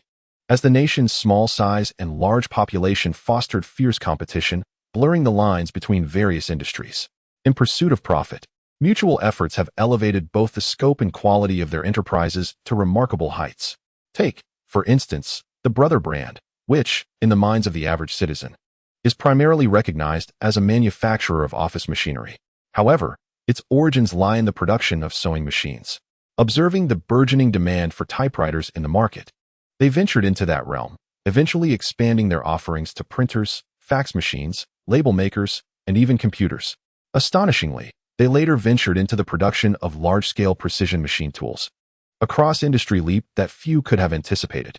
Then there is the illustrious Yamaha, renowned as a venerable manufacturer of musical instruments and audio equipment. Yet, many are also aware of their famous motorcycles, a far broader cross-industry endeavor. Initially, they produced organs and pianos, necessitating extensive woodworking for the construction of instrument bodies and keys, which they mastered with distinction. During wartime, the Japanese government required wooden propellers for new aircraft engines, but the propellers crafted by engine manufacturers consistently fell short of expectations. Seizing this opportunity, Yamaha adeptly employed their superior woodworking techniques to fulfill this demand, subsequently entering the engine sector and establishing themselves as a world-class engine manufacturer. Thus, it is not surprising that we may witness future manufacturers of radios delving into filmmaking or producing cameras and gaming consoles. Moreover, the illustrious Mitsubishi has made its mark across diverse sectors, including electrical engineering, automobiles, warships, aircraft, machinery, and chemical industries, and surprisingly, even stationery. Their ventures span finance, insurance, and transportation, exemplifying a positive spiral of innovation. Conversely, there are numerous negative examples that abound. It is easy to invoke the artisan spirit and prioritize quality. Yet the revelations of falsified steel metrics and chemical product frauds are all too prevalent. Nevertheless, Japanese imported goods continue to be synonymous with high quality and premium prices. Upon conducting a preliminary examination of this sophisticated sewing machine, I noticed my mother diligently poring over the instruction manual. "Can you comprehend this?" I queried, observing the Japanese text. "You seem to grasp it quite well." With a playful swat of the thick manual on my rear, she retorted, "You ought to assist me in deciphering it." "Mother, you have an inflated opinion of my abilities. This contraption is hardly complex. A cursory glance should suffice for someone of your sewing experience," I replied, casually flipping through the pages as we both began to experiment with the machine.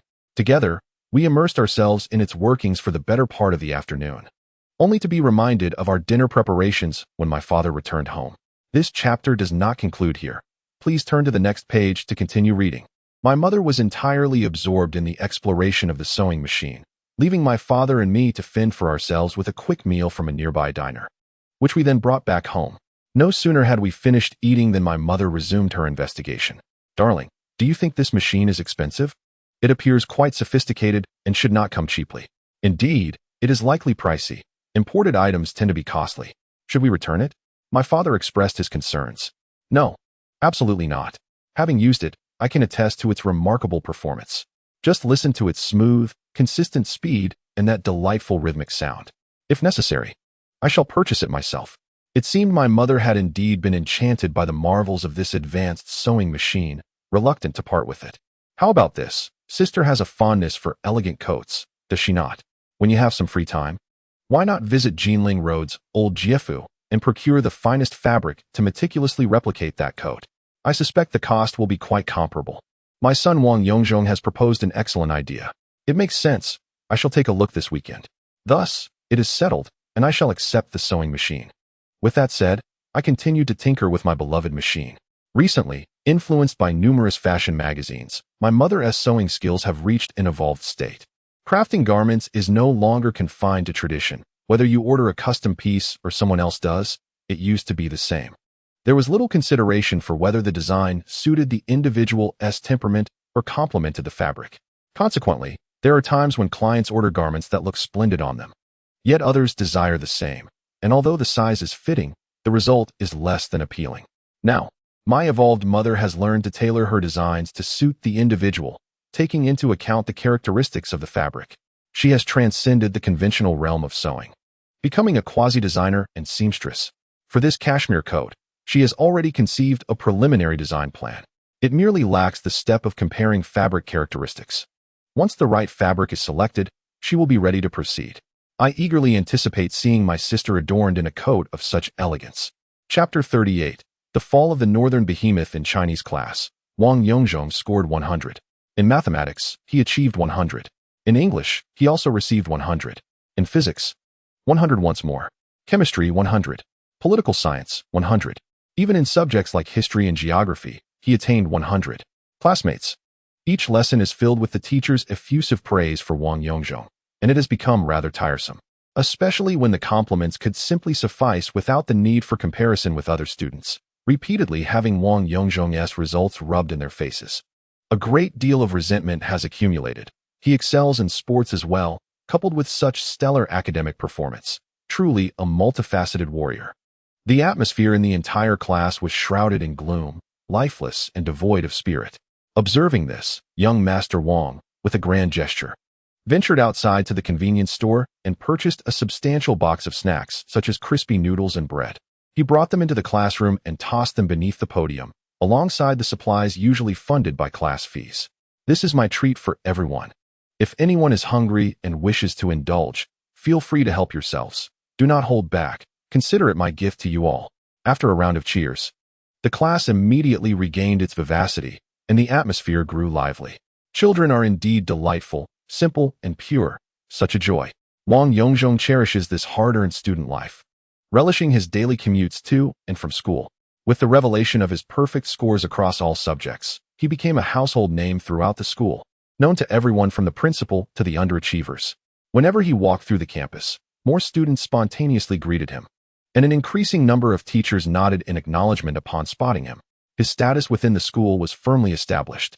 As various activities began to proliferate, flag-raising, speeches, and hosting leaders from other schools, the social engagements noticeably increased.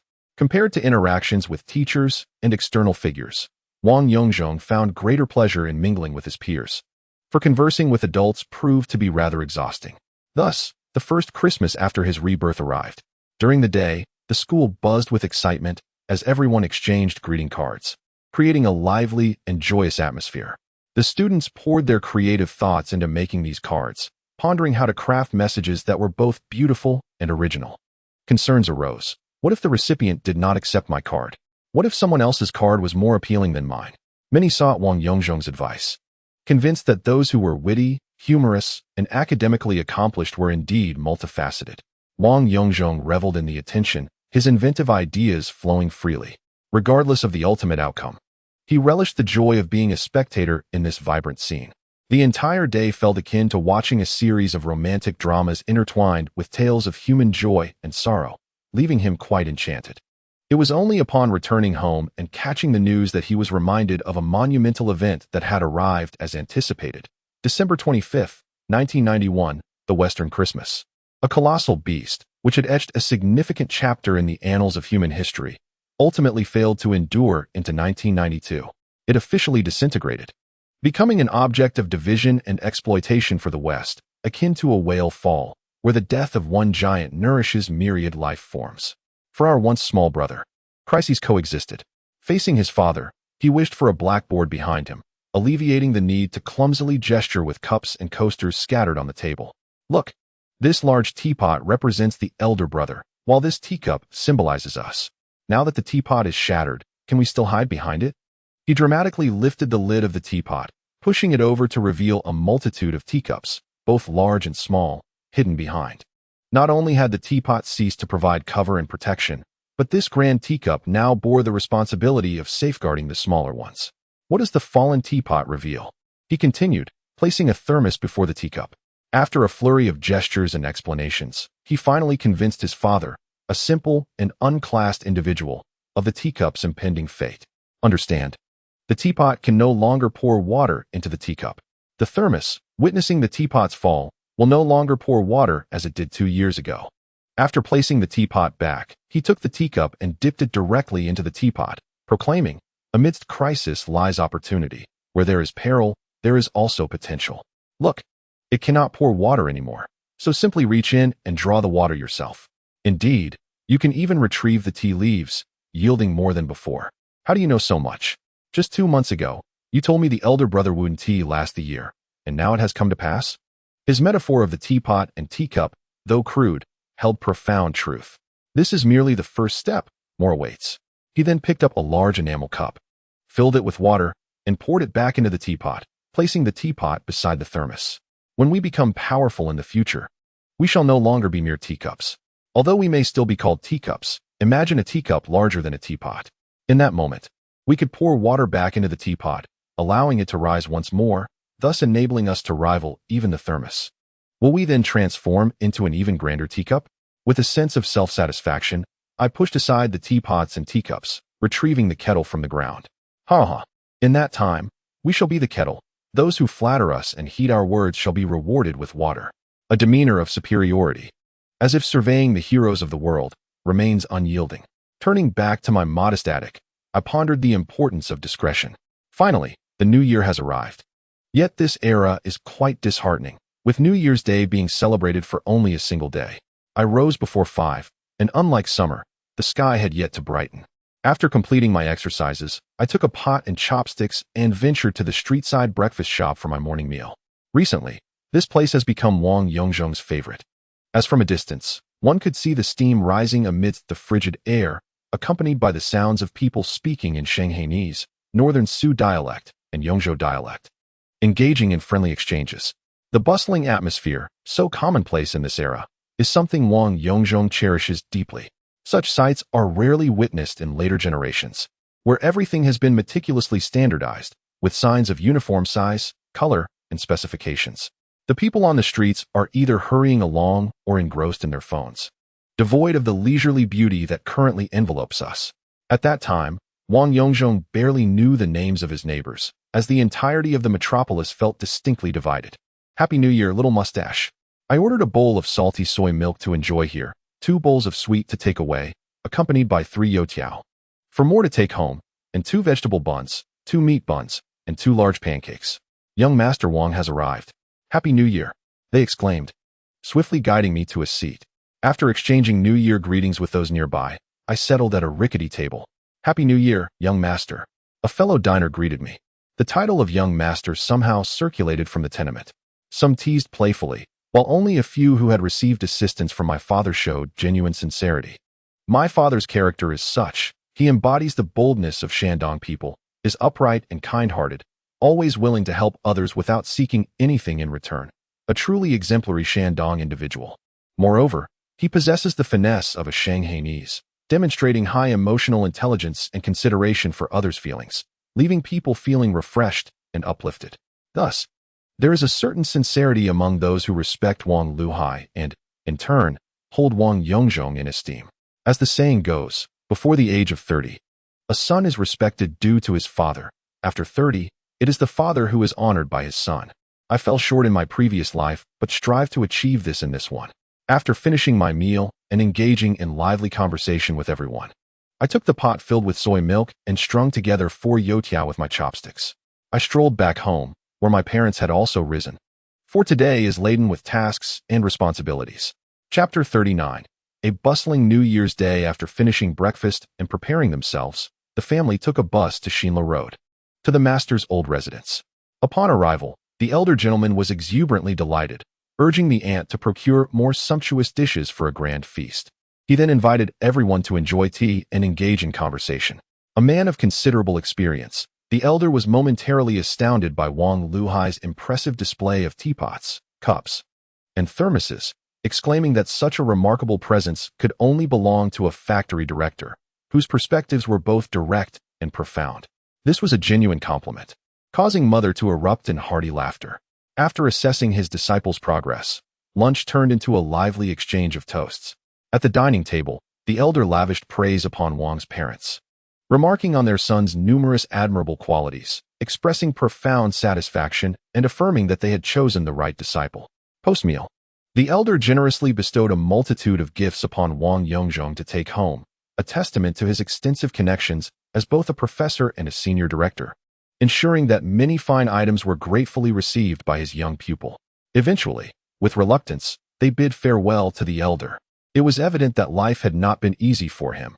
His children were not nearby, and without a companion, the vast house felt overwhelmingly solitary. The father reminded his son to visit more often to provide companionship. Wang Yongzhong felt a pang of reluctance, acknowledging the bittersweet nature of the situation. Isn't that wonderful? He mused. In old age, it is indeed best to live with one's children. After all, togetherness is paramount. Hearing these words, Wang Yongzhong fell silent, lost in a torrent of memories from his previous life. His father, a traditionalist who cherished lively gatherings, always hoped for the family to remain united.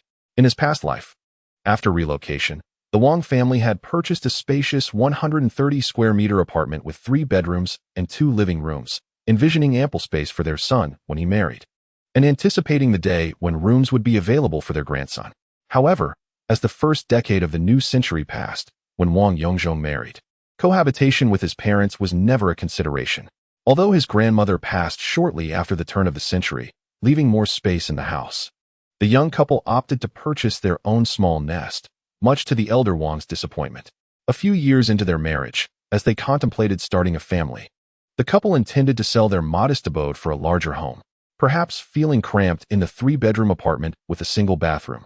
They were reluctant to share space with his parents. They envisioned selling their house to combine resources for a duplex or a semi-detached villa. ensuring both privacy and space for childcare. Little did they know that their plans would be met with a resolute refusal from their son, leading to the painful realization that opportunities for shared living might never arise again. One evening, after a few drinks, the elder Wang found himself overwhelmed with emotion, lamenting the prospect of never having his son by his side again. To his surprise, Ma Jing witnessed her husband weep for the first time, a moment she had never anticipated would come under such circumstances. Little did he know that shortly thereafter, his wife would succumb to illness, and he would hear news of his son's family planning to emigrate. The image of him sitting on the sofa, first struck by shock and then remaining in silent contemplation for an extended period, lingered in Wang Yongzhong's mind. It was only later, in his 40s, after the passing of both parents, that he came to realize the boundless love his parents had bestowed upon him without expectation of return. The loss of loved ones is not a fleeting storm, but rather a persistent dampness that pervades one's life. In the afternoon, a group of them meandered to the old residence of the Wang family, the ancestral home nestled within what was once known as the Far East's premier apartment complex. Indeed, the reputation of this grand establishment was well-deserved. It was immense. Wang Yongzhong recalled that during his childhood, when playing hide-and-seek with friends, they had to restrict their hiding spots to the same floor, for venturing to other levels was strictly prohibited. Yet, even with such limitations, finding someone was no easy task, as they often remained elusive. On the 7th floor, there were only 32 households, but with the subsequent addition of the 9th to 11th floors, the total swelled to an astounding 96, nearly 100 households, quite a formidable number. There were approximately 10 elevators serving the building. Upon arrival at the old home, he greeted everyone but had barely settled in when an elderly lady with a genuine Shandong accent hurriedly called her eldest grandson over, exclaiming, "Come here. I've saved some candies and treats just for you." After saying this, she scurried to her room, emerging with a cardboard box from beneath the sofa, filled with an assortment of snacks she had kept hidden away, which she eagerly presented to her beloved grandson. As Wang Yongzhong perused the snacks, he noticed that many had expired. "Grandma, these are all past their expiration date. You should discard them. Don't be reluctant. And make sure you indulge yourself a bit as well." "Oh, they're expired? What a shame. I had kept them for you all this time. How could they have gone bad?" At that moment, his eyes began to well with tears. It wasn't merely that they had been stored for too long. It was that he had not visited for an extended period. Since his grandmother had been diagnosed with dementia, specifically Alzheimer's, he had harbored mixed feelings. On one hand, a sense of disdain for her muddled thoughts, and on the other, a feeling of resentment towards his uncles and aunts for their poor treatment of her, which had led him to visit infrequently. Yet his grandmother, who had always favored her eldest son and consequently her eldest grandson, had patiently awaited the arrival of her most cherished visitor. Despite her failing memory, she never forgot to save the best treats for her eldest grandson. In the cozy confines of her room, they shared the snacks, discarding the expired ones while playfully distributing the edible treasures like children at play. Afterward, he conversed with her about various topics, such as how she had spent Christmas the previous week and whether she had attended church. His grandmother, a woman with bound feet and a devout Christian, was quite remarkable, considering her background. Although not an official member of the church, she had begun working at a young age, engaging in women's political work alongside Wang Laoyizi in the military, earning the respect of those around her, who held no prejudice against her differing beliefs. Even in her current state of dementia, she still clung to her faith. I ventured to the familiar place on Haining Road, where we once sang hymns together, a melodious experience I long to share with you. I even hummed a few lines of a sacred song in the local dialect of Shandong. However, the church along this route had long since been dismantled, and my grandmother had not participated in church activities for several years. She was merely lost in the reveries of her past. It was a rare occasion for our large family to gather, and the dinner was surprisingly tranquil, devoid of the anticipated conflicts between mothers-in-law and daughters-in-law. Yet, my younger uncle, having indulged in a bit too much drink, lamented about how his elder brother had risen to the position of factory manager, overseeing thousands of employees, and questioned why he had not extended a helping hand to him.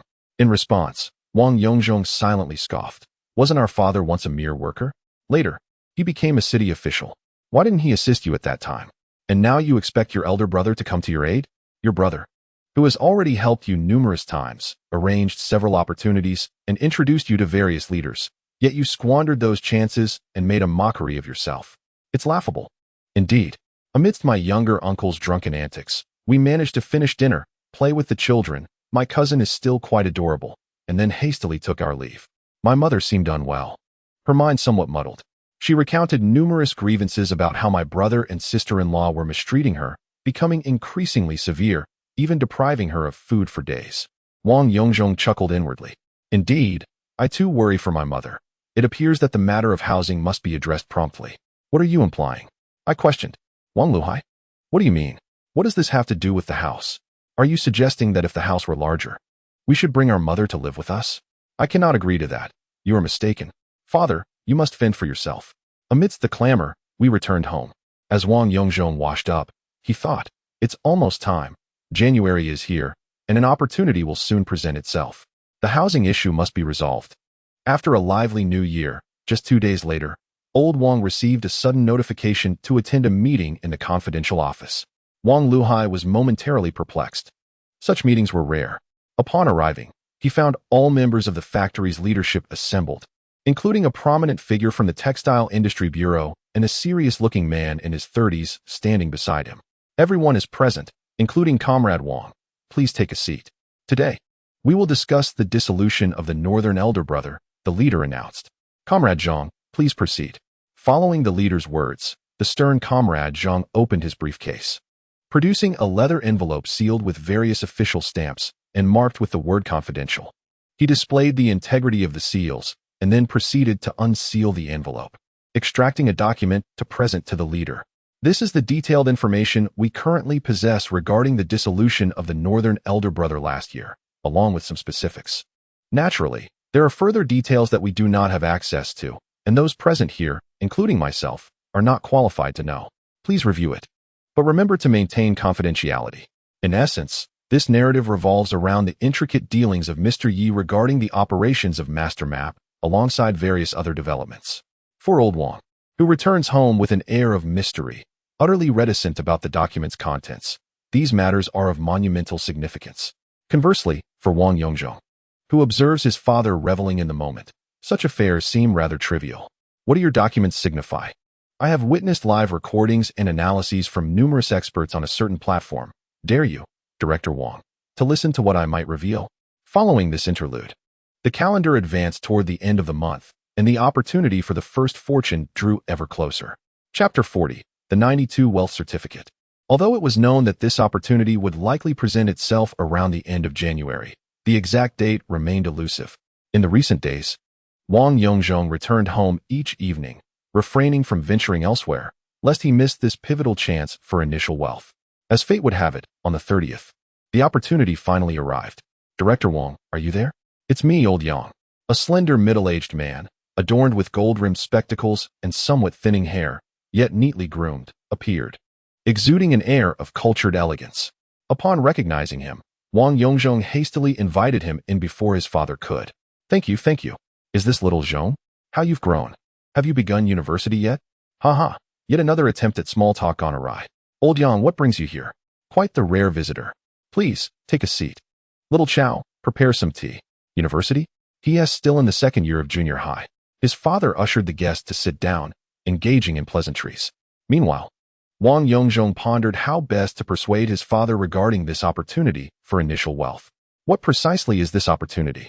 In the previous life, at the end of January, old Yang, in his capacity as the bank branch manager responsible for credit at the construction bank, encountered a rather daunting challenge. What was this challenge? It was the stock subscription certificate. How did this so-called wealth certificate become a conundrum? It transpired that this stock subscription certificate had only just been issued at the beginning of January and introduced to the market. Yet, given that the stock market had only recently been established, the populace possessed no understanding of this new concept. Consequently, the subscription certificate garnered no interest until the end of the month. The higher-ups were alarmed. How could the stock market develop and reform under such circumstances? Thus, directives were issued. One bank was tasked with purchasing and promoting 10,000 shares, while another company was assigned 1,000 shares. Thus, Old Yang's branch received a quota of 10,000 shares, which were subsequently distributed among the staff. Ordinary employees assigned 100 shares, department heads 200 shares, and the branch manager 400 shares. This resulted in everyone holding a veritable hot potato, neither consumable nor convertible into cash. Ultimately, Old Yang, as the deputy manager, found himself at the home of a connection, peddling this stock subscription certificate, also known as the 92 Wealth Certificate.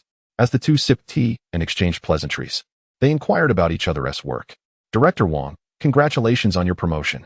Old Yang was genuinely elated about his client's promotion, as it signified an expansion of their influence, which would inevitably enhance their lending business. However, Old Wang humbly dismissed the accolades, asserting that it was merely a service to the people. Although this sentiment may sound somewhat cliché and may even appear hypocritical in hindsight, for leaders of this era, particularly those like Wang's father who steadfastly adhered to their beliefs, such expressions were largely heartfelt. Director Wang, as you may be aware, our bustling metropolis and Peng City have recently inaugurated stock exchanges, a matter of national significance, pivotal to our reforms, he began, laying the groundwork. Indeed, I have been conducting research on whether our factory might have the opportunity to pilot a public listing. Wang replied, impressed. Father, you are remarkable. Do you possess some foresight? It was clear that their large factory was poised to become a leader in the stock market. However, circumstances were not favorable, as development faced significant hurdles. Old Yang lamented the challenges, acknowledging the public's hesitance toward new ventures, which was entirely natural. We must excel in our promotional and guidance efforts, he noted. Isn't your tone a bit inflated lately, father? Has a minor promotion gone to your head? Wang teased, to which Old Yang responded with a sigh, indeed. The sales of stock subscription certificates have been dismal. My allocation of 600 certificates has yielded no results thus far. With a deft pivot, Old Yang redirected the conversation to the 92 prosperity certificates. Come, let's continue discussing this, Wang urged, his eyes glistening with excitement. Indeed, your challenges are substantial, Old Yang, Wang continued. Do not despair. As a cadre, one must bravely stand at the forefront of reform and champion progress. Father, do you even hear yourself? Wang retorted. It was true that, in this era, state-owned enterprises held a certain superiority over banks, tax authorities, and even civil servants. The cadre of these state enterprises possessed the audacity to confront city officials directly, a notion unimaginable in later times. Indeed, we are facing tremendous difficulties. What shall we do? Perhaps I should gift you a few certificates, as they are unlikely to sell otherwise, Old Yang suggested. What a clever strategy, retreating to advance. Old Yang, you have executed this beautifully. My father thrives on this approach, Wang remarked. Ah, but isn't that merely spending your own money? Old Yang countered. How about this? I have some savings. Let me cover the remaining amount. Agreed. The second generation rich is about to be forged. Wang sighed with relief, grateful for his father's support. Thank you, Director Wang. This assistance is invaluable. You cannot fathom how I have managed these past few days.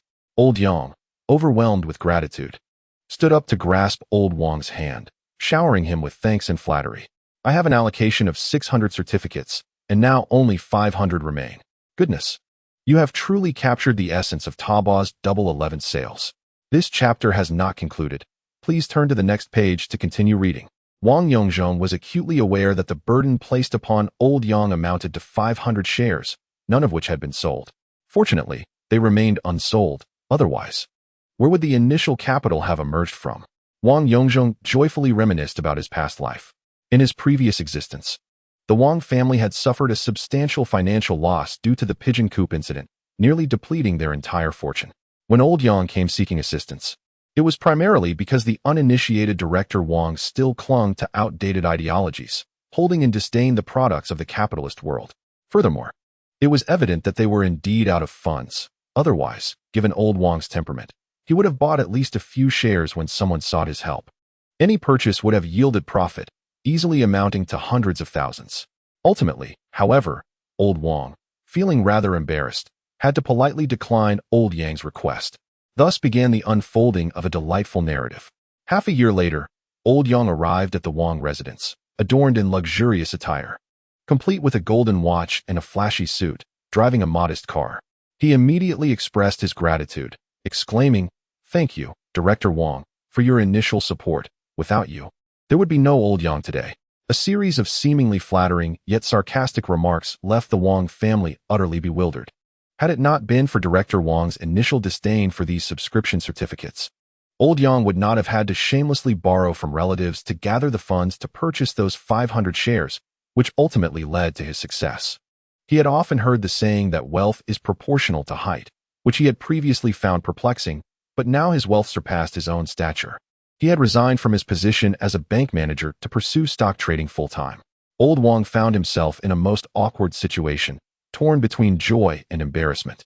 Come, this is merely a trifling token of gratitude, he stammered. Excuse me? I cannot hear you. The signal is poor. With that, Old Yang departed, answering a call on his mobile phone, his voice booming as he left. The Wang family then realized the truth of the 1992 Prosperity Certificate. They finally understood the magnitude of the opportunity they had lost. Chapter 41. Your fortune, forgive me for borrowing it first once again. The same opportunity and scene played out in this life. After countless sessions of persuasion from young Wang, Old Wang had become adept at navigating policies. His previously conservative views began to evolve into a more progressive stance, firmly advocating for reform. The phrase young Wang repeated most often was, "Dad, when you feel your position is unstable and the future appears unclear, remember to read the Liberation Daily and follow the commentary of Wang Pufeng." There was no need for explanation. Those who understood, understood. Tomorrow, I will send your sister-in-law to the bank to withdraw the funds. Please bring the subscription certificates with you tonight, if you would. Old Wang had not anticipated that so many shares remained. Calculating the investment revealed that a significant portion of their savings would be required. Yet having already agreed, he felt it would be impolite to retract his commitment. Thus, he steeled himself, for Old Wang was one to uphold his pride. No worries, the money is not urgent. Can I not trust Brother Wang? Here are the subscription certificates. I will provide them now, and the money can be arranged at your convenience. Please do not rush your sister-in-law to the bank. After concluding the discussion, he retrieved 5 neatly stacked bundles of tickets from his bag, each containing 10 volumes secured with rubber bands, and placed them on the table. The sight of these seemingly unassuming volumes, valued at several million, was rather striking. Director Wang did not anticipate that Old Yang would be so straightforward in his transaction, opting for goods before payment. Thus, the deal was officially sealed, perfectly executed. Following this, the two engaged in light conversation, after which Old Yang departed with a cheerful farewell. The unpredictability of life struck Wang Yongzhong as he observed Old Yang joyfully relinquish his opportunity for wealth. A peculiar sense of guilt washed over him, leaving him somewhat unsettled. He paused for a moment, contemplating the crystal at his brow, which trembled with unease. Setting aside his discomfort, he picked up a stack of wealth certificates and meticulously flipped through them, noting that each ticket bore a value of several thousand, even up to 10,000.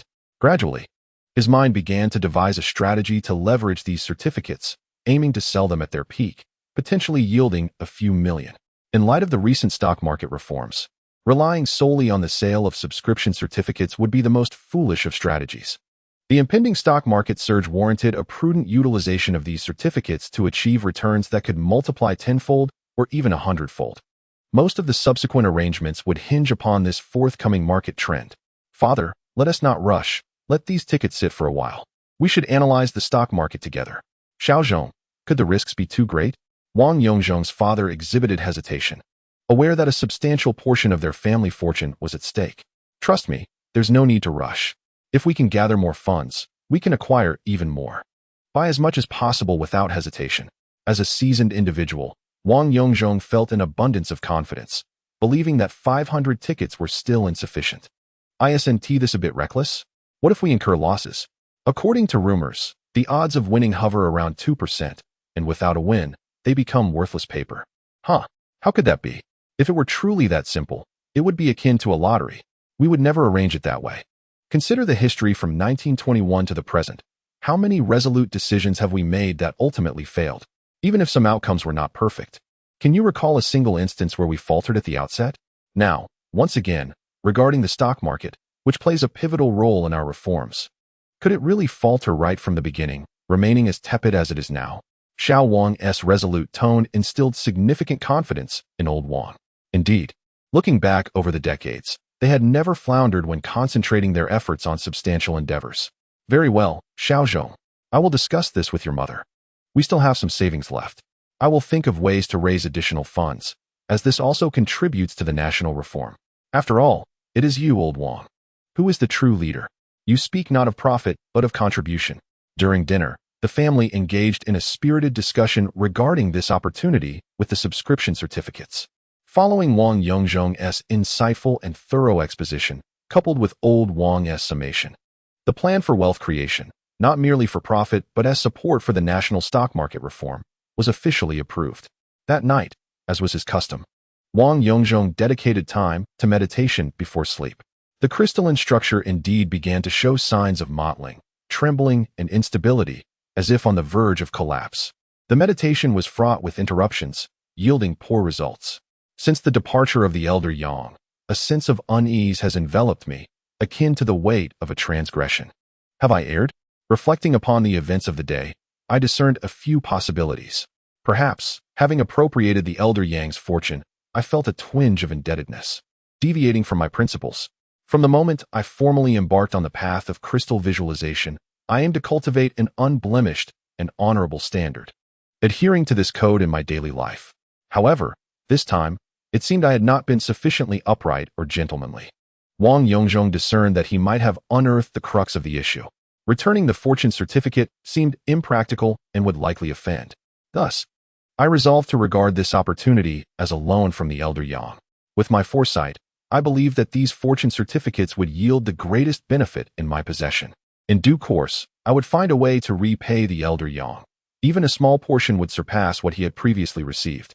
With this thought, my mind felt a sense of relief, as though the dust had been wiped away from my spiritual platform, elevating my soul. Upon re-entering meditation, I noticed the crystalline structure had become clearer, and its size had notably increased. The polyhedra in my mind sparkled, emitting a soft and delightful glow. Bathed in this light, Wang Yongzhong found tranquility and serenity, akin to a clear spring amidst the pines and the bright moon over the mountains, filling his heart with joy. When the meditation concluded, I glanced at my robust watch, noting it was 3 a.m. A full 5 hours had passed, marking a significant advancement in my meditative practice. With both duration and efficacy evidently improved, my parents, relying on their usual charm and integrity, managed to sell some collectibles through relatives and friends. Among them were heirloom jewelry and various stamps collected serendipitously over the years, ultimately raising approximately 30,000 yuan. To my surprise, I had no recollection of these stamps from my previous life: special edition stamps, monkey stamps, and even a Qing Dynasty dragon stamp. Various reasons may have led to their neglect, likely due to a lack of understanding and preservation, resulting in their deterioration and loss of value. During the recent organization of family collectibles, I unearthed these treasures from the corners of the home, revealing their true worth. Once liquidated, my father, through connections including the elder Yang, procured a total of 2,000 subscription certificates, amassing around 60,000 yuan in cash during the 1992 era. Was no small feat to safeguard these certificates. He discreetly arranged for a second-hand safe that had been decommissioned. After all, the residents of the tenement building varied greatly, and many eyes were upon us. Thus, this enticing wealth lay securely ensconced within the antiquated safe in the narrow alleyway of the tenement. Chapter 42. The Spring Festival of the 1990s. Thus, following Wang Yongzhong's successful completion of his final exams with perfect scores, the much-anticipated Spring Festival arrived, a cherished occasion for all Chinese. During this Spring Festival, not only was there no lingering anxiety regarding Wang Yongzhong's health, but the family also reveled in the joy of the holiday, buoyed by old Wang's promotion and the wealth certificates resting in the safe. The new year of the 1990s was truly delightful, a stark contrast to the later, lackluster celebrations. Wang Yongzhong completely shed the psychological burdens of middle age, frolicking with his younger siblings, particularly at their grandmother's house, which remained harmonious and unmarred by the sordid events that would later arise from relocation, a scene of brotherly affection and filial piety. On the second day of the new year, they visited the first apartment to pay respects to their grandmother. Remarkably, aside from some cognitive decline, her health was quite good. However, the tension between mothers-in-law and daughters-in-law had escalated, seemingly beyond reconciliation, exacerbated by the inaction of the younger uncle, which rendered the household akin to a battlefield. Father remained steadfastly supportive of his brother, even encouraging him. "Quan Hai, have you been keeping an eye on the stock market lately? There's an opportunity now. I believe you could invest some savings in stock subscription certificates." Subsequently, The two brothers engaged in a discussion at the dining table, though it appeared that the younger uncle was skeptical of this esoteric venture. On the way home, Mother remarked, "How many times has this been? You continually entice your brother with chances to prosper. Have you ever witnessed his success? It's a good thing you have some sense, and didn't he disclose the numerous subscription certificates we possess? Otherwise, you'd face quite a headache later. After all, he is my brother. A gentle nudge is all he needs, yet it seems he lacks the fortune." Father sighed in resignation. In truth, a person's fate is deeply intertwined with their character. For instance, the younger uncle, having grown up in a family of officials, was accustomed to a life with both guards and nannies. Logically, one would expect his perspective and aspirations to be commendable, especially given the value placed on education by their father. Both brothers attended the same institutions, with a considerable collection of books at home. Ultimately, their backgrounds and familial ties were quite similar. The elder brother even ventured to the Northeast during his academic years. One brother, on a farm in the Northeast, did not neglect his studies, devising every possible means to read. If books were unavailable, he resorted to newspapers. He practiced pencil writing on blank spaces before transitioning to fountain pen, ultimately filling entire sheets with calligraphy. His resourcefulness was remarkable. The other brother, in the thriving metropolis, struggled with both studies and work, stubbornly missing opportunities that were practically served on a platter. Ah well, each individual has their own fate. It is best to release the urge to assist and embrace a more self-centered existence. Finally, the fourth day of the new year arrived, marking the grand celebration hosted by Master Hu for his disciples. Early on, Wang Yongzhong meticulously prepared gifts for his master: fine quality ink, brushes, paper, and inkstones, as his master was a cultured scholar. Additionally, through connections from their parents' time in the Northeast, he managed to procure a century-old wild ginseng. While such aged wild ginseng was not cheap even in the 1990s, it paled in comparison to the six-figure and seven-figure prices of later years, rendering it a veritable bargain. "Master, Happy New Year. I wish you good health and prosperity throughout the seasons." Wang Yongzhong donned a newly crafted traditional Chinese outfit made by his mother. The upper garment, a dark green satin jacket adorned with cloud patterns, was uniquely embellished with a circle of silver cloud and thunder embroidery at the cuffs, hem, and front opening. Instead of the customary standing collar, it featured a simple small collar, exuding a youthful spirit that avoided the formality and antiquity often associated with traditional Tang suits. The lower half mirrored the same fabric, presenting a pair of wide-legged trousers that gradually tapered, with the same silver-threaded cloud and thunder design along the seams, complemented by trendy Puma sneakers. Upon entering the hall, he was met with astonished glances from a diverse crowd of both young and old. Just look at his stature, his aura, his attire. A middle-aged man, appearing to be in his 40s, was the first to rise. Though not particularly tall, he possessed a commanding presence, exuding both elegance and approachability, a perfect blend that evoked both respect and warmth. With a gentle voice, he inquired, "Is this the younger disciple? The master's closed-door disciple?" "Indeed. He possesses an extraordinary physique. I am your elder brother, Yu Sheng. Please, come and take a seat." Immediately after, a graceful and enchanting figure rose from a circular chair beside the tea table. Her hair was styled in a classic Chinese updo, shiny and dark as night, framing a petite face adorned with slightly alluring phoenix eyes and a delicate nose, accentuated by a bold red lipstick that made it impossible to discern her age. Clad in a fitted emerald green satin qipao, complemented by nude stockings and ivory high-heeled shoes, her ensemble would captivate even 30 years hence. With a melodious, soft Wu dialect and a slightly husky voice, she remarked, "You wear such beautiful clothing, junior disciple. It is both majestic and antiquated, traditional yet undeniably fashionable. I am your senior sister, Shouwenji." Her dignified exterior and sultry voice belied a playful spirit, embodying a blend of maturity and youthful vivacity. Is it not said that the epitome of beauty lies in the youthful allure of a mature woman and the mature charm of a young girl? The two sisters he had recently encountered were quintessential examples. Is such beauty now so commonplace? With fleeting thoughts dispelled, Wang Yongzhong shyly greeted his senior brothers and sisters. One tall and slender figure with strikingly sharp eyes, akin to two unsheathed swords, was his second brother, Gu Jianjun, a lieutenant colonel in a certain military unit. Lieutenant colonel? That seems incongruous. This military unit must be extraordinary, he mused. "Hello, junior disciple. We should spar when you have the time." Rest assured, I will exercise caution. His second brother proposed, evidently a martial arts enthusiast. What are you saying, Jianjun? Everyone knows your regiment's methods. You have distilled all the movements of Tai Chi into your unit's aggressive techniques. Sparring with you poses too great a risk. You must remember, your junior disciple is merely 14, just beginning to learn the fundamentals and stances. How could he possibly match you? I fear you are simply seeking trouble. The aging master, with family absent, could not indulge in the joys of grandchildren surrounding him. At this moment, the emergence of a martial arts prodigy compensated for the old master's regrets. Moreover, being a patient under his care only intensified the master's affection and concern for him. Observing his second disciple, known for his ruthless demeanor, challenging his cherished apprentice to a sparring match, the master immediately intervened, expressing his disapproval. The robust and resolute second disciple, feeling bashful, scratched his head and clasped his hands in reverence, addressing the master. Please forgive me. I was thoughtless, not realizing that the junior disciple is merely 14 years old. My apologies for my impulsive nature. I momentarily lost control. Master, I beg for your mercy. He playfully sought the master's indulgence. Fear not, second brother, Wang Yongzhong replied. Although I have only recently taken my vows and am but a novice in Tai Chi, I have studied Tongbei and Xingyi's 5 elements fist. We can certainly test our skills. My youth grants me resilience.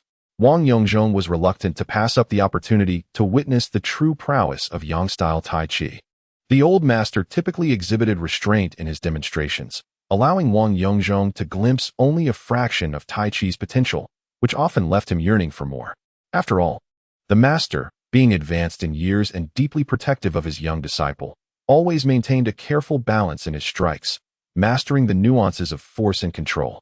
Engaging in combat with his master often left Wang Yongzhong feeling stifled, unable to unleash his full power. Now, confronted with the seasoned second disciple, he could no longer hold back. Ignoring the master's disapproving glare, he accepted the challenge. From above, a voice rang out. Fear not, master, for I shall oversee the match. You must trust me. I am one of the foremost judges in the Martial Arts Association. As the third brother, I will ensure that the junior disciple is not at a disadvantage. With the creaking of the stairs, a figure appeared, short of stature but remarkably rotund, weighing at least 200 pounds, resembling a rolling ball rather than a person. Goodness, what a weight, what a belly, what a neck. How can someone of such proportions be among the top judges of the Martial Arts Association? Surely, there must be some hidden agenda. Wang Yongzhong stood to greet him. As soon as he spoke, the atmosphere turned awkward. You're merely the second brother. Your entire family must be second brothers. Laughter erupted throughout the room. Even the stern master and elder brother could not contain their amusement. The fifth sister leaned against Wang Yongzhong's broad back, laughing uncontrollably. The physical contact and friction nearly overwhelmed the young disciple, whose potent genetics and surging hormones found the enchanting sister quite intimidating. Hastily, he distanced himself, apologizing, third brother. I sincerely regret my oversight. I was engrossed in discussing sparring with the second brother and didn't he realize. Ha ha ha. The junior disciple is truly endearing. I was merely jesting. No offense taken. My physique does indeed suit the role of a second brother. Wouldn't you agree, third brother? He winked playfully at Gu Jianjun. You needn't even think about it. Arriving a minute earlier is still early. Just obediently address me as your elder brother. It turns out that the second senior brother and the third senior brother were both chosen by the master as disciples at the same time. However, the master, not paying much heed to it, allowed the more senior Gu Jianjun to take on the role of senior brother. Consequently, these two brothers have continually vied for superiority. Yet, when it comes to the bond among brothers, despite their quarrels, their relationship remains the strongest and most unbreakable. All right, let's postpone the sparring until next year when I have taught you the techniques for our junior disciple. Jianjun, let me remind you, there is no way you can secure a victory then. That cannot be. Master, do you not possess some secret techniques that you only share with the junior disciple? Otherwise, how could I possibly be destined to lose? I refuse to accept that. The second senior brother began to act playfully, revealing a surprising childlike demeanor in front of the master, despite being a formidable figure in the military. You little rascal, always thinking that the master shows favoritism, right? You once believed he favored your third senior brother, then you thought he favored your junior sister, and now with this new junior brother, you feel slighted. Well, I shall favor your junior brother then. Laughter erupted throughout the room, as the senior brothers and sisters beheld Gu Jianjun scratching his head in confusion, unable to suppress their smiles. Chapter 43. Fellow disciples, haha. I was only joking, do not take it to heart. To speak of jealousy towards junior brothers and sisters. Perhaps there was a slight twinge of it initially. However, after joining the army and gaining more exposure, I realized that those so-called secret techniques are not nearly as formidable or significant as one might imagine. After perusing the entirety of our Yang family Tai Chi materials, I came to understand that the master truly did not withhold any teachings nor show favoritism. He imparted all he knew without reservation. He has truly exhausted himself. Devoid of any bias, Gu's senior brother remarked with a sense of reflection. Listen closely, all of you, especially you, Jianjun. I have said this before, and I shall reiterate, whether martial arts or national arts, at its core, it is merely a means of physical conditioning and a collection of combat techniques. In modern society, apart from Jianjun, your roles are primarily for physical training. Remember this well, particularly you. Jianjun, martial arts skills in the face of modern firearms are akin to prey in the jungle encountering a gun-wielding hunter. If you can escape, then flee. If you can hide, then conceal yourself. If evasion is not possible, then surrender and plead for mercy. Do you understand? Kneel down and beg for your life. The old man bellowed the phrase "spare my life" as if he were expending every ounce of his strength. Afterward, tears welled in his eyes, and he covered his face, letting out a deep sigh. The atmosphere was heavy with sorrow and gravity.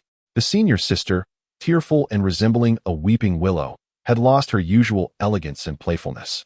The third senior brother, seated beside Wang Yongzhong, gently patted the junior brother's shoulder and said, "Not long after the master accepted us, he discovered another exceptionally promising talent.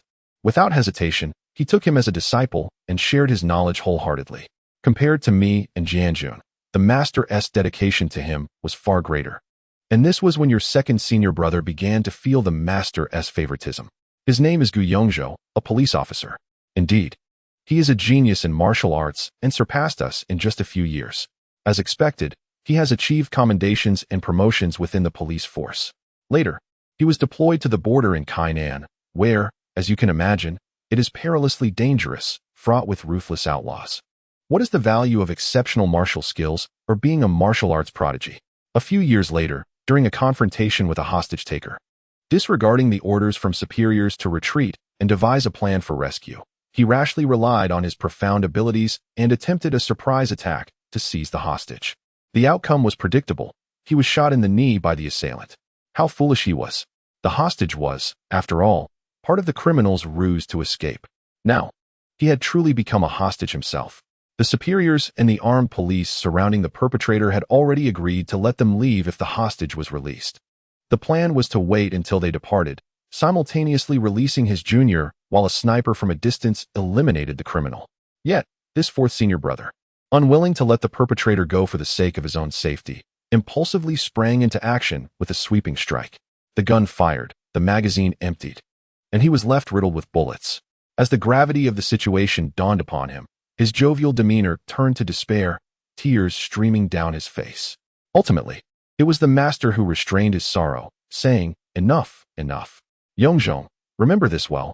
Mastering martial arts is not about showing off your prowess. Never let your emotions cloud your judgment, especially considering your condition." Upon hearing the master's increasingly stern words, Wang Yongzhong quickly replied, "Master, rest assured. I understand. No matter how skilled one may be, one must always fear the kitchen knife." With that, he stood up playfully, striking a pose reminiscent of the yin-yang symbol. His eyes glinting with intensity as he addressed everyone earnestly. "Outside of 7 steps, one must strike swiftly, but within our realm, within 7 steps." He slowly extended his right hand, turning it into a fist, causing the atmosphere to grow tense. His senior sister immediately chimed in, "Within 7 steps, a punch is swift." "Huh, I'll demonstrate." She playfully threw a punch. Wang Yongzhong turned to look at his charming senior sister and said slowly, "Within 7 steps." A gun is both precise and quick. Laughter erupted as everyone burst into laughter, casting amused glances at the awkward junior sister. "Oh, little junior brother, you jest with me. You seek a duel. I'll show you precision and swiftness." The senior sister teased, raising her hand to throw a punch at him. "No, no, senior sister, spare me. Master, save me. All right, You're all grown up now. Stop the antics. The elderly master, now in high spirits from the playful banter of his disciples, intervened to rescue his beloved student. At that moment, the elder brother sitting beside the master turned and retrieved a paper bag from the table, addressing the junior brother. Little junior brother, I hear from the master that you have a fondness for agarwood. Is that right? They say you know quite a bit about it. Here, take a look at this. He opened the bag and pulled out a small, palm-sized red jewelry box, handing it to the junior brother. Wang Yongzhong accepted the box, which contained a plain-looking tablet about 10 centimeters long, appearing quite dirty and unremarkable. He lifted the tablet, feeling its lightweight and slightly rough texture. The only decoration was a yellow braided cord threaded through a hole at the top, yet this seemingly simple object commanded Wang Yongzhong's solemn respect. Upon meticulous examination, the oil-infused surface of the agarwood is rich and uniformly clear. As I bring it closer to my nose to savor its essence, the fragrance of the agarwood, though faint, is nonetheless exquisite. This delicate aroma, imbued with a hint of sweetness, floral notes, and a refreshing coolness, is elegant and pure. Even when the brand is removed, the scent lingers in my mind, bestowing a subtle sense of happiness. I confidently glance towards my senior brother. This is a piece of water-sinking agarwood from the Huiyan series. Given its weight, it should sink effortlessly in water. It is indeed a superior specimen. After fondling the agarwood pendant for a while, I set it down. My master was certainly correct. This is a connoisseur's choice. Indeed, it is a piece sourced from the waters of Yizhuang. A mere 3 kilograms of material yielded such a small, yet capable pendant. Having said this, my senior brother handed the agarwood to the junior apprentice, saying, "Junior brother, this is for you, a token of my welcome." Wang Yongzhong immediately rose to refuse. "Senior brother, how can I accept this? I may not know what others think, but I am aware of its value. Though this piece appears to weigh only a few dozen grams, it must be worth over 10,000. Wang Yongzhong was not overly familiar with the prices of agarwood in the 1990s. However, in later years, a piece of such substantial Yizhuang agarwood would certainly exceed that value. It is indeed a heavy gift. Laughter erupted in the room. "Junior brother, look," said the senior sister as she elegantly approached, deftly unfastening the first button of her qipao to reveal a slender golden necklace from which dangled a 5 to 6 centimeter agarwood methria pendant. Instantly, Wang Yongzhong's composure faltered as a wave of honeyed fragrance, mingled with a hint of medicinal aroma, slowly wafted over, accompanied by a trace of milky undertones. It was unclear whether it was the scent of the agarwood or that of the senior sister. "Junior brother, this is a gift from the senior brother. You should accept it. Each of us has one. Our senior brother is quite a figure in Hong Kong. Such a trinket is nothing to worry about." After saying this, she took the pendant and gracefully placed it around the junior brother's neck. "See, your Tang suit looks splendid, but it seems to lack something. Now, with this ancient pendant, it perfectly complements your demeanor, exuding an air of exceptional elegance." The senior sister was utterly enamored. A delicate blush graced her fair cheeks, and her enchanting peach blossom eyes gazed adorably at the junior brother. "All right, that's enough, Shou Yatu. Your junior brother is only 14 years old. If you dare entertain any improper thoughts, I shall take action."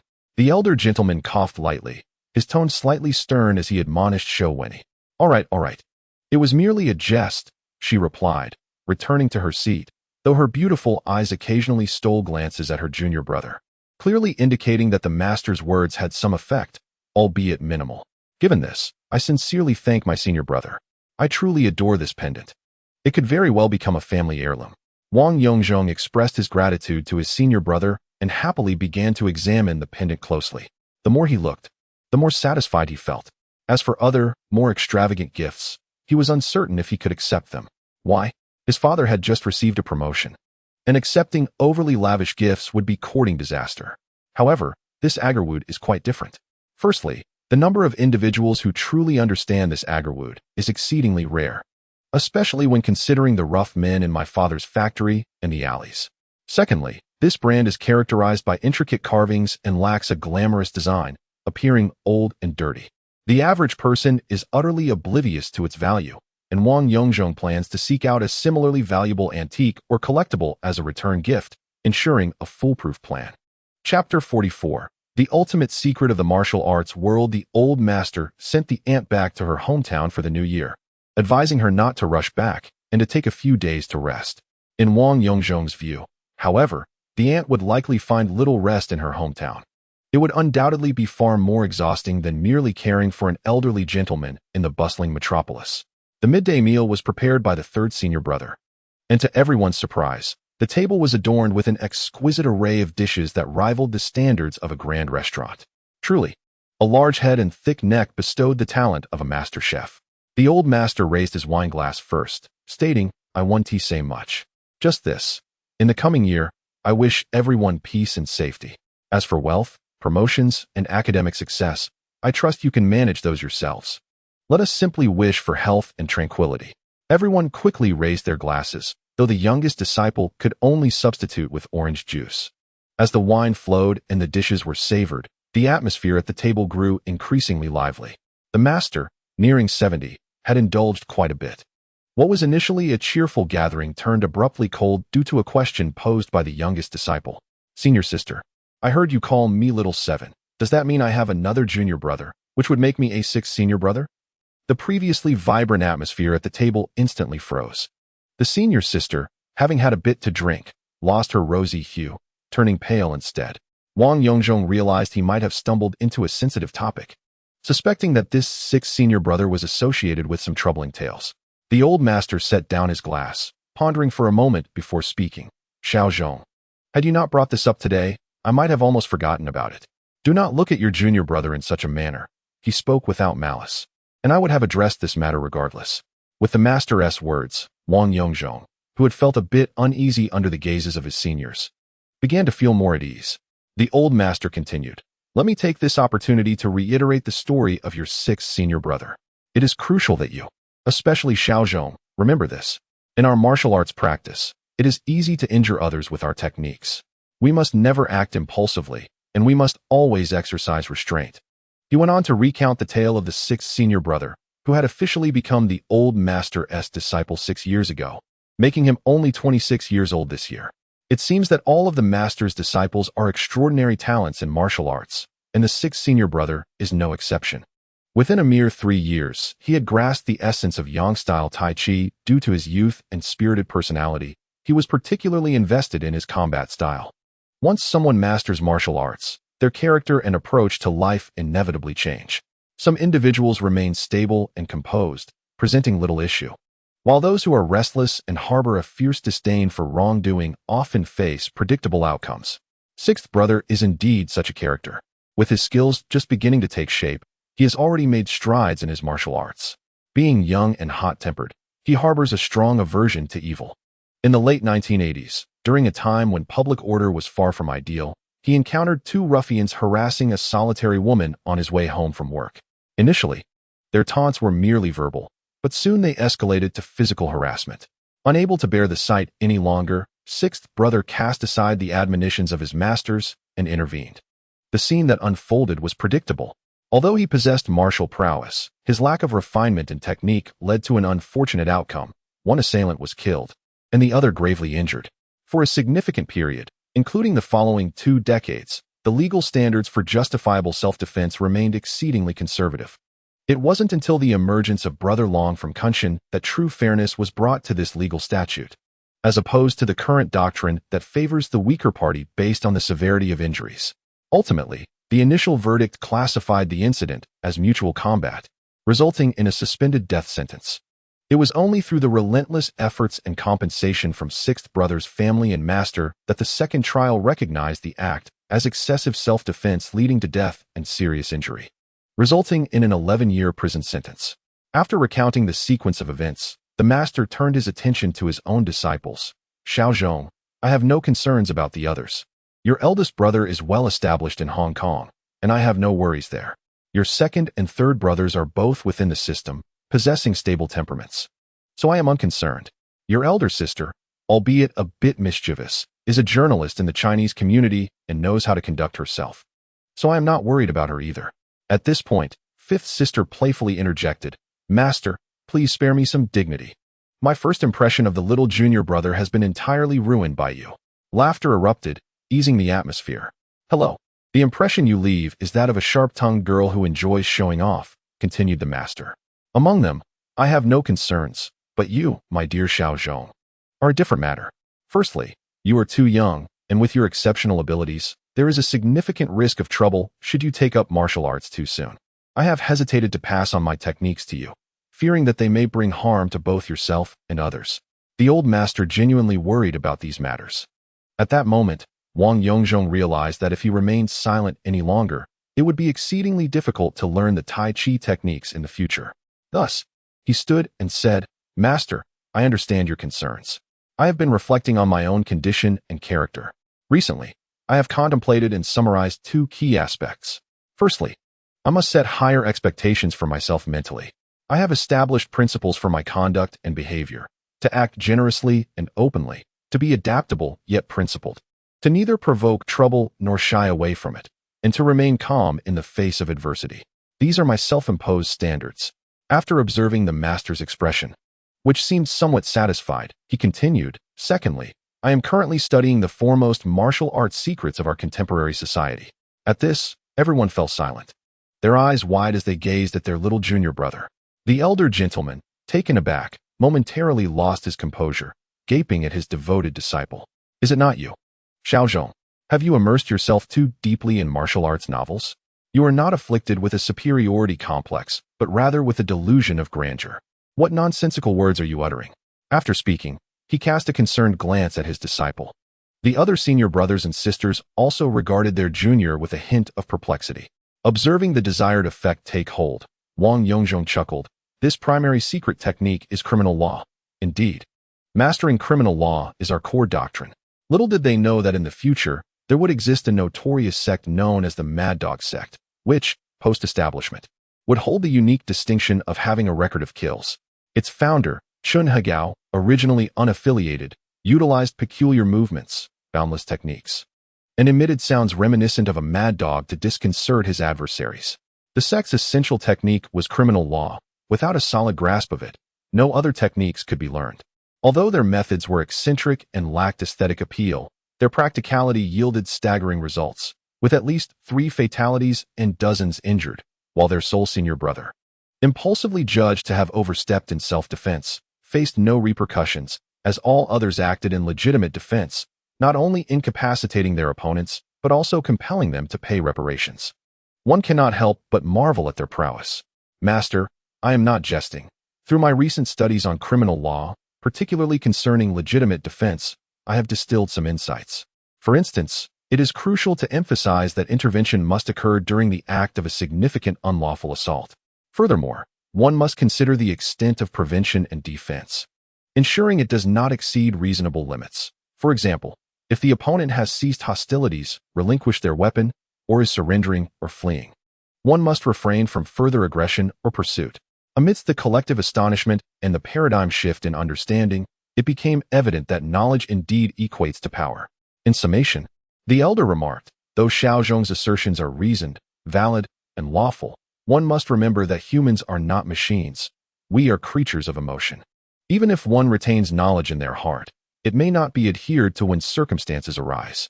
Therefore, while it is commendable for all of you to familiarize yourselves with the principles of legitimate defense, it is imperative to exercise caution and deliberate thought when the moment demands action. Now, let us continue our meal and revel in our libations." Following a brief lull, the once unassuming junior disciple swiftly became the focal point of toasts. After a hearty lunch, the now pleasantly inebriated young disciple found himself intoxicated not by drink, but by the warmth of camaraderie. The atmosphere within the sect was genuinely delightful, fostering joy among its members. However, the time for parting inevitably approached. After exchanging contact information with his senior brothers and sisters, Wang Yongzhong bid farewell, marking the successful conclusion of this New Year gathering. The senior brother, a compatriot from Hong Kong, preferred to stay at the master's residence rather than deal with the inconvenience of a hotel in the bustling metropolis. The other senior brothers and sisters, affiliated with various organizations, naturally had comfortable accommodations. In the subsequent days, Wang Yongzhong, in place of the master, bid farewell to each of his senior brothers and sisters. Practitioners of martial arts tend to be quite loyal and straightforward, fostering harmonious relationships, and as they parted, a sense of reluctance lingered among them. "Dear junior disciple, whenever you find the time, do come and train with our regiment. We believe in the application of our learning. As men, we must experience the life of a soldier. This sentiment expressed by the second senior brother stirred the heart of the junior disciple. Junior, if you have the opportunity, come to Beijing and visit our association. I shall take you to see the Shanghai Martial Arts School. After all, aren't you a great admirer of Jet Li? The third senior brother, well aware of the junior disciple's early exposure to martial arts through Shaolin Temple, extended this invitation. Have you ever contemplated what profession you might pursue in the future? I believe being a journalist would be splendid, as it allows one to traverse the nation and the world, witnessing the myriad facets of existence. When summer vacation arrives in 2 years, do join me as my photography assistant. This was the senior sister, cognizant of her brother's passion for photography, making her offer. Absolutely. It's a promise. In 2 years, I shall come during my break to assist you. I am quite serious. Wang Yongzhong found himself increasingly enamored with photography. At long last, the eldest senior brother, having stayed for a while, was preparing to return to his hometown. Junior disciple, since we do not reside in the bustling metropolis, I entrust you with the care of our master. Feel free to visit Hong Kong whenever you wish. I have noticed your burgeoning interest in stocks and finance. When you come, I shall take you to explore the stock market of our Asian financial hub. During the holiday, the discussions with the eldest senior brother revolved chiefly around fragrant wood collectibles and financial stocks. Indeed, the insights and profound knowledge shared by this accomplished individual from the Asian Financial Center left Wang Yongzhong in awe. Certainly, elder brother, you need not worry about our master's affairs. I shall take good care of him. The wisdom imparted by you these past few days has been invaluable. I will definitely visit Hong Kong, as long as you do not find me bothersome. Ha ha ha, not at all. We are family. Your presence would bring me joy. They bid farewell, and as Wang Yongzhong departed from Hangzhou Airport, he reflected on the transient nature of life, where gatherings and partings are but the norm, often dictated by fate beyond one's control. Chapter 45. Always endeavoring to contribute to classmates in the midst of a bustling spring festival, the holiday swiftly came to an end, heralding the return to school. Students gathered their scattered thoughts and returned to their studies, donning new attire, while others rummaged through their pockets for sunflower seeds and candies. One could not help but feel that such simple joys epitomized happiness. Shortly after this reflection, an unexpected piece of news reached their ears. During the spring festival, Chen Hua, along with accomplices, had burglarized the home of a neighbor who had returned to their hometown for the holiday. The exact amount stolen remained uncertain, yet it was undoubtedly minimal. In this era, many individuals possess scant savings, and those returning home would naturally take their meager resources with them. The consequence was that several adult accomplices faced imprisonment, while Chen Hua, being underage, was sent to a reform school following a reprimand. The concept of reform schools is a distinctive feature of 20th century China, designed to educate and discipline minors who cannot be sentenced or reintegrated into society. The same unfortunate events of the past repeated themselves, leaving Wang Yongzhong with a sense of guilt for having neglected to caution Chen Hua. It is not that Wang Yongzhong is a saint. He had always hoped to change certain individuals and circumstances. If a small act of assistance could alter some regrets and tragedies, why not embrace it? Fortunately, this event did not turn out to be entirely negative for Chen Hua. An unexpectedly adverse situation transformed into a beneficial one. During the practical work at the vocational school, which necessitated both labor and study, Chen Hua encountered difficulties while sewing. The hassle of threading a needle after a break in the thread proved particularly troublesome, especially for students with poor eyesight. Through keen observation and exploration, by the end of his vocational experience, he astonishingly returned with an invention patent and a third prize in the city's Scientific Progress Invention Competition. His invention was a simple yet ingenious needle threading device.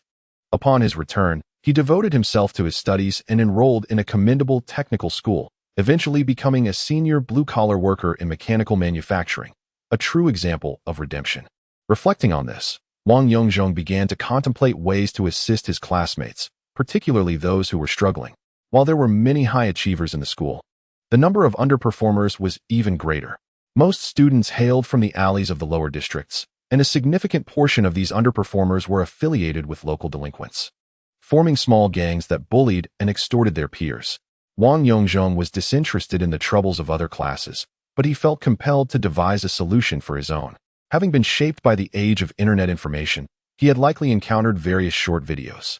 For instance, one could master middle school mathematics with a single book, which contained 18 fundamental questions encapsulating all necessary knowledge.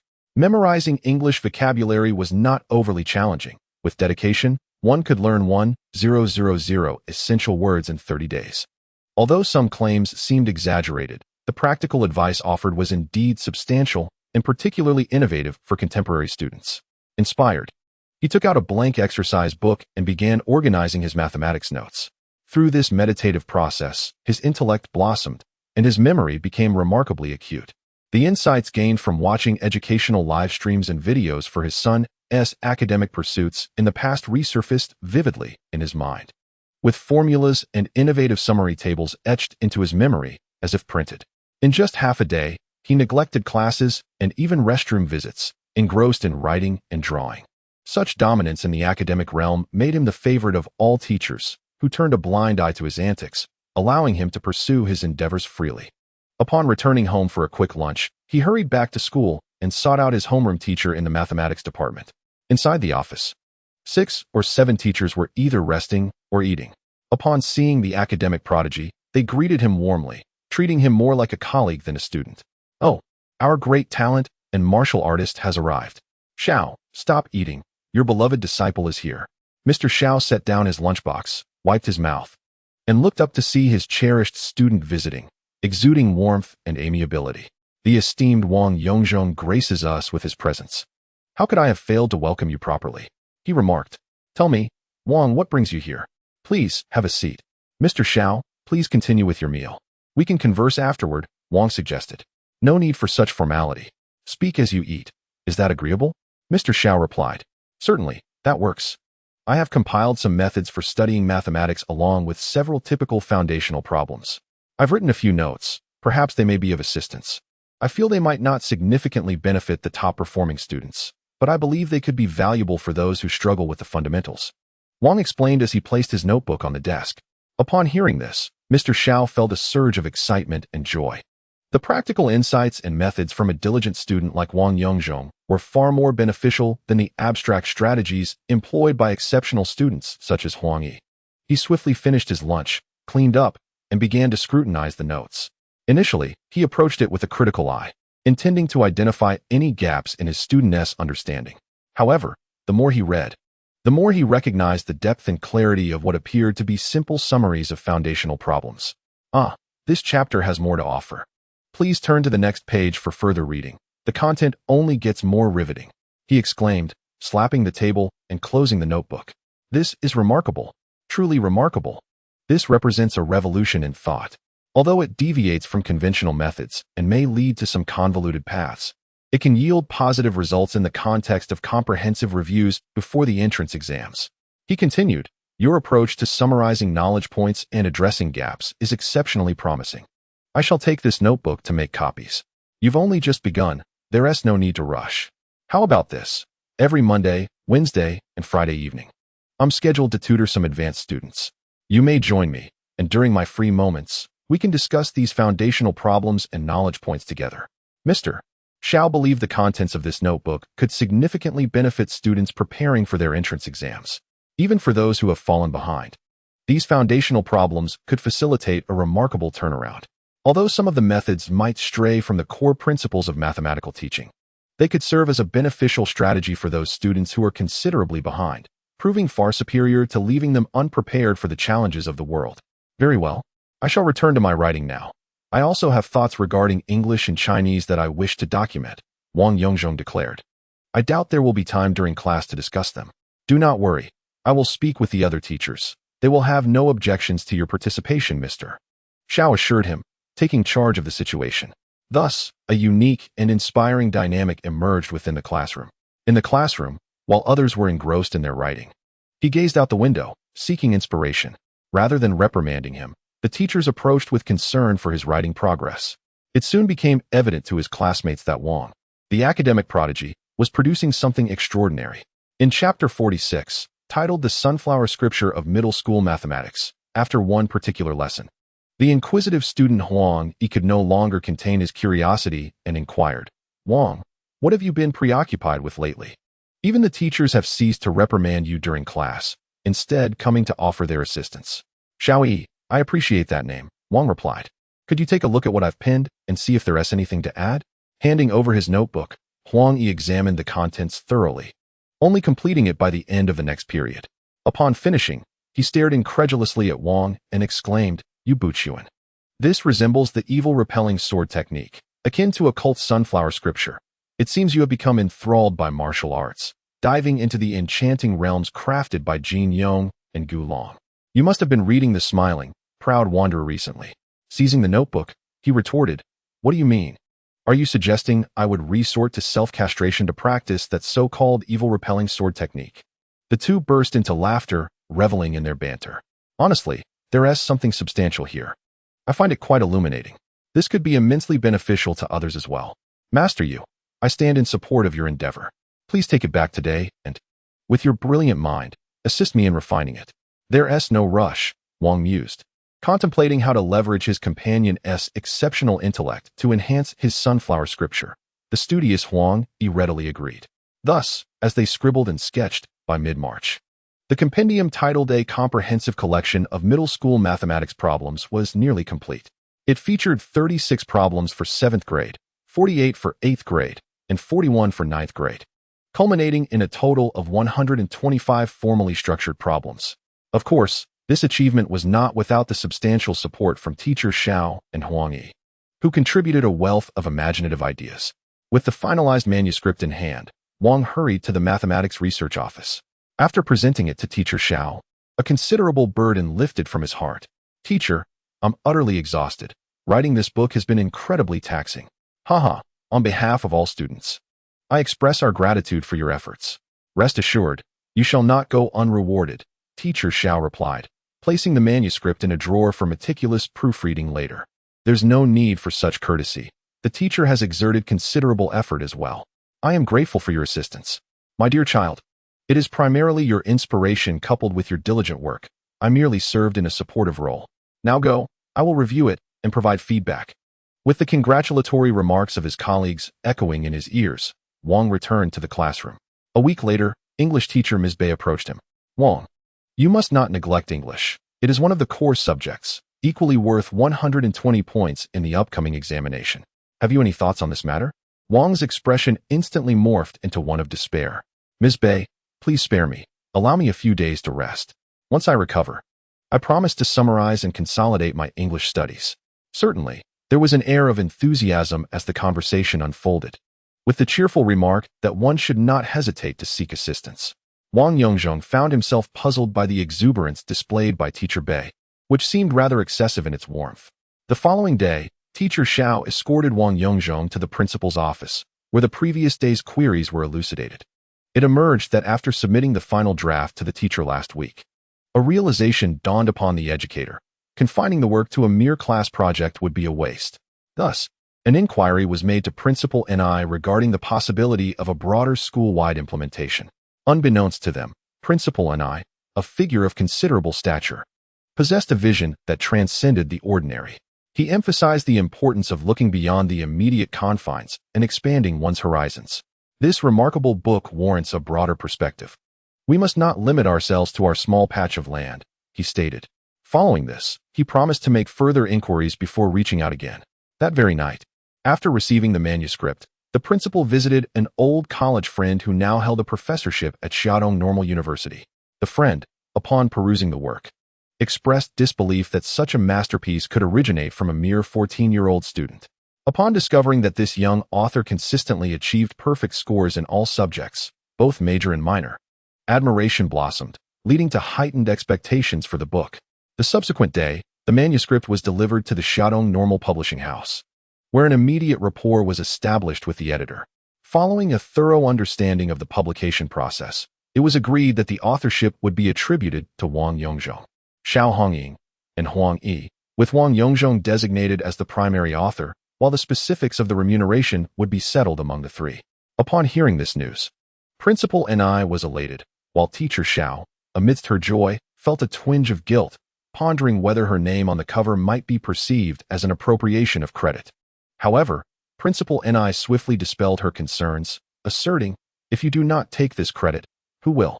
You represent an institution. If your name is absent, how will our school be recognized?"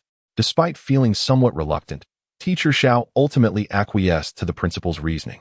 Nevertheless, She firmly refused to partake in the distribution of the royalties.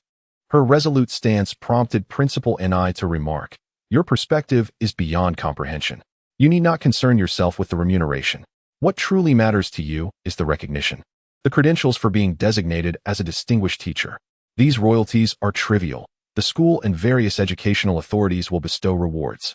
Implicitly, the principal understood that, as the head of the institution, this recognition would also serve as a stepping stone for his own advancement.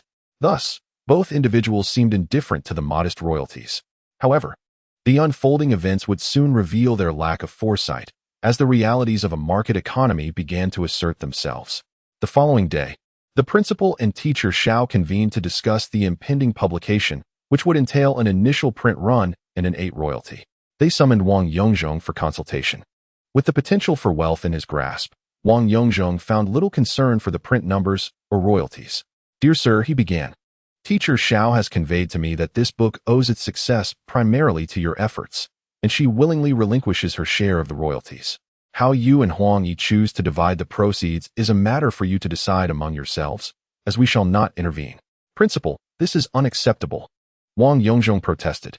"Teacher Xiao has dedicated countless hours to this book. I must insist on her participation in the distribution." Wang Yongzhong had indeed contemplated a distribution plan, 50 for himself, 35 for the teacher, and 15 for Huang Yi. As a person whose principles are rooted in integrity, Wang could not bring himself to take advantage of the situation. "Classmate Wang, we have acquired something far more valuable than mere monetary gain. In the author's biography, we shall include the name of our school, and when we mention your esteemed teacher, we will likewise reference the school and denote their status as a senior mathematics educator. You must understand that this holds far greater significance than royalties." Wang observed the circumstances and pretended to acquiesce, though internally he had already devised a plan for the distribution of the royalties. After bidding farewell to the principal and teachers, he returned to the classroom to share this delightful news with Huang Yi. "What? My name is included? There are royalties? Is 15 too much?" A barrage of questions from the academic prodigy confirmed Wang's expectations. Huang Yi's character proved commendable. His earlier assistance in revising the book had been entirely altruistic, with no thought of authorship or royalties. "Fear not, my good brother, you shall not be shortchanged. We shall discuss it further once the funds are secured." Wang had meticulously arranged the distribution and payment methods in his mind, preparing for a significant venture. The notion that a high-achieving second-year student could publish a book on mathematical study techniques and earn revenue spread throughout the school. This opportunity not only promised financial gain, but also potential elevation in status. Consequently, Wang's English teacher, Mr. Bei, could no longer remain passive. Following him were Ms. Yu, the Chinese teacher, Mr. Luo, the physics teacher, Mr. Bian, the chemistry teacher, and Mr. Zhao, the political science teacher, all coming forth with their aspirations. Ultimately, he had to concede, assuring them that he would take the time to write and organize their contributions gradually, which somewhat appeased the ambitious educators. On a Saturday afternoon during physical education class, Wang noticed Mr. Chen approaching with an expression reminiscent of constipation. "Please, no, Mr. Chen. You aren't suggesting I write a comprehensive guide on physical exercise, are you?" Mr. Chen gazed at him with his sparkling eyes. "Is that possible? Truly possible?" Wang recoiled, but considering their close friendship, he relented and asked, "Isn't the city sports meeting next month?" "Indeed, you are aware of that. However, we cannot participate as middle school students. I understand that only universities, sports schools, and various government departments can enter, but I could discuss with my father about participating under the name of the Textile Industry Bureau." "That is feasible. Your father has that connection, but what relevance does this have to me? Regardless of its apparent lack of connection to you, if I manage to set some impressive records, when the news reports surface and the journalists trace back to the record-breaking champion, it will indeed be linked to you as well." "That is quite astute. My brother's endeavors now rest upon your shoulders." The two shared a conspiratorial laugh, which echoed in the ears of their classmates, thus giving rise to rumors of an intriguing transaction between the academic star and Mr. Chen. Chapter 47. From this moment, I am also the envy of others. Perhaps the only memorable event of this year's Qingming Festival is the cancellation of daylight saving time. It seems as though people have gained an extra hour, cheerfully engaging in discussions about the recent stock market. Indeed, while the stock market in the bustling metropolis has yet to officially take flight, it is already in a preparatory phase, brimming with potential. The lottery for stock subscription certificates boasts a commendable winning rate, and participants can enter multiple times. Furthermore, news of the market's impending expansion serves to further excite investors, causing the prices of these sought-after certificates to gradually ascend. By early March, prior to the first lottery draw, the Wang family had already transferred several hundred subscription certificates in the market, with prices having multiplied significantly. The profits garnered from the transfer of these certificates were subsequently invested in new stocks, such as specialized steel pipes, after the lottery concluded. By early April, the fervor surrounding the stock market had escalated, resulting in exorbitant prices for both stocks and subscription certificates. Wang Yongzhong sensed that the moment was ripe. He instructed his mother to arrange for an extended medical leave, allowing him to focus solely on this endeavor. The guiding principle henceforth was to purchase new stocks whenever capital was available and to sell subscription certificates in times of financial constraint, fully exploiting the opportunities presented by the lottery to acquire new shares. Currently, trading stocks has become exceedingly straightforward. Hold, and hold some more, until the fateful day of May 25th arrives. Any action of selling stocks prior to that date would be deemed unscrupulous. Wang Yongzhong, come here, take a look at this. Wang Yongzhong, perplexed, followed teacher Xiao into the office. The teacher retrieved 5 books adorned with red and white covers from the drawer, inscribed with the title A Comprehensive Guide to Middle School Mathematics, Junior High Edition. Overjoyed, Wang Yongzhong received the book, flipping through its pages. Although the quality could not compare to the one he had purchased for his son in later years, the sensation of holding his own work in printed form, inhaling the faint scent of ink, and admiring the thoughtfully designed cover was unparalleled. Thank you, teacher. Is this a sample copy? You truly do not want any royalties? This is quite embarrassing. You have put in so much effort. May I inquire about the print run? 50,000 copies. The royalties should be around 40,000, I presume. When can I expect to receive the payment? Once it arrives, I must present you with a grand gift. I appreciate your enthusiasm. It should be next week. The principal will personally collect it from the publisher. I look forward to your generous gift. The teacher teased. Well, the current administrative procedures are still rather underdeveloped. It is quite common for unit leaders to directly collect bonuses and subsidies that belong to the employees. May I take 2 copies? I want to give one to Huang Yi. Of course. In the classroom, upon seeing the compilation to which he had contributed, Huang Yi was filled with excitement and exhilaration. Wang Gu, you are indeed my dear brother. You are my little Xuanzong. You are the magnificent bird's nest soup. Who would have thought that today would come for me, Huang Yi? He had recently become enamored with the deer and the cauldron. Once the royalties are received, I shall treat you to a surprise. Not to worry, brother. It is no trouble if you choose not to give me anything. However, if you insist, I can certainly bear it. Chuckling, Wang Yongzhong disregarded the antics of his playful younger brother and the classmates who had gathered to vie for a glimpse of the sample book.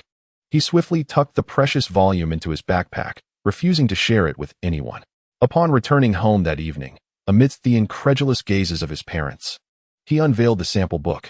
I thought you were supposed to publish a book last time we spoke, they remarked. Is this just for internal use at school? A mere few hundred copies? The sheer quantity of this release, particularly from the esteemed Shandong Normal University Press, was somewhat overwhelming. Indeed, my son, his mother replied, her voice brimming with pride. After over 40 years of life and having you for more than a decade, today marks my happiest and most proud moment. Unable to contain her emotions, tears of joy cascaded down her cheeks. Both parents clutched the sample book, eager to be the first to peruse its pages, jostling for it like children fighting over a toy.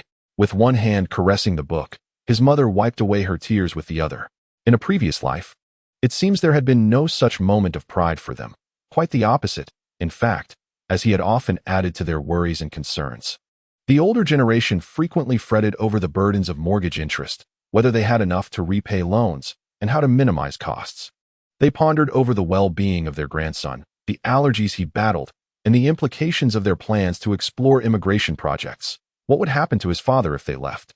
As these thoughts swirled in her mind, tears slipped down her face. Observing his father carefully leaf through the book before dramatically placing it in a safe, he protested, "Wait. I haven't even had a proper look yet. What are you doing? This is a precious sample. You should wait until the official prints are available to view it." "But the sample needs my review for any issues or printing errors," he insisted. "Your teachers are indeed more anxious than you. They will verify everything." His father replied with a chuckle. "Well, It can't be helped. It is merely a simple supplementary teaching book, and there will be more to come. As anticipated, the principal returned the 40,000 yuan royalty the following week, personally delivering it alongside teacher Xiao to the Wang family. The parents expressed their heartfelt gratitude. Principal and I. Teacher Xiao, when our child was expelled from sports school for fighting and returned to his original middle school, we thought his future was bleak. He possessed no skills beyond physical fitness, had a poor foundation, and an even worse temperament. Simply graduating from middle school felt like a monumental achievement, his father sincerely expressed. His mother echoed his sentiments. Indeed, we were utterly anxious. We never expected that with your help, our child would not only achieve perfect scores, but also publish a supplementary teaching book. We are genuinely astonished. Thank you immensely. Yongzhong's accomplishments are primarily due to the guidance and example set by his parents. He is exceptionally diligent and intelligent. Our contributions are merely minor, the principal remarked. Observe how high the emotional intelligence and educational level of the principal truly are. The philosophy of education today emphasizes that the family serves as the child's first school, highlighting the significance of familial education. Absolutely, the homeroom teacher chimed in. My class, filled with mischief, has been tamed largely thanks to your son. His peers now hold Wang Yongzhong in high regard, and his contributions to my teaching have been immensely beneficial. With the departure of the principal and teacher Xiao, the remarkable story of Wang Yongzhong had thoroughly spread throughout the building. Henceforth, another child had been added to the ranks of others, and with even greater influence. Why? You may wonder. Previously, Wang Yongzhong was known as the mischievous king of the building, the ringleader who led a band of unruly children in their escapades. But now, he was no longer seen engaging in play, nor was he causing trouble. Instead, he rose each day before dawn to practice martial arts and excelled in his studies, achieving perfect scores in every examination, even managing to publish a book and earn money from it. One of those children with whom he once frolicked. That very night, several families in the building were awakened by the anguished cries of their children. Alas, what a sin, they lamented. After discussing the purpose of the manuscript fee with their parents, they unanimously agreed to reinvest it in the stock market. It seemed that the booming stock market had led them to realize that now was the optimal time to profit. As for the book, I had mentioned it before. Teacher Xiao and my classmate Huang, he had both contributed significantly. However, the teacher insisted that he only desired honor, refusing to accept any monetary compensation. I intended to convert the fee into stock subscription certificates for them. First, giving money felt rather mundane. Second, it would provide them with an opportunity to earn extra income. What do you think? My parents readily agreed, opening the safe to retrieve a stack of subscription certificates, saying, "You calculate, take your share, and place it in an envelope to give to them promptly." The stock market is volatile these days, and these certificates are skyrocketing in value. Don't delay in handing them over.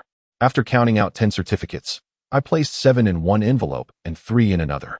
I then took out a stack of stationery to write a detailed explanation of why I was giving them the certificates, their purpose, and the next steps for operation, before including some words of gratitude and sealing them in the envelopes. Chapter 48. A letter of strategy to unfold later. What? This is what you call a manuscript fee? Brother Wang, didn't I say I didn't want it? I'm already grateful to have my name attached. Accepting money would truly make me feel embarrassed. Huang Yi exclaimed, excitedly holding the somewhat hefty envelope. No worries, this is not cash. You must not open it now. Keep it close and only open it when you get home with your parents. You'll understand then. You're emulating Kong Ming, aren't you? This is a letter of strategy to be opened at the appropriate time, revealing its cleverness. That's the idea, right? If you put it that way. It's not too far off. Ha ha ha. The wise have their own strategies, he replied with pride before chasing after Teacher Xiao, who was leaving class with another envelope in hand. Teacher, please wait. May we have a word in private? Teacher Xiao, already exhibiting signs of hyperthyroidism, cast a glare at his mischievous apprentice and made his way to a more secluded area. Following closely behind, Wang Yongzhong presented the prepared envelope. Teacher Xiao, this is the manuscript fee we discussed. Please accept it. The teacher, puzzled, pinched the thick envelope and asked, Didn't we agree that I wouldn't partake in the distribution of money? What is this? This isn't money. It's the heartfelt intention of our family. You'll understand when you open it at home with Teacher Shun. Teacher Shun was Teacher Xiao's spouse and also a geography teacher at the same school. Well then, I shall accept it. Please convey my thanks to your parents. You, my dear pupil, are quite the clever one. with a playful finger pointed at his student. He turned and returned to his office. As night fell, the sun inquired, "Is this the remuneration your classmate provided you with?"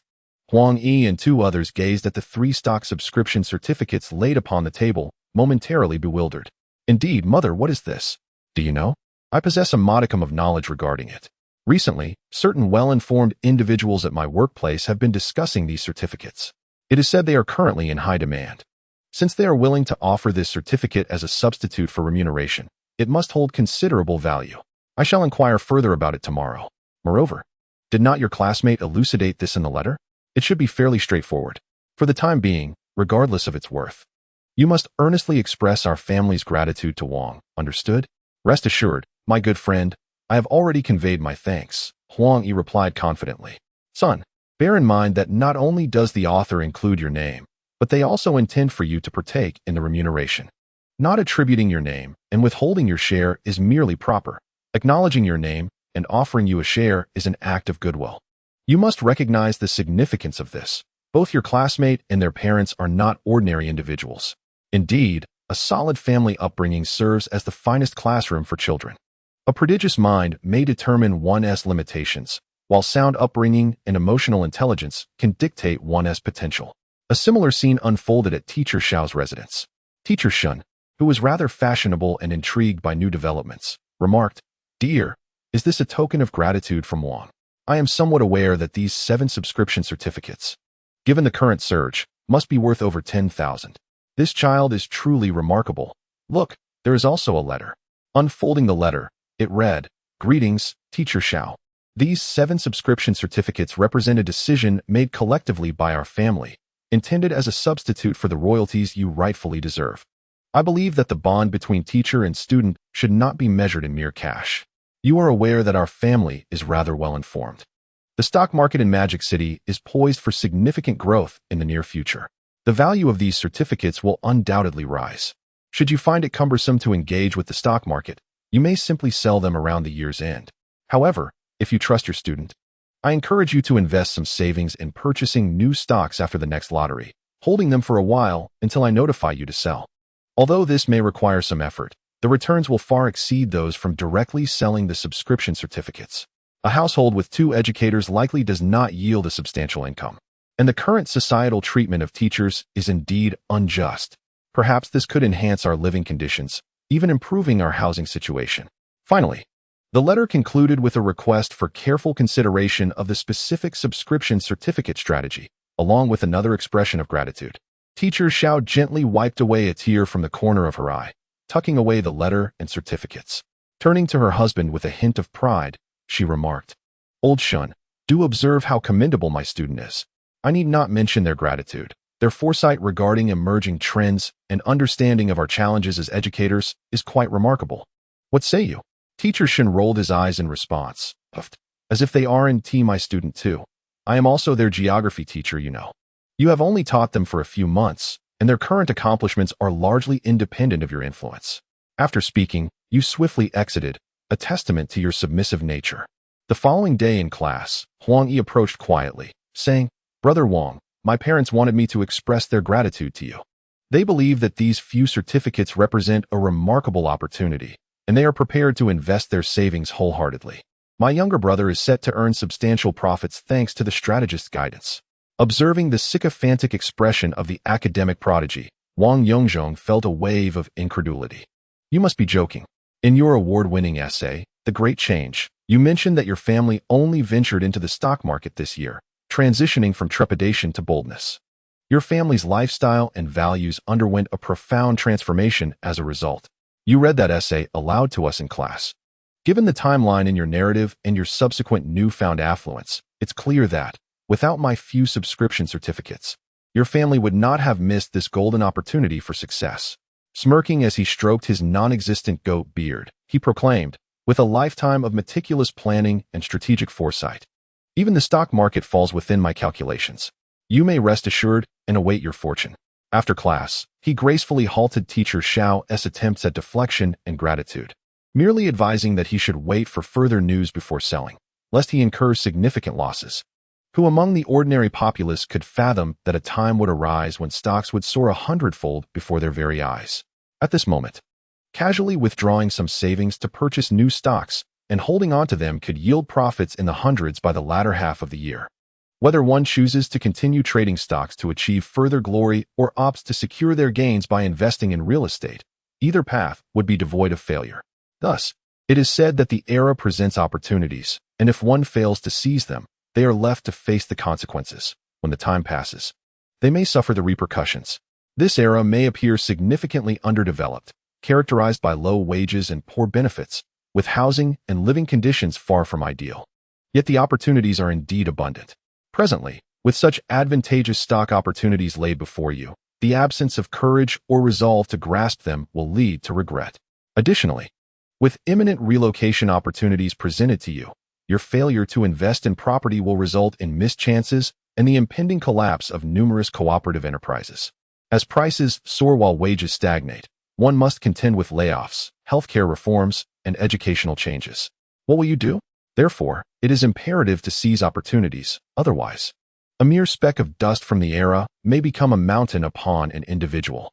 I hope to possess the strength to assist those in hardship by alleviating their burdens. Chapter 49. The exciting 521. By mid-May in the vibrant metropolis, temperatures began to rise, much like the current stock market. Recently, my mother has immersed herself wholeheartedly in the pursuit of stock trading. Usually, she leisurely departs after breakfast, engaging in discussions with local stock gurus outside various brokerage firms post-market close. With her remarkable charm and beauty, coupled with advanced concepts acquired from her son, she has established herself as a notable figure in the Shanghai Road area, though her supporters are predominantly male. However, today is different. Today is May 21st.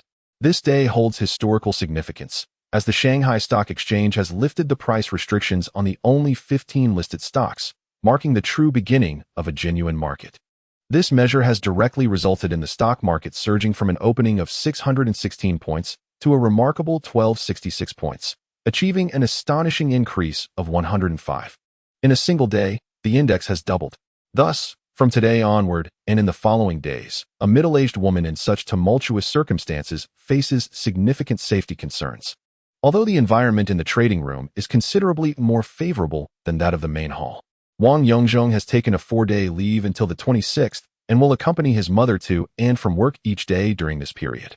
Upon seeing her son tightly clutching a briefcase and dressed in a formal yet somewhat staid manner, Ma Jing smiled and said, "Son, for the next few days, I will rely on you as my little assistant. Try not to look so serious." Wang Yongzhong took a moment to compose himself and replied with feigned calmness, "Mom, from today until next Monday is crucial for us. You must absolutely follow my lead and not hesitate to sell. Pay attention to the rhythm when selling." Wang Yongzhong was deeply concerned that his mother would be unable to resist the temptation of the soaring stock prices in the coming days, which would lead to uncontrollable emotions as her profits soared. If she were to sell too early, she might miss out on some gains. But if she sold too late amidst a downturn, even if she still profited, it would be difficult to accept. As any seasoned investor knows the pain of selling at a loss. "How much do we currently have in stocks, combining new and old shares?" he asked. "I calculated yesterday. It's approximately close to 2 million now." "Wow, well done, Mom. From the initial 2,000 subscription certificates, you've multiplied your investment over 20 times in just a few months. And this was achieved without intricate maneuvers, merely through a straightforward approach of buying and selling." Wang Yongzhong thought to himself that after this market rally, if they did not multiply their gains by several times again, it would be deemed a failure. After all, if one were to avoid complications, selling those subscription certificates directly after a few months could yield tens of millions, but that would be the most foolish of strategies. At this moment, his father, wise and composed, interjected, "The stock market is ultimately an investment, bordering on speculation. While it is reasonable and legal, you must also recognize the importance of moderation. Do you understand?" "Dad, we understand this. Everything has its limits. We will be mindful of our actions and will not appear too greedy, so rest assured. By the way, have you conveyed the message to President Yang? You know, the one from the last time when he missed out on 500 subscription certificates." Feeling indebted to the individual, Wang Yongzhong had been urging his father to share some stock market insights over the past few months. As a result, President Yang, a shrewd individual who had prospered in a previous life, promptly heeded Director Wang's advice and liquidated some savings to enter the stock market. Yesterday, Wang Yongzhong once again asked his father to inform President Yang of one crucial point. All stocks must be held for 3 days before being sold. The outcome hinges on whether President Yang can master his desires and promptly relinquish them. This could be seen as a favor returned to the Wang family. Our Wang is indeed forthright in his endeavors. Oh, about that? I spoke with him on the phone yesterday, employing the rhetoric you taught me. A blend of mystery and assurance. That should suffice. As long as we get through today, this favor will be settled. What transpires thereafter is contingent upon his fortune. As today's market is something the average person could never envision or experience in a lifetime.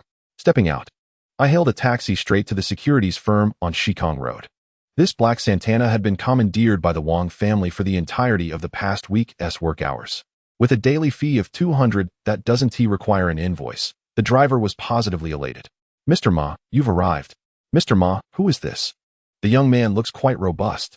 Amidst the chorus of compliments directed at Mr. Ma, my mother maintained her aloof demeanor, merely nodding at the crowd before escorting her son upstairs to the grand trading room. Goodness, even before the market opened, the grand room was already shrouded in smoke, its crowdedness rivaling that of the lobby below. Oh, Mr. Ma has come. This must be the esteemed eldest son you spoke of. Upon Mr. Ma's arrival, the diverse assembly of old and young in the grand room instinctively extinguished their cigarettes. It was evident that Mr. Ma held a distinguished status in this space. When did these newly affluent gentlemen adopt such gentlemanly manners?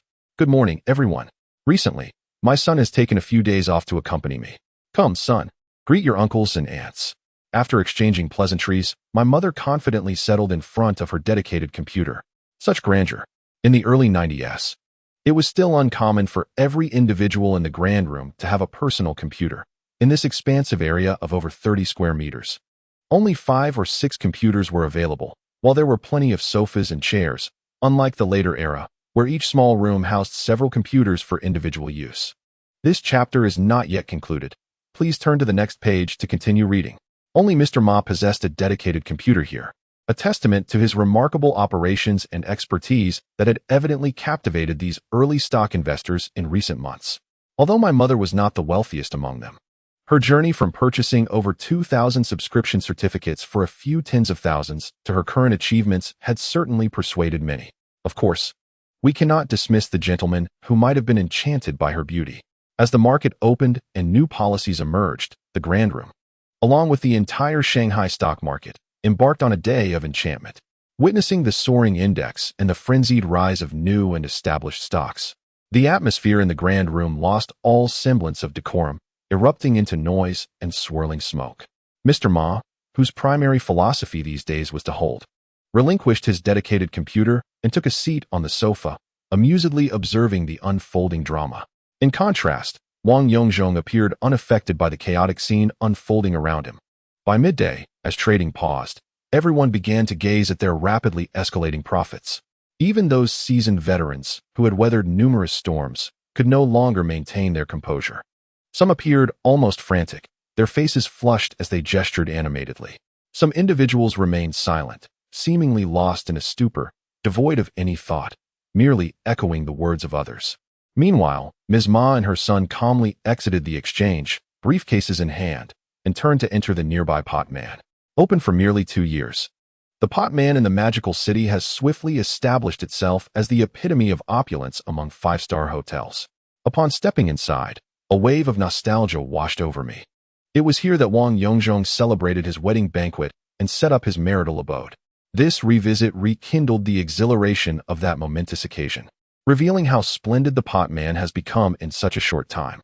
We settled at a window-side table in the Chinese restaurant, and my mother finally exhaled the tension that had built throughout the morning. Phew, I can finally breathe. That was quite terrifying, she remarked, patting her chest in relief. Haha, Mom, you truly are remarkable. Your ability to maintain such an aloof expression is exceptional. Little did she know how exhausting it was to uphold such an image. Mom, you have no idea. This place is rife with both local titans and ambitious newcomers.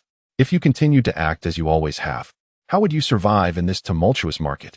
Unlike now, where connections and information flow freely, allowing for impactful commentary that can sway market trends. Do not be surprised. Influencing the market in such a diminutive stock market is truly within reach. Just consider today, the utterly mad day, when the entire magical city stock market's total turnover was merely 3.6 billion. Yes, you read that correctly. 3.6 billion, not 36 trillion, just 3.6 billion. In 1992, the total was only 50 billion. Such a small market can experience extreme fluctuations with the slightest disturbance, especially with the recent lifting of trading limits and the implementation of a zero policy. Thus, we have entered an era of rampant stock market growth, where countless individuals have begun to learn the art of speculation and manipulation, akin to the characters in Genesis. Yet, how many will truly emerge unscathed and profit abundantly? Mom, just 3 more days. 3 days will suffice. After that, we will sell what needs selling and hold on to what we must. For now, we shall observe and wait until the year's end. You should also contemplate how to utilize this substantial sum, perhaps a home, travel, or jewelry you once hesitated to purchase. Feel free to indulge yourself. Observing my son's somewhat audacious words, Ms. Ma began to envision a bright future. Chapter 50. The resurgence of hypermasculinity for Ms. Ma, now a millionaire. A lavish 5-star lunch was merely a trifling matter. Hadn't we noticed how the once empty restaurant was now brimming with prominent figures from neighboring securities firms? Sitting in the very venue that hosted his wedding banquet over 2 decades ago, Wang Yongzhong savored every bite of his meal. After all, how many delectable dishes could one truly enjoy as the groom on that momentous day, having barely taken a few bites? A steady stream of toasters began to surround the table, all echoing a unified sentiment of gratitude towards Master Ma for his guidance over the past 2 months. They pondered whether it was prudent to realize profits early or to steadfastly hold on. Master Ma, reverting to his established persona, adeptly dismissed these admirers with an air of aloof professionalism. Mother, I see you are rather enjoying this persona, I teased. The repeated calls of Master Ma certainly resonated with strength. In response to my jest, Master Ma cast a sweeping glance across the hall, his eyes brimming with a disdainful confidence, and remarked, "Among these people, few truly regard your mother. They are all just familiar faces in a sea of mediocrity. However, that bald fellow at the third table and the rather dapper young man to the left near the entrance are not to be underestimated. I cannot yet assess their character, but in terms of emotional intelligence and financial acumen, they are undoubtedly exceptional." Wang Yongzhong, feigning a need for water, quickly glanced at the 2 men, committing their appearances to memory. The bald man, despite his lack of hair, wore a vintage suit paired with a pristine white shirt and a dark tie, exuding an old Shanghai charm. The young man, on the other hand, was more flamboyant, undeniably handsome, clad in a silk shirt adorned with polka dots and loose mustard-colored trousers. If he wasn't mistaken, Wang had seen a similar outfit in the luxury store beneath the mall just moments ago. After a brief respite following the meal, the 2 returned to the main hall. The afternoon market remained buoyant, with the index surging past 1,400 points. A sight that stirred both excitement among the throngs of people and a dizzying sense of floating profits in Wang's account. Gradually, his previously well-controlled emotions began to stir, eyes reddening and widening, breaths quickening, as he grew increasingly restless. Indeed, witnessing such figures, wealth that would have taken 30 years to accumulate, now easily within reach, felt like a volcano ready to erupt. Noticing her son's heavy breathing, his mother turned to look. Upon seeing his flushed face, she sensed something was amiss. Decisively abandoning her market observations, she grabbed her bag and hurriedly ushered her son out.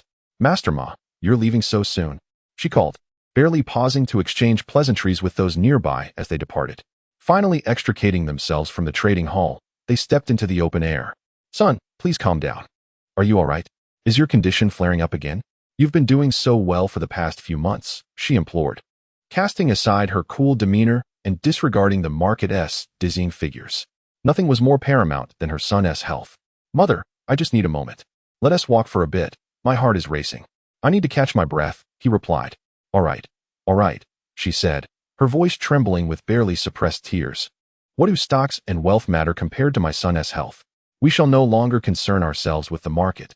The money we have is sufficient. Do you wish to give your mother a heart attack?" Together, they walked north along Shikong Road, soon finding a small park where they entered. The park, though diminutive, spanning merely a few hundred square meters, possesses an exquisite charm, and the air feels remarkably revitalized.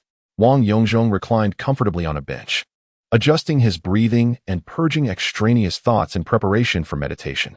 "Mother, I am perfectly fine. I shall meditate for a while. Please do not disturb me." As he spoke, his breathing gradually slowed, and the flush on his face began to dissipate. Ma Jing, somewhat reassured, had been startled by his earlier demeanor. The climate of the magical city in early June is rather pleasant, and within this quaint park, it becomes all the more comfortable. While gazing at her beloved son, Ma Jing clutched her briefcase tightly, lost in silent contemplation. "Mother, I'm all right now," Wang Yongzhong softly announced as he slowly opened his eyes. "My son, you have recovered. You truly frightened your mother just now. Can we not come here tomorrow? I simply wish to live a peaceful life." As a traditional Chinese woman, her life had always revolved around family. First her parents before marriage, and thereafter, deferring to her husband, Lao Wang. Now that her son had grown, he had become her entire world. This is likely a reflection of the lives of many traditional Chinese women. "Mother, it's nothing serious. I was momentarily overwhelmed." The atmosphere at the scene was indeed exaggerated. In the face of profits that soar into the hundreds, thousands, or even tens of thousands, maintaining one's composure is nearly impossible. "Tomorrow, we shall gradually divest a small portion of stocks that appear to be waning. I must come. You saw how well I managed this morning, didn't you? Let's book a room at the Portman next door for lunch tomorrow. I'll stand in meditation for an hour, and it will be perfectly fine." Unconvinced and wary of the risks, his mother responded, "No, Xiaozhong, please listen to your mother. I know which stocks are nearing their peak. You must stay home and await my good news."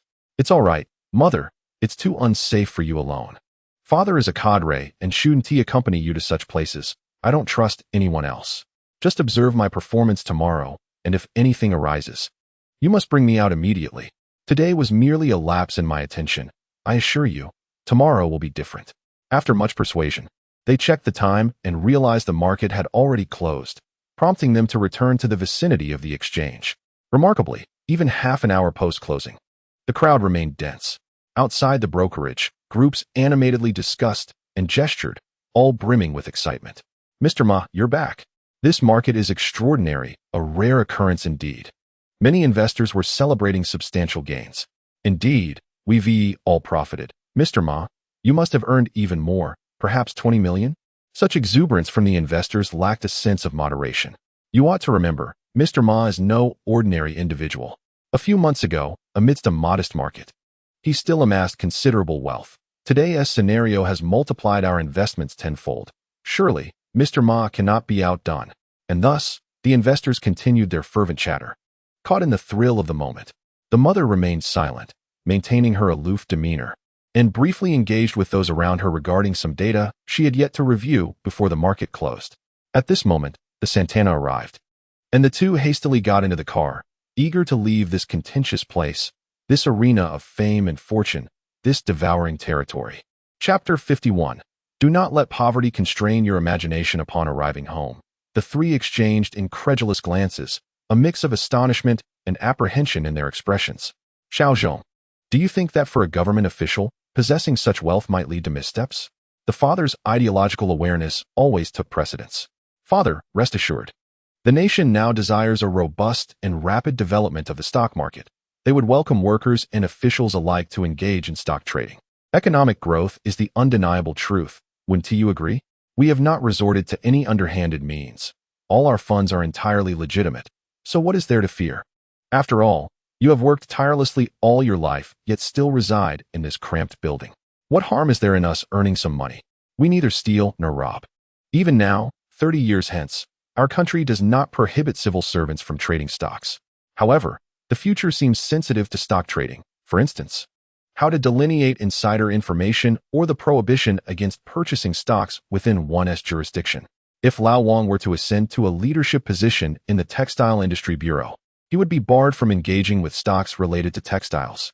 Thus, it is indeed true that officials at a certain level tend to refrain from stock trading. Similarly, in the future, the families of officials will not be allowed to conduct business within the scope of the official's authority, which could pose challenges for Wang Yongzhong's future career path. Yet, who can predict the future? There will inevitably be a way when the time comes. Let us wait until Lao Wang ascends further. We strive to conduct ourselves honestly in business. What is wrong with contributing to the nation? The three of them deliberated, realizing that their paper gains for the day had already surpassed 50 million. Overall, they had reaped the majority of this wave of dividends. and pressure would be lessened in the coming days. The mother began contemplating recent openings for high-rise apartments or inquiring about collaborations with factories for housing projects, hoping to secure a unit. Darling, aren't there many factories in your system that are co-investing in housing? They are all high-rises with elevators. Could you find out if we can purchase a unit, perhaps paying a little extra to ensure they don't suffer any loss? Indeed, there was a recent collaboration involving a machine tool factory for housing development, albeit the location was less than ideal, nearing the outskirts. That is fine, after all. It's a high-rise, equipped with elevators, gas, and bathrooms. Wang Yongzhong, feeling embarrassed, interrupted. Hold on. Just listen to what you are discussing. High-rise, joint housing? A 3-bedroom apartment? Is that impressive? How much space are we talking about? Less than 100 square meters, right? Wouldn't T100,000 be sufficient? Lao Wang and Ma Jing were momentarily taken aback, realizing that the daunting housing issue was, in fact, so straightforward. 100,000? That is so inexpensive? Observing their dawning comprehension, he continued, one should always maintain a broad perspective. Have you forgotten the instructor's words? In the grand household of the affluent Wang family, who are poised to achieve yet another modest goal, one might wonder if they are truly content with their current living arrangements. The two glanced at each other and remarked, Son, why not purchase 2 apartments, keeping one for your future marriage? What constitutes a small goal, after all? With a sudden splutter, Wang Yongzhong expelled his tea in surprise. Wiping his mouth, he exclaimed with fervor, I now grasp how poverty can severely restrict one's imagination. Is this truly the best you can envision for yourselves? In this location and this type of dwelling? His father slapped his thigh and replied, Indeed, we could very well acquire 2 spacious units in the premier Far East apartments. The location and amenities are exceptional, and it would also be convenient for your mother. He continued, however, I have no desire to let your siblings benefit from our good fortune, though the properties there are undeniably appealing. It was no wonder, after all, for his parents had been constrained by the times, having moved to the Northeast as minors. They endured communal living arrangements and rudimentary facilities for a decade before returning to the bustling metropolis, now confined to a cramped apartment. It was understandable that they harbored such views. Perhaps it's time for you to broaden your horizons, he suggested. Let me tell you, this money is meant for purchasing real estate, at least 10 million. The two sprang to their feet in disbelief. What are you saying, son? 10 million for a home? That seems utterly extravagant and wasteful. In an era when monthly salaries barely reached a few hundred, the thought of investing millions in property was indeed unfathomable. Yes, at least 10 million. Here are some targets for you. Once the funds are secured next week, you should inquire and explore your options. Come now, what are you proposing? Are you suggesting we buy an entire building? Not an entire building, but rather a standalone residence, preferably a villa or a traditional Western-style house. And I have stipulations. Look towards the west or south, specifically in the old French concession areas, roads like Xinhua Road, Shaoxing Road, and Hengshan Road. Seek out independent houses, ideally those with gardens. In an instant, their minds were ignited with possibilities. I can hardly imagine. Are you referring to the gardens reminiscent of old Shanghai depicted in films? How marvelous it would be to have a lawn and a villa. Could this truly be our future? The thought of sipping afternoon tea in their own garden began to take shape. Indeed, son, you make a valid point. With such wealth, aside from purchasing property, I wouldn't know how else to utilize it. We ought to invest in a more expensive home, with ample rooms, perhaps even a 2-story house. So we can bring your mother over and hire a caretaker. Then we can all enjoy a life of comfort together. Goodness, Wang, your vision is truly expansive. It is indeed the 25th of the 25 filial exemplars. You incessantly refer to your mother. Don't you ever tire of it? My dear wife, let us maintain a sense of grandeur. Our family is on the verge of reaching a net worth of nearly 1 billion. Let us not quibble over such trivial matters. What will others think of us? We reside in a magnificent mansion while allowing my mother to suffer in neglect? Consider it for a moment. My father, being a leader, has managed to persuade even me, and I am certain that my mother, with her perfectionist tendencies, will not object either. Indeed, there is truth in this. We should bring her here, or else we may face dire consequences. The neighbors surrounding your mother are former comrades and colleagues of my late father. If they were to learn that we live in luxury while my mother endures hardship, I can only imagine the scene. Yes, not only should we invite her to stay, but you could also have your mother join us, correct? Very well, a decisive stroke, it is settled.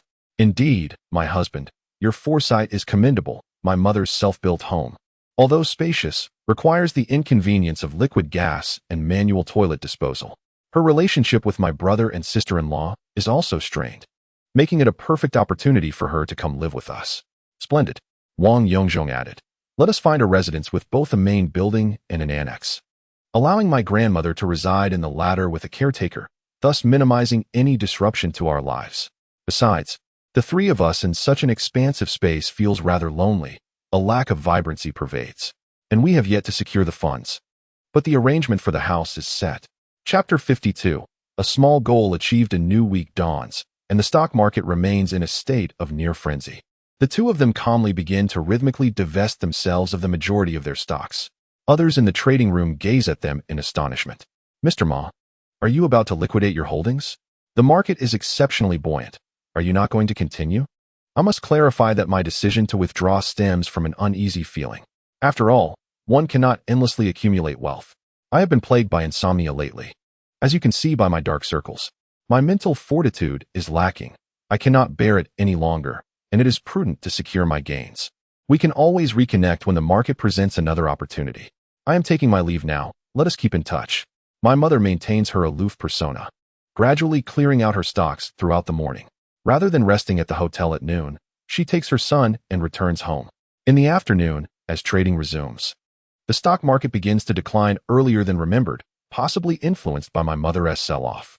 From that point until the end of the year, it plummets by over 1,000 points. Those who previously mocked my mother for her inability to profit must now acknowledge Mr. Ma's prescient insight. Overall, this unprecedented 3-day bull market, if one managed to hold on without panic selling, ultimately yielded substantial profits. May the stock market tycoons from this brief but joyous interaction refrain from making any fatal miscalculations. My goodness, it is utterly unimaginable. I never anticipated that I would one day become a billionaire. Thankfully, my son heeded your advice. My dear child is truly remarkable. Upon returning home, my mother could no longer contain her exuberance, exclaiming in delight as if she were a youthful maiden of 17 or 18, rather than a woman in her 40s. Shoo, mother, lower your voice.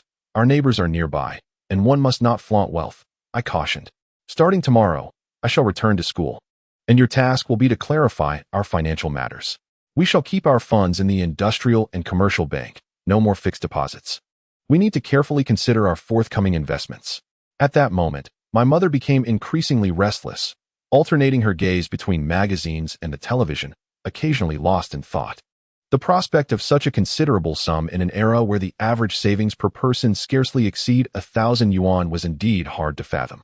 It is often said that poverty brings sorrow to couples, and money has the power to resolve 99% of life's challenges.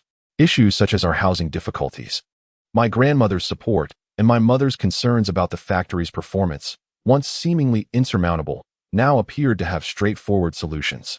The remaining trivial matters seemed trivial in comparison. For instance, my mother's lifelong aspiration to learn the piano, a dream unfulfilled even until her illness.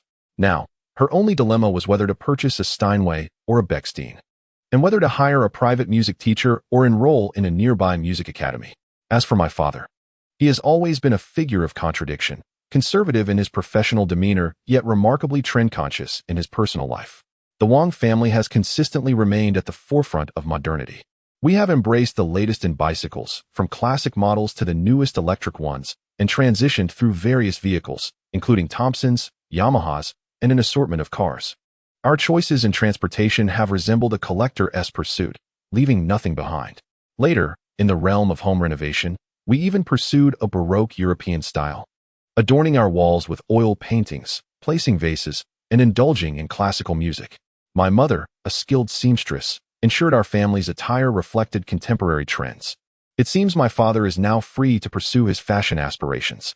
As for myself, Wang Yongzhong, my past interests in collectibles, antiques, watches, photography, and automobiles now feel tantalizingly within reach, leaving me somewhat paralyzed by choice.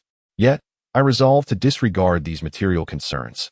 What truly matters is that this recent surge of ambition has served as a wake-up call. As a bearer of exceptional genes, I must remain vigilant, for the dangers are palpable. On the 21st, as the figures in my account swelled, so too did the desires within me. Greed began to take hold, whispering of increasing wealth and the indulgences it could bring, material desires, lust for beauty, cravings for exquisite delicacies, and aspirations for social stature. I teetered on the brink of being consumed by avarice. The most challenging moment came when I exited the grand hall and beheld the throngs of investors in the lobby, cash in hand, amidst the cacophony of fervent buying and declarations of wealth, a scene both intoxicating and overwhelming. The impact of that fleeting moment was profoundly intense. Wang Yongzhong was suddenly struck by an exaggerated thought. Could I not seize this opportunity to utilize my invincible physique and martial prowess, transforming all this wealth into my own? How do these feeble ants deserve to possess such vast fortunes? With but a slight exertion on my part, all of it could be mine. Fortunately, my mother acted swiftly, pulling her son from the abyss of desire. Otherwise, it might have resulted in a globally shocking scandal. Mother, I cannot return to school tomorrow. Please grant me another day of leave. My mindset has been off lately, and my self-control is severely diminished. Tomorrow, I shall consult my master for guidance on how to proceed. Upon hearing this, my mother instantly calmed from her overwhelming excitement. Yes, yes. You must go see the old master promptly. This has truly frightened me. No amount of wealth can surpass the health of my son. In our traditional culture, mothers invariably prioritize their children above all else, for no amount of money or power can compare to the well-being of their offspring. Thus, the prevalence of extravagant and irresponsible behavior among the youth in our country is quite common. After this diversion, the two, awakened from their dreams of untold wealth, gradually returned to normalcy. My mother went out to buy groceries and prepare meals, while I quietly retrieved my calligraphy practice materials, ready to resume my long-neglected studies. My imitation of the yin style had reached a satisfactory level, while in recent months, I had been learning the O and Chu Suiyang styles.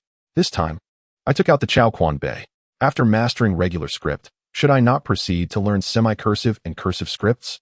In truth, contemporary understanding of calligraphy is somewhat misguided, including that of my father, who fancies himself a half-hearted calligrapher. My father's journey into self-taught calligraphy began in his youth, inspired by lessons from school and a neighboring elder. Without formal mentorship, even when he moved to the Northeast, he lacked the conditions for further study, merely bringing back numerous practice books and materials from the metropolis. Once he returned to a leadership position, however, he found himself surrounded by sycophants, whose praises, beautiful, your calligraphy rivals that of a true master, slowly led him astray. Amidst their flattery, he became inflated with self-importance, convinced of his innate genius as a self-taught savant, and to this day, he has not formally apprenticed or received professional calligraphy education. Yet, in the future, should Wang Yongzhong open his Douyin follower list, he would discover a carefully curated selection of a dozen or more calligraphy influencers. This is no jest. Although lacking genuine hands-on instruction, he possesses a solid foundation of knowledge.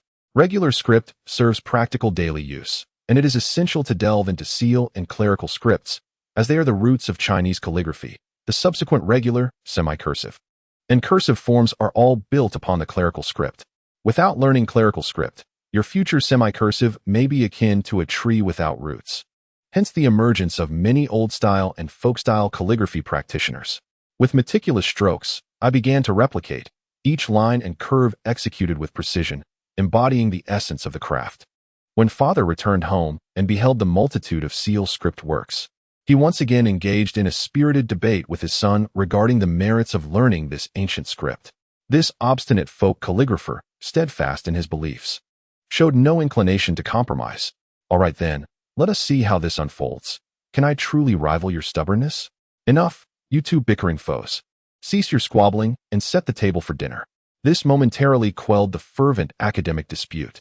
At the dinner table, father could no longer contain his curiosity and inquired, "So, how did it go today? Did you achieve a small goal in the end?" The proud factory director could no longer hold back his enthusiasm. "Have you learned quickly from your son? This small goal represents 100 million. It seems the more we discuss it, the more tangible it becomes."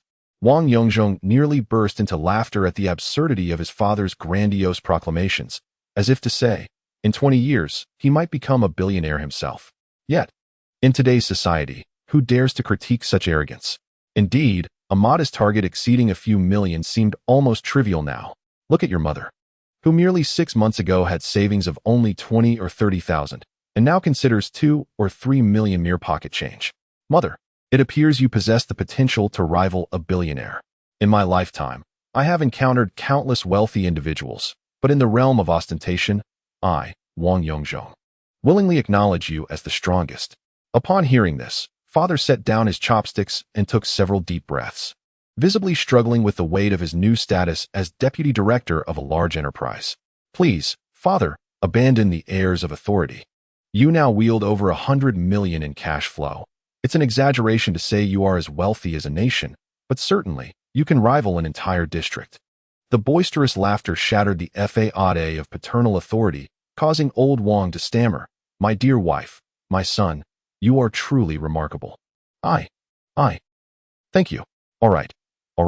We are family. There is no need for thanks. The credit primarily belongs to my son's visionary financial strategy. But without your leadership and decisiveness, we would not be where we are today. Mother's remarks were perfectly poised, embodying the essence of a supportive spouse. What she says is true. Our modest achievements are a testament to our collective efforts surrounding Comrade Ma Jing.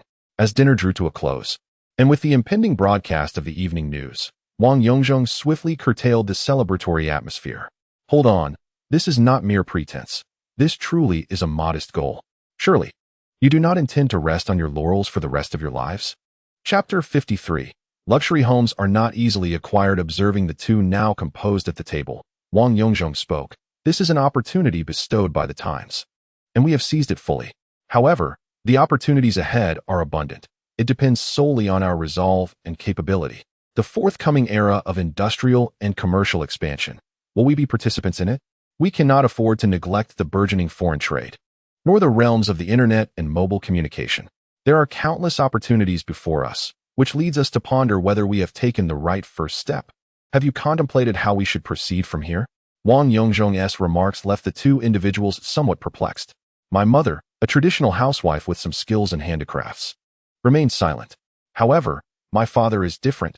Despite his youth, he has already ascended to the position of deputy factory director, overseeing the production operations of a factory with thousands of employees. His insights and connections are extensive, yet the future remains somewhat elusive. As a great man once said, we are navigating our course by feeling our way across the river, and it is unclear how we should advance from this stage. In our factory, there are numerous proposals on the table, including restructuring, stock reform, and mergers, all of which seem to be a tangled mess. Wang Yongzhong is aware that my father's factory is ultimately undergoing stock reform, which is set to gain prominence in the Shanghai Stock Exchange in the coming years. Father, I believe our family should adopt a two-pronged approach. The first step is for you to initiate your political journey. You should visit the bureau as soon as possible, perhaps tomorrow or the day after, and directly seek an audience with the leadership.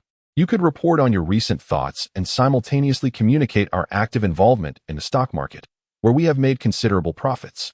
It is crucial to emphasize that our original intention was to contribute to the market-oriented reforms, and we invested our entire fortune not for the sake of immense profits, but to effectuate a modest impact.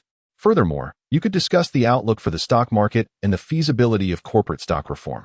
Given your practical experience in the stock market and the substantial profits garnered from your operations, it is likely that you may be entrusted with greater responsibilities in the future. This rationale is compelling, and reporting our significant income could silence many critics, especially since we will need to spend considerably in the future, and our lavish lifestyle may attract attention. Indeed, this could also present you with an opportunity for advancement, but seizing it will depend on your own efforts, Father.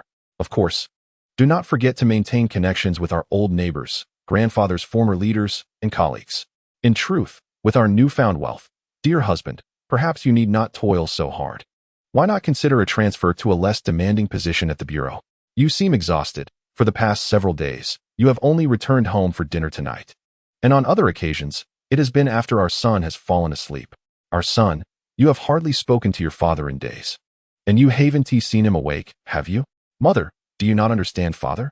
He is driven by ambition. For him, the factory represents a mission. Those in his position are responsible for their respective domains. Bureau leaders oversee entire industries. City leaders manage the cities, while national leaders concern themselves with the nation and even the liberation of humanity across the world. Do you think these are mere slogans? Generations of such individuals genuinely believe in and strive for these ideals. Father looked up in surprise at his son, who spoke so earnestly. seemingly astonished that his 14 or 15-year-old child truly considers himself a successor to these ideals. Son, you have touched upon my innermost thoughts. In one's position, one must fulfill their duties. With thousands of lives depending on this factory, who else should take responsibility if not me? The future is uncertain, yet I cannot retreat at this moment. My dear husband, is it not true? Aren't you primarily responsible for the branch factory? Why is it that now you are also overseeing production at the main factory? Lao Wang sighed and replied, You are unaware of the recent hardships faced by the factory. The silver lining is that our flagship yarn continues to sell well nationwide. But the downside is that it is the only product thriving, while others are underperforming. With thousands of employees in the factory, the current situation reveals that at least half of the workers are, in fact, surplus. Thus, the burden on the factory is substantial. The former leaders are now seeking to transfer out, either to the bureau or to some idle positions in the city, showing little interest in managing the factory, which proves unreliable in critical times. What can I do? The chief factory manager can only turn to me to take charge and manage production. With so many people in the factory, I find myself overwhelmed with work. Father, I believe you are worrying unnecessarily. Production management is quite straightforward. One must not complicate simple matters. The factory's issues, be it redundancy, sales volume, or the need for transformation, are temporarily unrelated to you. Focus solely on production. The others above you are merely drawing salaries. Do you genuinely believe they would relinquish control if you attempted to manage them? Production hinges on two key aspects, safety and quality. Beyond that, everything else, logistics, raw materials, and sales channels, should not be your concern. Sometimes, it is wise to embrace a little ignorance.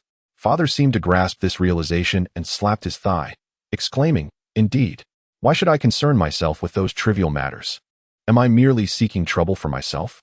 I will simply fulfill the production targets with quality and quantity, ensuring safety in production.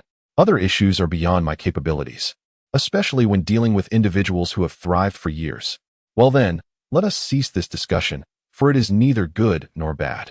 Concluding this uncertain topic, the family joyfully shifted their conversation to how to lavishly spend their newfound fortune. Just the other day, I inquired, and the properties you mentioned do exist. Some shared accommodations should be disregarded. There are also standalone houses returned to their original residence, though they are not particularly spacious. The remaining, more desirable, well-maintained large standalone houses are primarily held by enterprises and institutions, such as the Kunku Opera Troupe, the Drama Troupe, the Music Academy, the Social Science Institute, and the Chinese Academy of Sciences. I will need to expend effort to inquire through connections. We can explore other options when we have the time. It seems Father is indeed eager to reside in a luxurious mansion soon. Father, have you considered a roundabout approach to our aspirations? What do you mean? You seem to have a childhood friend working as a section chief in the Foreign Affairs Office, correct? Didn't you encounter him during our New Year visit to Grandma's house? Yes, are you referring to Ma Pai? He works as a section chief in the Foreign Affairs Office. What of it? Indeed, childhood friends share many untold stories. Given the current trend of emigration, numerous individuals, both affluent and less so, aspire to venture abroad. Those wealthy families residing in these areas, upon receiving their properties back, may now seek to explore opportunities abroad or reunite with relatives overseas. You have a point. Recently, some individuals from our factory have resigned to embark on a journey to America. Those who once resided in the grand villas of the French concession may consider selling their homes to seek a life abroad.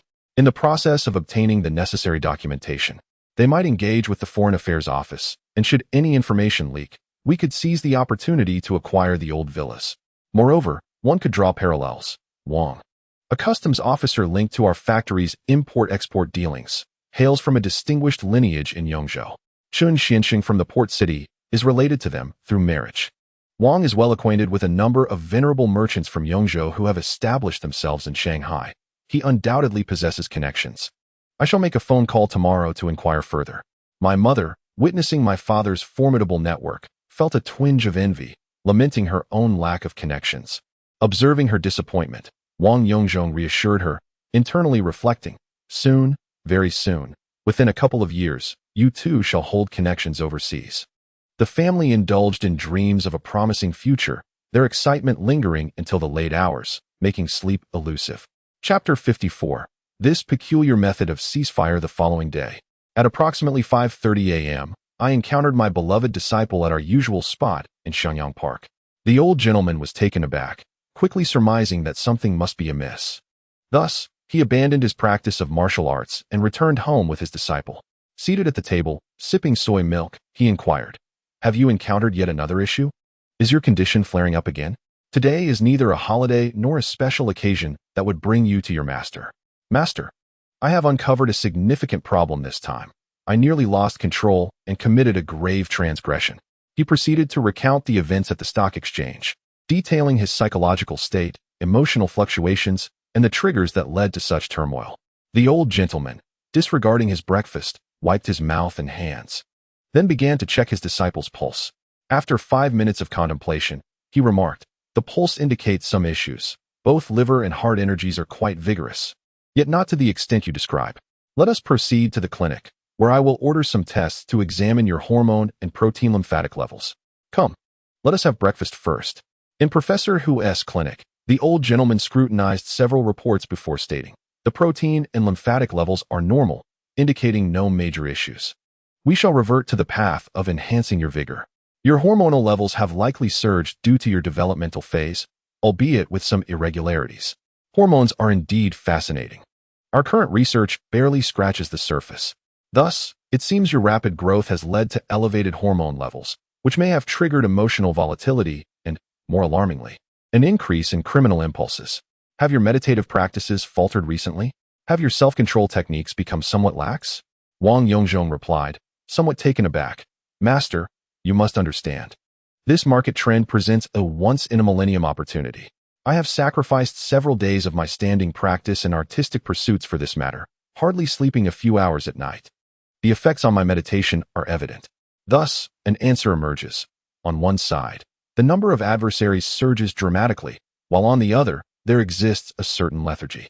How could such a situation not lead to a crisis? It is imperative to maintain these methods, and meditation is of utmost importance. Do you understand? Starting today, I shall resolutely resume this practice. However, this recent episode has truly frightened me. What shall I do henceforth? If I were to lose control, I might end up accompanying my senior brother Liu. I am acutely aware of my own capacity for aggression, possessing an exceptionally robust physique, having studied martial arts. With long limbs and a natural predisposition for combat, I could easily overpower a dozen strong men.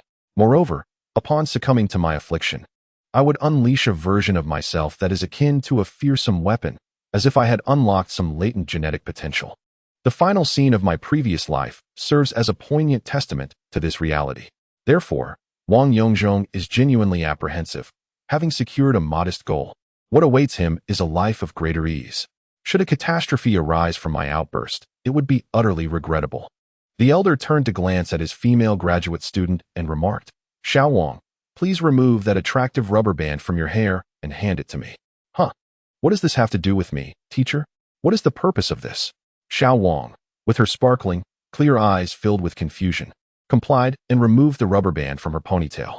Professor Hu accepted it, tugging at it as he stated, "This simple hair tie, composed of multiple strands of rubber and an ornament, when worn on your wrist, can serve a vital purpose. Whenever you sense an emotional disturbance, grasp this ornament, preferably one that is a bit firm, and snap it against your wrist with conviction. Much like a slingshot, let the pain awaken your senses and bring clarity." Before he could finish, the room was filled with the sound of gasps and hisses of astonishment. How ruthless!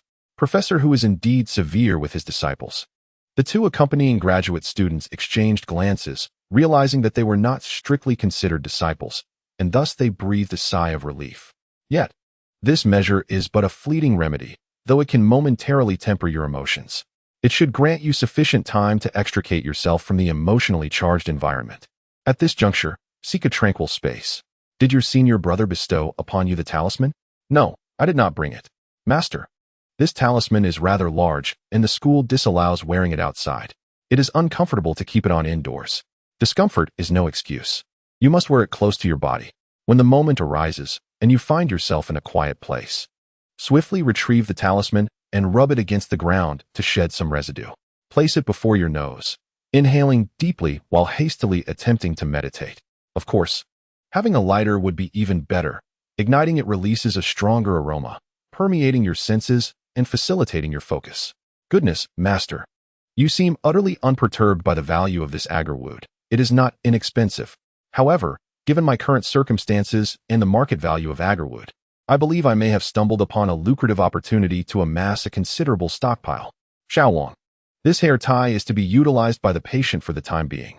Later, ensure he acquires a superior, more expensive one to return to you. No need. No need, teacher. This costs hardly anything. There is no need to repay. Xiaowang felt tears welling in her eyes. How could such a beautiful hair tie simply vanish? Moreover, gifting it to a grown man to wear on his wrist felt rather humiliating. Her face flushed with embarrassment. Sister, rest assured that I will bring the finest next time.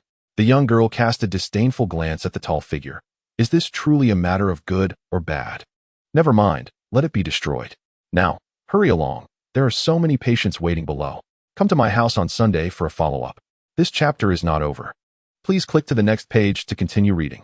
Thus, Wang Yongzhong, rather effeminate, exited through gate 600, adorned with a red hair tie embellished with a pink heart. However, the peculiar individuals at the entrance of gate 600 were far too numerous. This was hardly a concern. Upon returning home, he briefed his mother on the conclusions and methods provided by his master. His mother, with a hint of disdain, tugged at the effeminate hair tie and playfully flicked her son's wrist. "Oh dear, what are you doing?" he exclaimed. She chuckled. It seems this truly has its uses. Employing it as a means to curb violence and invigorate the mind is indeed clever and quite beautiful too. Is this truly a matter of beauty? Summer is approaching, and wearing short sleeves while exposing this would be quite chilly. Mother, you are quite crafty.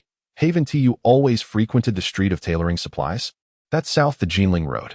Please select a black rubber band and find a sturdier accessory, preferably one made of metal. Help me craft a few such bracelets. The rubber bands should be of good quality, for I am rugged, and inferior quality will not suffice. His mother laughed heartily. All right. I shall go right away and ensure you have something more stylish. How about purchasing some gold to design a custom bracelet? Just a bead-sized rubber band strung with a hefty piece of gold? That would indeed be painful. Are you my real mother? You seem to wish for me to feel some discomfort. Come now, buy 3 feet of rubber and then order a half-kilogram gold bead. I could use it as a belt. When needed, I could pull it out for a flick, ensuring the Wang family remains unbroken. Ha ha. You will make your mother laugh to death. You wish to inherit my sewing machine, don't you? Recently, his parents had picked up quite a few trendy sayings from their son. After a quick tidy-up, she hurried out towards Jinling Road. In truth, the magical city has 2 rather peculiar and renowned streets. One is the globally famous Nanjing Road, recognized as the first commercial street of China. The other is Jinling Road, known for selling sewing supplies and musical instruments. Are Nanjing and Jinling not the same place? How did they become 2 parallel streets in this magical city, separated by a short distance? Chapter 55. Have they been left behind by the 2 of them? Ma Jing, already a billionaire, found herself once again walking down familiar streets, the accessories and tools lining the sides now appearing somewhat dull and uninteresting. As she strolled, aside from exchanging greetings with familiar shopkeepers, she curiously did not enter any shops. What is happening to me? In the past, I would eagerly wander through these streets all day, wanting to buy everything I laid eyes upon. Today, however, I feel oddly out of place in this environment. As she walked, our teacher Ma began to observe the architectural styles instead. Jinling Road predominantly showcases an exquisite European architectural style, seamlessly interwoven with the charming elements of Shanghai's traditional lanes.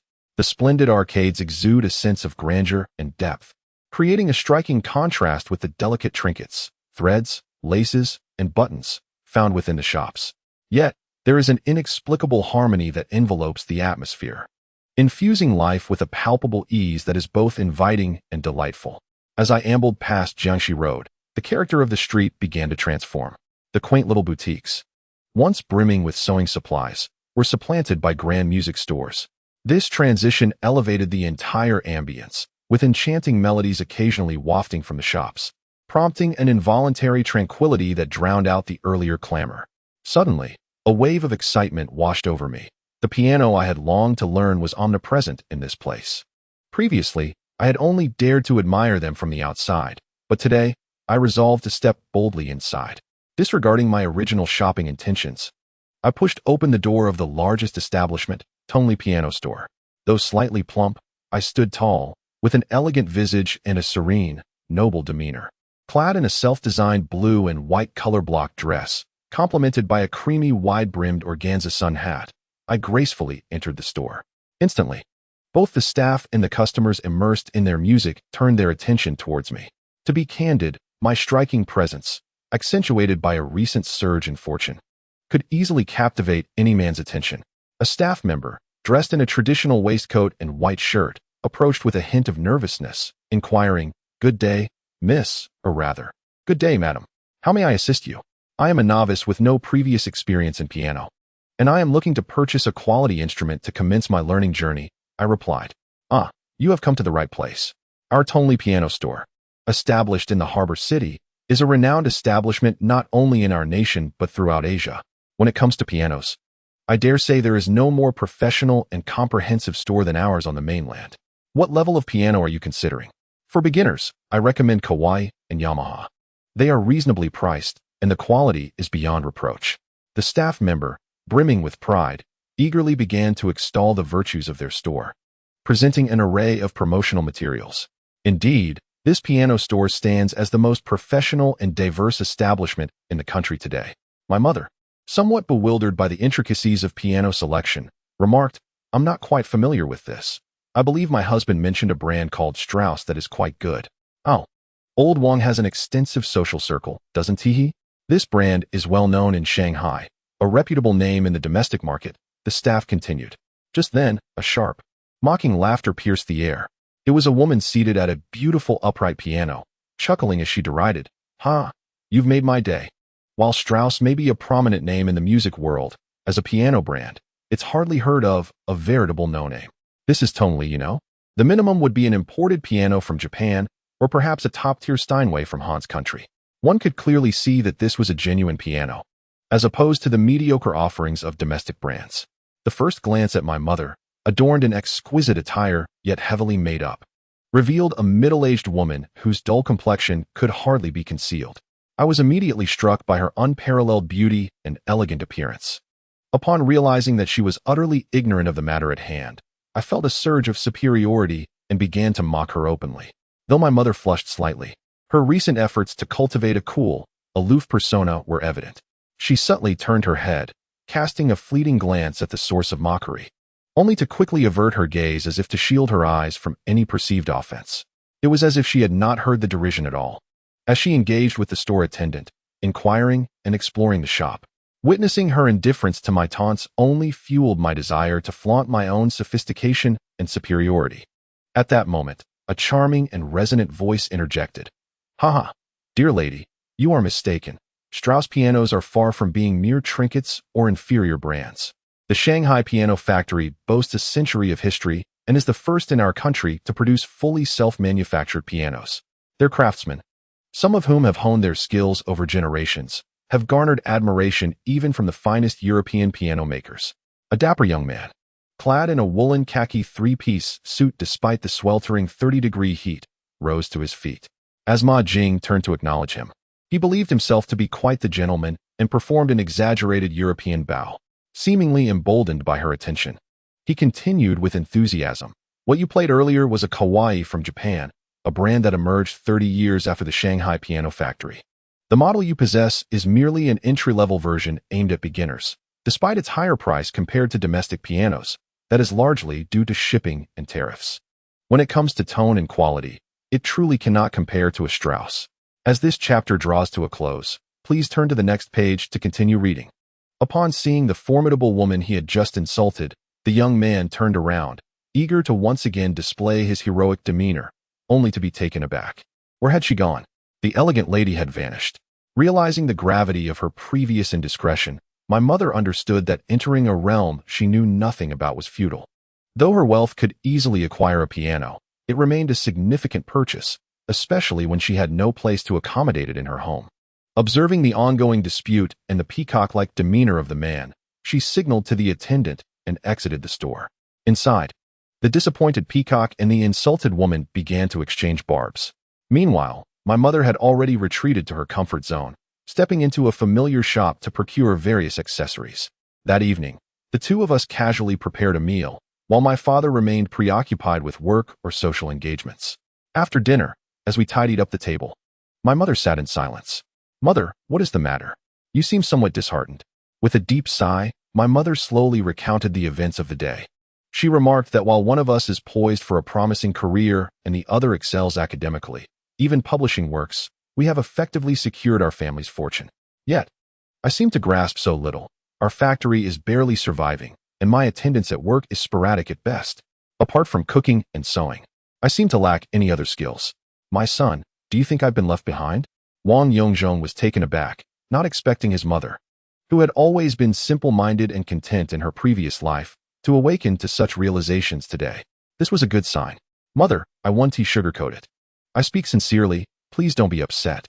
Go on, I'm listening, she replied. Mother, you are indeed correct. I recognize that you have fallen behind. Both father and I are advancing rapidly. Although father has been busy lately, he has enrolled in a night school. While not the most prestigious, studying business management at a finance university is still quite beneficial. As for me, I will certainly attend a top-tier school next year and aim for at least a first-tier university in the future. Mother, it seems you haven't pursued further education since attending night school with father back in the 80s. Well, I simply haven't had the time. That is not your fault, mother. The son quickly interjected, offering comfort. Initially, living with grandmother and your younger brother's family brought countless trivial matters. After we moved here, you had to care for both father and me. I understand that my illness has caused you considerable worry and consumed much of your time and energy. Yet, you still found the time to learn sewing, tirelessly crafting garments for others, which constituted the majority of our family's savings. Noticing the glimmer of tears in his mother's eyes, he continued passionately, if we have earned substantial profits this time, the primary contributor is you, mother. Without the countless hours you devoted to saving those funds, we would not have had the opportunity to turn a small investment into a significant fortune. Yes, you feel left behind, but that is a sacrifice you made for our family, for father and me. Now it is time for us to invest in your growth. Listening to her son's heartfelt words, my mother reflected on his understanding and maturity, wiping away her tears as she said, My son, perhaps I have been a little overly sentimental. Why dwell on such thoughts? No, mother, it's not overly sentimental. It's essential to contemplate these matters. We must keep pace with the times. I want to say much more, but since you have a passion for fashion design and tailoring, why not enroll in a night school? Father can help you gain admission to a specialized textile college for fashion design. What do you think? Her eyes sparkled with newfound hope. Moreover, he added, the house we plan to buy is not far from there, making it convenient for you to study.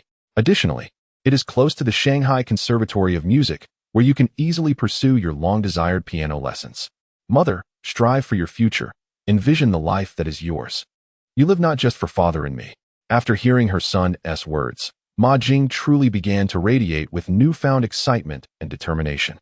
My dear son, you are indeed correct. It is time for your mother to strive and pursue her dreams as well. I have many aspirations, including learning the piano, delving into design, singing, and even mastering ballroom dancing. Given the factory is barely surviving, I might as well take a leave of absence and focus on our home first, before embarking on my learning journey with complete peace of mind. Upon expressing this, my invigorated mother quickly perused the materials she had gathered from the piano store. Engaging in discussion with her son, which brand of piano do you think is preferable? I am rather uninformed. To which he replied, I don't know much either, but I do know that Steinway is considered the finest. Generally, you get what you pay for. There is a reason for higher prices. For now, focus on whether to enroll in a piano training class or hire a tutor, and you can inquire directly with the teacher later. Let the professionals handle their craft. Setting aside the seemingly intricate materials, she affirmed, Indeed, I shall heed the teacher's advice. There is no rush. After all, this house barely accommodates a bed, let alone a piano. With that, she placed the materials back in the cabinet and retrieved a large map of the city. With one hand clutching a pencil to circle locations, and the other jotting down notes, she said, Son, could you assist me in locating that Shaoxing road you mentioned? I'll mark it. I intend to explore it in the coming days. My mother truly embodies a decisive spirit. The following day, having resumed his morning exercises, Wang Yongzhong departed around 5 o'clock. Observing the two still in slumber, he noted the rarity of seeing his father awake lately.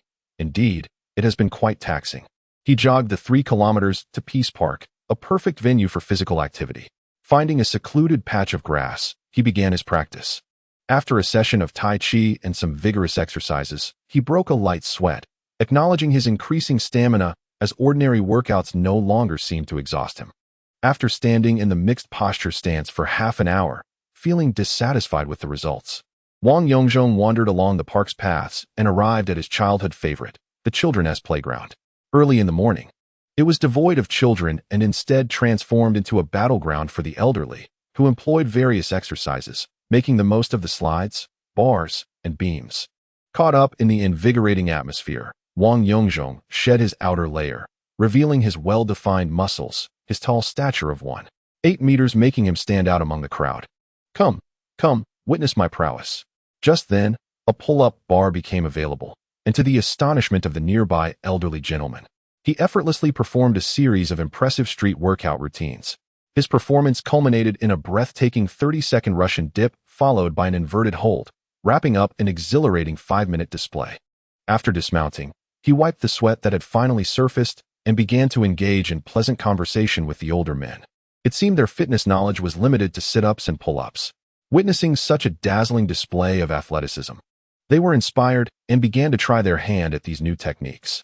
However, the vast majority of actions lacked the necessary finesse, making success elusive.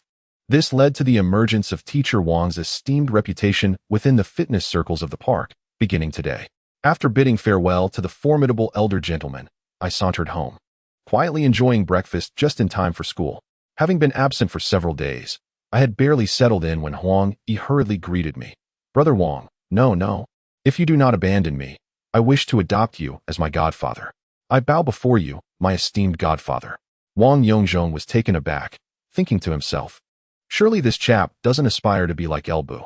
Haha, my son Fengxian, why such grand gestures? Godfather, I am grateful for your guidance. Can you guess how much we earned this time? Huang Yi, having ceased his antics, inquired earnestly. How would I know? Was it in the 6 figures? Haha, far beyond that. We have just crossed into the 7 figures. He chuckled uncontrollably.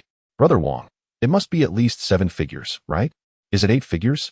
Wang Yongzhong, with an enigmatic glance, replied nonchalantly, about that, yes. Suddenly, Huang Yi's brilliant mind sparked with realization, his eyes widening in disbelief. No way could it possibly be. He hesitated, almost afraid to continue. Wang Yongzhong raised a finger, signaling for silence. Huang Yi recoiled slightly, bowing his head, panting heavily while lost in thought. Genius truly is remarkable. How did he discern the truth? Wang Yongzhong, please step outside. The voice of our homeroom teacher called out. Exiting with the teacher, I observed Mr. Xiao's excited demeanor, indicating that he too had profited considerably. Wang Yongzhong, I must sincerely thank you this time. It has been remarkable. We never anticipated such substantial earnings. Witnessing the teacher's exuberance, I felt a wave of calmness wash over me and remarked sentimentally, Teacher, with your newfound wealth, I hope you won't abandon your teaching career for a life of leisure? Surely not. Nonsense. How could we possibly give it up? We have dedicated our lives to education. We could never part with it. At most, we might upgrade our living situation and enjoy some travels during summer vacations. You, Teacher Shun, have taught about landforms and Mediterranean climates. Now you finally have the chance to witness them firsthand. I am truly grateful to you. Interrupting the teacher's ongoing expressions of gratitude, I waved my hand dismissively. All right, teacher, this is a testament to your own courage. It has little to do with me, so no need for excessive thanks. Huang Yi over there has already expressed his gratitude to the point of making me feel embarrassed. Very well, we shall not be overly formal. We are all in this together. Ha. Thus, a busy week passed. On Sunday, I visited the elder's home to report on the recent week's developments. Yongzhong, the situation has improved slightly. You must persevere. This illness is a lifelong adversary. It is rather unfortunate to carry such a ticking time bomb throughout one's life. The venerable master gazed lovingly at his cherished disciple. His sole apprentice possessed remarkable qualities, swift in mastering skills and meditation, physically surpassing the average person, and endowed with maturity and thoughtfulness. He was dutiful and kind-hearted. Yet, due to this affliction, he was destined to carry a metaphorical shackle throughout his life, unable to fully relish the freedom of unrestrained desires. Master, it is nothing to worry about. I shall treat this as a lifelong journey, traversing a narrow bridge. I will proceed with caution, and besides, I can strengthen myself, seeking ways to transform this narrow path into a broad avenue. In the end, I shall find joy and freedom, he declared. My boy, you possess ambition. Very well, I shall watch you as you progress. For now, I can support you for a while longer, but you must strive to enhance yourself. The master felt immense pride and contentment in this disciple. However, he soon reflected on a matter. It is often said that embracing the flow is preferable to resisting it. It is only natural for desires to arise, especially given your current capabilities. Having suddenly acquired wealth, your material desires, along with other cravings, inevitably intensify compared to before, drawing in greater temptations. What I mean by embracing the flow is this. When you experience a strong desire, such as a particular item you yearn to purchase, do not suppress it. Previously, when you lacked funds, restraint was necessary. Now that you possess wealth, do not hold back. This is detrimental to your psyche and spirit. Instead, indulge in your desires. Desire is akin to water, and your character resembles a bucket. When you pour in a desire, it fills the bucket. If you accumulate too much without release, it will inevitably overflow. For the average person, an outburst merely leads to temporary anger, and life continues as usual. However, your outburst may have unpredictable consequences. Thus, satisfying your desires can alleviate the pressure they impose and generate a surge of dopamine, which is crucial for you. Wang Yongzhong, after a moment of contemplation, replied, Master, your words are profoundly insightful. I cannot even counter them. You suggest that I should indulge my desires and not let them accumulate, correct? But I am only 14 years old. Material desires are easy to manage. Yet what about the others? The venerable master suddenly paused, realizing his disciple was still so young. After a brief silence, he continued, then it must rest upon your own shoulders. Other desires, according to Maslow's hierarchy of needs, can indeed be simplified as desires. Whether physiological, emotional, social status, or self-worth, these needs arise sequentially, creating a spiraling ascent of desire and fulfillment. This is a process you must navigate independently. Rest assured, the foundational layers of Maslow's pyramid should pose no challenge for you. Focus on fulfilling your needs and continue to progress. The wisdom imparted by my master resonates deeply. This lifetime is inherently an endeavor towards the realization of a higher self-worth.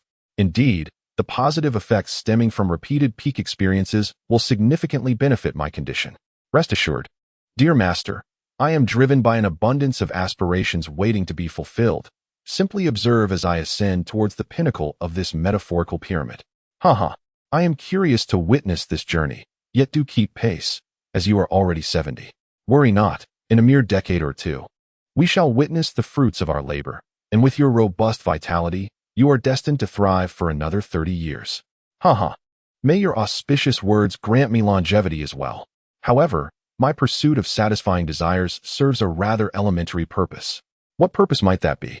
By continuously fulfilling your own desires, be it opulent mansions or luxurious automobiles, along with cherished collectibles and various indulgences, you will amass a wealth of spiritual abundance, including emotional connections and recognition, which will only grow more profound, correct? Consequently, should you ever find yourself tempted to act impulsively or engage in wrongdoing, the thought of jeopardizing the increasingly better life you have built, along with those cherished relationships, status, and respect, will surely prompt you to reconsider your actions.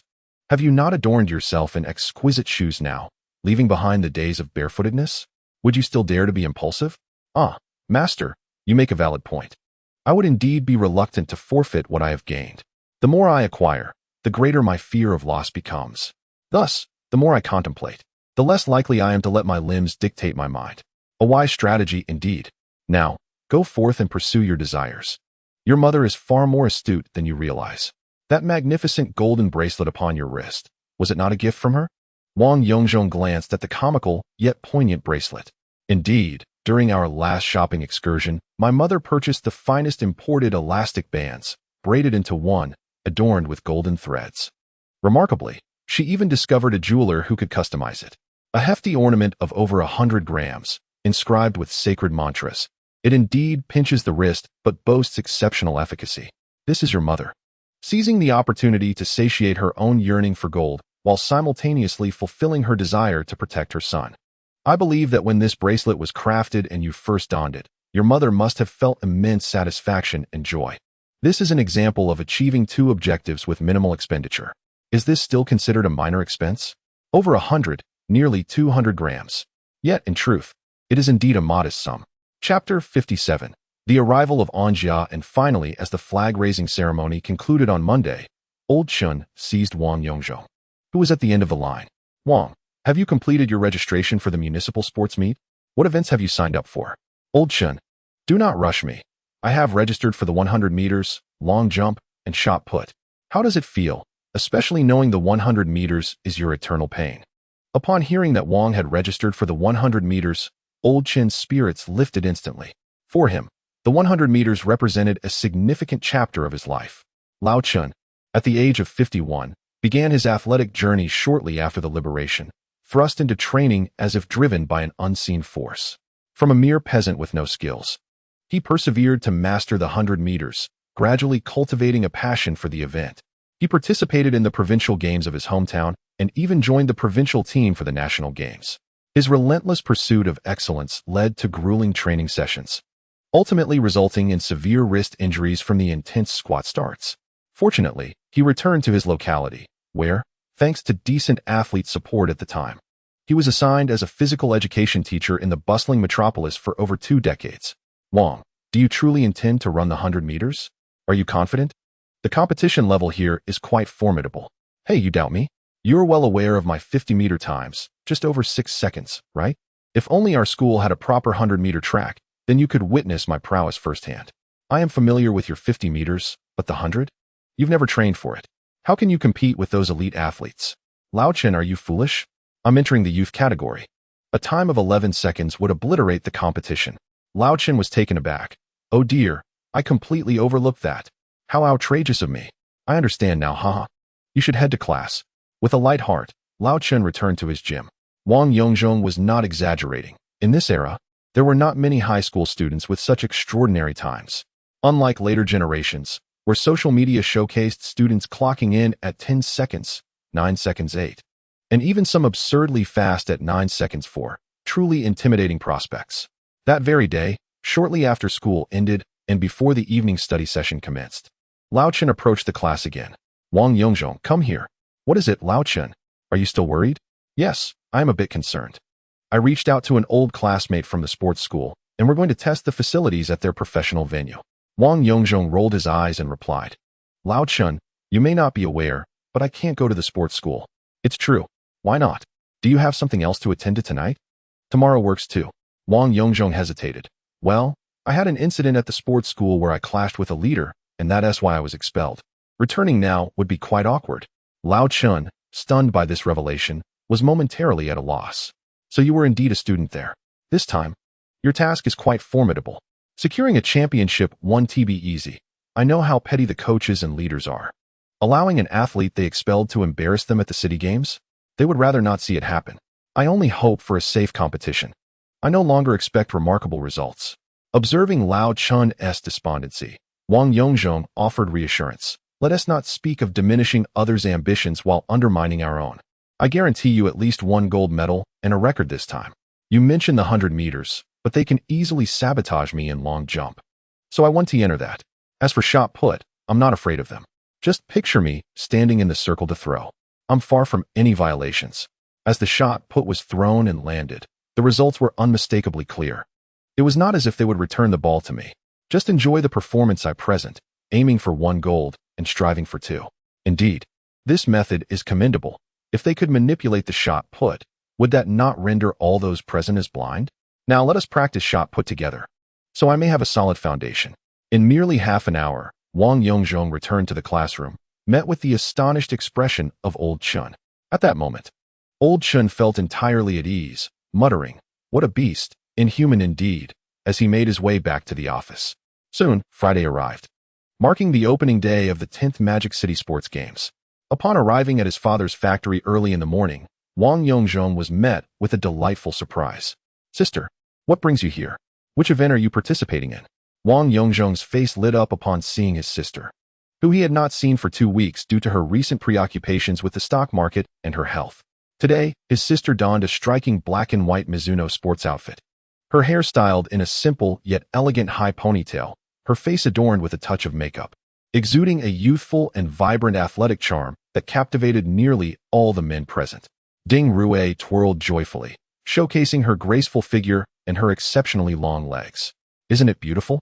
I bought this during my last trip to Japan. It cost quite a bit, but wearing it feels both comfortable and attractive, far superior to your drab attire, she remarked. Wang Yongzhong glanced at his own outfit, which was nearly identical to those around him, save for different colors or the number of stripes, equally unattractive and plain. Feeling a bit embarrassed, he replied, "Goodness, master, please do not tease me. I would prefer not to dress this way. But I must participate in the group exercise competition as the leading instructor, and everyone is in uniform. What can I do? Once the official competition begins, I'll change into a tank top and shorts, and I won't look so drab. But you still haven't told me how you are here, little master. There's more to this chapter. Please turn to the next page to continue reading. The story becomes even more thrilling. You should consider which department I belong to. Our factory is the backbone of our system this time. Our publicity department is fully mobilized. Once I return, I will create a stunning oil painting featuring you as the centerpiece. I assure you it will meet your expectations. You must give your best effort. I await your commendable results. I will certainly fulfill my duties. Do not worry, sister." Just as the brother and sister were enjoying their cheerful conversation, a sharp voice pierced through, igniting immediate irritation. "Xiao Rue, there you are? I've been searching for you everywhere. Who is this tall fellow? Introduce us. Is he your brother?" Upon hearing that jarring voice, Wang Yongzhong turned sharply, eyes wide, stepping protectively in front of his sister. A surge of anxiety washed over him. "So, and Lu, you have finally resurfaced, refusing to fade away. Do not seek your own demise. Should you dare to challenge me, I will not hesitate to bury you." Before Wang Yongzhong could speak, Ding Rue pushed past her younger brother, delivering a firm retort. "Deputy Section Chief and I, you may call me Xiao Ding or Ding Rue. But Xiao Rue is not a name you are permitted to use. Please be mindful of your boundaries." Then, as if deeply afraid that Wang Yongzhong would misunderstand, he grasped his brother's arm and hurriedly clarified, "Who is this? What is your relationship? Who are you to me, and why should I tell you?" Lu's face turned ashen, his demeanor betraying a sense of humiliation at being reprimanded by a mere girl. Anger began to simmer within him. "Let me remind you of your surroundings. This is a national key enterprise, not a place where anyone can just wander in." He moved closer, attempting to forcibly pull Ding Rue to his side. So the violent tendencies that Lu had kept hidden are finally surfacing, aren't they? In his previous life, he concealed them so well. Why the pretense now? Is he feeling cornered? Wang Yongzhong seized Lu's spindly arm. "Ouch! Let go. I'm going to call for help." Lu protested, trembling with pain. "Go ahead. I'll just break your arm that only knows how to pick fights with women." His sister gripped Wang Yongzhong's sturdy waist, desperately pulling him back. "No, don't resort to violence. It will end badly." At that moment, Wang Yongzhong's brutish emotions surged once more, his large hand tightening like a vice. Lu trembled, alternating between threats and pleas for mercy. "Are you a tiger? I'll call security. Be gentle. It's going to break. Have mercy." Just as the atmosphere grew increasingly volatile, Lu, in his struggle, accidentally tugged on a wrist bracelet adorned with a large gold bead on Wang Yongzhong's arm. With a sharp crack, a jolt of pain shot through Wang Yongzhong, rousing him from his fury. He released his grip, eyes reddened and fixed intently on Lu. The latter, confronted by the fierce and ruthless glint in his eyes, felt his earlier bravado extinguished in an instant. What kind of eyes are these, emanating a chilling light that seems to disregard everything, even life itself? Surely, this man has taken a life before. Indeed, the young lad had, in his past life, taken several. Seeing Lu avert his gaze, too intimidated to speak, Wang Yongzhong quickly pulled his sister away, hastening their departure. The situation was critical. Chapter 58. A sudden halt. In a hurried manner, they arrived behind a secluded warehouse, where the atmosphere was quiet, and the air felt refreshingly crisp.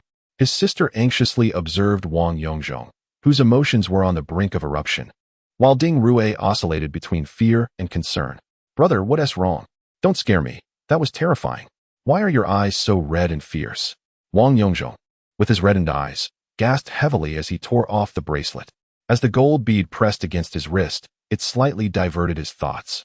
Seizing this rare opportunity, he retrieved a fragrant pendant hanging from his neck. He crouched and rubbed it against the ground, releasing a potent scent of sandalwood that permeated the air. As I lifted my gaze, A sudden darkness enveloped my vision, and the tumultuous emotions that had consumed me began to dissipate gradually. The calming essence of sandalwood worked its soothing magic. Meanwhile, Ding Rue cautiously offered her gentle advice, urging me to find tranquility, to remain composed, to reflect on positive thoughts, and expressing concern about the potential consequences of my impulsive actions on our parents. Through her earnest yet awkward persuasion, my turbulent feelings miraculously settled. Such a sister, with her tender voice, bravely awakened my reason and sanity. In that moment, I was devoid of any reckless impulses, wholly focused on my sister. The sight of an I Lu today solidified my resolve to rescue this wretched soul. Overwhelmed with emotion, Ding Rue, nearly brought to tears, continued, Xiaozhong, please don't misunderstand. I noticed your distress and felt helpless. I cannot fathom why this is happening. From now on, let us avoid such impulsiveness, all right? After wiping her tears, she added, Thank you, sister. It's been so long since we last met. A simple long time no see, composed of just 4 words, seemed to transcend 1,000 conversations, evoking the passage of 30 years condensed into that phrase. Ding Rue gazed at her noticeably taller student for a moment before gently urging him to continue walking. All right, that's enough. You must not act impulsively again, do you understand? Otherwise, I shall be quite upset. Absolutely no more outbursts, all right? Hurry, we need to leave. The bus is about to depart. If we don't hurry, we'll have to make our way to Hongkou Sports Stadium on foot. In a flurry, we managed to board the bus just before the last one departed, hastily climbing aboard amidst the crowd's urging. A fleet of pristine buses set off toward Hongkou Sports Stadium. At that time, the stadium was not yet the future Shinshu Rin Park Stadium, but rather a venue with a standard red track and green grass football field. Having hosted the 5 sports games, it could accommodate over 30,000 spectators.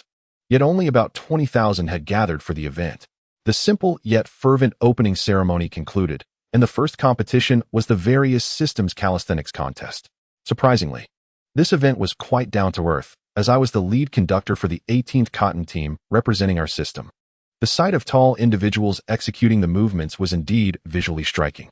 The calisthenics routine, rich in contemporary flair, showcased the spirited essence of the various industrial groups from the city. One might wonder why all groups participated in calisthenics, typically associated with students.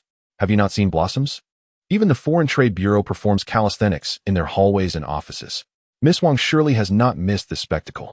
The municipal sports games featured other events such as gymnastics and swimming held in specialized venues, but the spotlight undoubtedly shone on athletics.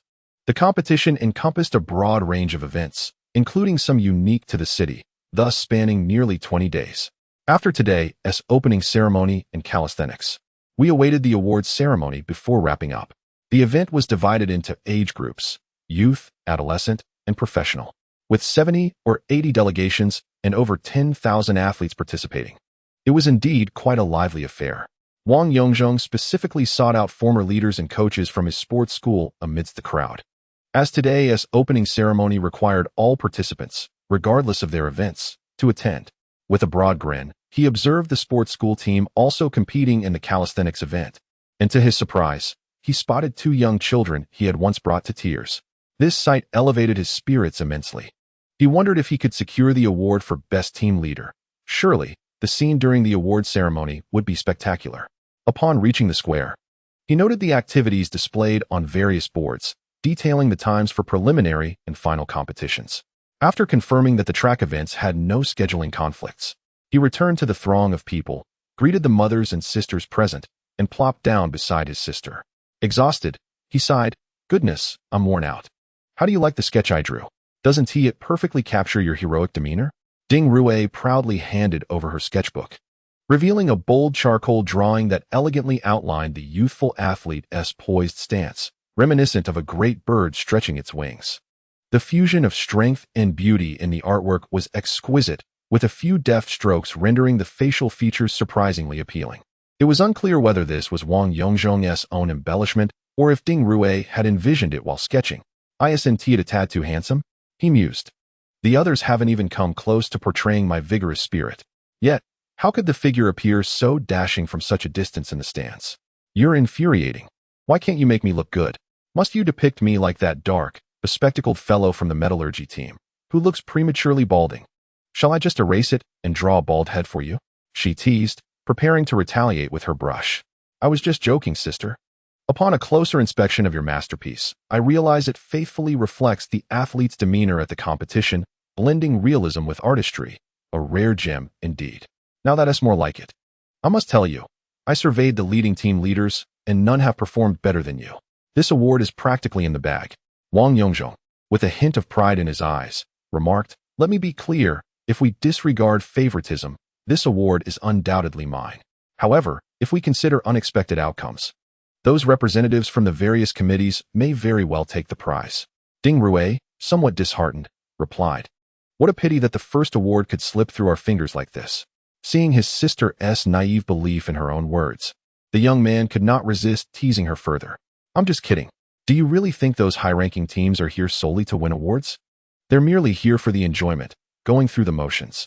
They've made it abundantly clear that fairness and equity are paramount, but they hardly care about these accolades." Ding Rui realized that all her worries had been futile, and in a moment of frustration, she playfully tapped Wang Yongzhong's dog on the head with her sketchbook. "Humph. You big deceiver. I shall erase your head and replace it with a dog's head. Woof, woof, woof." With that, she genuinely prepared to retrieve an eraser to transform the drawing. Just then, the broadcast interrupted her actions. The results of the 7th set of radio calisthenics at the 10th Magic City Sports Games are as follows. Ding Rui halted in excitement, eagerly listening for the results that followed. The first place in the group category was awarded to the Su Hui District team, followed by the Jinshan District team in second place, and the Textile Industry Bureau, 18th Cotton, team in third place. Let us extend our warmest congratulations to them. The colleagues from 18th Cotton erupted in fervent cheers. What a splendid start to the event. The broadcast continued. The Best Instructor awards go to Comrade Wang Yongzhong from the Textile Industry Bureau, 18th Cotton, Comrade Lu Chong from the Metallurgical Industry Bureau, Rolling Mill, and Comrade Zhang Hongfei from the Health Bureau, Huashan Hospital. Let us give a resounding round of applause to these 3 athletes. With a sharp gasp, Ding Rui leaped in place, momentarily forgetting her sketchbook, and waved energetically towards the field, shouting, "It's us! It's us! Wang Yongzhong is here! Wang Yongzhong is here! Hurry, go down and accept your award." After uttering this, she grabbed Wang Yongzhong and, disregarding her belongings, dragged him towards the stands. Chapter 59. I want to see David navigating through the throngs of people. She joined in the jubilant celebration with the radio calisthenics team. It was noteworthy that women comprised over 90% of the textile sector's workforce, making the selection of these 30 participants quite a formidable task. Reflecting on the numerous training sessions, Ding Rui recalled the challenges of managing these spirited women, which reminded Wang Yongzhong of Sun Wu, resonating with him deeply. Despite the fierce banter and spirited antics among these elder sisters and aunties, securing third place was indeed a commendable achievement. As the awards for the instructors were presented, the leaders from the sports school recognized the return of the formidable competitor. They felt a mix of emotions upon entering the sports school. Wang Yongzhong had been the darling of the institution due to his outstanding performance, yet his temper was notoriously volatile.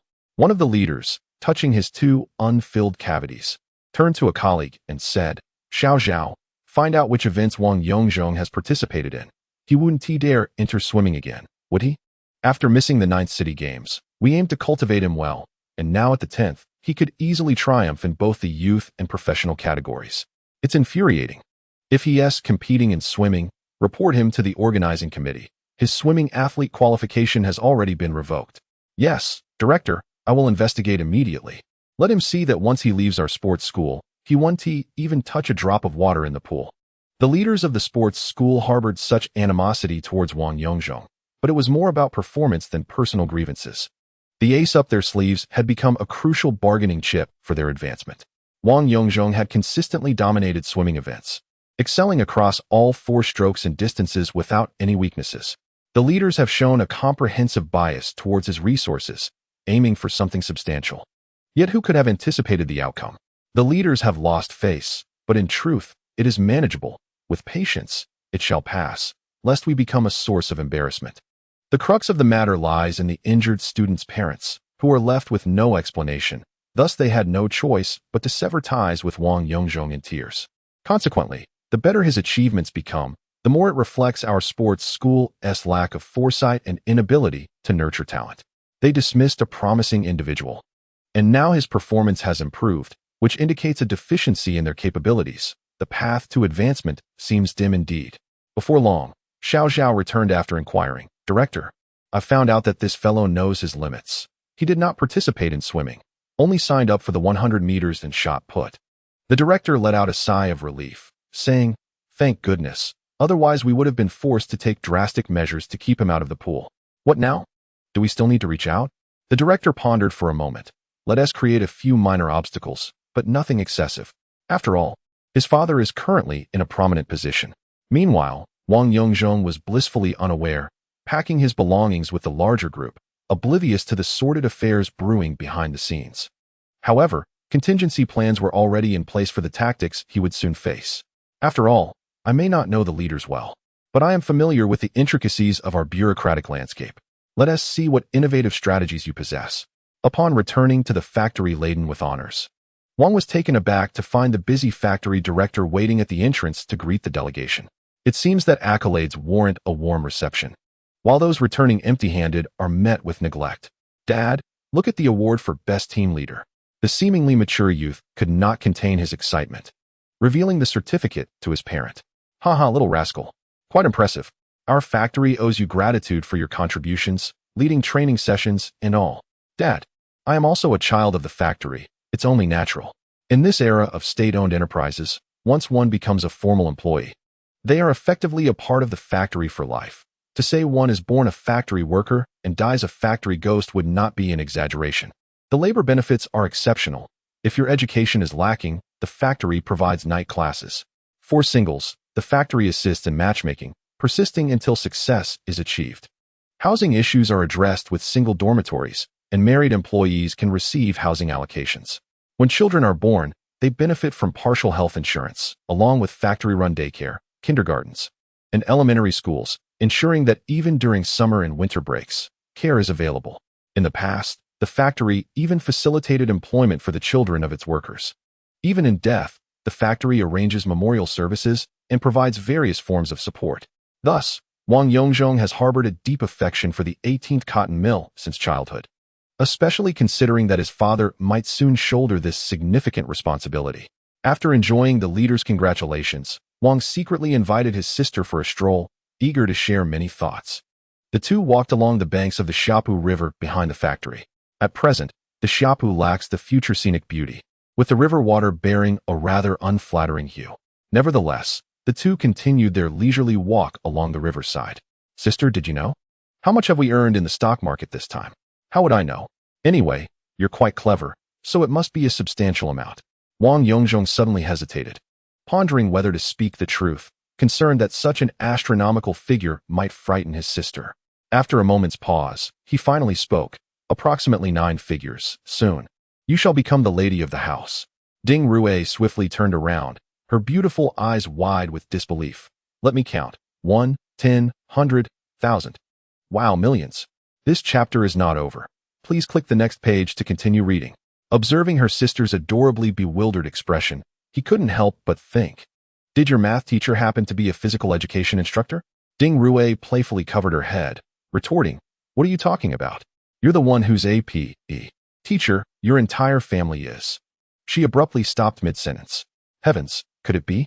9 figures. Her words were somewhat disjointed, and her gaze began to wander. The young man stepped closer to his sister and reassured her, "Don't worry, sister." Wang Yongzhong chose not to elaborate, trusting that she had grasped his intent. "What are you doing? Let go. We had an agreement." The sister, in a fit of annoyance, pushed the young man away. An awkward silence ensued as the two walked side by side in quiet contemplation for a considerable time. Suddenly, Ding Rue turned back, her enchanting gaze sparkling with spring-like joy. "Then I want to go to Florence, to see David, to visit the Louvre and behold Venus. I wish to admire the Mona Lisa, to witness the Night Watch, to explore the Met and the Winter Palace, to view all of Michelangelo's murals and sculptures. Will you take me along?" Seeing his sister's simple aspirations, the young man responded with a fond smile. "Of course. I will definitely take you to see them. Is it really that simple? Don't you need anything else? How about I gift you a grand present?" The sister quickly shook her head, as if fearing that she might uncontrollably agree. No, that's enough. Just this is sufficient. Please don't tempt me with money, or I might turn bad." If I turn bad, the muse will leave me. All right, all right. Those in the arts can be quite temperamental. After a day of busyness, they enjoyed a warm evening stroll along the river, which included sharing her award with their mother. As the young man lay in bed, his thoughts swirled, recalling memories from his past life. Today, the places his sister wished to visit were ones he had, in his previous existence, explored thoroughly either alone or with family. The David at the Florence Academy of Fine Arts, the Venus of the Louvre, the Mona Lisa in Madrid, the Night Watch in Amsterdam, and so forth. These were the locations his sister had longed to see. In his remaining days, he had already taken the time to appreciate them deeply. Even when standing beneath the statue of David, silently shedding tears, his wife had once questioned whether he was being too sentimental. Wang Yongzhong wiped away his tears. This is the power of art, do you understand? Beneath this most magnificent of human sculptures, I feel as though I am transcending realms and time, engaged in a profound dialogue with someone. All right, great artist. Take your time to converse and become entwined with your Michelangelo. With a faint smile, I wiped away my tears, pondering who would engage in intimacy and conversation with that muscular figure and the male companion. I dreamt of the day I would embark on a journey with my sister, a smile dancing on my lips as I drifted into slumber. Chapter 60. Whirlwind at the arena with two sharp gunshots echoing. The runner numbered 1717 was disqualified for a false start, receiving a warning. Wang Yongzhong cast a helpless glance at the referee before him, muttering to himself about the incessant false starts. This was the 7th heat of the 100-meter preliminaries at the city sports meet. The previous 6 heats had proceeded smoothly, but chaos erupted as soon as it was his turn. First, there were false starts on both sides, and then it was his turn to false start. His mindset crumbled under the pressure. Did the leaders of your sports school need to be so dramatic? This was track and field, not swimming. After enduring the disdainful glares of the other 7 athletes, he returned to the starting line, feigning nonchalance as he prepared in the starting blocks. With a crack of the gun, this time no one false started. However, the previous 3 false starts had affected everyone's reaction times. Yet, Wang Yongzhong was the first to burst forth, recalling techniques he had learned from the likes of Su Deshun, Powell, and Bolt. His initial step was a powerful, explosive lift of the knee in a Powell-esque fashion, accelerating down the straightaway with his head down, only lifting it at around 35 meters. To his surprise, he saw no one to his left or right and relaxed slightly, surging across the finish line with a display of strength that was more than sufficient. His time was an impressive 11:30 seconds, shattering the youth record in Modu. The spectators from his factory stands erupted into wild cheers and shouts. From a distance, he spotted his sister, jumping with excitement, showcasing her sketchbook. Although he couldn't see clearly, he imagined it was filled with depictions of his earlier sprint. He raised his hands overhead, forming a heart shape, indifferent to whether she understood.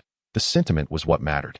After confirming and signing his results at the record table, he donned his outerwear and returned to the resting area. The schedule for the day was packed with 3 events, including a repechage and a semi-final in the afternoon. "Hey there, you're from the sports school, right? I don't think I've seen you before," remarked a stout, balding man exuding the aura of an experienced coach. Approaching Wang Yongzhong. Wang Yongzhong swallowed the water in his mouth and assessed the middle-aged man, guessing he was likely a coach from some sports school. "No, I represent the Textile Industry Bureau. I'm a family member of an employee from Factory 18. Your physique and technique are quite impressive. Have you ever considered trying out for the sports school?" To Wang Yongzhong, the starting technique he had employed was merely an imitation, learned from short videos in a past life.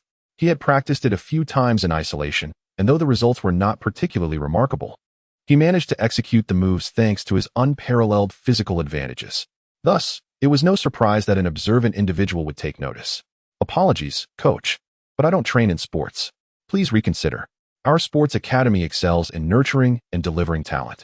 The class hours are minimal, the examinations are straightforward, and outstanding performances can secure direct admission to university." "I understand, I truly do, so let us not indulge in idle fantasies. My passion for reading and learning is unwavering. I achieved perfect scores in all subjects during my midterm exams and even published a book titled A Comprehensive Collection of Middle School Mathematics Problems. I too can gain admission to high school and secure a place at a prestigious institution. What about you? Are you aiming for the sports academy? The ancient architecture there is quite impressive, I must say." The middle-aged coach appeared momentarily taken aback, realizing that I was a well-rounded individual. Upon hearing about my book, he immediately inquired, "Young student, is that publication authored by you, Wang Yongzhong?" I thought there might be a namesake. Indeed, that is correct. How did you come to know about this book? Has it been selling that well? I thought it had only a first print of 50,000 copies. It seems there might have been a reprint, yet no one has approached me regarding royalties. I maintained a facade of nonchalance. At this point, the coach was thoroughly convinced that I was the prodigious student he had heard of, abandoning any intentions of recruitment, and we shifted our conversation to the intricacies of the 100-meter dash. We engaged in a rather awkward dialogue for quite some time until it was finally time for the semi-final of the 100 meters. As I began to warm up, I observed the preceding heats. The current crop of young athletes is truly remarkable.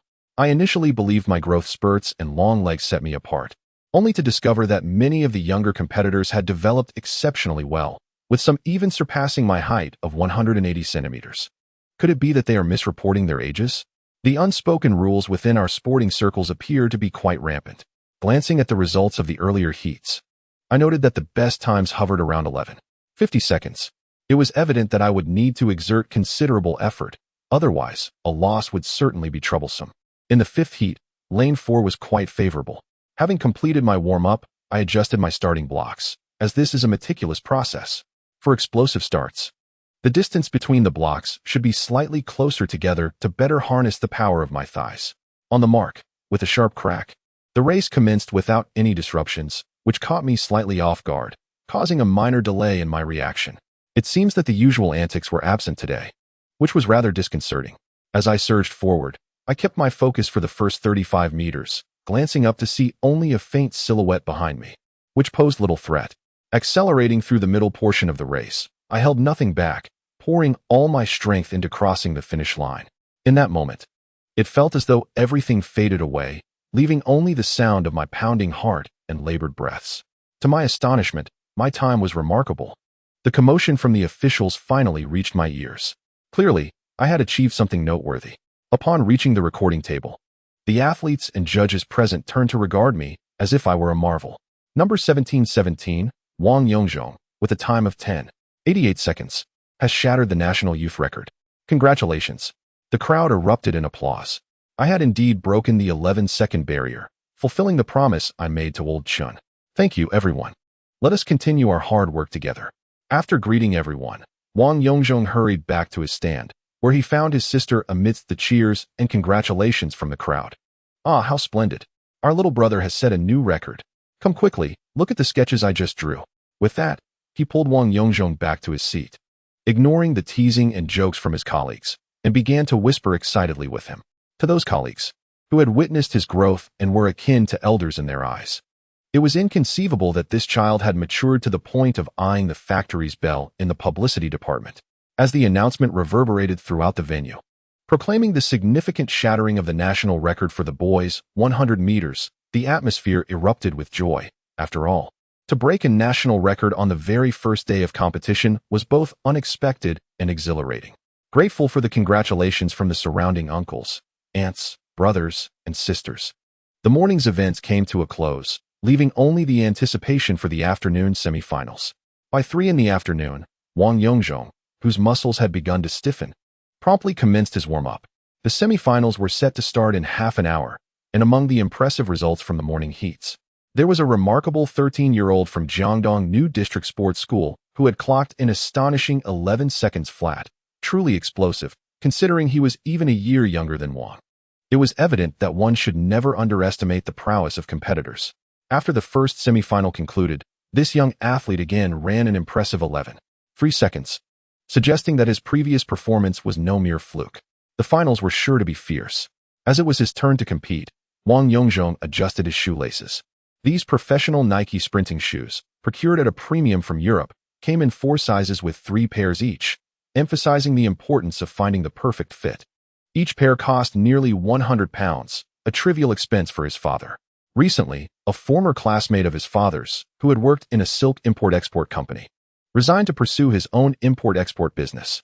As a long-established textile nation, the United Kingdom is a significant player in the textile and apparel trade, particularly in high-end textiles. And this opportunity allowed for the procurement of numerous fine shoes and garments. With the sound of the starting gun, the second semifinal commenced. Confident from his previous successes, Wang Yongzhong was unfazed by any potential disruptions. Fully immersed in the race, he exhibited a lightning-fast reaction time, maintaining the lead from the outset and finishing with a substantial margin. His time of 10:80 seconds once again shattered the record. Without pausing to celebrate with others, Wang Yongzhong dashed to the green field where the shot put preliminaries were about to begin. The event schedule was indeed tightly packed. Chapter 61. The shot put record is effortlessly broken as the national youth record holder approached from the finish line of the 100 meters. The on-site athletes and judges were momentarily taken aback. Hey, isn't it customary for sprinters to also compete in the 200 meters and long jump? You suddenly appear for a strength-based field event. Is this merely a lark? Calmly waiting in line for his trial throw, Wang Yongzhong was ready. In the youth category, a 5-kilogram shot put was uniformly used. While waiting, he practiced a bit, feeling as though he might be somewhat overpowered. He was curious to witness the astonished expressions of his competitors during the official throws. In terms of personal strength, it far surpasses speed. After approximately half an hour, it was finally my turn for the first trial throw. Wang Yongzhong calmly patted the magnesium powder, casually selected a ball, and stepped into the circle. There was no need for a backward sliding technique, let alone a spinning style. In contemporary China, such techniques seem almost obsolete.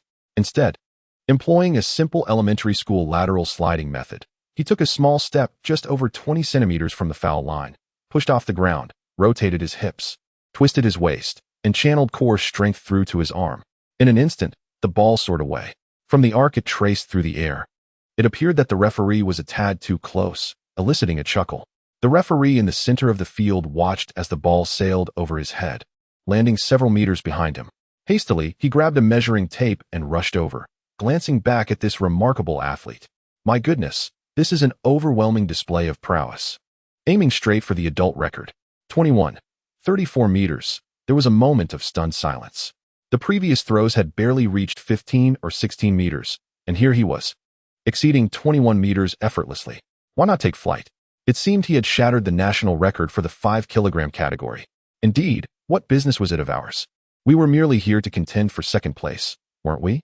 Whispers filled the air, and Wang Yongzhong understood their sentiments well. After years of arduous training, arriving at the venue only to encounter a prodigy was a disheartening experience. Referee, may I clock out now?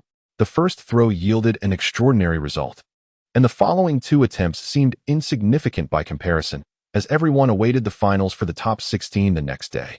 You could, but when till you try again? What if you achieve an even greater feat? The referee tacitly acknowledged that no one could replicate such an extraordinary performance. Thus, after Wang Yongzhong stepped forward to sign and confirm his result, he donned his outerwear and turned to bid farewell to the crowd. As the announcement echoed, they once again heard of this robust youth breaking records. However, the news did not seem to resonate as profoundly as before. Returning to the stands, he and his sister cheered for their athlete, and after the event concluded, they declined the bus back to the factory and quietly slipped out of the stadium.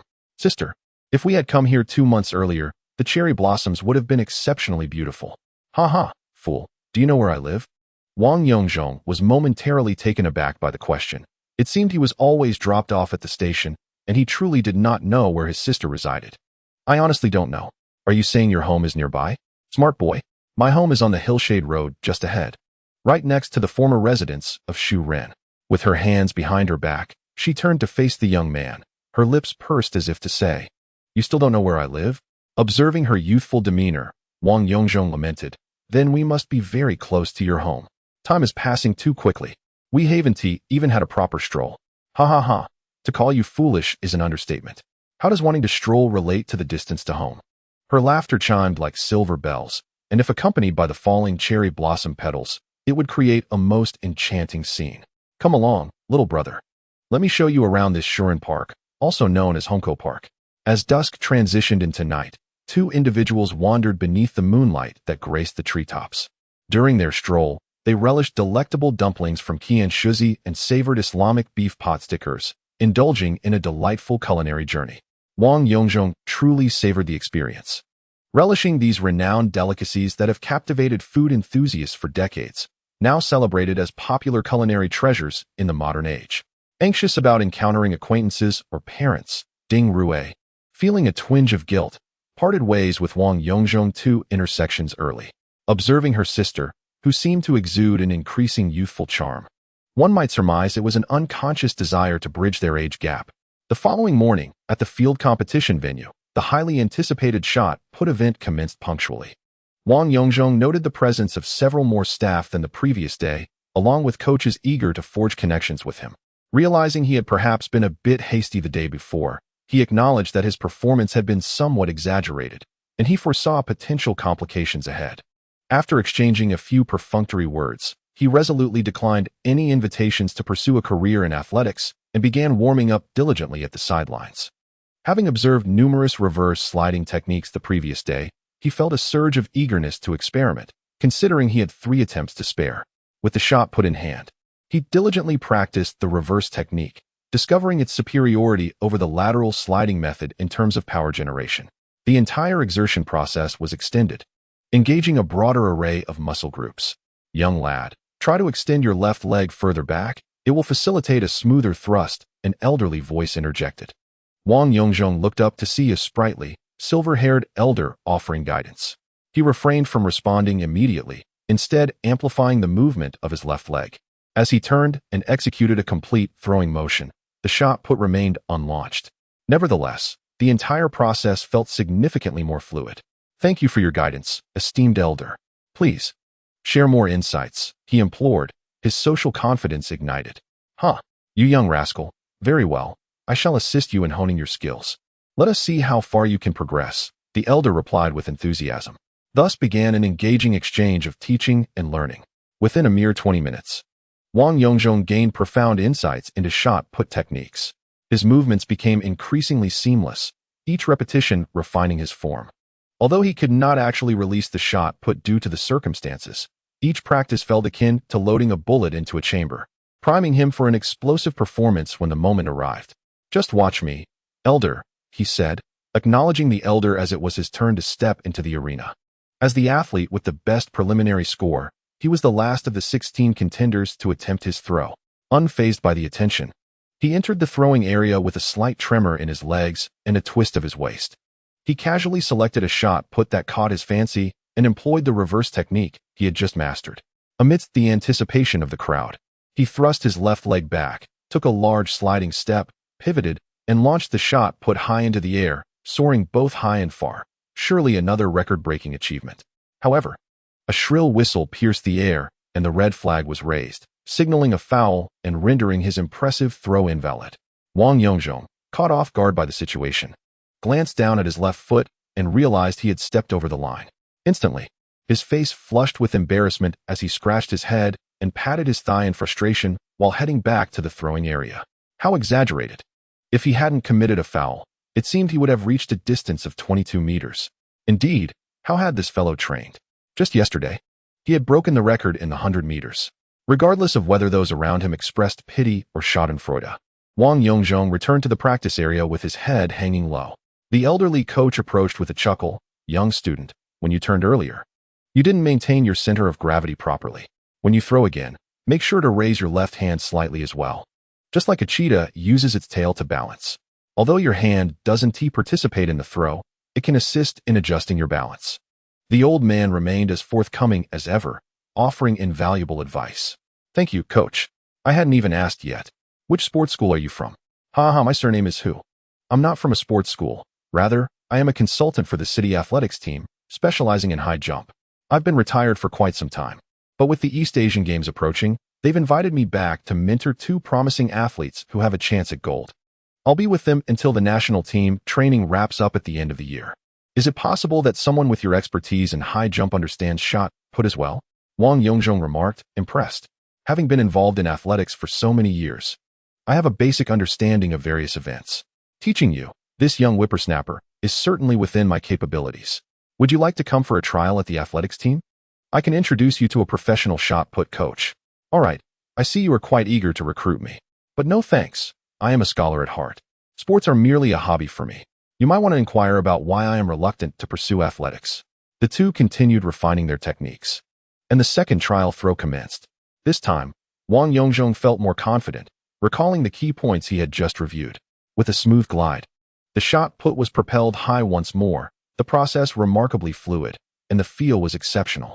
The result was undoubtedly impressive. 22. 13 meters, a valid mark. Chapter 62. The ancient deity of the athletic field. A wave of astonishment swept through the crowd. Both fellow athletes and judges were evidently unprepared for such a remarkable achievement. An increase of this magnitude from the preliminary rounds was unexpected. Wang Yongzhong once again signed to confirm his result, unconcerned about records. Since the threshold was already too high after numerous attempts. Wobbling back to the practice area, he retrieved his gear. Coach Hu, though small in stature, seemed genuinely excited and approached with a series of exclamations. Young student, with your physique and talent, it would be a great pity not to dedicate yourself to sports for the glory of our nation. Haha, Coach Hu, are you about to say that with great power comes great responsibility? Should I be out there saving the world?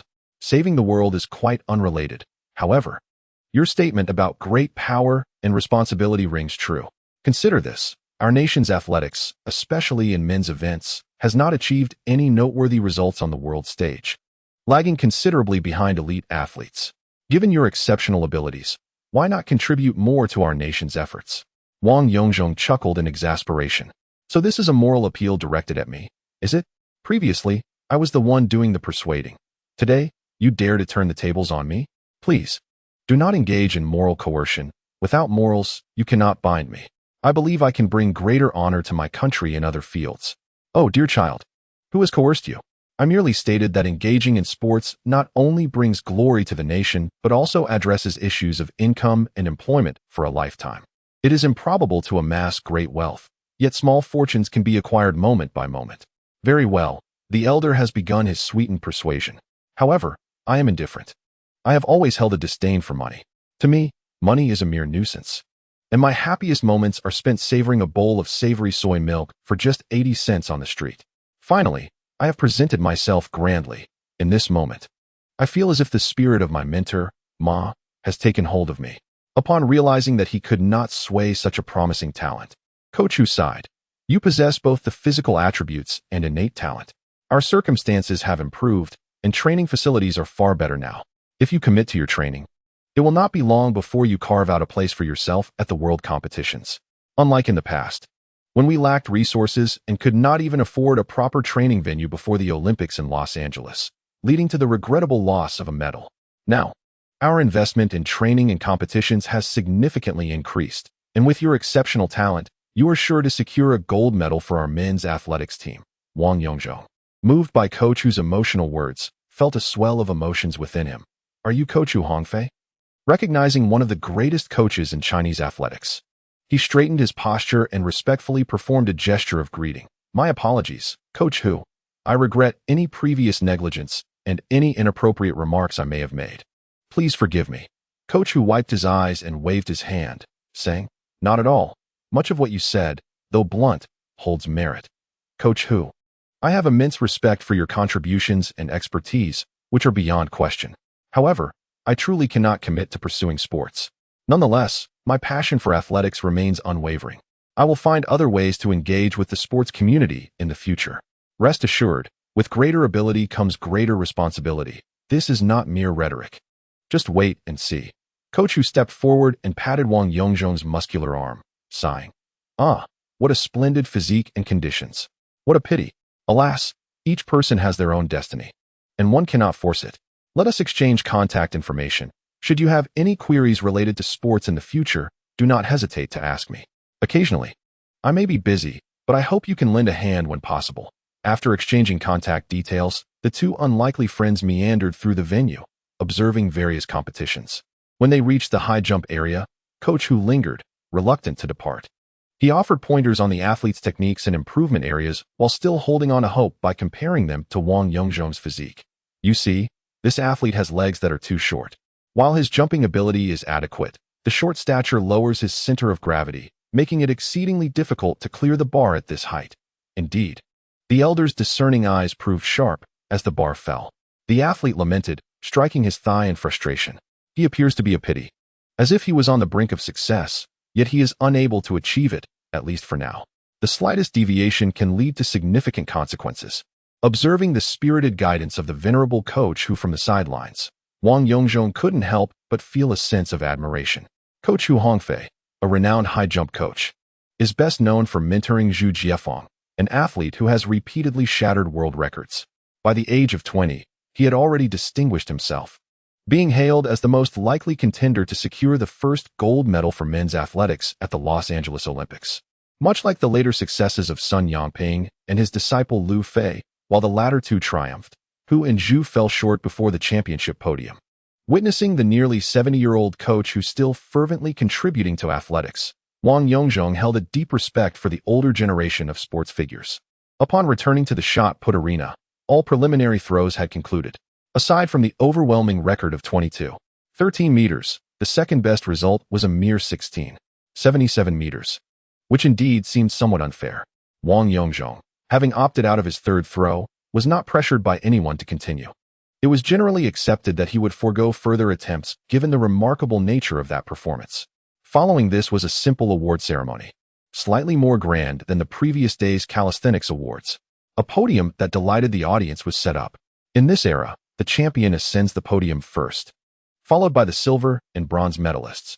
The champion stands proudly at the pinnacle of the podium, while the runners-up approach first to clasp hands with the sovereign champion before taking their respective places. This atmosphere evokes a sense of superiority, a feeling of reigning supreme, with all others bowing in submission. In later years, the order was changed to have the bronze medalist ascend first, followed by the silver, and finally the champion, who must shake hands with the defeated before taking the stage, which somewhat diminishes the grandeur of the moment. With exuberance, he claimed his first gold medal, a triumph he had never anticipated would be in athletics for shot put. The innocent youth had always dreamt of standing atop the podium in swimming, making this leap seem rather vast. However, as a super athlete, his physical prowess indeed offered significant advantages. One need only observe the female boxers in the Olympics, whose opponents often fled in pain, overwhelmed by their strength. Post-match, there were cries of this being inhumane and against sportsmanship. While it may not strictly qualify as a super female athlete, any woman possessing a certain chromosome can exhibit physical strength and endurance that rivals that of men. After receiving a gold medal made of an unknown material, which appeared to be well-crafted, adorned with an abstract athletic design on the front and the simple inscription of champion on the reverse, he found the matte texture pleasant to the touch, though the strap was made of a less desirable synthetic material in red and gold. Bidding farewell to Coach Hu, he ascended to the stands, where Xiaozhong eagerly awaited to see the medal. Xiaozhong, I want to see it too. The stands were filled with factory supporters, all eager to witness the medal and share in the joy of this achievement. Slow down, no need for frivolity. Allow me to take it down for your inspection, but refrain from touching my pectorals. If you wish to observe, then observe. Do not caress any other areas. I can hardly endure the antics of the women in the textile factory, yet I have grown accustomed to them over the years. They are merely playful in spirit. At their core, they are good-hearted girls, infinitely preferable to those later so-called good girls who smoke, drink, party, and tattoo themselves. After enduring their antics, I settled beside my sister and shrugged, saying, "You won't be able to see the gold medal for the time being. They are simply too wild." My sister giggled behind her hand, knowing that they merely revel in the excitement. If you deny them a glimpse, they become even more insistent. If you generously present it to them, it won't be long before they return it. Well, after all, we are both women of the textile factory, so there is a mutual understanding. Chapter 63. You are still too young indeed. It was not long before the gold medal was returned to Wang Yongzhong. Sister, please stand up, Ding Rui said, looking at the young man in confusion as she rose. Wang Yongzhong playfully draped the medal around her neck, exclaiming, "Haha, I hereby officially bestow my very first gold medal upon Ms. Ding Rui." He began to sing the national anthem in a whimsical manner. Don't be ridiculous. This is not an Olympic gold medal, so where does the anthem come from? My sister shot him a playful glare, full of charm. Click. The moment was captured perfectly. The siblings turned to find Xiao Li, a photographer from the publicity department, equipped with a professional camera vest and a Nikon DSLR dangling from his neck. Li Gu, this is an unauthorized photo. You are being quite unkind. Remember to give me a copy once the photos are developed. I want one too. If I do not appear splendid, be sure to destroy it and do not show it to anyone, understood? My sister threatened with a small fist, feigning ferocity. Xiao Li was momentarily taken aback. When had he seen our factory's beauty display such a captivating expression? He then grinned like a fool and replied, "Comrade Ding, I assure you, I will fulfill the task. You trust my skills, don't you? Moreover, I've brought our department's finest equipment, so rest assured. Come, let me take a few more shots. My sister glanced at Wang Yongzhong and quickly waved her hand, saying, all right, let us not waste the factory's film. You should faithfully capture the essence of our athletes instead. After that, she turned back to sit down and began a lively discussion with Wang Yongzhong about how unappealing the design of the medal was, how outdated the ribbon looked, and how past the logo of the municipal sports event seemed. After all, my sister was a talented student from the Central Academy of Fine Arts, having studied under renowned masters. The age-old tendency of scholars in our nation to belittle one another was something she had mastered thoroughly. You must strive to do better. Merely being a small staff member in the publicity department does not equip you to design such lofty things. What do you mean? Do you look down on my sister? Let me tell you, I am a genius. If it were not for my parents insisting that I work, I would be pursuing a Master.S. and then a doctorate. Upon witnessing her sister's playful yet fierce expression, the young man erupted into a fit of laughter, quickly offering his apologies as his thoughts began to swirl. From the fragmented knowledge gleaned from both his past life and the present, he learned that Ding Rui had a biological younger brother, approximately 3 or 4 years her junior, who was performing decently in his studies and currently attending university in another city. It was easy to surmise that this likely stemmed from some age-old conventions. The preference for sons over daughters was a certainty, albeit to a lesser degree. Allowing their daughter to pursue a degree in fine arts until graduation was, in fact, a testament to the open-mindedness of her parents. Sister, have you ever contemplated furthering your studies? Perhaps pursuing a master's degree? I would even support you should you wish to study abroad, he suggested. Ding Rui, with her captivating eyes sparkling, gently bit her lip, lost in contemplation. Take your time. Ponder this carefully, as it could very well be a life-altering decision for you, Wang Yongzhong remarked softly. Indeed, I have thought about advancing my education, but the notion of studying abroad never crossed my mind. The esteemed institution seems so distant and unattainable, she replied. Consider it well, whether it be Musashino, the prestigious Florence Academy of Fine Arts, the Vienna Academy of Fine Arts, or even the Paris School of Fine Arts, there are numerous options. The Royal College in England and the Berlin University of the Arts are commendable choices as well. Even institutions in the United States, such as the School of the Art Institute of Chicago, could be viable options, he enumerated. Ding Rui's thoughts spiraled into chaos as the prospect of attending the world's finest art universities felt tantalizingly within reach. Yet she was gripped by a sense of decision paralysis. These options are overwhelming. Do you truly believe I could gain admission to any of them? Sister, you must have faith in your abilities. What do you think of your own skill level? Financial concerns are irrelevant. Your younger brother will cover all expenses, he reassured her. You're so annoying. You've suddenly presented me with an array of choices, all of which were once mere dreams, lofty and unreachable. Let me contemplate this for a couple of days, she sighed, observing her sister, who now seemed entirely disinterested in the competition, resting her chin on her hand. Her gaze unfocused and lost in the void, he decided to allow her the space to reflect. For an aspiring artist, the schools he had mentioned were indeed the pinnacle of their dreams. Whether she chose to continue in Western painting or pivot toward design studies, both paths would offer her splendid opportunities. As the afternoon unfolded, the stadium was filled to capacity, with the highly anticipated 100-meter sprint about to commence. The finals were divided into 3 categories: adult, professional, and youth divisions. The adult category was more focused on participation, emphasizing enjoyment over achievement.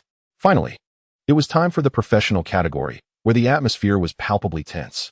Athletes from sports schools, as well as members of the elite Magic City athletics team, had received word that a competitor in the youth division had clocked an impressive time of 10:80 seconds. This achievement was particularly noteworthy, considering that in 1992, the national record had only recently dipped below 10:50 seconds, with the current record standing at 10:26 seconds, having been maintained for 8 years. Currently, the majority of athletes in the bustling metropolis are lingering around the times of 10:40 to 10:50 seconds. Among the 8 finalists, should any falter, there is a risk of being surpassed by competitors from the youth category, which would result in a significant loss of face. The coaches, too, feel the pressure. Having invested considerable effort in nurturing their prodigies, it is disheartening to see them outperformed by younger athletes. The impending repercussions of such a scenario are daunting. This chapter is not yet concluded. Please turn to the next page to continue reading. The significance of Murphy's Law continues to ascend. The more one worries, the more likely the feared outcome materializes. Observe how these professional athletes are performing. A time of 10:55 seconds suffices to clinch the championship, while the last three competitors all clocked in after 10:70 seconds, with the final contestant finishing at a sluggish 10:81 seconds. Both the athlete and coach appear utterly despondent, one downcast, and the other unleashing a torrent of frustration. Poor souls indeed.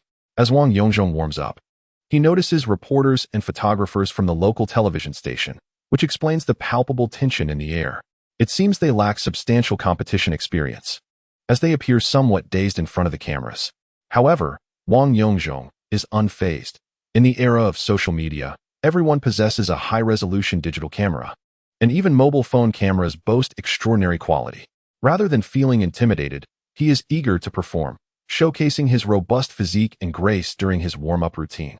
Finally, the youth category's 100-meter final is about to commence, with the starting and finishing lines brimming with spectators, reporters, coaches, and athletes alike, eager to witness how Wang Yongzhong, a veritable giant among these youths, will fare.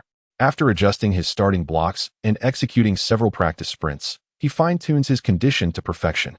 Glancing at his rivals, he notices the young athlete from Jiangdong New District in Lane 5, who casts a challenging gaze at him, exuding confidence. This time, I shall unleash my full potential. Your record will soon be mine. How audacious this boy is. Wang Yongzhong smiles, delighted that the once monotonous competition is beginning to spark some excitement. Ah, youth, you are still too naive and inexperienced. Let me witness your prowess. Bring it on. The dark-skinned youth looks puzzled at his neighbor's bravado, wondering, what does he mean? Ignoring the challenger-esque confusion, Wang Yongzhong immerses himself in mental preparation. He concentrates all his attention, resolutely fixing his gaze on the finish line, as if his adversaries no longer exist. Positioned on the starting blocks, he contemplates the mechanics of his impending actions. Ready, set. The gun fires. Wang Yongzhong explosively propels himself forward, his first step remarkably high, pushing off powerfully with perfect balance. His start exceeds expectations. After 3 strides, he begins to gain the lead, and by the 6th step, he has established a full body length ahead. The current state is remarkably splendid, as I routinely lift my gaze 35 meters ahead, where a clear path lies before me. At this moment, my mind is devoid of distractions, and even the crystal nestled in my brow seems to tremble in unison. After surpassing 60 meters, I have already gained over 3 meters on the second competitor. Yet, Wang Yongzhong disregards everything and accelerates once more. The spectators at the sidelines are taken aback. Goodness, this beast can still accelerate. Isn't that a bit unfair? Indeed, with such stamina and strength, he hardly resembles a member of the Asian race, so ferocious, so ruthless. In the fleeting span of 10 seconds, Wang Yongzhong extends his head, executing a finishing gesture. And with a whoosh, he crosses the finish line. It feels as though an eternity passes before the second contestant, the dark-skinned youth from Jiangdong, arrives.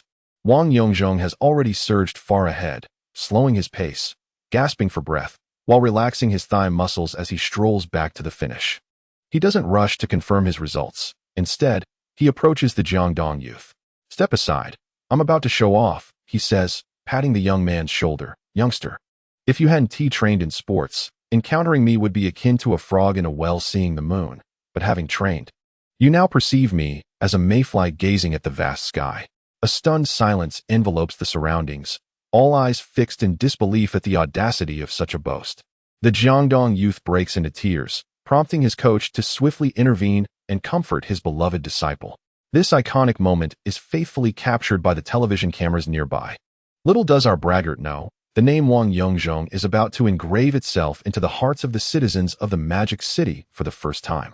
With a time of 10:55 seconds, yet another explosive achievement, identical to that of the professional group champion.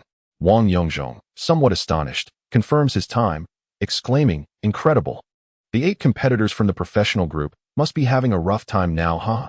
During the journey back, he exchanges meaningful words with various coaches and athletes before contentedly returning to the resting area. The coaches and athletes who were once adversarial now seem less concerned. Leading by a step incites envy, but leading by a great margin commands respect. Classmate Wang, what is your primary event, sprinting or shot put? asked Old who had a delightful conversation with him yesterday. Hello, Old Hu, you're back today? My primary event is actually swimming. Old Hu is once again perplexed. Oh, will you be competing at the swimming pool next door? No, all my events have concluded. There are no more competitions for me, so swimming will have to wait. Why not? With your physique, you should excel in swimming. Long arms and legs, large hands and feet. You possess a significant advantage in the water. Why not participate? Old Hu, just as you have many regrets, your disciples and prejudice harbor their own as well. I too have my moments of helplessness. Old Hu sighs and refrains from further inquiry. Who among us is without a burden to bear? Once more, I stand atop the highest podium, where the air at such heights is truly sweet. Glancing at the young man from Jiangdong, now known as Wu Haijun, I realize how fortuitous it is that you remain at my right side. As I gazed upon the somber visage, tears coursed down, rendering me momentarily speechless. In truth, Wang Yongzhong harbored no ulterior motives. It was merely a coincidental recollection. After receiving the gold medal, a young lady with a meticulously applied visage and a notably dignified demeanor approached, brandishing a lengthy, fluffy microphone. Wang Yongzhong, she began. Allow me to extend my heartfelt congratulations on your triumph in the youth category of the 100-meter dash, where you have not only secured victory, but also shattered the national youth record by nearly a second, drawing ever closer to the world youth record. Is that so? I am indeed nearing the world record, he replied, pleasantly surprised. Thank you, Mississippi, hearing such a modern appellation for the first time. The reporter beamed as she introduced herself. I am Zhou, responsible for covering sports programs at the Shanghai television station. We have also learned that you are the youth champion in shot put, having simultaneously broken the national record. How did you manage to excel in such vastly different events with such remarkable prowess? Do you have any insights to share? It was noted that you are not a professional athlete, but rather an amateur who has achieved such remarkable results. What would you like to say? As a young athlete surpassing the majority of adult professionals, I overheard a coach refer to you as a once-in-a-lifetime talent. Wang Yongzhong pondered momentarily. Just as he was about to respond, he noticed the former head of the sports school behind the camera, hands clasped in a gesture of respect. I never expected to see you here, Director. I must admit, I preferred your former, more rebellious demeanor. Observing the tense expression of his former superior, Wang reminisced about the honeymoon phase upon entering the sports school, where everyone, motivated by either ambition or future prospects, treated him with genuine kindness. The director had tirelessly ensured his placement in a prestigious class, providing unwavering support in both studies and daily life. In the end, the situation had escalated to this point. And strictly speaking, Wang Yongzhong felt a sense of regret towards the director who had shown him such benevolence. Very well, let me impress you, he declared. Sister Zhou, I can respond to your inquiries with a story. Do you have time to listen? The reporter, slightly taken aback by his mature response, quickly became intrigued, realizing the potential for an engaging news piece. All right, please share, but keep it brief, too lengthy, and it may be cut. Wang organized his thoughts and began to narrate. You have all referred to me as a genius, and I have heard many exaggerate, calling me a once-in-a-lifetime talent. I have a story to tell, one regarding the legendary dragon and tiger list from a millennium ago. Have you heard of it? The young lady, primarily focused on sports, had not encountered this renowned tale before. I don't believe I've heard of it. Please continue. Very well, I shall begin to impress you, he said. In the second year of the Jiao era of the Northern Song dynasty, during the imperial examination, a prestigious event known as the Dragon and Tiger List was established. You, among 400,000 candidates, ranked among the top 100, believing that this would herald your fame and fortune. However, in the upcoming examination, your competitors include the illustrious Su Shi, Su Zhe, and Zheng Gong from the 8 greats of the Tang and Song dynasties, alongside Cheng Hao and Cheng Yi, the founders of Chengzhou Neo-Confucianism, and the philosopher Zhang Zai, who articulated the profound ideals of establishing a heart for heaven and earth, a reputation for oneself, inheriting the teachings of the ancients, and paving the way for peace for all generations. Genius merely serves as a threshold to meet them. Remarkably, even these eminent figures did not secure the top 3 positions. It is often said that gold will inevitably shine, yet in this resplendent capital, where gold glimmers underfoot, you are indeed a genius. But every individual here possesses their own brilliance. Thus, sometimes genius merely acts as an admission ticket, akin to the imperial examination, where over 300 successful candidates, whose names may elude us, could very well be the pride of their hometowns. Even among the rarest of geniuses, with a population of 1.2 billion, one could easily find 120,000 exceptional talents. Therefore, the genius you speak of is merely the threshold to encounter me. And it is by chance that I too partake in this contest, granting you the opportunity to stand alongside me at the starting line. You ought to express gratitude for this municipal sports meeting. As I have stated, it is fortunate for you to be an ordinary person. Encountering me is akin to a frog at the bottom of a well gazing at the moon. Should you venture into my domain, it would be as if a mayfly were to behold the vast expanse of the sky. I have conveyed my thoughts. The verdant mountains shall remain eternal, and we shall meet again. This remarkable declaration left all present in utter astonishment, never having witnessed such unbridled audacity. The reporter, momentarily taken aback by the graceful departure of Wang Yongzhong, remained motionless on screen for an extended period. Thankfully, it was not a live broadcast, otherwise it could have resulted in a broadcasting mishap. Our protagonist, after completing this dramatic display, bounded back to his sister's side, engaging in yet another frenzied tug-of-war for the gold medal. Will you ever cease? Did we not witness this yesterday? Apologies, but the audience today comprises a different batch. The factory has organized teams to cheer and support in shifts as a paid benefit. Curious, his sister inquired. Xiaozhong, was that television station interviewing you? I saw you speaking rapidly for quite some time before they suddenly froze. You didn't say anything inappropriate, did you? Our bold protagonist waved dismissively. Not at all. Nothing to worry about. You'll see it on television in a few days, if they choose to air it. Chapter 65. Luxurious candidates. The blissful days spent with his sister came to an end, and he returned to a normal routine. Observing his mother hang the 2 gold medals prominently on the most conspicuous wall of their home, Wang Yongzhong felt a twinge of embarrassment, unable to bear the sight. Why hang them here? Is it not splendid? My son has worked diligently to achieve this championship. Should I not have the opportunity to showcase it? Mother, it wasn't that arduous, really. I say it was hard work, she retorted, slapping the table. All right, it was hard work, Wang Yongzhong conceded, allowing her to display them, knowing they would soon be moving. Speaking of moving, Mom and Dad, how is the house hunting going? Have you found something suitable? All right. I meant to tell you, a classmate from the Foreign Affairs Office helped me find 2 properties. One is a residence on Shaoxing Road, reportedly the former home of the 4th concubine of a notorious tycoon from old Shanghai, covering over 800 square meters, featuring a 3-story villa and a grand garden. There is a larger property on Shanghai Road, approximately 1,200 square meters, complete with a main and secondary building, along with an expansive garden. The location on Shaoxing Road is slightly more desirable, albeit smaller in size. Shanghai Road is a tad more remote, bordering Chongqing District. What of Wang Ke from the customs? He has a wide network of acquaintances. Speaking of customs, I was fortunate to receive a call from Wang Ke this morning. Among his connections, there is currently no one available. However, he shared some intriguing news. The Customs Academy on Finyang Road is contemplating a relocation to the new district, which would free up a substantial area to be returned to the city, potentially leading to some opportunities. Wang Yongzhong suddenly became animated. He was well aware of this situation. In his previous life, while courting his wife, he had a fondness for exploring the old streets of Shanghai. From Duoluan Road to Wanfu Road, and from Jufu to Fuxing Road, he had encountered numerous antique villas.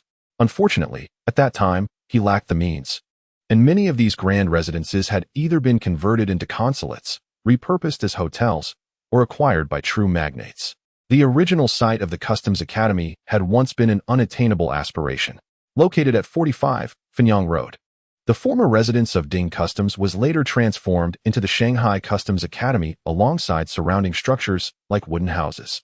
As the import and export business in Shanghai flourished, the customs sector urgently required talent cultivation. The once crowded academy became untenable for use, prompting the decision to support the development of the new district by relocating to Jiangdong New District. Most of the buildings post-relocation were repurposed for commercial use, becoming hotels, cafes, and various establishments, given the prime location. The consideration for relocation began as early as 1992. This opportunity must be seized, without fail. Father, let us not dwell on other matters for now. Focus entirely on securing the property at 45 Finyang Road, designed by Wu Dak. For it is an opportunity not to be missed. It may take some time, as the official relocation has yet to occur. Fear not, waiting is worthwhile. For missing this chance would lead to profound regret. Let us take a stroll together on Sunday to broaden our horizons. Indeed, I am eager to see such splendid properties that will surely expand our perspective. Mother became excited as well, as women in our country often have an obsession with real estate. Just then, the television broadcast an interview recording from the city sports games. Ladies and gentlemen, during the finals of the 100 meters at the 10th City Sports Games held at Hongkou Stadium in Shanghai, our city's athletes from the textile system have triumphantly claimed the gold medal, significantly shattering the long-standing youth 100-meter record. Now, let us watch the live interview footage. The family fell silent, turning their attention to the television with anticipation. The broadcast then showcased the entirety of the 100-meter final, where Wang Yongzhong appeared, resembling a cheetah, sprinting ahead to cross the finish line. Our son is truly impressive. Just look at his physique and legs. In his mother's eyes, her son would always be the most handsome. This was the first time Wang Yongzhong witnessed footage of his race, realizing that the cameraman had done an excellent job, capturing about 70 to 80% of his charm. The subsequent scene unfolds as the most electrifying segment of the entire program, a riveting interview. As a string of eloquent and sophisticated remarks flowed effortlessly from Wang Yongzhong, he experienced yet another cerebral climax. The Shanghai television station truly exhibited audacity and tenacity, airing the entire segment without any edits or omissions. Upon witnessing the interview in its entirety, Wang's parents turned to him with a stiff demeanor. "Son," they inquired, "did you not lose your composure on sight? How could you utter such outrageous statements?" "Indeed," they pondered, "aren't you typically quite humble? According to your own words, you possess an exceptionally high emotional intelligence. How could you express such arrogance?" Nevertheless, it was rather exhilarating. "Ha ha ha, Mom and Dad. Just say if I'm handsome or not. I'm merely a free-spirited 15-year-old. With that, he turned and hummed an unfamiliar tune as he retreated to his loft.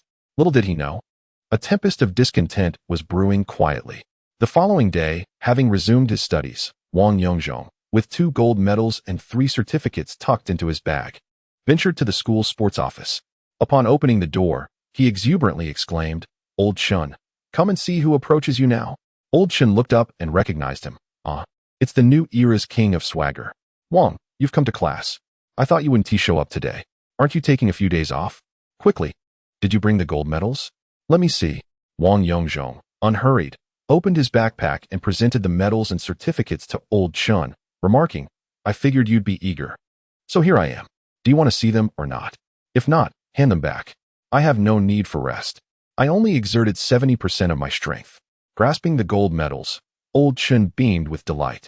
Although he himself had won gold medals in various competitions, he had never secured one at the provincial or city level, a regret that lingered throughout his athletic career. "Wait here, I'll grab the camera to take some pictures, and I'll make copies of the certificates. Ha ha ha, I'll hang them up." Watching Old Chun's excitement, Wang Yongzhong felt a surge of happiness, realizing he had managed to fulfill a small dream for his mentor. "Take your time, I'll come back for them after school. All right, just remember to keep a low profile. I overheard many teachers discussing your interview from yesterday, saying you were too outstanding and arrogant, claiming you weren't humble enough. What does that matter to me? What is wrong with being proud when I have the merit to back it up? Those who criticize are simply sour grapes. Just wait. A great sage will come forth to argue on my behalf." Old Chun, somewhat perplexed, watched the enigmatic Wang Yongzhong depart, a palpable aura of confidence enveloping him. Smiling, Old Chun resumed his focus on the certificates. Nearby, the young teacher Wu approached with envy, observing, "Old Chun, you are effortlessly winning here. Who would have thought that at your age, you'd have this opportunity? Your chances in the upcoming title assessment should be quite promising."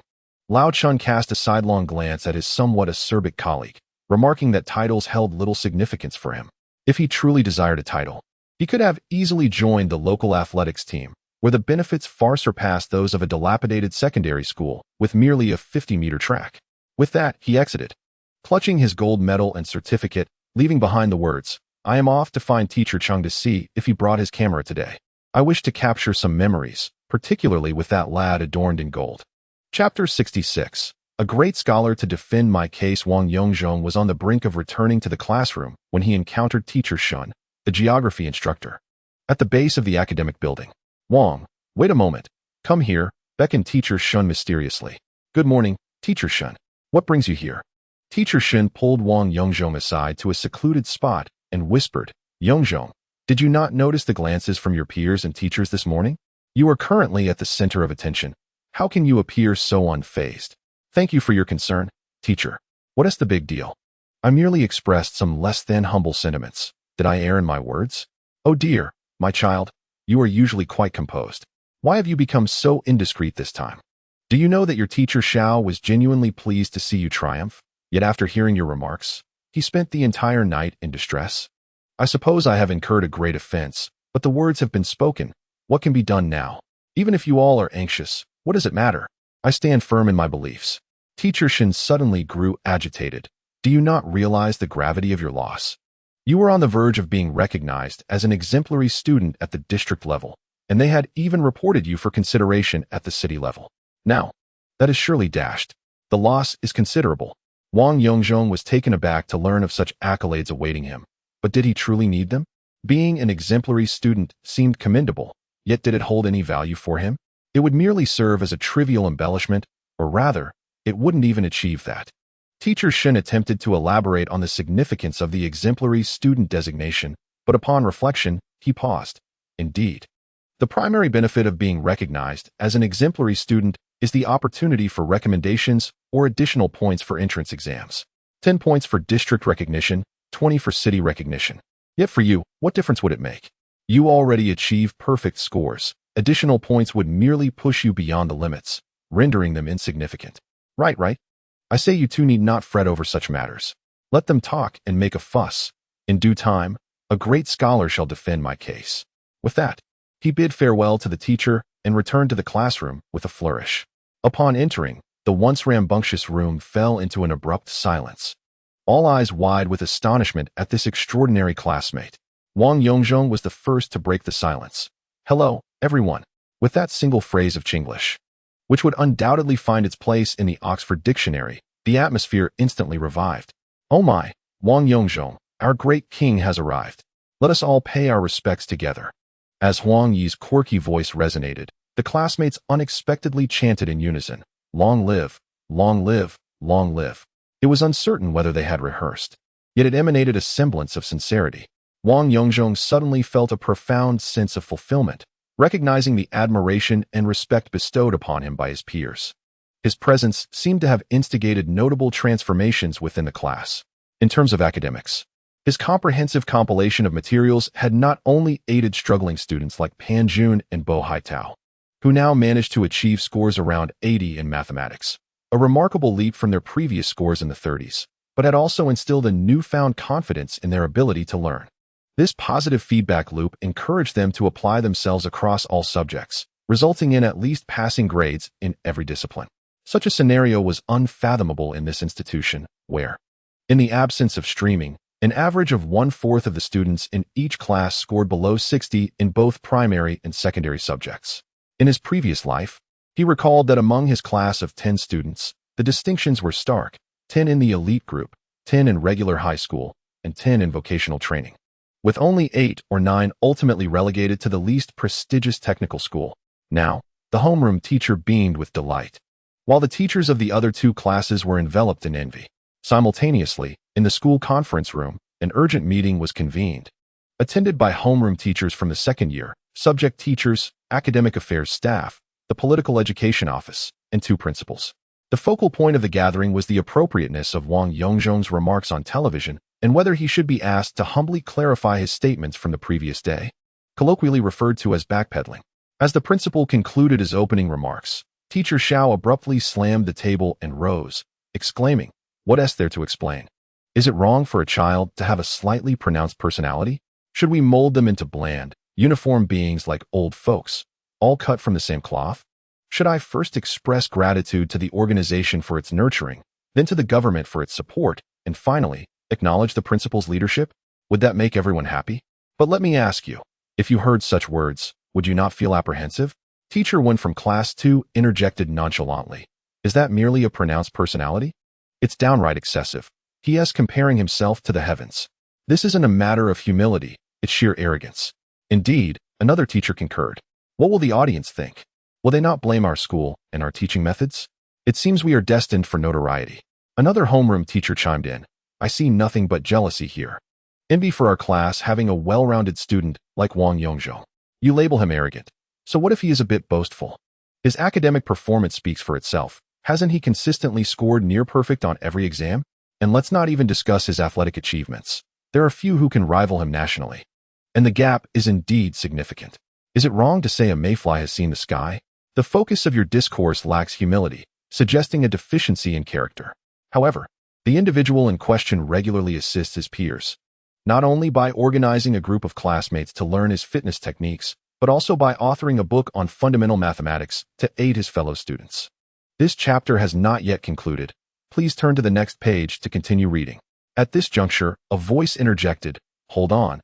While Mr. Xiao's publication is commendable, I cannot endorse the assertion that the book was produced solely to assist students." This voice belonged to Vice Principal Qiu, who harbored a deep jealousy towards the principal for garnering attention from the higher authorities due to this publication. Hence, he became the principal adversary targeting Wang, the student in question. I must inform you, dear Qiu, that the intent behind this book was genuinely to provide support to those students who are lagging behind, allowing them a unique opportunity to excel in mathematics. What do you suppose motivated him to write this book? Fame. He is already making appearances on television. Wealth? I assure you, his family's financial resources far exceed your wildest imaginations. Under Mr. Xiao's passionate defense, the audience fell silent. Principal Ni cleared his throat and summarized. Neither the authorities above nor the media have issued any judgments. Yet, we, as a community, hastily condemn our own student. Is this truly appropriate? Even if the media were to criticize Wang, we, as his school, and you, as his educators, ought to be his support and advocates. Moreover, have any of you not benefited from his efforts? The book on fundamental mathematics has surely brought advantages to you all, has it not? The school's funding has increased significantly. And have you not received larger bonuses than before? And what of the automotive repair business run by his father, who financed the construction of our sports field? Now, over a trivial matter, you all rush to criticize him. Do you not feel a pang of conscience?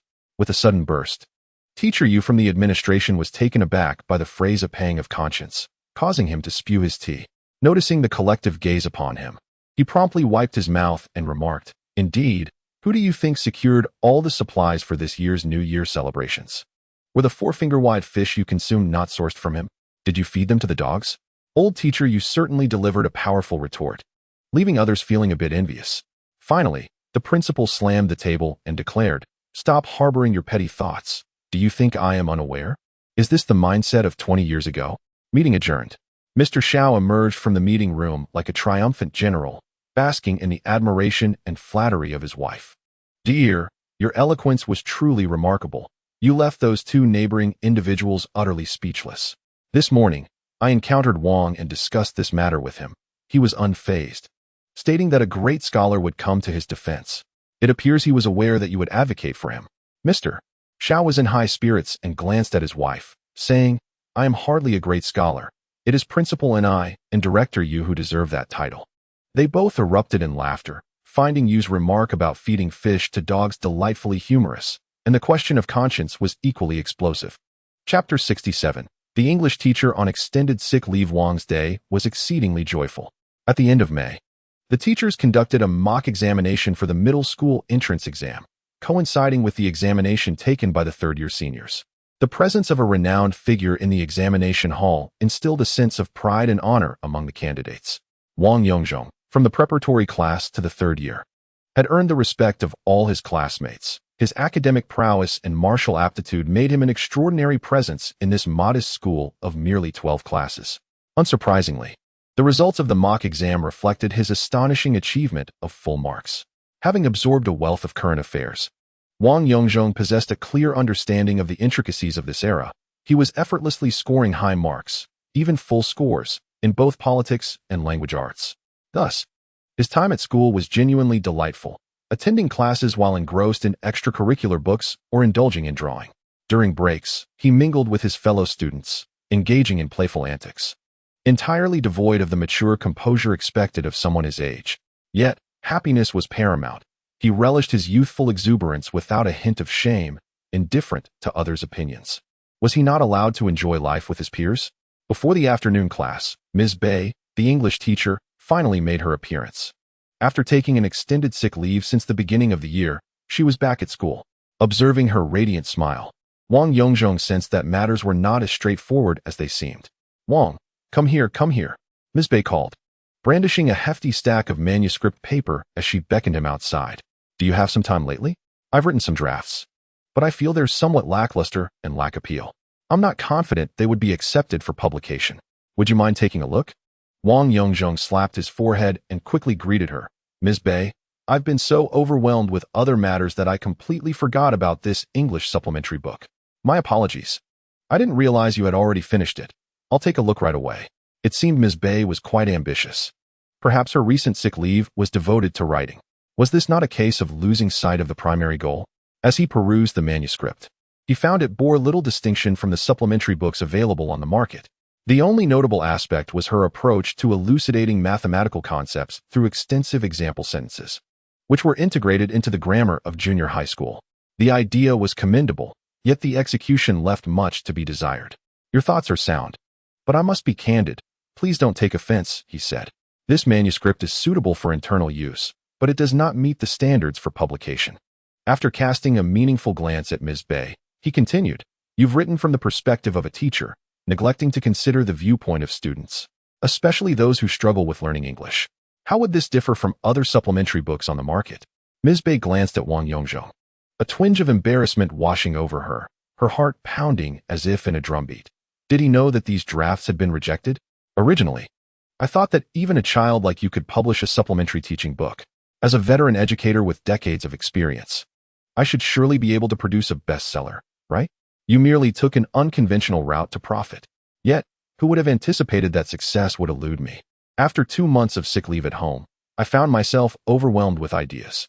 It seems I must rely on classmate Wang for assistance. Thus, I flatteringly inquired, 'Could you help me revise this further? I will be sure to credit your name as well.'" Wang Yongzhong silently scoffed, thinking to himself, "Your calculations are quite audacious. With your level of education from a teacher's college, I truly cannot make any improvements. It would be better for me to write it myself." Nevertheless, with the teacher seeking his help, he decided to at least offer a perfunctory response. After a moment of contemplation, Wang said, "Well, the overall framework can still be utilized. You should gather some materials that are more suitable for younger audiences. For instance, popular speeches from abroad, school opening and graduation speeches, and selections from simple fairy tales. Analyze their grammar and structure to create something meaningful yet engaging." The teacher's eyes sparkled with understanding. It was indeed a brilliant idea. Thank you. You truly are an academic prodigy." With that, she hurried away. Observing the departing figure of Teacher Bei, Wang Yongzhong sighed and shook his head, pondering. "I suppose she will soon be requesting an extended sick leave again. Not all educators in this era are selflessly devoted. It is only natural. As competition in the education sector intensifies, from now until 30 years hence, the qualifications of teachers in this city will only rise. Bachelor's degrees are becoming extinct in formal teaching positions, while the proportion of those holding doctorates or degrees from prestigious foreign institutions is sharply increasing. Yet, the essence of teaching remains the same: to educate and nurture, not to pursue titles. Writing books or papers has become a blurred priority. But who can deny that these are tangible achievements?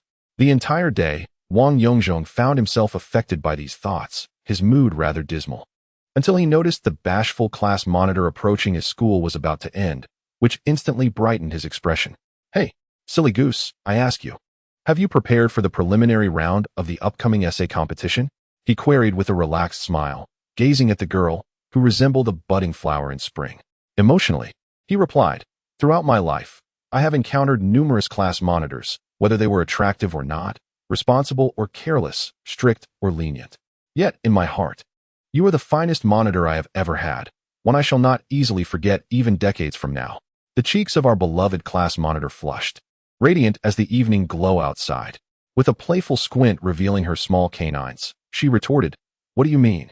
With me included, you've only had 3 monitors. What do you mean by decades from now?"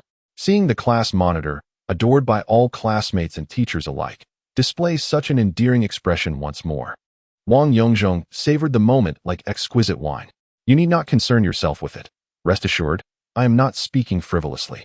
A monitor who is both responsible and strict, yet also charming, Such a monitor has my utmost admiration. The shy little dear, the class monitor, lowered her head momentarily, gathering her thoughts before speaking. Let us not engage in frivolous chatter. What are your thoughts on the essay competition? Wang Yongzhong, having set aside his teasing demeanor, replied. Do I even need to prepare? You know me. I received a perfect score on my last essay. It's merely the preliminary round, so you need not worry. What about you? How is your preparation progressing? The monitor, Chi Wei, expressed her concerns. I calculated my scores.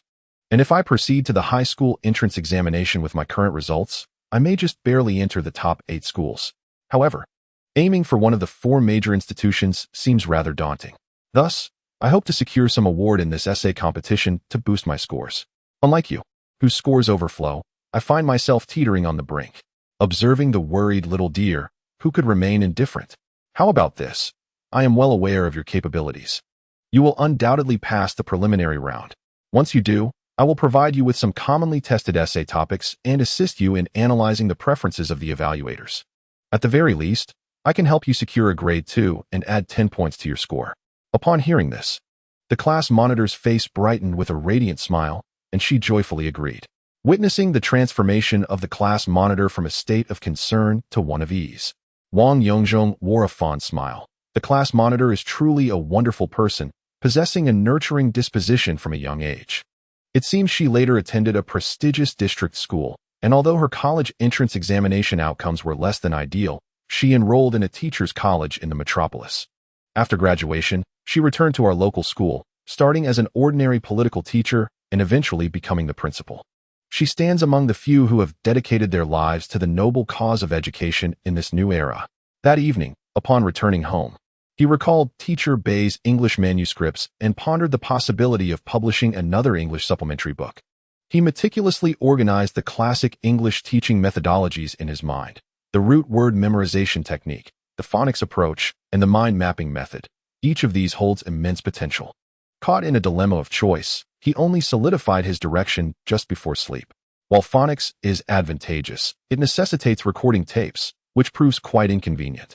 Therefore, he decided to combine the root word method with the mind mapping technique to create a rapid memorization strategy for 500 middle school vocabulary words.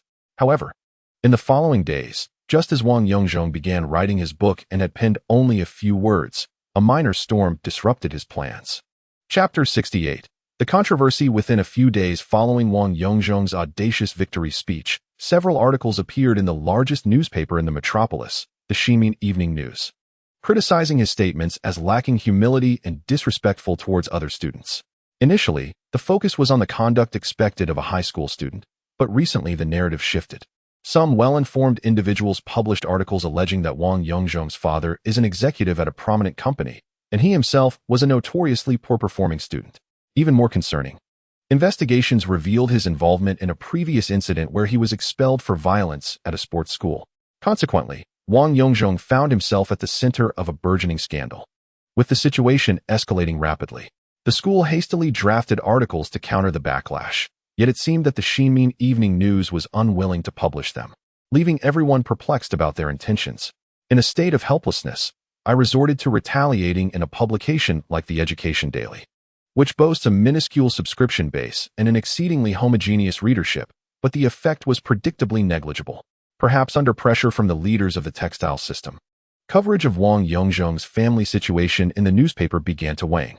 However, the fact that he was a student expelled from a sports school due to his involvement in a brawl incited a collective onslaught against him. Even after 2 weeks, the uproar showed no signs of abating. It was then that a director from the education television station in the magical city approached the school, seeking to connect with Wang Yongzhong for a video interview aimed at addressing the ongoing controversy. Thus, in the school's conference room, commenced what would later be regarded as the true inception of quality education in this video interview. From the perspective of the production team, the education television station had invested considerable resources into this endeavor. 3 cameras were set up, one to capture the wide-angle view, another to focus on the charming host, and the third, of course, trained on our focal point, Wang Yongzhong. As the interview began, the graceful yet composed host, Ms. Feng, seized the initiative. After elaborating on the specifics of the incident, she posed her first question. "Hello, Wang. May I address you as classmate? Would that be suitable?" Faced with the host's unconventional approach, Wang Yongzhong appeared momentarily taken aback, yet having been shaped by the vast landscape of social media, he was not to be flustered by such juvenile inquiries. Of course, you may. I am a 15-year-old middle school student. What else would you call me? Athlete Wang. Or perhaps Teacher Wang. Recognizing Wang's unusual calmness and his subtly sarcastic response, Miss Feng noted that, irrespective of personality, a prodigy invariably stands apart from the ordinary. She softened her tone and continued. What I mean to convey is that through your actions and words on the field, people seem to overlook your status as a student and instead envision your potential to bring glory to the nation in the athletic arena. Stop right there, Wang interjected. Becoming an athlete is an impossibility for me, and it will never be a viable path. I apologize for disappointing everyone. As you may know, I was expelled from the sports school due to a fight. Indeed, I was young at the time, and I did not initiate the altercation, which led to this regrettable situation. As a student, my studies must take precedence.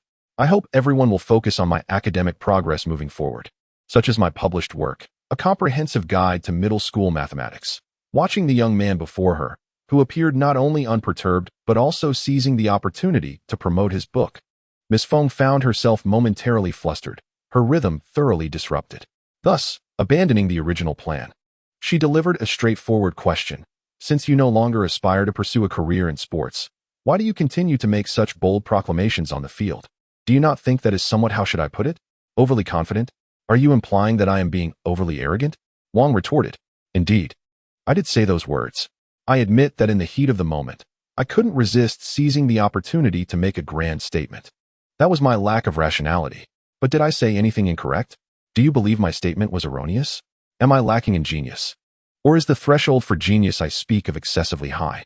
Or perhaps, in comparison, are they merely gazing at the moon from the depths of a well? Observing the individual opposite me, who, with the most modest of words, uttered the most audacious statements, I momentarily found myself at a loss for material to counter.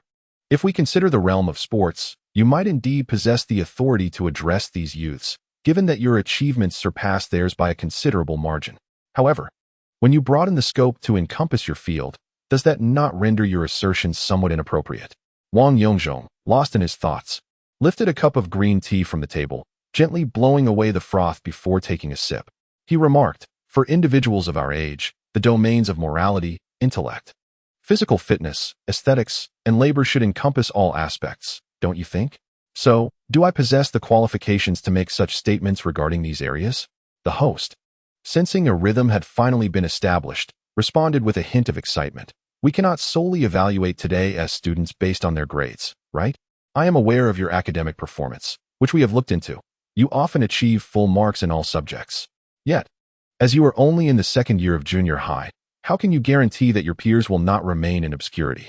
Wang Yongzhong smirked, as if he had just heard an amusing joke, prompting laughter from the teachers, including the principal and homeroom teacher, who were gathered just beyond the camera's view. He then reached for 2 sheets of paper from a stack just out of sight of the camera, saying, "Look here. This is the score report from the recent district-wide mock examination for 9th graders, and the paper behind it is my full score essay from the Chinese exam. You may take a look." Host Feng accepted the score report without needing to scrutinize it closely. A line of perfect scores greeted him: Chinese 120, Mathematics 120, English 120, and political science, physics, and chemistry also scored full marks of 50 each. Thus, the total score reached a perfect 510. The chapter was not yet concluded. Please proceed to the next page to continue reading. Somewhat taken aback, the host glanced at Wang and then set aside the score report to read the subsequent essay. The prompt was "An inch of time is an inch of gold," inviting a simple discussion on the significance of time. This is indeed a classic middle school essay topic. Let us examine how Wang's full score composition unfolds. People often say that time is precious and that it should be cherished, yet I contend that every matter possesses dualities. Time can sometimes be a double-edged sword. The main argument posits that one need not obsess over every passing second. Many things require the accumulation of time, much like fine-aged wine that becomes more fragrant with age. Similarly, profound knowledge often necessitates years of diligent study before one can truly shine. However, at times, time is extraordinarily precious. Many matters are time-sensitive, such as fashion, emerging technologies, and news, where every moment counts. In essence, He deftly sidestepped the cliché discussions typical of traditional students, presenting a fresh perspective on time. The full score was indeed well-deserved. After reading the entire piece, the host could not help but acknowledge its merit, yet remained undeterred and pressed on. What about the other aspects? Regarding the morality, intellect, physical fitness, aesthetics, and labor you mentioned, what of those? Wang Yongzhong, undeterred, again extended his hand to retrieve a stack of materials, stating, "Here, these are my works of painting and calligraphy, along with several of my photography pieces." The host was momentarily taken aback. The stack of works before him seemed to indicate a considerable amount of preparation. Observing the evidently superior creations, surpassing even those of middle and high school students, host Feng did not hesitate to showcase them on camera. The drawings revealed a remarkable maturity in technique, featuring both still life and figures, with fluid lines and crisp strokes. The interplay of light and shadow was masterfully executed, bringing both the subjects and the still life to vibrant life, showcasing an exceptionally high level of skill. Following this, the calligraphy on rice paper displayed a poem by a great figure, rendered in a vigorous and upright semi-cursive script. The strokes were robust and distinctive, with the overall composition displaying an admirable balance, clearly transcending the realm of a novice. The photographic works, whether depicting human experiences or landscapes, exhibited clever angles, unique lighting, and clear themes, meeting the standards for competition. At this juncture, the host began to be captivated by Wang's talent. However, the focal issue of the discussion remained inadequately addressed, prompting further inquiry. "We acknowledge your excellence, yet your lack of humility and excessive arrogance is an undeniable fact. This contradicts our nation's traditional virtues and serves as a poor example for many students watching at home. You must concede this." As the conversation shifted to the crux of the controversy, the photographer recognized the pivotal moment and swiftly zoomed in on Wang Yongzhong, hoping to capture a look of panic or regret. To their surprise, Wang, embodying an expansive mindset, cleverly turned the tables, posing a question to the host. "Let me ask you a second-grade language question. When ice melts, what does it become? Fill in the blank. Ice melting is." The host instinctively replied, "Water. Ice melting is water." Wang smiled and said, "Correct. I believe 99% of people would answer water. But I would say ice melting is spring. Does that work?" His response, imbued with the most unadulterated poetic essence, seemed to suspend time in the room. The host appeared momentarily frozen, realizing that this was a question of language, not chemistry or natural sciences. Thus, answering spring might indeed align more closely with the true essence of language education. The diversity of education is epitomized here. Do we aspire to cultivate students who are all identical, humble, polite, friendly, and dutiful, like Kong Rong sharing pairs? How monotonous the world would be. Education lacks a standard answer.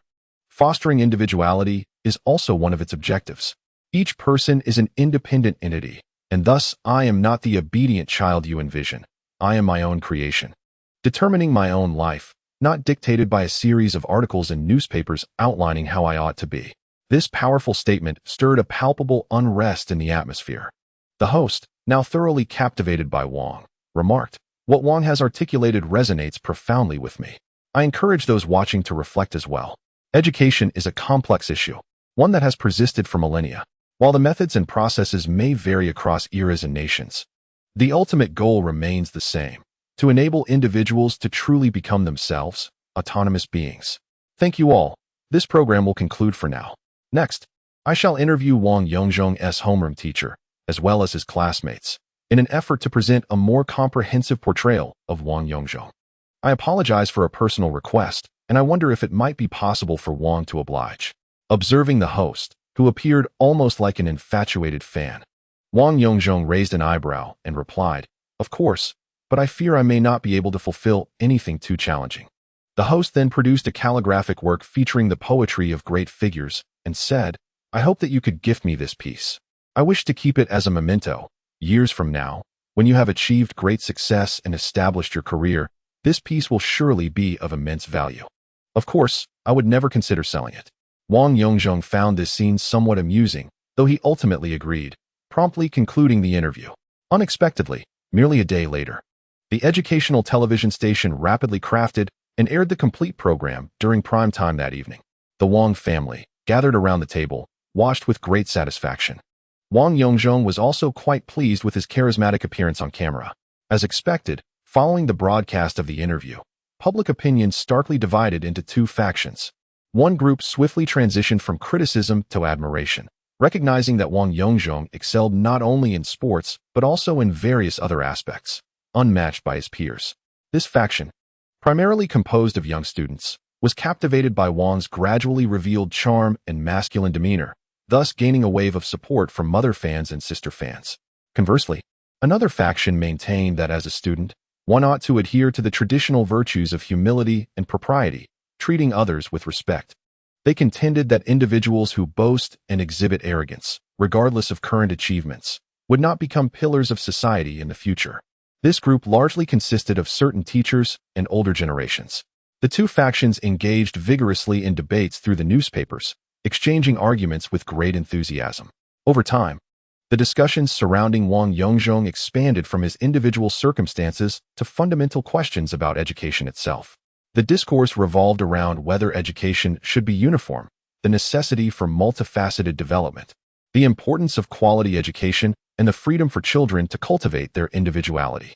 Society began a comprehensive discussion on quality education, a full decade ahead of the previous generation's realization that mere rote learning was insufficient. It is undeniable that Wang Yongzhong was the catalyst for this small but significant upheaval. The Wang family happily subscribed to most of the mainstream newspapers, enjoying the daily updates. Observing that the narrative was finally steering in an ideal direction, Wang Yongzhong felt a sense of relief and could now quietly return to his work. No, not merely to replicate, but to create new educational materials. This time, due to the extensive use of reference books, he procured a library card from the district library. Each afternoon, he was permitted to leave school early, seizing the opportunity to diligently search for resources and borrow various reference materials in the library. Even the numerous roots and prefixes of the English language draw extensively from Latin origins, necessitating the use of Latin reference books. Fortunately, in a previous life, our family had procured permanent residency in Ireland, and after a few years, the couple's already commendable English had approached that of native speakers, though merely in proximity. Thus, within the span of a mere month, the instructional book designed to aid in vocabulary memorization was nearly completed. Prior to the final examinations, the principal once again received a substantial stack of manuscript paper. With surprise, he regarded Wang Yongzhong with a newfound respect. It appeared that the principal had already held him in considerable esteem. However, it was primarily due to Wang's capabilities, both in sports and academics, that had truly impressed the principal. Yet, this collection of manuscripts genuinely prompted the principal to view this student as an equal, a fellow adult. What struck the principal most was no longer merely Wang's talents, but rather his emotional intelligence and character, which earned sincere admiration from the principal. Logically, this manuscript required no submission through the school's channels, as the previous publisher and editor had already established a solid rapport with Wang Yongzhong. The principal had confirmed that this English manuscript was entirely the result of Wang's independent efforts. Wang's decision to bypass the school and contacting the publisher was entirely justifiable, and no one could contest it. Yet, Wang Yongzhong demonstrated remarkable interpersonal skills by respectfully presenting the manuscript to the principal, casually suggesting that the English teacher be credited as a guiding mentor. Can you believe this as a second-year middle school student? He possesses a keen intellect, rivaling that of seasoned professionals within the system. Given his capabilities and resources, there was no necessity for him to seek the school's assistance. It was the school that should be eager to support him. Why then did he choose this course of action? Did he harbor animosity towards monetary gain? Wouldn't it be more gratifying to earn for oneself? Why the insistence on maintaining such decorum? What was he truly after? While the principal pondered these questions, scratching his head in contemplation, our student finally found himself liberated, able to return to a carefree and light-hearted existence. However, just as he began to relish this freedom, the final examinations commenced.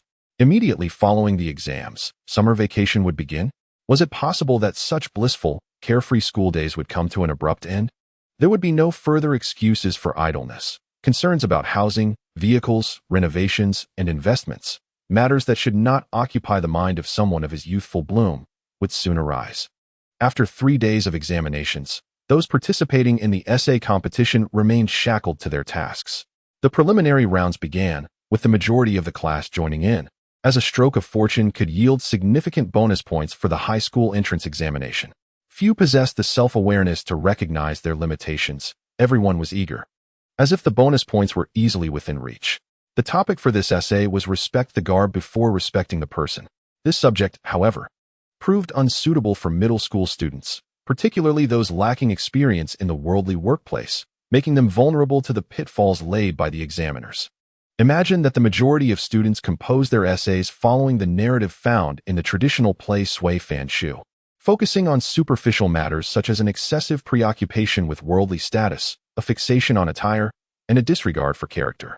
However, those who have traversed the realms of the workplace and society often resonate more with the adage, honor the attire before the person. This perspective elucidates why so many invest substantial sums in their wardrobe, luxury vehicles, and prestigious watches.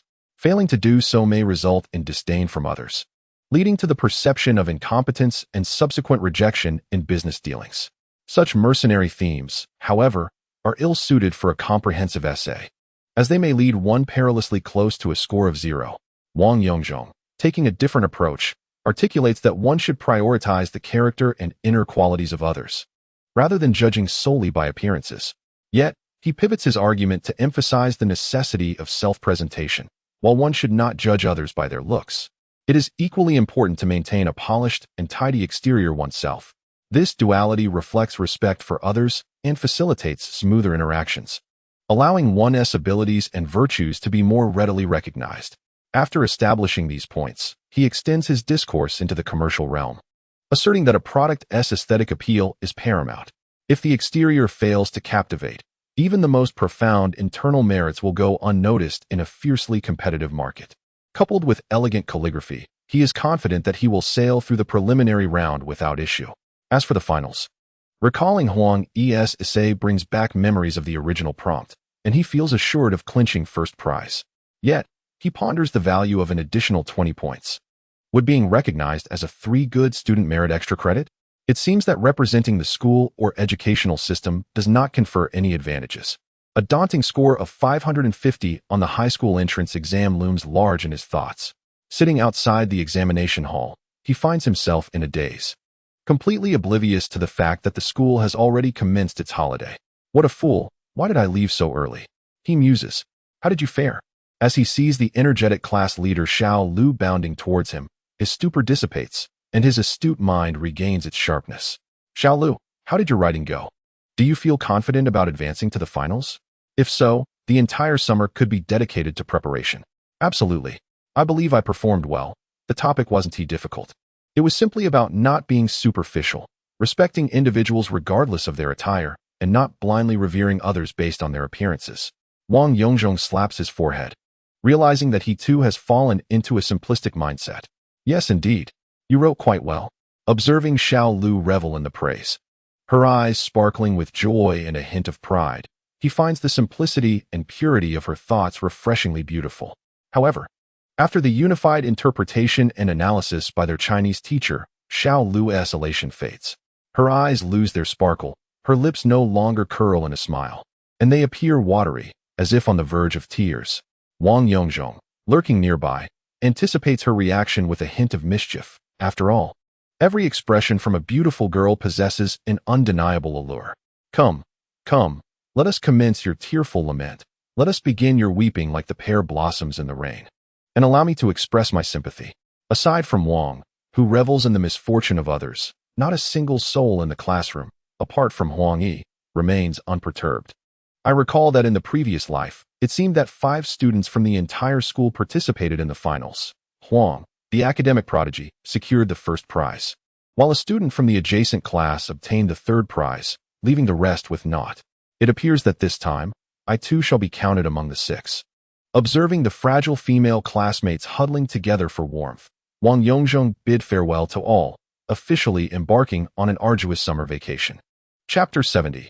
Discussions on the publication and reprint of the new book upon the advent of summer vacation. Wang Yongzhong found himself unexpectedly more occupied than during the school year. His father's situation is one to be expected, yet even his mother was summoned back to her workplace, purportedly to continue her duties. In this street factory, resembling a workshop established for less than a decade and with no more than 30 employees, there astonishingly exist 9 leaders of varying ranks. The equipment is antiquated, the products outdated, and the quality of entirely handmade creations is far from assured.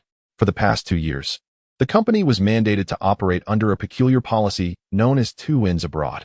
What does this entail? It signifies the intention to prevent competition for domestic market share from other enterprises, whether privately owned or state-run. The higher-ups concocted a directive to import raw materials while exporting finished products, aiming to preserve a significant number of state-owned enterprises and their employees. However, Wang Yongzhong was well aware of the unfolding narrative. Such small workshops and township enterprises might survive domestically due to their low prices, but their prospects in international markets were rather naïve. Consequently, a vast number of township enterprises faced closure, and the situation threatened to spiral out of control. In December, the reverberation of a color revolution echoed, toppling the northern elder brother, which brought forth a deluge of light industrial orders, a veritable windfall. Renowned figures like Boss Liu and Boss Mao capitalized on this opportunity, thereby reviving numerous private enterprises. Nevertheless, it is crucial to acknowledge that only a handful of companies profited, while the majority of township enterprises succumbed to bankruptcy. This time, Wang's mother was summoned back to the factory, having heard of such an opportunity. The director had established connections with a well-connected trader, sensing a chance to gamble. Wang Yongzhong could only respond with a dismissive chuckle. Indeed, the trader was a true hustler, but he was also a source of potential deceit. Regardless, let him pursue his endeavors. How much worse could a small workshop become? Thus, the numerous responsibilities at home were placed squarely on the shoulders of the son enjoying his summer vacation. On the first Friday of July, Wang Yongzhong and Principal Ni once again visited the Summer Teacher University Publishing House, engaging in discussions with the chief editor regarding the intricacies of publication. Wang Yongzhong, haha. It is an honor to finally meet you, renowned as you are. Today, this mayfly feels as if it has encountered the azure sky. Teased Wei, the mischievous chief editor responsible for supplementary educational materials. Wang Yongzhong, ever thick-skinned, felt a flush of embarrassment upon hearing this, and quickly rose to offer a bow, exclaiming, I dare not claim such a title. My banter with those young ones is not to be taken seriously. I am even less deserving to speak of such lofty ideals in your esteemed presence. I merely find myself at the right moment, possessing a modicum of talent. Please do not take it too seriously. I still rely heavily on the generous support of the principal and the editor-in-chief. After a wave of laughter swept through the room, the atmosphere relaxed, and we delved into a more in-depth discussion. Let us first address the reprint issue of your comprehensive subject anthology. The last print run of 50,000 copies has long since sold out. For the next edition, I plan to print an additional 100,000 copies. Would a royalty rate of 15% suffice? It is commendable. The original contract did not stipulate whether a reprint would necessitate an increase in royalties. The other party's willingness to propose a hike in royalties speaks volumes about their integrity. Even if Wang Yongzhong is indifferent to the royalty amount, it nonetheless serves as a vital indicator of an author's worth. Thus, upon hearing 15%, he was satisfied and agreed. However, Editor Wei shifted the conversation, stating, Yet, we are facing a significant impact from recent rampant piracy affecting our sales. Wang Yongzhong had anticipated this situation. The issue of piracy would persist even 30 years hence. By that time, the purchasing power of the populace would have surged, rendering most individuals disdainful of counterfeit products. Nevertheless, some might inadvertently purchase pirated copies under the guise of legitimacy. While other book categories suffer from piracy with little recourse, supplementary educational texts are a different matter altogether. Editor, he remarked, we have no concerns regarding legitimate channels. Major bookstores present no issues. Our only apprehension lies with the small bookstores and stationery shops in the urban-rural fringe, where piracy is rampant. Furthermore, is our book available in other regions? Indeed, but only in major cities, came the reply. Then how about this? Let us add a belly band to this edition, stating, how can one rely on pirated versions of textbooks and supplementary materials? A single misplaced decimal could lead to a lifetime of mistakes. With such a message, how many parents would dare to purchase pirated copies for their children when the price difference is only a few yuan? Would you? The two intellectuals present reacted with expressions of surprise. For them, the accuracy of textbooks and supplementary materials held immense significance. Contemporary students might take it lightly, but those who have endured through their era faced abysmal learning conditions, often lacking complete textbooks. let alone supplementary resources. In those days, possessing a single textbook meant a rush of eager hands, all ready to transcribe its contents. Manual transcription inevitably led to errors, complicating the learning process. In the humanities, while there might be some influence, context can aid in correcting mistakes. But in the sciences, the abundance of symbols can easily confuse. A single misplaced decimal could render all subsequent results utterly erroneous. A notorious example persists. Many still believe that spinach is a rich source of iron. In reality, a researcher, during his calculations, miswrote the decimal point, mistakenly shifting it one place forward. Consequently, the perceived iron content of spinach skyrocketed tenfold, leading to its reputation as an affordable iron supplement. In truth, its iron content is comparable to that of ordinary leafy greens, and the high oxalic acid content further inhibits iron absorption. Thus, should this anthology of mathematical problems contain similar errors in pirated editions, would it not lead students astray, resulting in an unparalleled disservice to future generations? Rest assured, this will undoubtedly come to fruition. The current state of piracy is characterized by shoddy craftsmanship.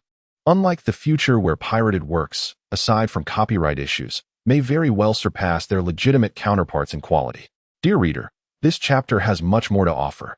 Please turn to the next page to continue your enthralling journey. Classmate Wang, your idea is splendid. It could be applied universally to all educational supplementary materials.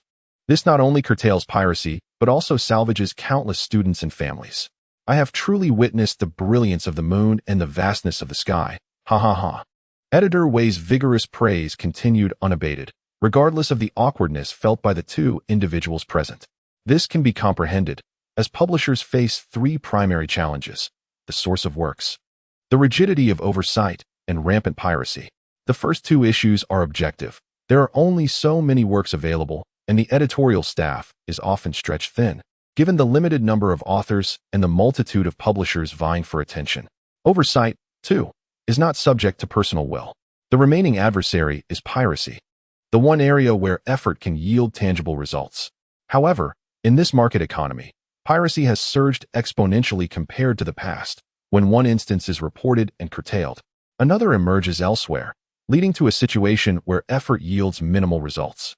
Classmate Wang's approach, while perhaps not groundbreaking for other publishers, holds immense potential for educational publishers.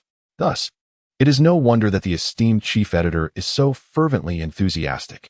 Following a spirited discussion with Wang Yongzhong about the reprinting arrangements, Editor Wei presented the new manuscript, stating, "Wang, I shall not hide it from you.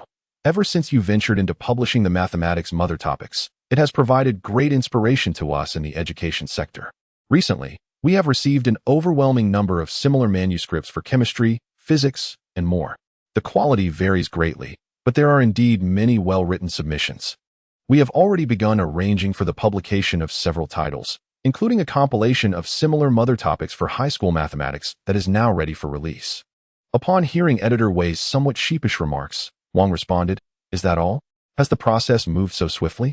I thought I would have the opportunity to release a comprehensive volume of high school mother topics next year. Although the high school material is more complex and varied, wouldn't it be better with more content? Now it seems I have been preempted. One must never underestimate the intellectuals of any era. No need for concern." "I had anticipated this," Wei replied. "Moreover, an earlier release of the high school mother topics will benefit the students more. Delaying it would only hinder their progress." "Then I extend my gratitude for your consideration, Wang. Let us continue our discussion in English this afternoon. There will be even more manuscripts in English, encompassing grammar, vocabulary, short essays, and real-life scenarios, covering a vast array of aspects. Your approach, which combines etymology with root words, is indeed unique." I had our English education professor examine it closely, and she was thoroughly impressed, remarking how such a simple concept had escaped others' notice. "It is truly convenient and remarkable. Thus, we are exceedingly confident this time, with an initial print run of 100,000 copies. And how about calculating the royalties at 15? Wang Yongzhong, not overly concerned, casually remarked, "I have no objections, it's all fine. Principal and I, is everything all right with Teacher Wang as well?" Upon hearing this, Principal and I, somewhat taken aback, paused before responding. No problem. She entrusted everything to me beforehand, and I am already quite satisfied with a 15. The teacher Wang mentioned here is merely a placeholder. A assigned by the school to cover for Teacher Bei during her extended sick leave, originally instructing 3 classes of 7th grade. She has now taken on the additional burden of 2 classes of 8th grade, which is quite a significant strain. The first class of 8th grade is being taught by a teacher from 9th grade, given that the 9th grade is a crucial year with considerable demands. The principal did not hastily select a familiar teacher for the credit. Instead, he directly assigned the current English teacher, Wang Yongzhong, to receive this unexpected accolade, demonstrating that the principal is indeed a person of integrity. After they reached an agreement on the 2 books, Editor Wei unexpectedly broached a topic. Chapter 71, Declining the 4 Grades. Wang, what do you think of our affiliated school? As one of the 4 best schools in the metropolis, have you ever considered attending high school here? Rest assured, the procedures are all taken care of. There is no need for exams or waiting until next year. We are well aware of your capabilities, aren't we?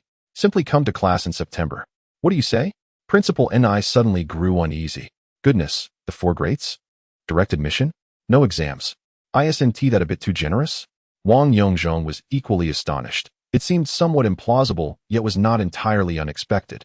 His abilities had already been showcased through mock exams and 2 supplementary textbooks. Yet the audacity of skipping grades and waiving exams is indeed remarkable for contemporary public schools. The principal of the 4 grades is certainly no ordinary figure. However, reflecting on his cherished student days and the camaraderie with familiar classmates, the prospect of advancing a year felt akin to hastening his toil. No, absolutely not. He expressed his gratitude to the school leaders and the editor for their consideration, asserting, I am genuinely enjoying my middle school life at present.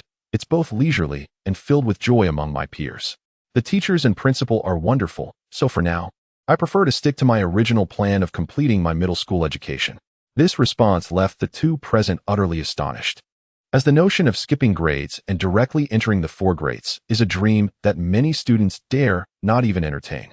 Thus, the eager editor pressed on. Perhaps you might reconsider or discuss it further with your parents. Such a significant decision shouldn't be made hastily. The principal hurriedly chimed in, recalling that throughout many years of entrance exams, not a single student had entered the 4 grades, let alone with direct admission. How could this not make principal and I ecstatic? Yes, Wang Yongzhong, please give it more thought. I will also reach out to your parents. This is no trivial matter. Wang Yongzhong glanced at them helplessly, feeling indifferent. He was already capable of managing much of his family's affairs. When it came to his own arrangements, he was certain that his parents would follow his intentions entirely. Very well, I shall return and deliberate with my parents before reaching a conclusion. This has temporarily alleviated the concerns of 2 educators on the brink of retirement, who have dedicated their lives to the field of education.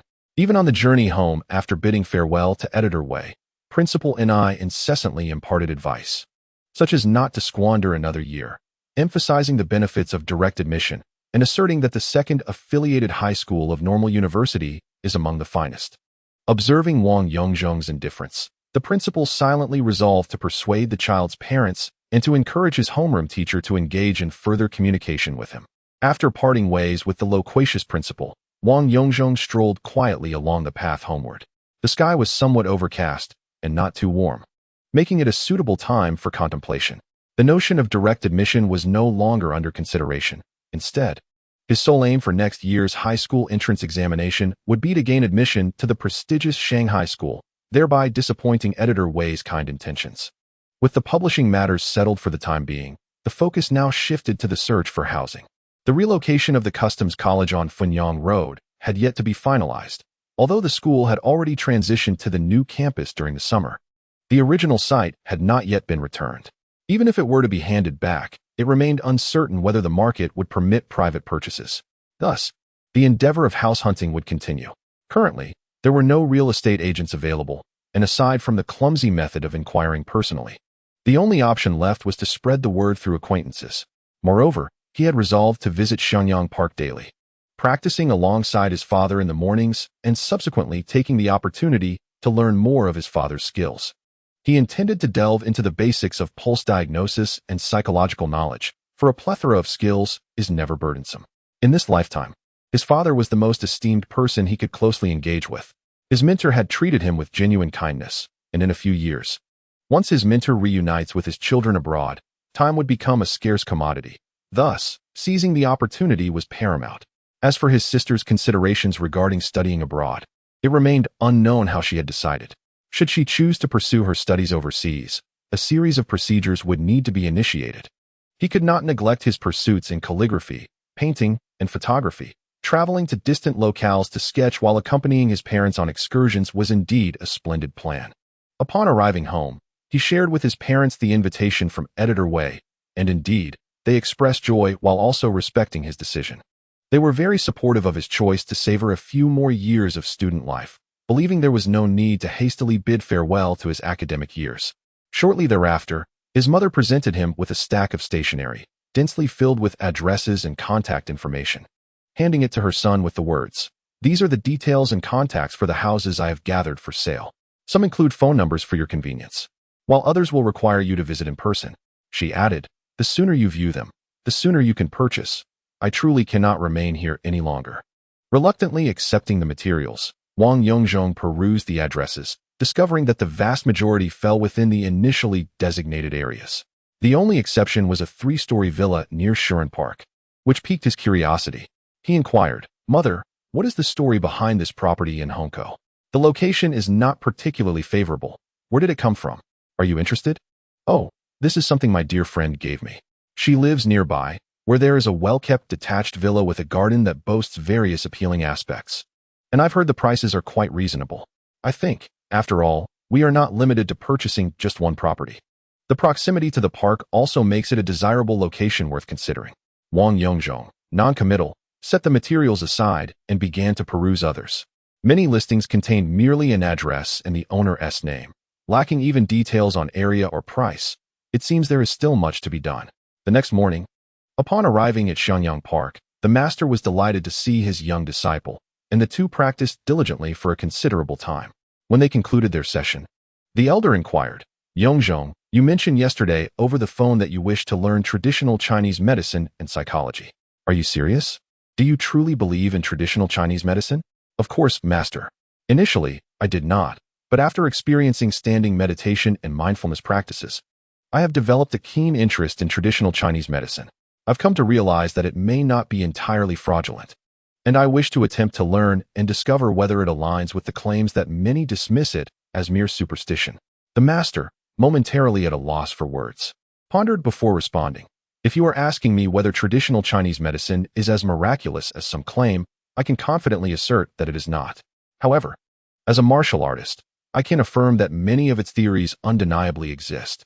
I no longer possess the energy or time to delve into this further. Since you express interest, I will impart some rudimentary knowledge of traditional Chinese medicine to you, and you may draw your own conclusions.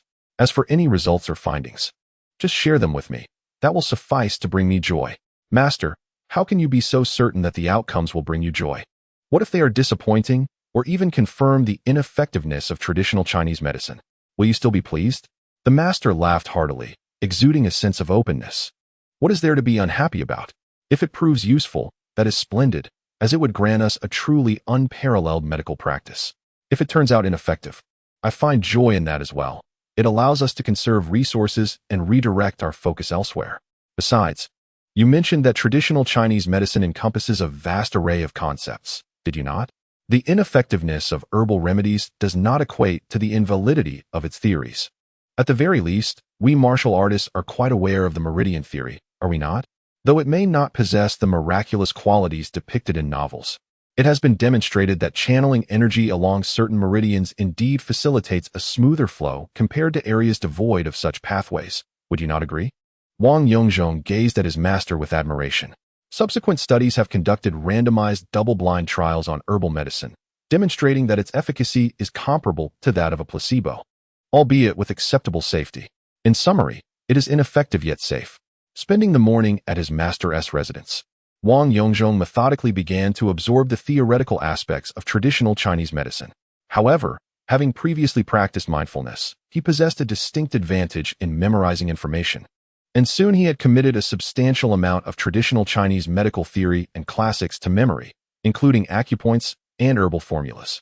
The elder gentleman expressed his astonishment, remarking that he had initially approached the teaching of meditation with a sense of experimentation, merely curious to see if it would have any effect on your condition. Little did he know that you would truly master it, achieving remarkable progress in just a year with effects so pronounced. Not even your senior brothers and sisters could boast of meditating for more than half an hour. Even in my case, despite having meditated for several hours, I have yet to experience the profound enlightenment that you have. After decades of practice, I find myself merely a tad more serene than the average person, with slightly less sleep. Yet here you are, possessing the astonishing ability to read rapidly and memorize effortlessly. How curious. Could it be that my marital status at the time of learning played a role? Upon seeing my master's inquisitive gaze, Wang Yongzhong felt a rush of anxiety. Surely this isn't a sign of juvenile prowess that would diminish post-marriage? Ha ha ha, fear not, for I jest. Your senior brothers have also begun meditating without being married, and they found it particularly effective. With that reassurance, Wang Yongzhong resumed his recitation of medical texts. Chapter 72. Sister heads to Paris thus. Time briskly passed into August. One day, Wang Yongzhong was at home meticulously copying a piece of Zhao Mengfu's Heart Sutra when his younger brother called out for assistance. Exclaiming that something was about to fall, Wang Yongzhong set down his brush and hurried to the door, only to find his sister laden with numerous bags and several hefty sketchbooks. Goodness, have you emptied your studio? After taking the items from her, he urged her to sit down and enjoy a cold soda to cool off. Sister, why have you brought so many drawings? Have you decided to intensify your teaching efforts since I've been making such rapid academic progress? After taking a large sip of soda and letting out an audible belch, yet somehow maintaining an air of beauty, his sister said, Brother, regarding the study abroad you suggested, I pondered it deeply and have resolved to give it a try. I consulted a French oil painting professor from our art academy, who is a graduate of the Paris School of Fine Arts. He believes my skills warrant an application to their oil painting master's program. He advised me to prepare a portfolio, including sketches, quick studies, and small watercolor pieces, and to photograph my oil paintings meticulously. He will be returning to France this weekend and can take my work to his teacher. If his teacher finds merit in my paintings, I will be invited for an interview.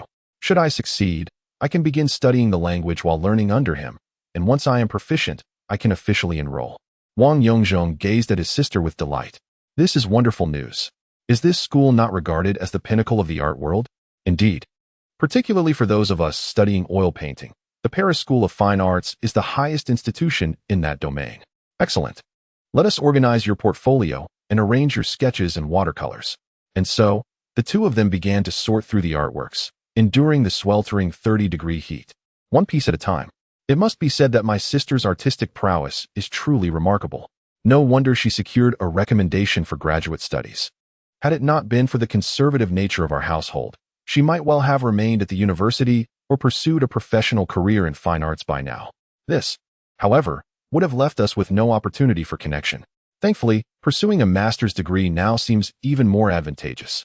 The two of them playfully bickered while selecting, spending a full 4 hours to produce approximately 20 sketches, 5 quick studies, and 10 watercolor paintings. The process of selecting the Crme de la Sarme resulted in a feeling akin to ephemeral creatures witnessing the vast sky, at least from the perspective of youth. My sister is undoubtedly capable. These works are flawless. If they aren't, the fault lies with others. My sister cast a sidelong glance at her brother, saying, It's not as remarkable as you claim. The world is filled with masters and prodigies. There are countless individuals far more skilled than I. I replied, Sister, you are simply too modest. Influenced by the traditional virtues of our country, you ought to express yourself this way. You students of the Paris Academy of Fine Arts should cherish the opportunity to share the same space and time with me. Once I graduate, that will be a realm forever beyond your reach. Ha ha, brother, you're going to make me laugh to death. Are you hoping to inherit my oil paintings? Amidst daily interactions with Wang Yongzhong, many around them have adopted numerous expressions popular in later generations. All right. Let us take some photos of the oil paintings this afternoon. Wait for me while I grab my camera. With that, Wang Yongzhong stood up and retrieved a seagull camera from the drawer. Suddenly, the sight of the camera struck him as displeasing, and he slapped his thigh. Oh, this old camera has been around for years. Although it has performed reasonably well recently, it should suffice for casual snapshots. Yet, it hardly befits the grandeur of my sister's masterpieces. These photographs are of utmost importance, crucial to my sister's academic pursuits. We cannot do without this. After saying this, he set the camera down and turned to open the cabinet beneath the television, revealing a safe inside. Upon seeing this, Ding Rue immediately grasped her brother's shirt and said, "Stop, a regular camera will suffice. What are you doing?" The young man disregarded her, crouching down to manipulate the combination lock. "No, listen to me. This is the key to your academic advancement. There must be no mishaps. I have long wanted to replace this camera, and I have already mentioned it to Mom and Dad. They told me to buy whatever I needed. I simply kept forgetting. So this is a perfect opportunity to indulge my desire for better equipment." After entering the combination, he retrieved a key from the hidden compartment and clicked open the safe. Without hesitation, he extracted several bundles of blue banknotes, closed the door, scrambled the combination dial, and casually grabbed a backpack to stow them away. Observing this situation, Ding Rue felt helpless and allowed her brother to proceed. Aware of her brother's position within the family, she was not at all surprised that their parents entrusted him with such financial authority. After a brief tidying up, the two descended the stairs and hailed a taxi, heading straight for Nanjing Road. At precisely 2 in the afternoon, the sun was blazing. Fortunately, it was a Santana taxi, well-maintained with a functioning air conditioner, or else they would have suffered greatly. Upon arriving at the Guanlong Photography Equipment Store on Nanjing Road, this handsome and beautiful duo brought a refreshing vitality to the bustling afternoon. The two individuals disregarded the crowd of onlookers seeking the comfort of air conditioning and made their way directly to the innermost counter. Pointing at a rather sizable camera, one of them inquired of the sales assistant, "Is that Hasselblad 502 up there? Please bring it to me for a closer look." The striking duo, complemented by their impeccable attire, exuded an aura of youthful elegance.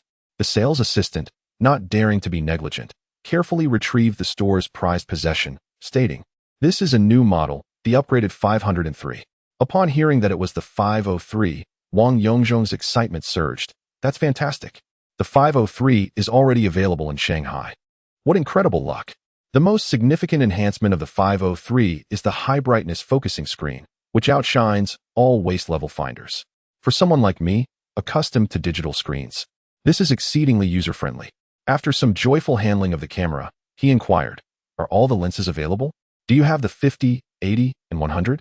Recognizing his expertise, the sales assistant's enthusiasm intensified. "Of course, we have all 3 classic Zeiss lenses in stock." With a grand gesture, Wang Yongzhong declared, "Let's go for the complete kit. The 80mm lens, please. Also, include the 50 and 100. And I'll take an additional back for 66 as well. Could you throw in a cross-micro-crack matte screen? That is not too much to ask, is it?" The delighted sales assistant nodded vigorously. "Absolutely, no problem. I'll prepare the order, and Xiao Lu will assist with the items." Summoning a nearby colleague for assistance, he swiftly processed the order, the kit priced at 28,000, the 2 lenses at 30,000, and the additional back at 4,000. He nearly fell short of funds, having underestimated the prices of high-end luxury goods. Indeed, Hasselblad epitomized luxury, a flawless amalgamation of craftsmanship and brand prestige. He crossed over to the opposite counter to purchase a tripod for 3,000, a lighting setup for 2,000, and secured 50 rolls of Fuji 120 color film. With his backpack emptied, the cheerful sales assistant asked, "What name should I put on the invoice?" Wang Yongzhong, puzzled, glanced at the assistant. "Are we already filling out the invoice?"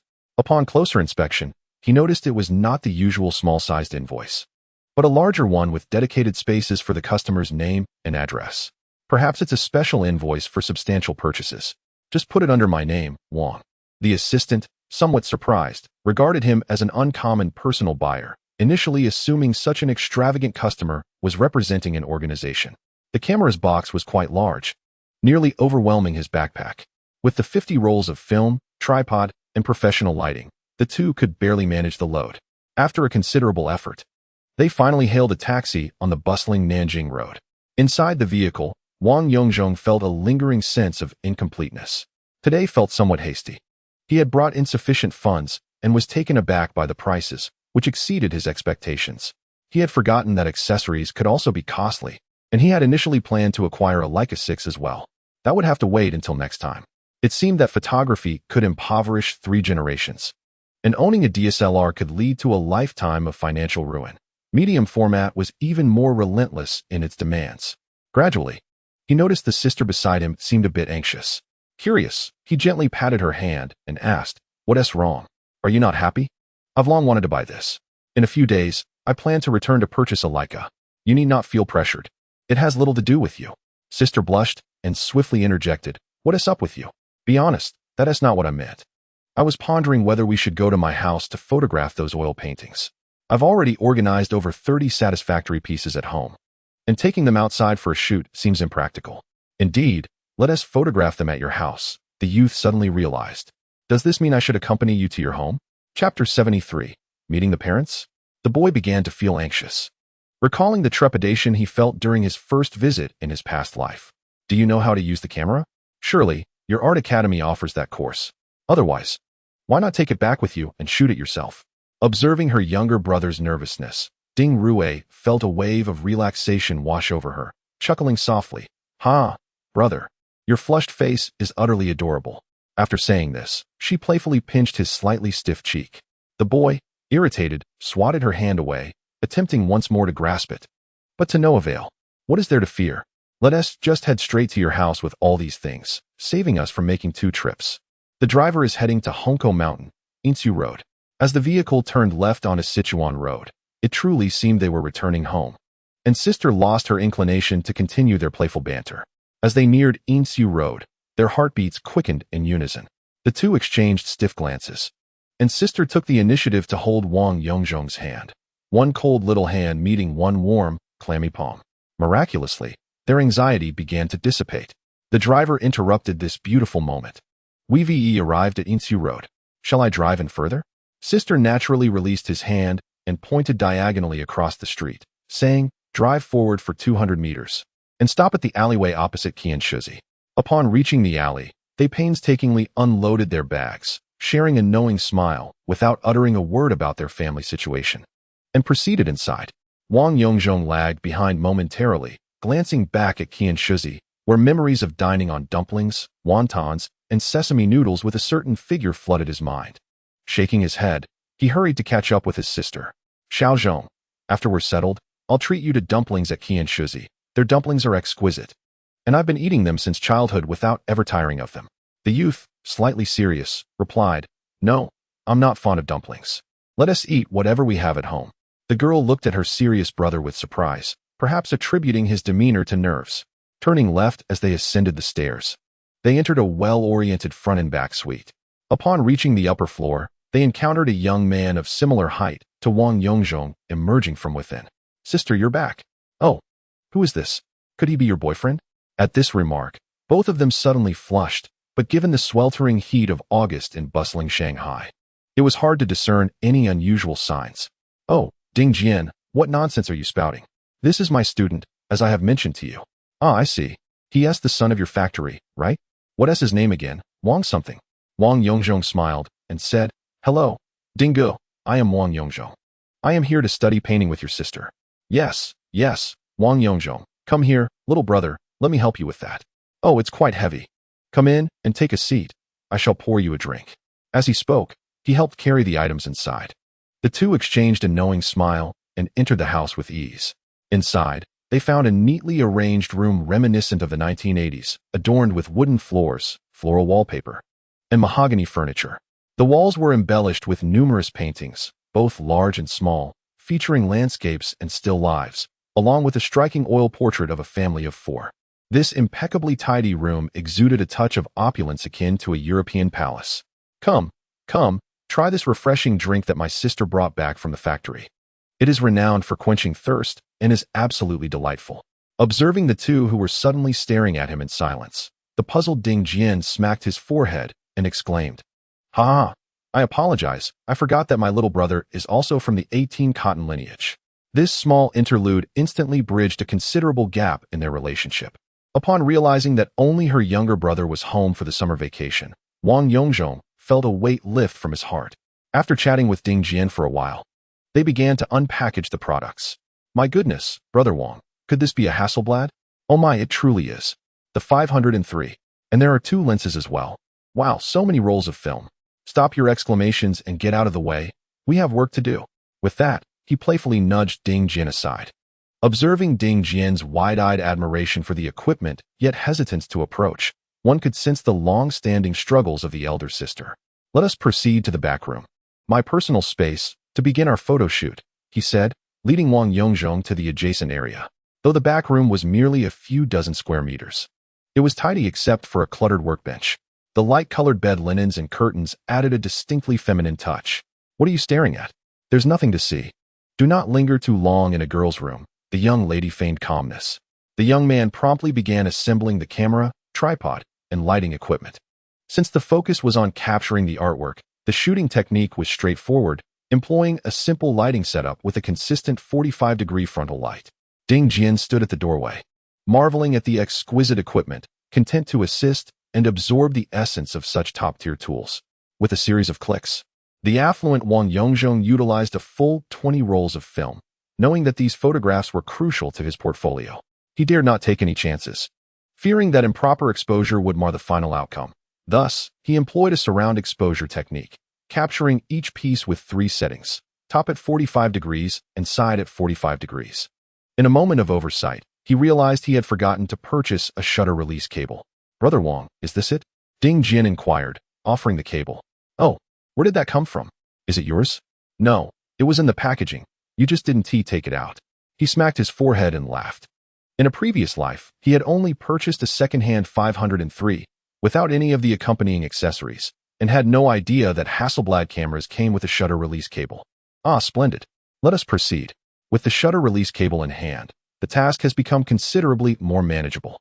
In just over 2 hours, we have swiftly completed 20 rolls of color film. The workload is undeniably substantial. Ding Rue is responsible for arranging the oil paintings, while Ding Jian takes charge of changing the film on the back. Furthermore, they have acquired an additional back, facilitating a streamlined operation. Initially, Ding Jian was exhilarated by the opportunity to handle top-notch equipment, but after continuously changing film for 20 rolls, winding the shutter, and repeating the process, he appeared on the verge of collapse.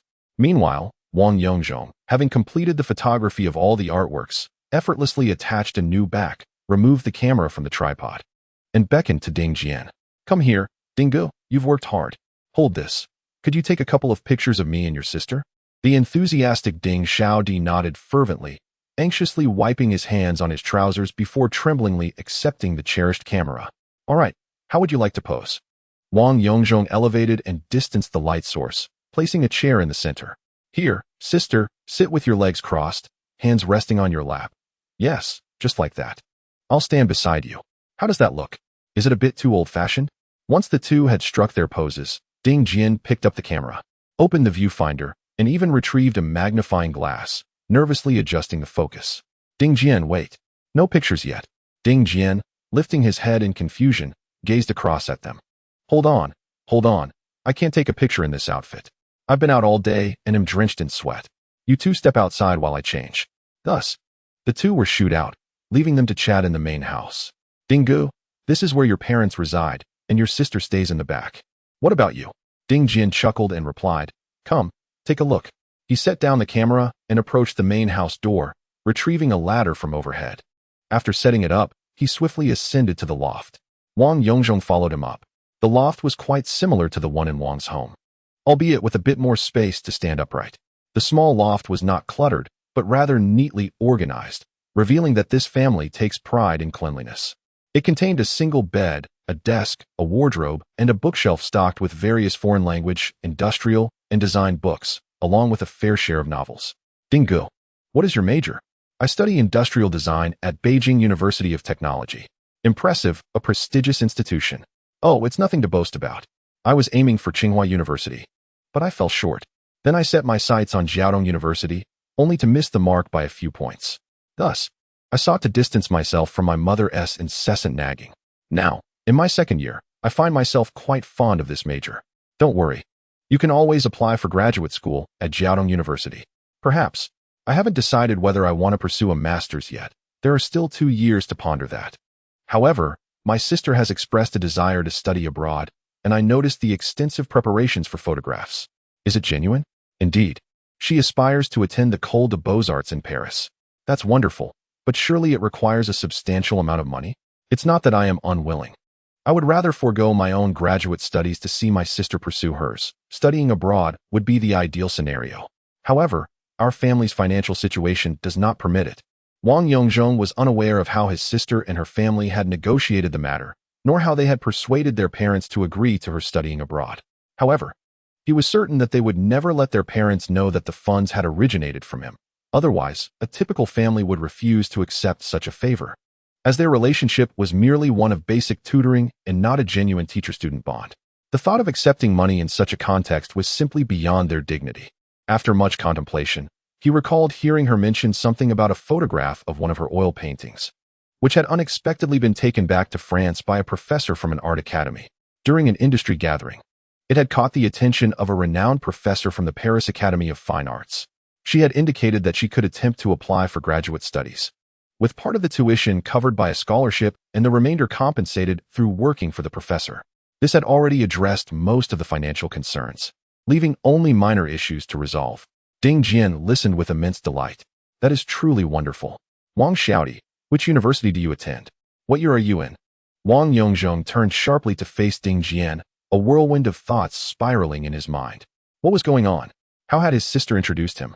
Surely, she hadn't neglected to inform her family that he was only 15 years old. If she had concealed his age, what could be her motive? Was there something ulterior at play? Noticing Wang Xiaodi's considerable reaction, Ding Jian inquired with confusion, "What is the matter?" "Oh, so you haven't enrolled in university yet? Just attending a college?" Overwhelmed, Wang Yongzhong decided not to dwell on it further. "No, Dinggu. I'm 15 this year and will be in the 3rd year of junior high next month. What made you think I was a university student?" Ding Jian was equally perplexed as he observed the young man, slightly taller and significantly more robust than himself. "Wang Xiaoga, you're 15?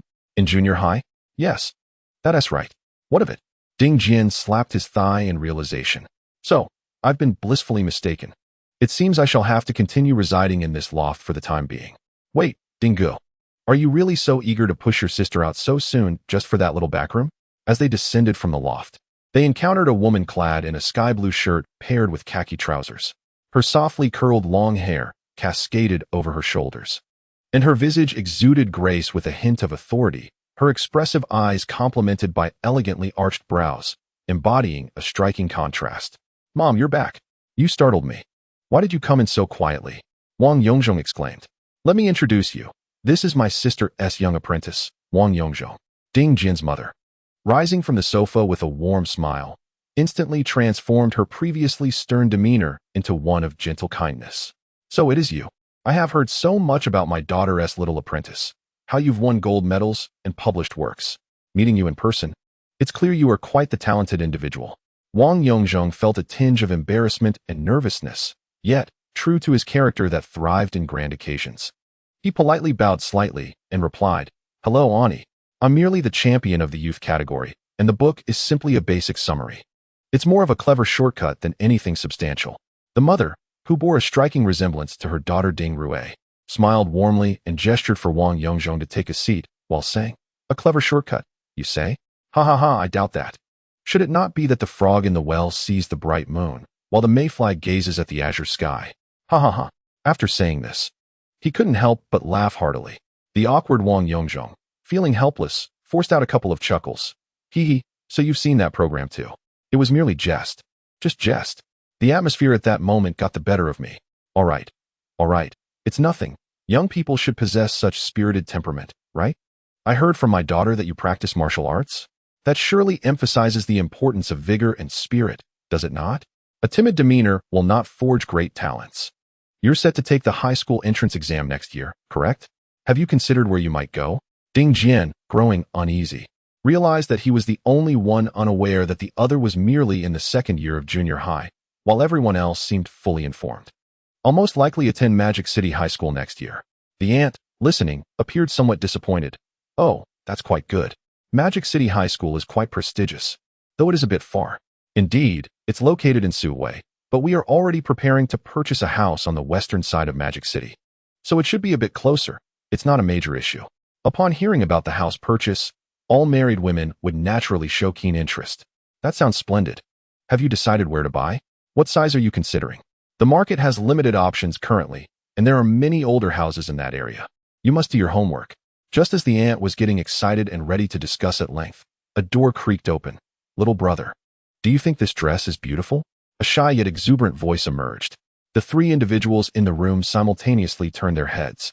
stunned by the unexpected appearance of Ding Rui's mother, whose face flushed radiantly. "Mom, you're back. Why didn't you make a sound? We've been talking for quite a while. Were you busy admiring yourself inside?" Noticing the impending banter between the mother and daughter, Wang Yongzhong quickly interjected. "It's beautiful." "Indeed, let us start taking pictures." Ding Jian, slightly taken aback, promptly began to flatter his sister, understanding the dynamics of sibling interaction quite well. Yes, let us take pictures. Since Mom is back, I want to take a picture with her first." Upon saying this, the younger daughter, resembling a little girl, embraced her mother, who appeared only slightly older than herself, and began to act coy. Two young individuals, one wide-eyed at the sight of his younger sister's demeanor, and the other too embarrassed to face his sister, simply exchanged glances before delving into discussions about the photo session. "I just returned, and I haven't changed my clothes yet. I just broke a sweat. What photo can we take?" Casting a glance at the top-notch camera resting nearby, she exclaimed, "Oh my, such a formal camera for photography. I definitely cannot wear this outfit." "Right, Mom, come to my room. Your clothes are rather outdated, and the color's too dull. I happen to have a lovely outfit that I've outgrown. It would suit you perfectly." Watching the door of the back room close once more, the two men had no choice but to continue their conversation. They discovered that although this young lad from the Wang family was merely 15, he possessed a vast breadth of knowledge, including substantial insights into his own industrial design major, which greatly inspired him. In less than 20 minutes, the back door swung open once more, revealing a pair of equally stunning beauties. The mother radiated grace and elegance, akin to a resplendent peony, while the daughter exuded youthful charm reminiscent of a vibrant rose. One possessed an air of dignified intellect, while the other embodied a playful, endearing spirit, infused with the unique freedom characteristic of an artist. This chapter is not yet concluded. Please turn to the next page to continue reading. Regardless, Wang Yongzhong was utterly mesmerized, while Ding Jian, it seemed, had long since become desensitized to beauty, treating it with nonchalance as he persistently urged them on. "How exquisite you are, Auntie. This outfit suits your figure perfectly." Although the mother appeared dignified and poised, it aged her. The dress she wore was elegant and radiant, defying the passage of time and making her seem nearly the same age as sister Ding Rui. With covered mouths and bursts of laughter, Ding's mother found herself increasingly fond of the young man, captivated by his ability to both challenge others with bold declarations and bestow compliments that could brighten anyone's day. "Please, spare me the flattery. I am nearly 50, hardly a graceful beauty." The four swiftly organized their equipment, positioning lights and other gear in the main room, while Ding eagerly began snapping away. Meanwhile, Wang Yongzhong and Ding Rui could only manage a couple of ordinary poses for a few shots. After completing a roll of 12 frames, Wang Yongzhong sent Ding Jian to develop the film, while he adjusted his camera and initiated a new round of artistic creation focused on the captivating duo. Once another roll was finished, a refined and tall middle-aged man entered the room, with raven black hair, spirited eyes, and a countenance as exquisite as jade, exuding an air of cultured elegance. Noticing the resemblance to Ding Rui in the man's features, it was evident that he must be Ding's father. "What a lively gathering. What's the occasion today? My wife looks so splendid. Have I forgotten a special day? Isn't our wedding anniversary next month? And it's not either of your birthdays, is it? My apologies. Look at you, first complimenting your wife and then pretending to be unaware of the special day. To clarify, the anniversary is indeed next month, and certainly not a birthday." With such emotional intelligence and eloquence, along with his striking appearance, one could hardly wonder how he managed to marry such a gentle, virtuous, and extraordinarily beautiful woman. Quickly, take note of this. It may come in handy for future reference. "Ah, who is this charming young man? A classmate of Xiao Jian? Welcome to our humble abode." "Not quite. He is the remarkable youth who has soared to great heights, your daughter's apprentice," Ding's mother interjected. Ding's father suddenly adopted a more formal demeanor, scrutinizing the young man before him. "Ah, so you are Wang Tongxue. Greetings. Your physique indeed reflects remarkable talent.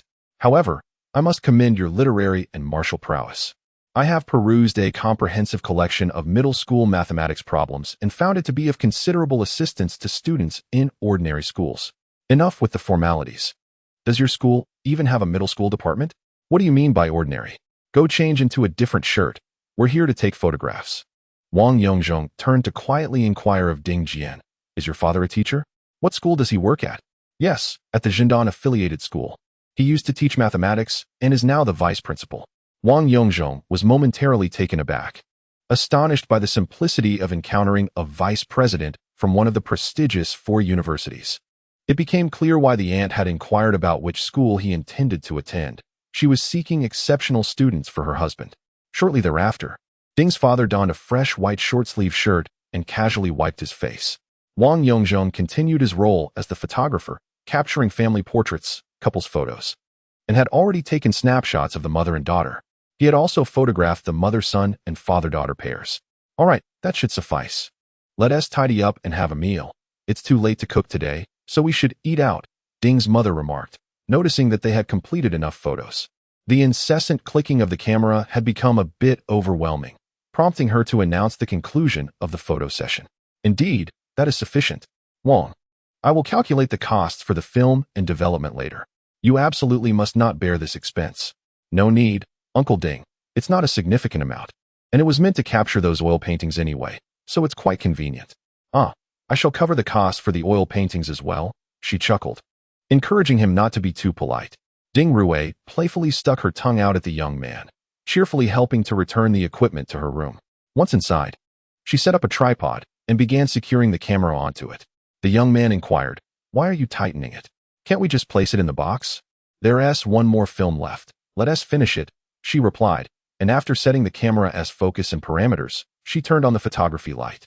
They both positioned themselves in front of the lens, setting a 5-second timer for a selfie.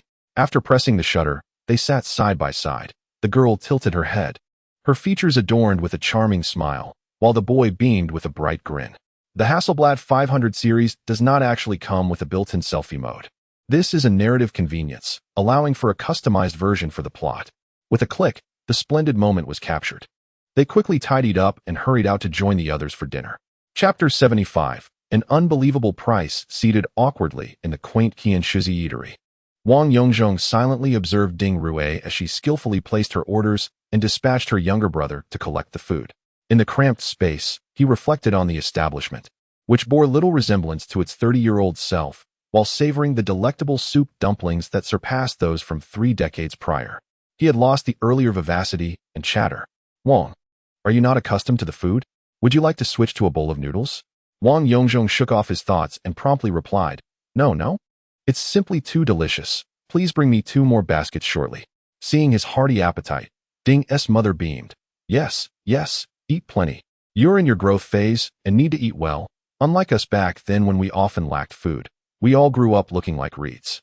Indeed, mothers tend to favor children with robust appetites. Wang Yongzhong set aside his reveries and began to eat while engaging in conversation.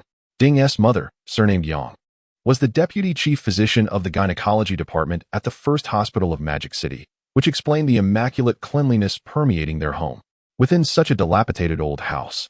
Achieving this is already the utmost limit. The parents of the Ding family, like those of the Wang family, were once educated youth of their time. The only distinction lies in the fact that they were admitted to Shanghai Normal University and the Second Medical College after the reinstatement of the college entrance examination. Although neither institution was particularly prestigious, in the context of that era, they were considered exceptional individuals. Subsequently, during a school social event, the two, both possessing striking appearances, naturally became acquainted and eventually formed a bond. Unlike today, university students at that time were relatively older, often marrying right after graduation. Not long after, Ding Rui was born, and before the promotion of family planning, a son followed, creating a blissful family of 4. The education within a family of highly educated intellectuals must have been commendable, nurturing both daughter and son into outstanding individuals. After dining at Qianshizi, the Ding family was somewhat bemused by Wang's hearty appetite. However, knowing he came from a sports background, they were not overly surprised. Anyone observing 3 baskets of dumplings, 2 bowls of wontons, and a bowl of sesame noodles would surely be astonished. Wang Yongzhong merely wished to reminisce about the culinary delights of his previous life and discern any differences in taste this time around. The distinction was indeed significant. The flavors were remarkably superior. Delicious, yet he resolved not to return next time. After addressing his sister's portfolio concerns, Wang Yongzhong busied himself once more during the 2 days while awaiting the completion of the prints. Early each morning, he sought out his master to practice and study. and after lunch, he braved the scorching sun along Shanghai Road, beginning to scout the streets. He focused on properties that had already been noted and had willing sellers, visiting each one in turn. However, at a height of 180 centimeters, with a rather angular and somewhat intimidating appearance, his house hunting experience was far from smooth. Most often, he would knock on doors only to be denied entry. When permitted inside, it was typically into old foreign-style houses shared among multiple families. Such co-owned properties are now the norm, yet the complexities of property transfer deterred him, even when he encountered one or two houses that truly appealed to him. The sight of several families cohabiting immediately extinguished any interest. After 2 fruitless days of viewing, he collected the developed photos from Guanlong. Sitting in the taxi, he could not resist the urge to peruse them. The images captured by the Hasselblad were indeed exquisite. The combination of a large format with a larger negative was undeniably the truth, until he came upon the last snapshot of the two, where his sister gently tilted her head with a smile, and the young boy displayed a serene and sweet grin. The boy beside her appeared remarkably tall and handsome, his prominent features capturing the light beautifully. Carefully extracting 2 of the group photos, he placed them in a new paper bag for safekeeping. Upon returning home, he called the publicity department to inform them that the photos were ready, scheduling a time for the exchange with his sister. Only then did he relax, enjoying a refreshing bottle of happiness cola while basking in the cool breeze of the fan. In the 1930s, the fizzy drinks produced by Zhengwang were all the rage, particularly the happiness cola, which mimicked Coca-Cola and gained immense popularity among the citizens of Shanghai. The Wang family had a steady supply of soda, not out of personal preference, but due to the outdated equipment at Zhengwang's factory, which occasionally produced substandard products during bottling and circulated them internally at a reduced price. In a district where large enterprises coexist, it is a commonplace affair for them to share their benefits, thus ensuring a steady supply of beverages such as Wang's orange juice, plum juice, and cola. However, in the year 2000, with the influx of foreign beverage brands into our country, cities like Shanghai, known for their avant-garde spirit, began to disdain the consumption of locally packaged drinks. Consequently, renowned companies that once thrived were compelled to withdraw from Shanghai, shifting their focus to second- and third-tier cities. One evening, unexpectedly, Wang Luhai returned home for dinner, a rarity for their family of 3, who had not enjoyed a peaceful meal together in quite some time. "Dear son, I've received a response from above today. The Suwei district has agreed to release number 45 Wanan Road back to the market." Wang Yongzhong's eyes sparkled with delight. "Wonderful. I've viewed numerous old foreign houses recently, yet either they were too small or too remote, or the number of residents was simply too cumbersome. Number 45 is truly perfect. We must secure it if it becomes available. Do we have a price yet?" His mother looked at her husband with eager anticipation. She had visited the property several times recently, even taking detours after night classes at the textile college to admire it. The more she gazed upon it, the more she yearned for it. Indeed, she had begun systematic studies in fashion design at night school. The price was tentatively set between 20 to 25 million. Good heavens. Back in 1992, a property costing over 20 million could buy an entire community in a remote area. His mother was somewhat taken aback, while Wang Yongzhong felt surprised, yet understood the reasoning. Aside from a few renowned foreign houses, such as the Mahler Villa, Hutton Apartments, and Dongfang Garden, which could never be marketed, number 45 was likely the pinnacle of what was available, with a 4,000 square meter garden and a 1,200 square meter usable area. This Spanish-style building was designed by the illustrious architect Wu Dak. Completed in 1932, it boasted numerous rooms, including a semi-basement storage area and, astonishingly, a fountain.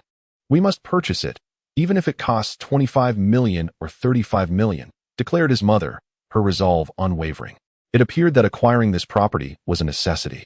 His mother, who normally haggled over mere cents when grocery shopping, was now prepared to spend millions for this house, revealing the unwavering passion women hold for homes. "I support my mother. No matter the cost, we must buy it." "Very well, I will respond to them tomorrow. However, you must be prepared. Moving will require time, and once relocated, extensive renovations and designs will also demand considerable effort. Regardless, we shall invest in it. If necessary, we can initially purchase a cheaper property and move in right away." Such was the spirit of his mother. Thus, a discussion regarding a property purchase worth several tens of millions was successfully convened and concluded within a modest 14 square meter apartment. The meeting culminated in the decision to acquire the Spanish-style architectural masterpiece by Master Wu Dak, alongside the intention to casually purchase another old foreign house for immediate occupancy. Originally believing he had secured a residence at number 45 Wanan Road, thus bringing an end to the arduous task of house hunting under the relentless sun, Wang Yongzhong found himself suddenly disheartened. Over the following days, he weighed the distance of his family members' workplaces and schools, alongside the condition of the property. Ultimately, he resolved to acquire a charming 3-story villa adjacent to Shuren Park, situated on Shanghai Road, encompassing an area of 600 square meters, complete with a garden and parking space. Boasting an independent entrance and clear property rights, this residence belonged to an elderly overseas Chinese, which was returned to his children post-reform.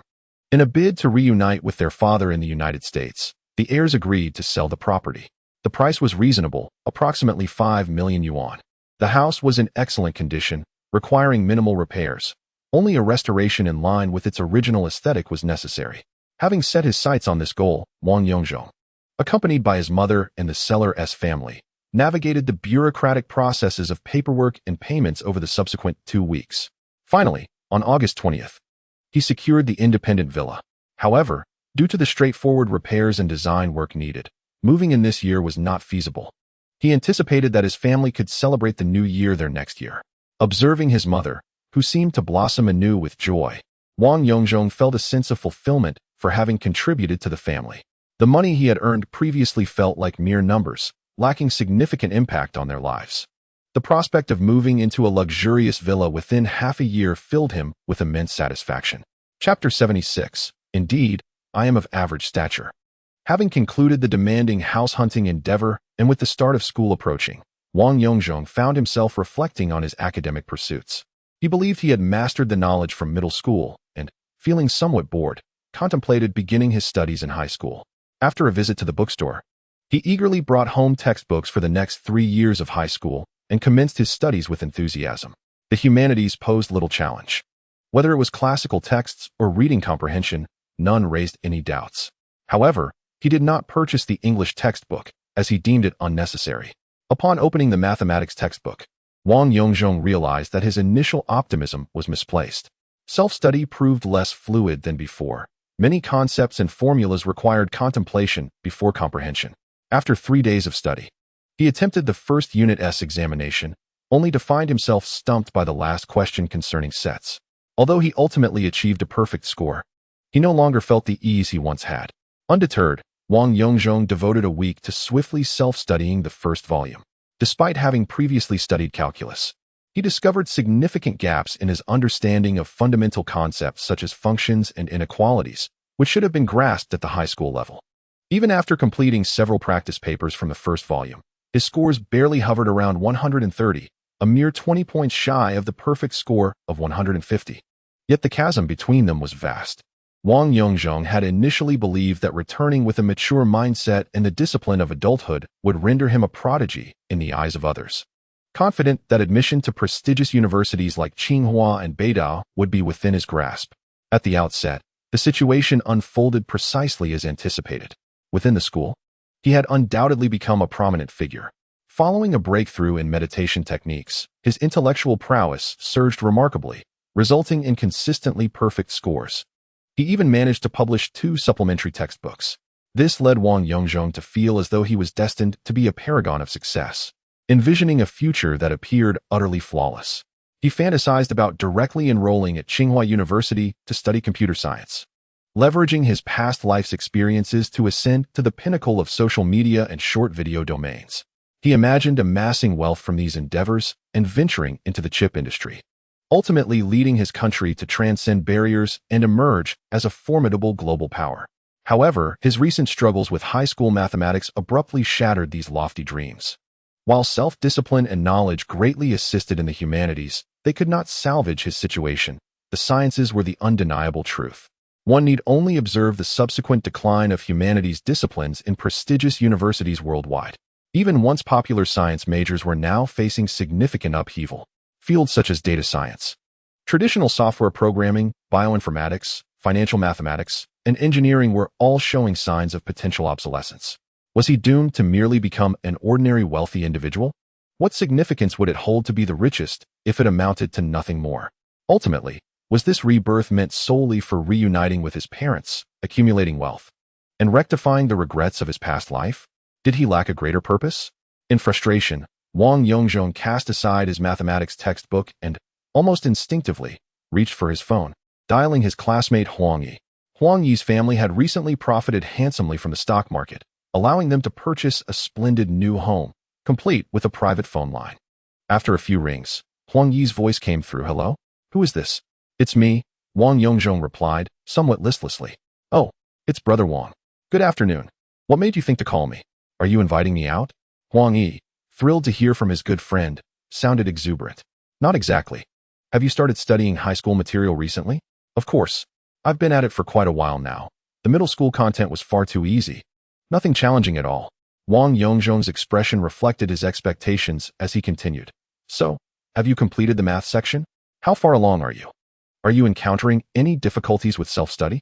"I've finished it all. Completed everything." "Difficulties?" "Not really. It's quite simple." Wang Yongzhong's hopeful demeanor instantly shifted to one of despair. "Simple, you say?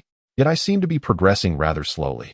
I've completed 2 sets of practice papers, and my highest score is only 135. How about you?" Noticing his friend's unusual tone, Huang Yi responded, 135 is pretty good. You're not content with that? With your prowess in the humanities. Your English and Chinese must be near perfect. Which school wouldn't accept you? That is not the point. You don't understand. I'm trying to convey that I'm beginning to think I may not possess much talent in mathematics. Huang Yi interjected with a laugh, 135. Purely from self-study. What more talent do you need? Are you being a bit too arrogant? Be quiet. You mentioned your exam scores. You must have practiced with past papers. Since you claim to have completed your studies, what did you score on the mock college entrance exam in mathematics? You should not conceal anything. Huang Yi hesitated and replied, I don't always score 150. Sometimes due to carelessness, I might not even reach 135. Forget it, let it all perish. Huang Yi, I have realized recently that I have indeed been somewhat arrogant, oblivious to my own limitations. Initially, I believed I could match your level of genius. However, as we delved deeper and I observed your numerous problem-solving approaches, I came to realize that I am akin to a frog at the bottom of a well gazing at the moon. It is only now that I truly acknowledge that I am merely a mayfly under the vast sky. It was presumptuous of me to think that being your classmate and friend was a fortunate opportunity bestowed upon me by this era. Remember this. My brother Huang, do not abandon mathematics or the sciences. In the future, your path should lead you towards pure mathematics or big data. Theoretical physics is also a viable option, or perhaps delve into artificial intelligence and computer science. Do you understand? These few fields are essential. Pursuing anything else would be a sheer waste of time. Dear friend, there is more to this chapter. Please turn to the next page to continue reading. The following content is even more thrilling. Huang Yi, hearing such earnestness and enthusiasm from his friend Wang, slowly responded, It's not as exaggerated as you make it sound. Aren't I quite similar to you? We have plans to attend university together and study mathematics, physics, and artificial intelligence as you mentioned. No, you and I are not the same. You are the true genius. These realms of brilliance are suited only for individuals like you. I cannot aspire to that. Forget about me. Remember the fields I mentioned earlier, and you should start to engage with them. All right. I, the moon, shall heed your advice. I will study diligently. And when the time comes, I will support you and help you soar. Wang Yongzhong, upon hearing his friend's use of his own phrases, felt his spirits lift. You need not worry about lifting me. Just focus on your research, and I shall take on the role of your benefactor. Ha ha ha, come. Call me your boss to hear it. Huang Yi, also delighted by the tone of his friend, responded, agreed. I shall remain beautiful and charming, while you handle the finances for me. Wahaha, go play. I'll hang up. After ending the call, Wang Yongzhong's mood improved considerably. He ceased to glance at his textbooks, instead retrieving rice paper and a brush, along with a copy of Mi Fu's Shu Su Tai, and began his practice.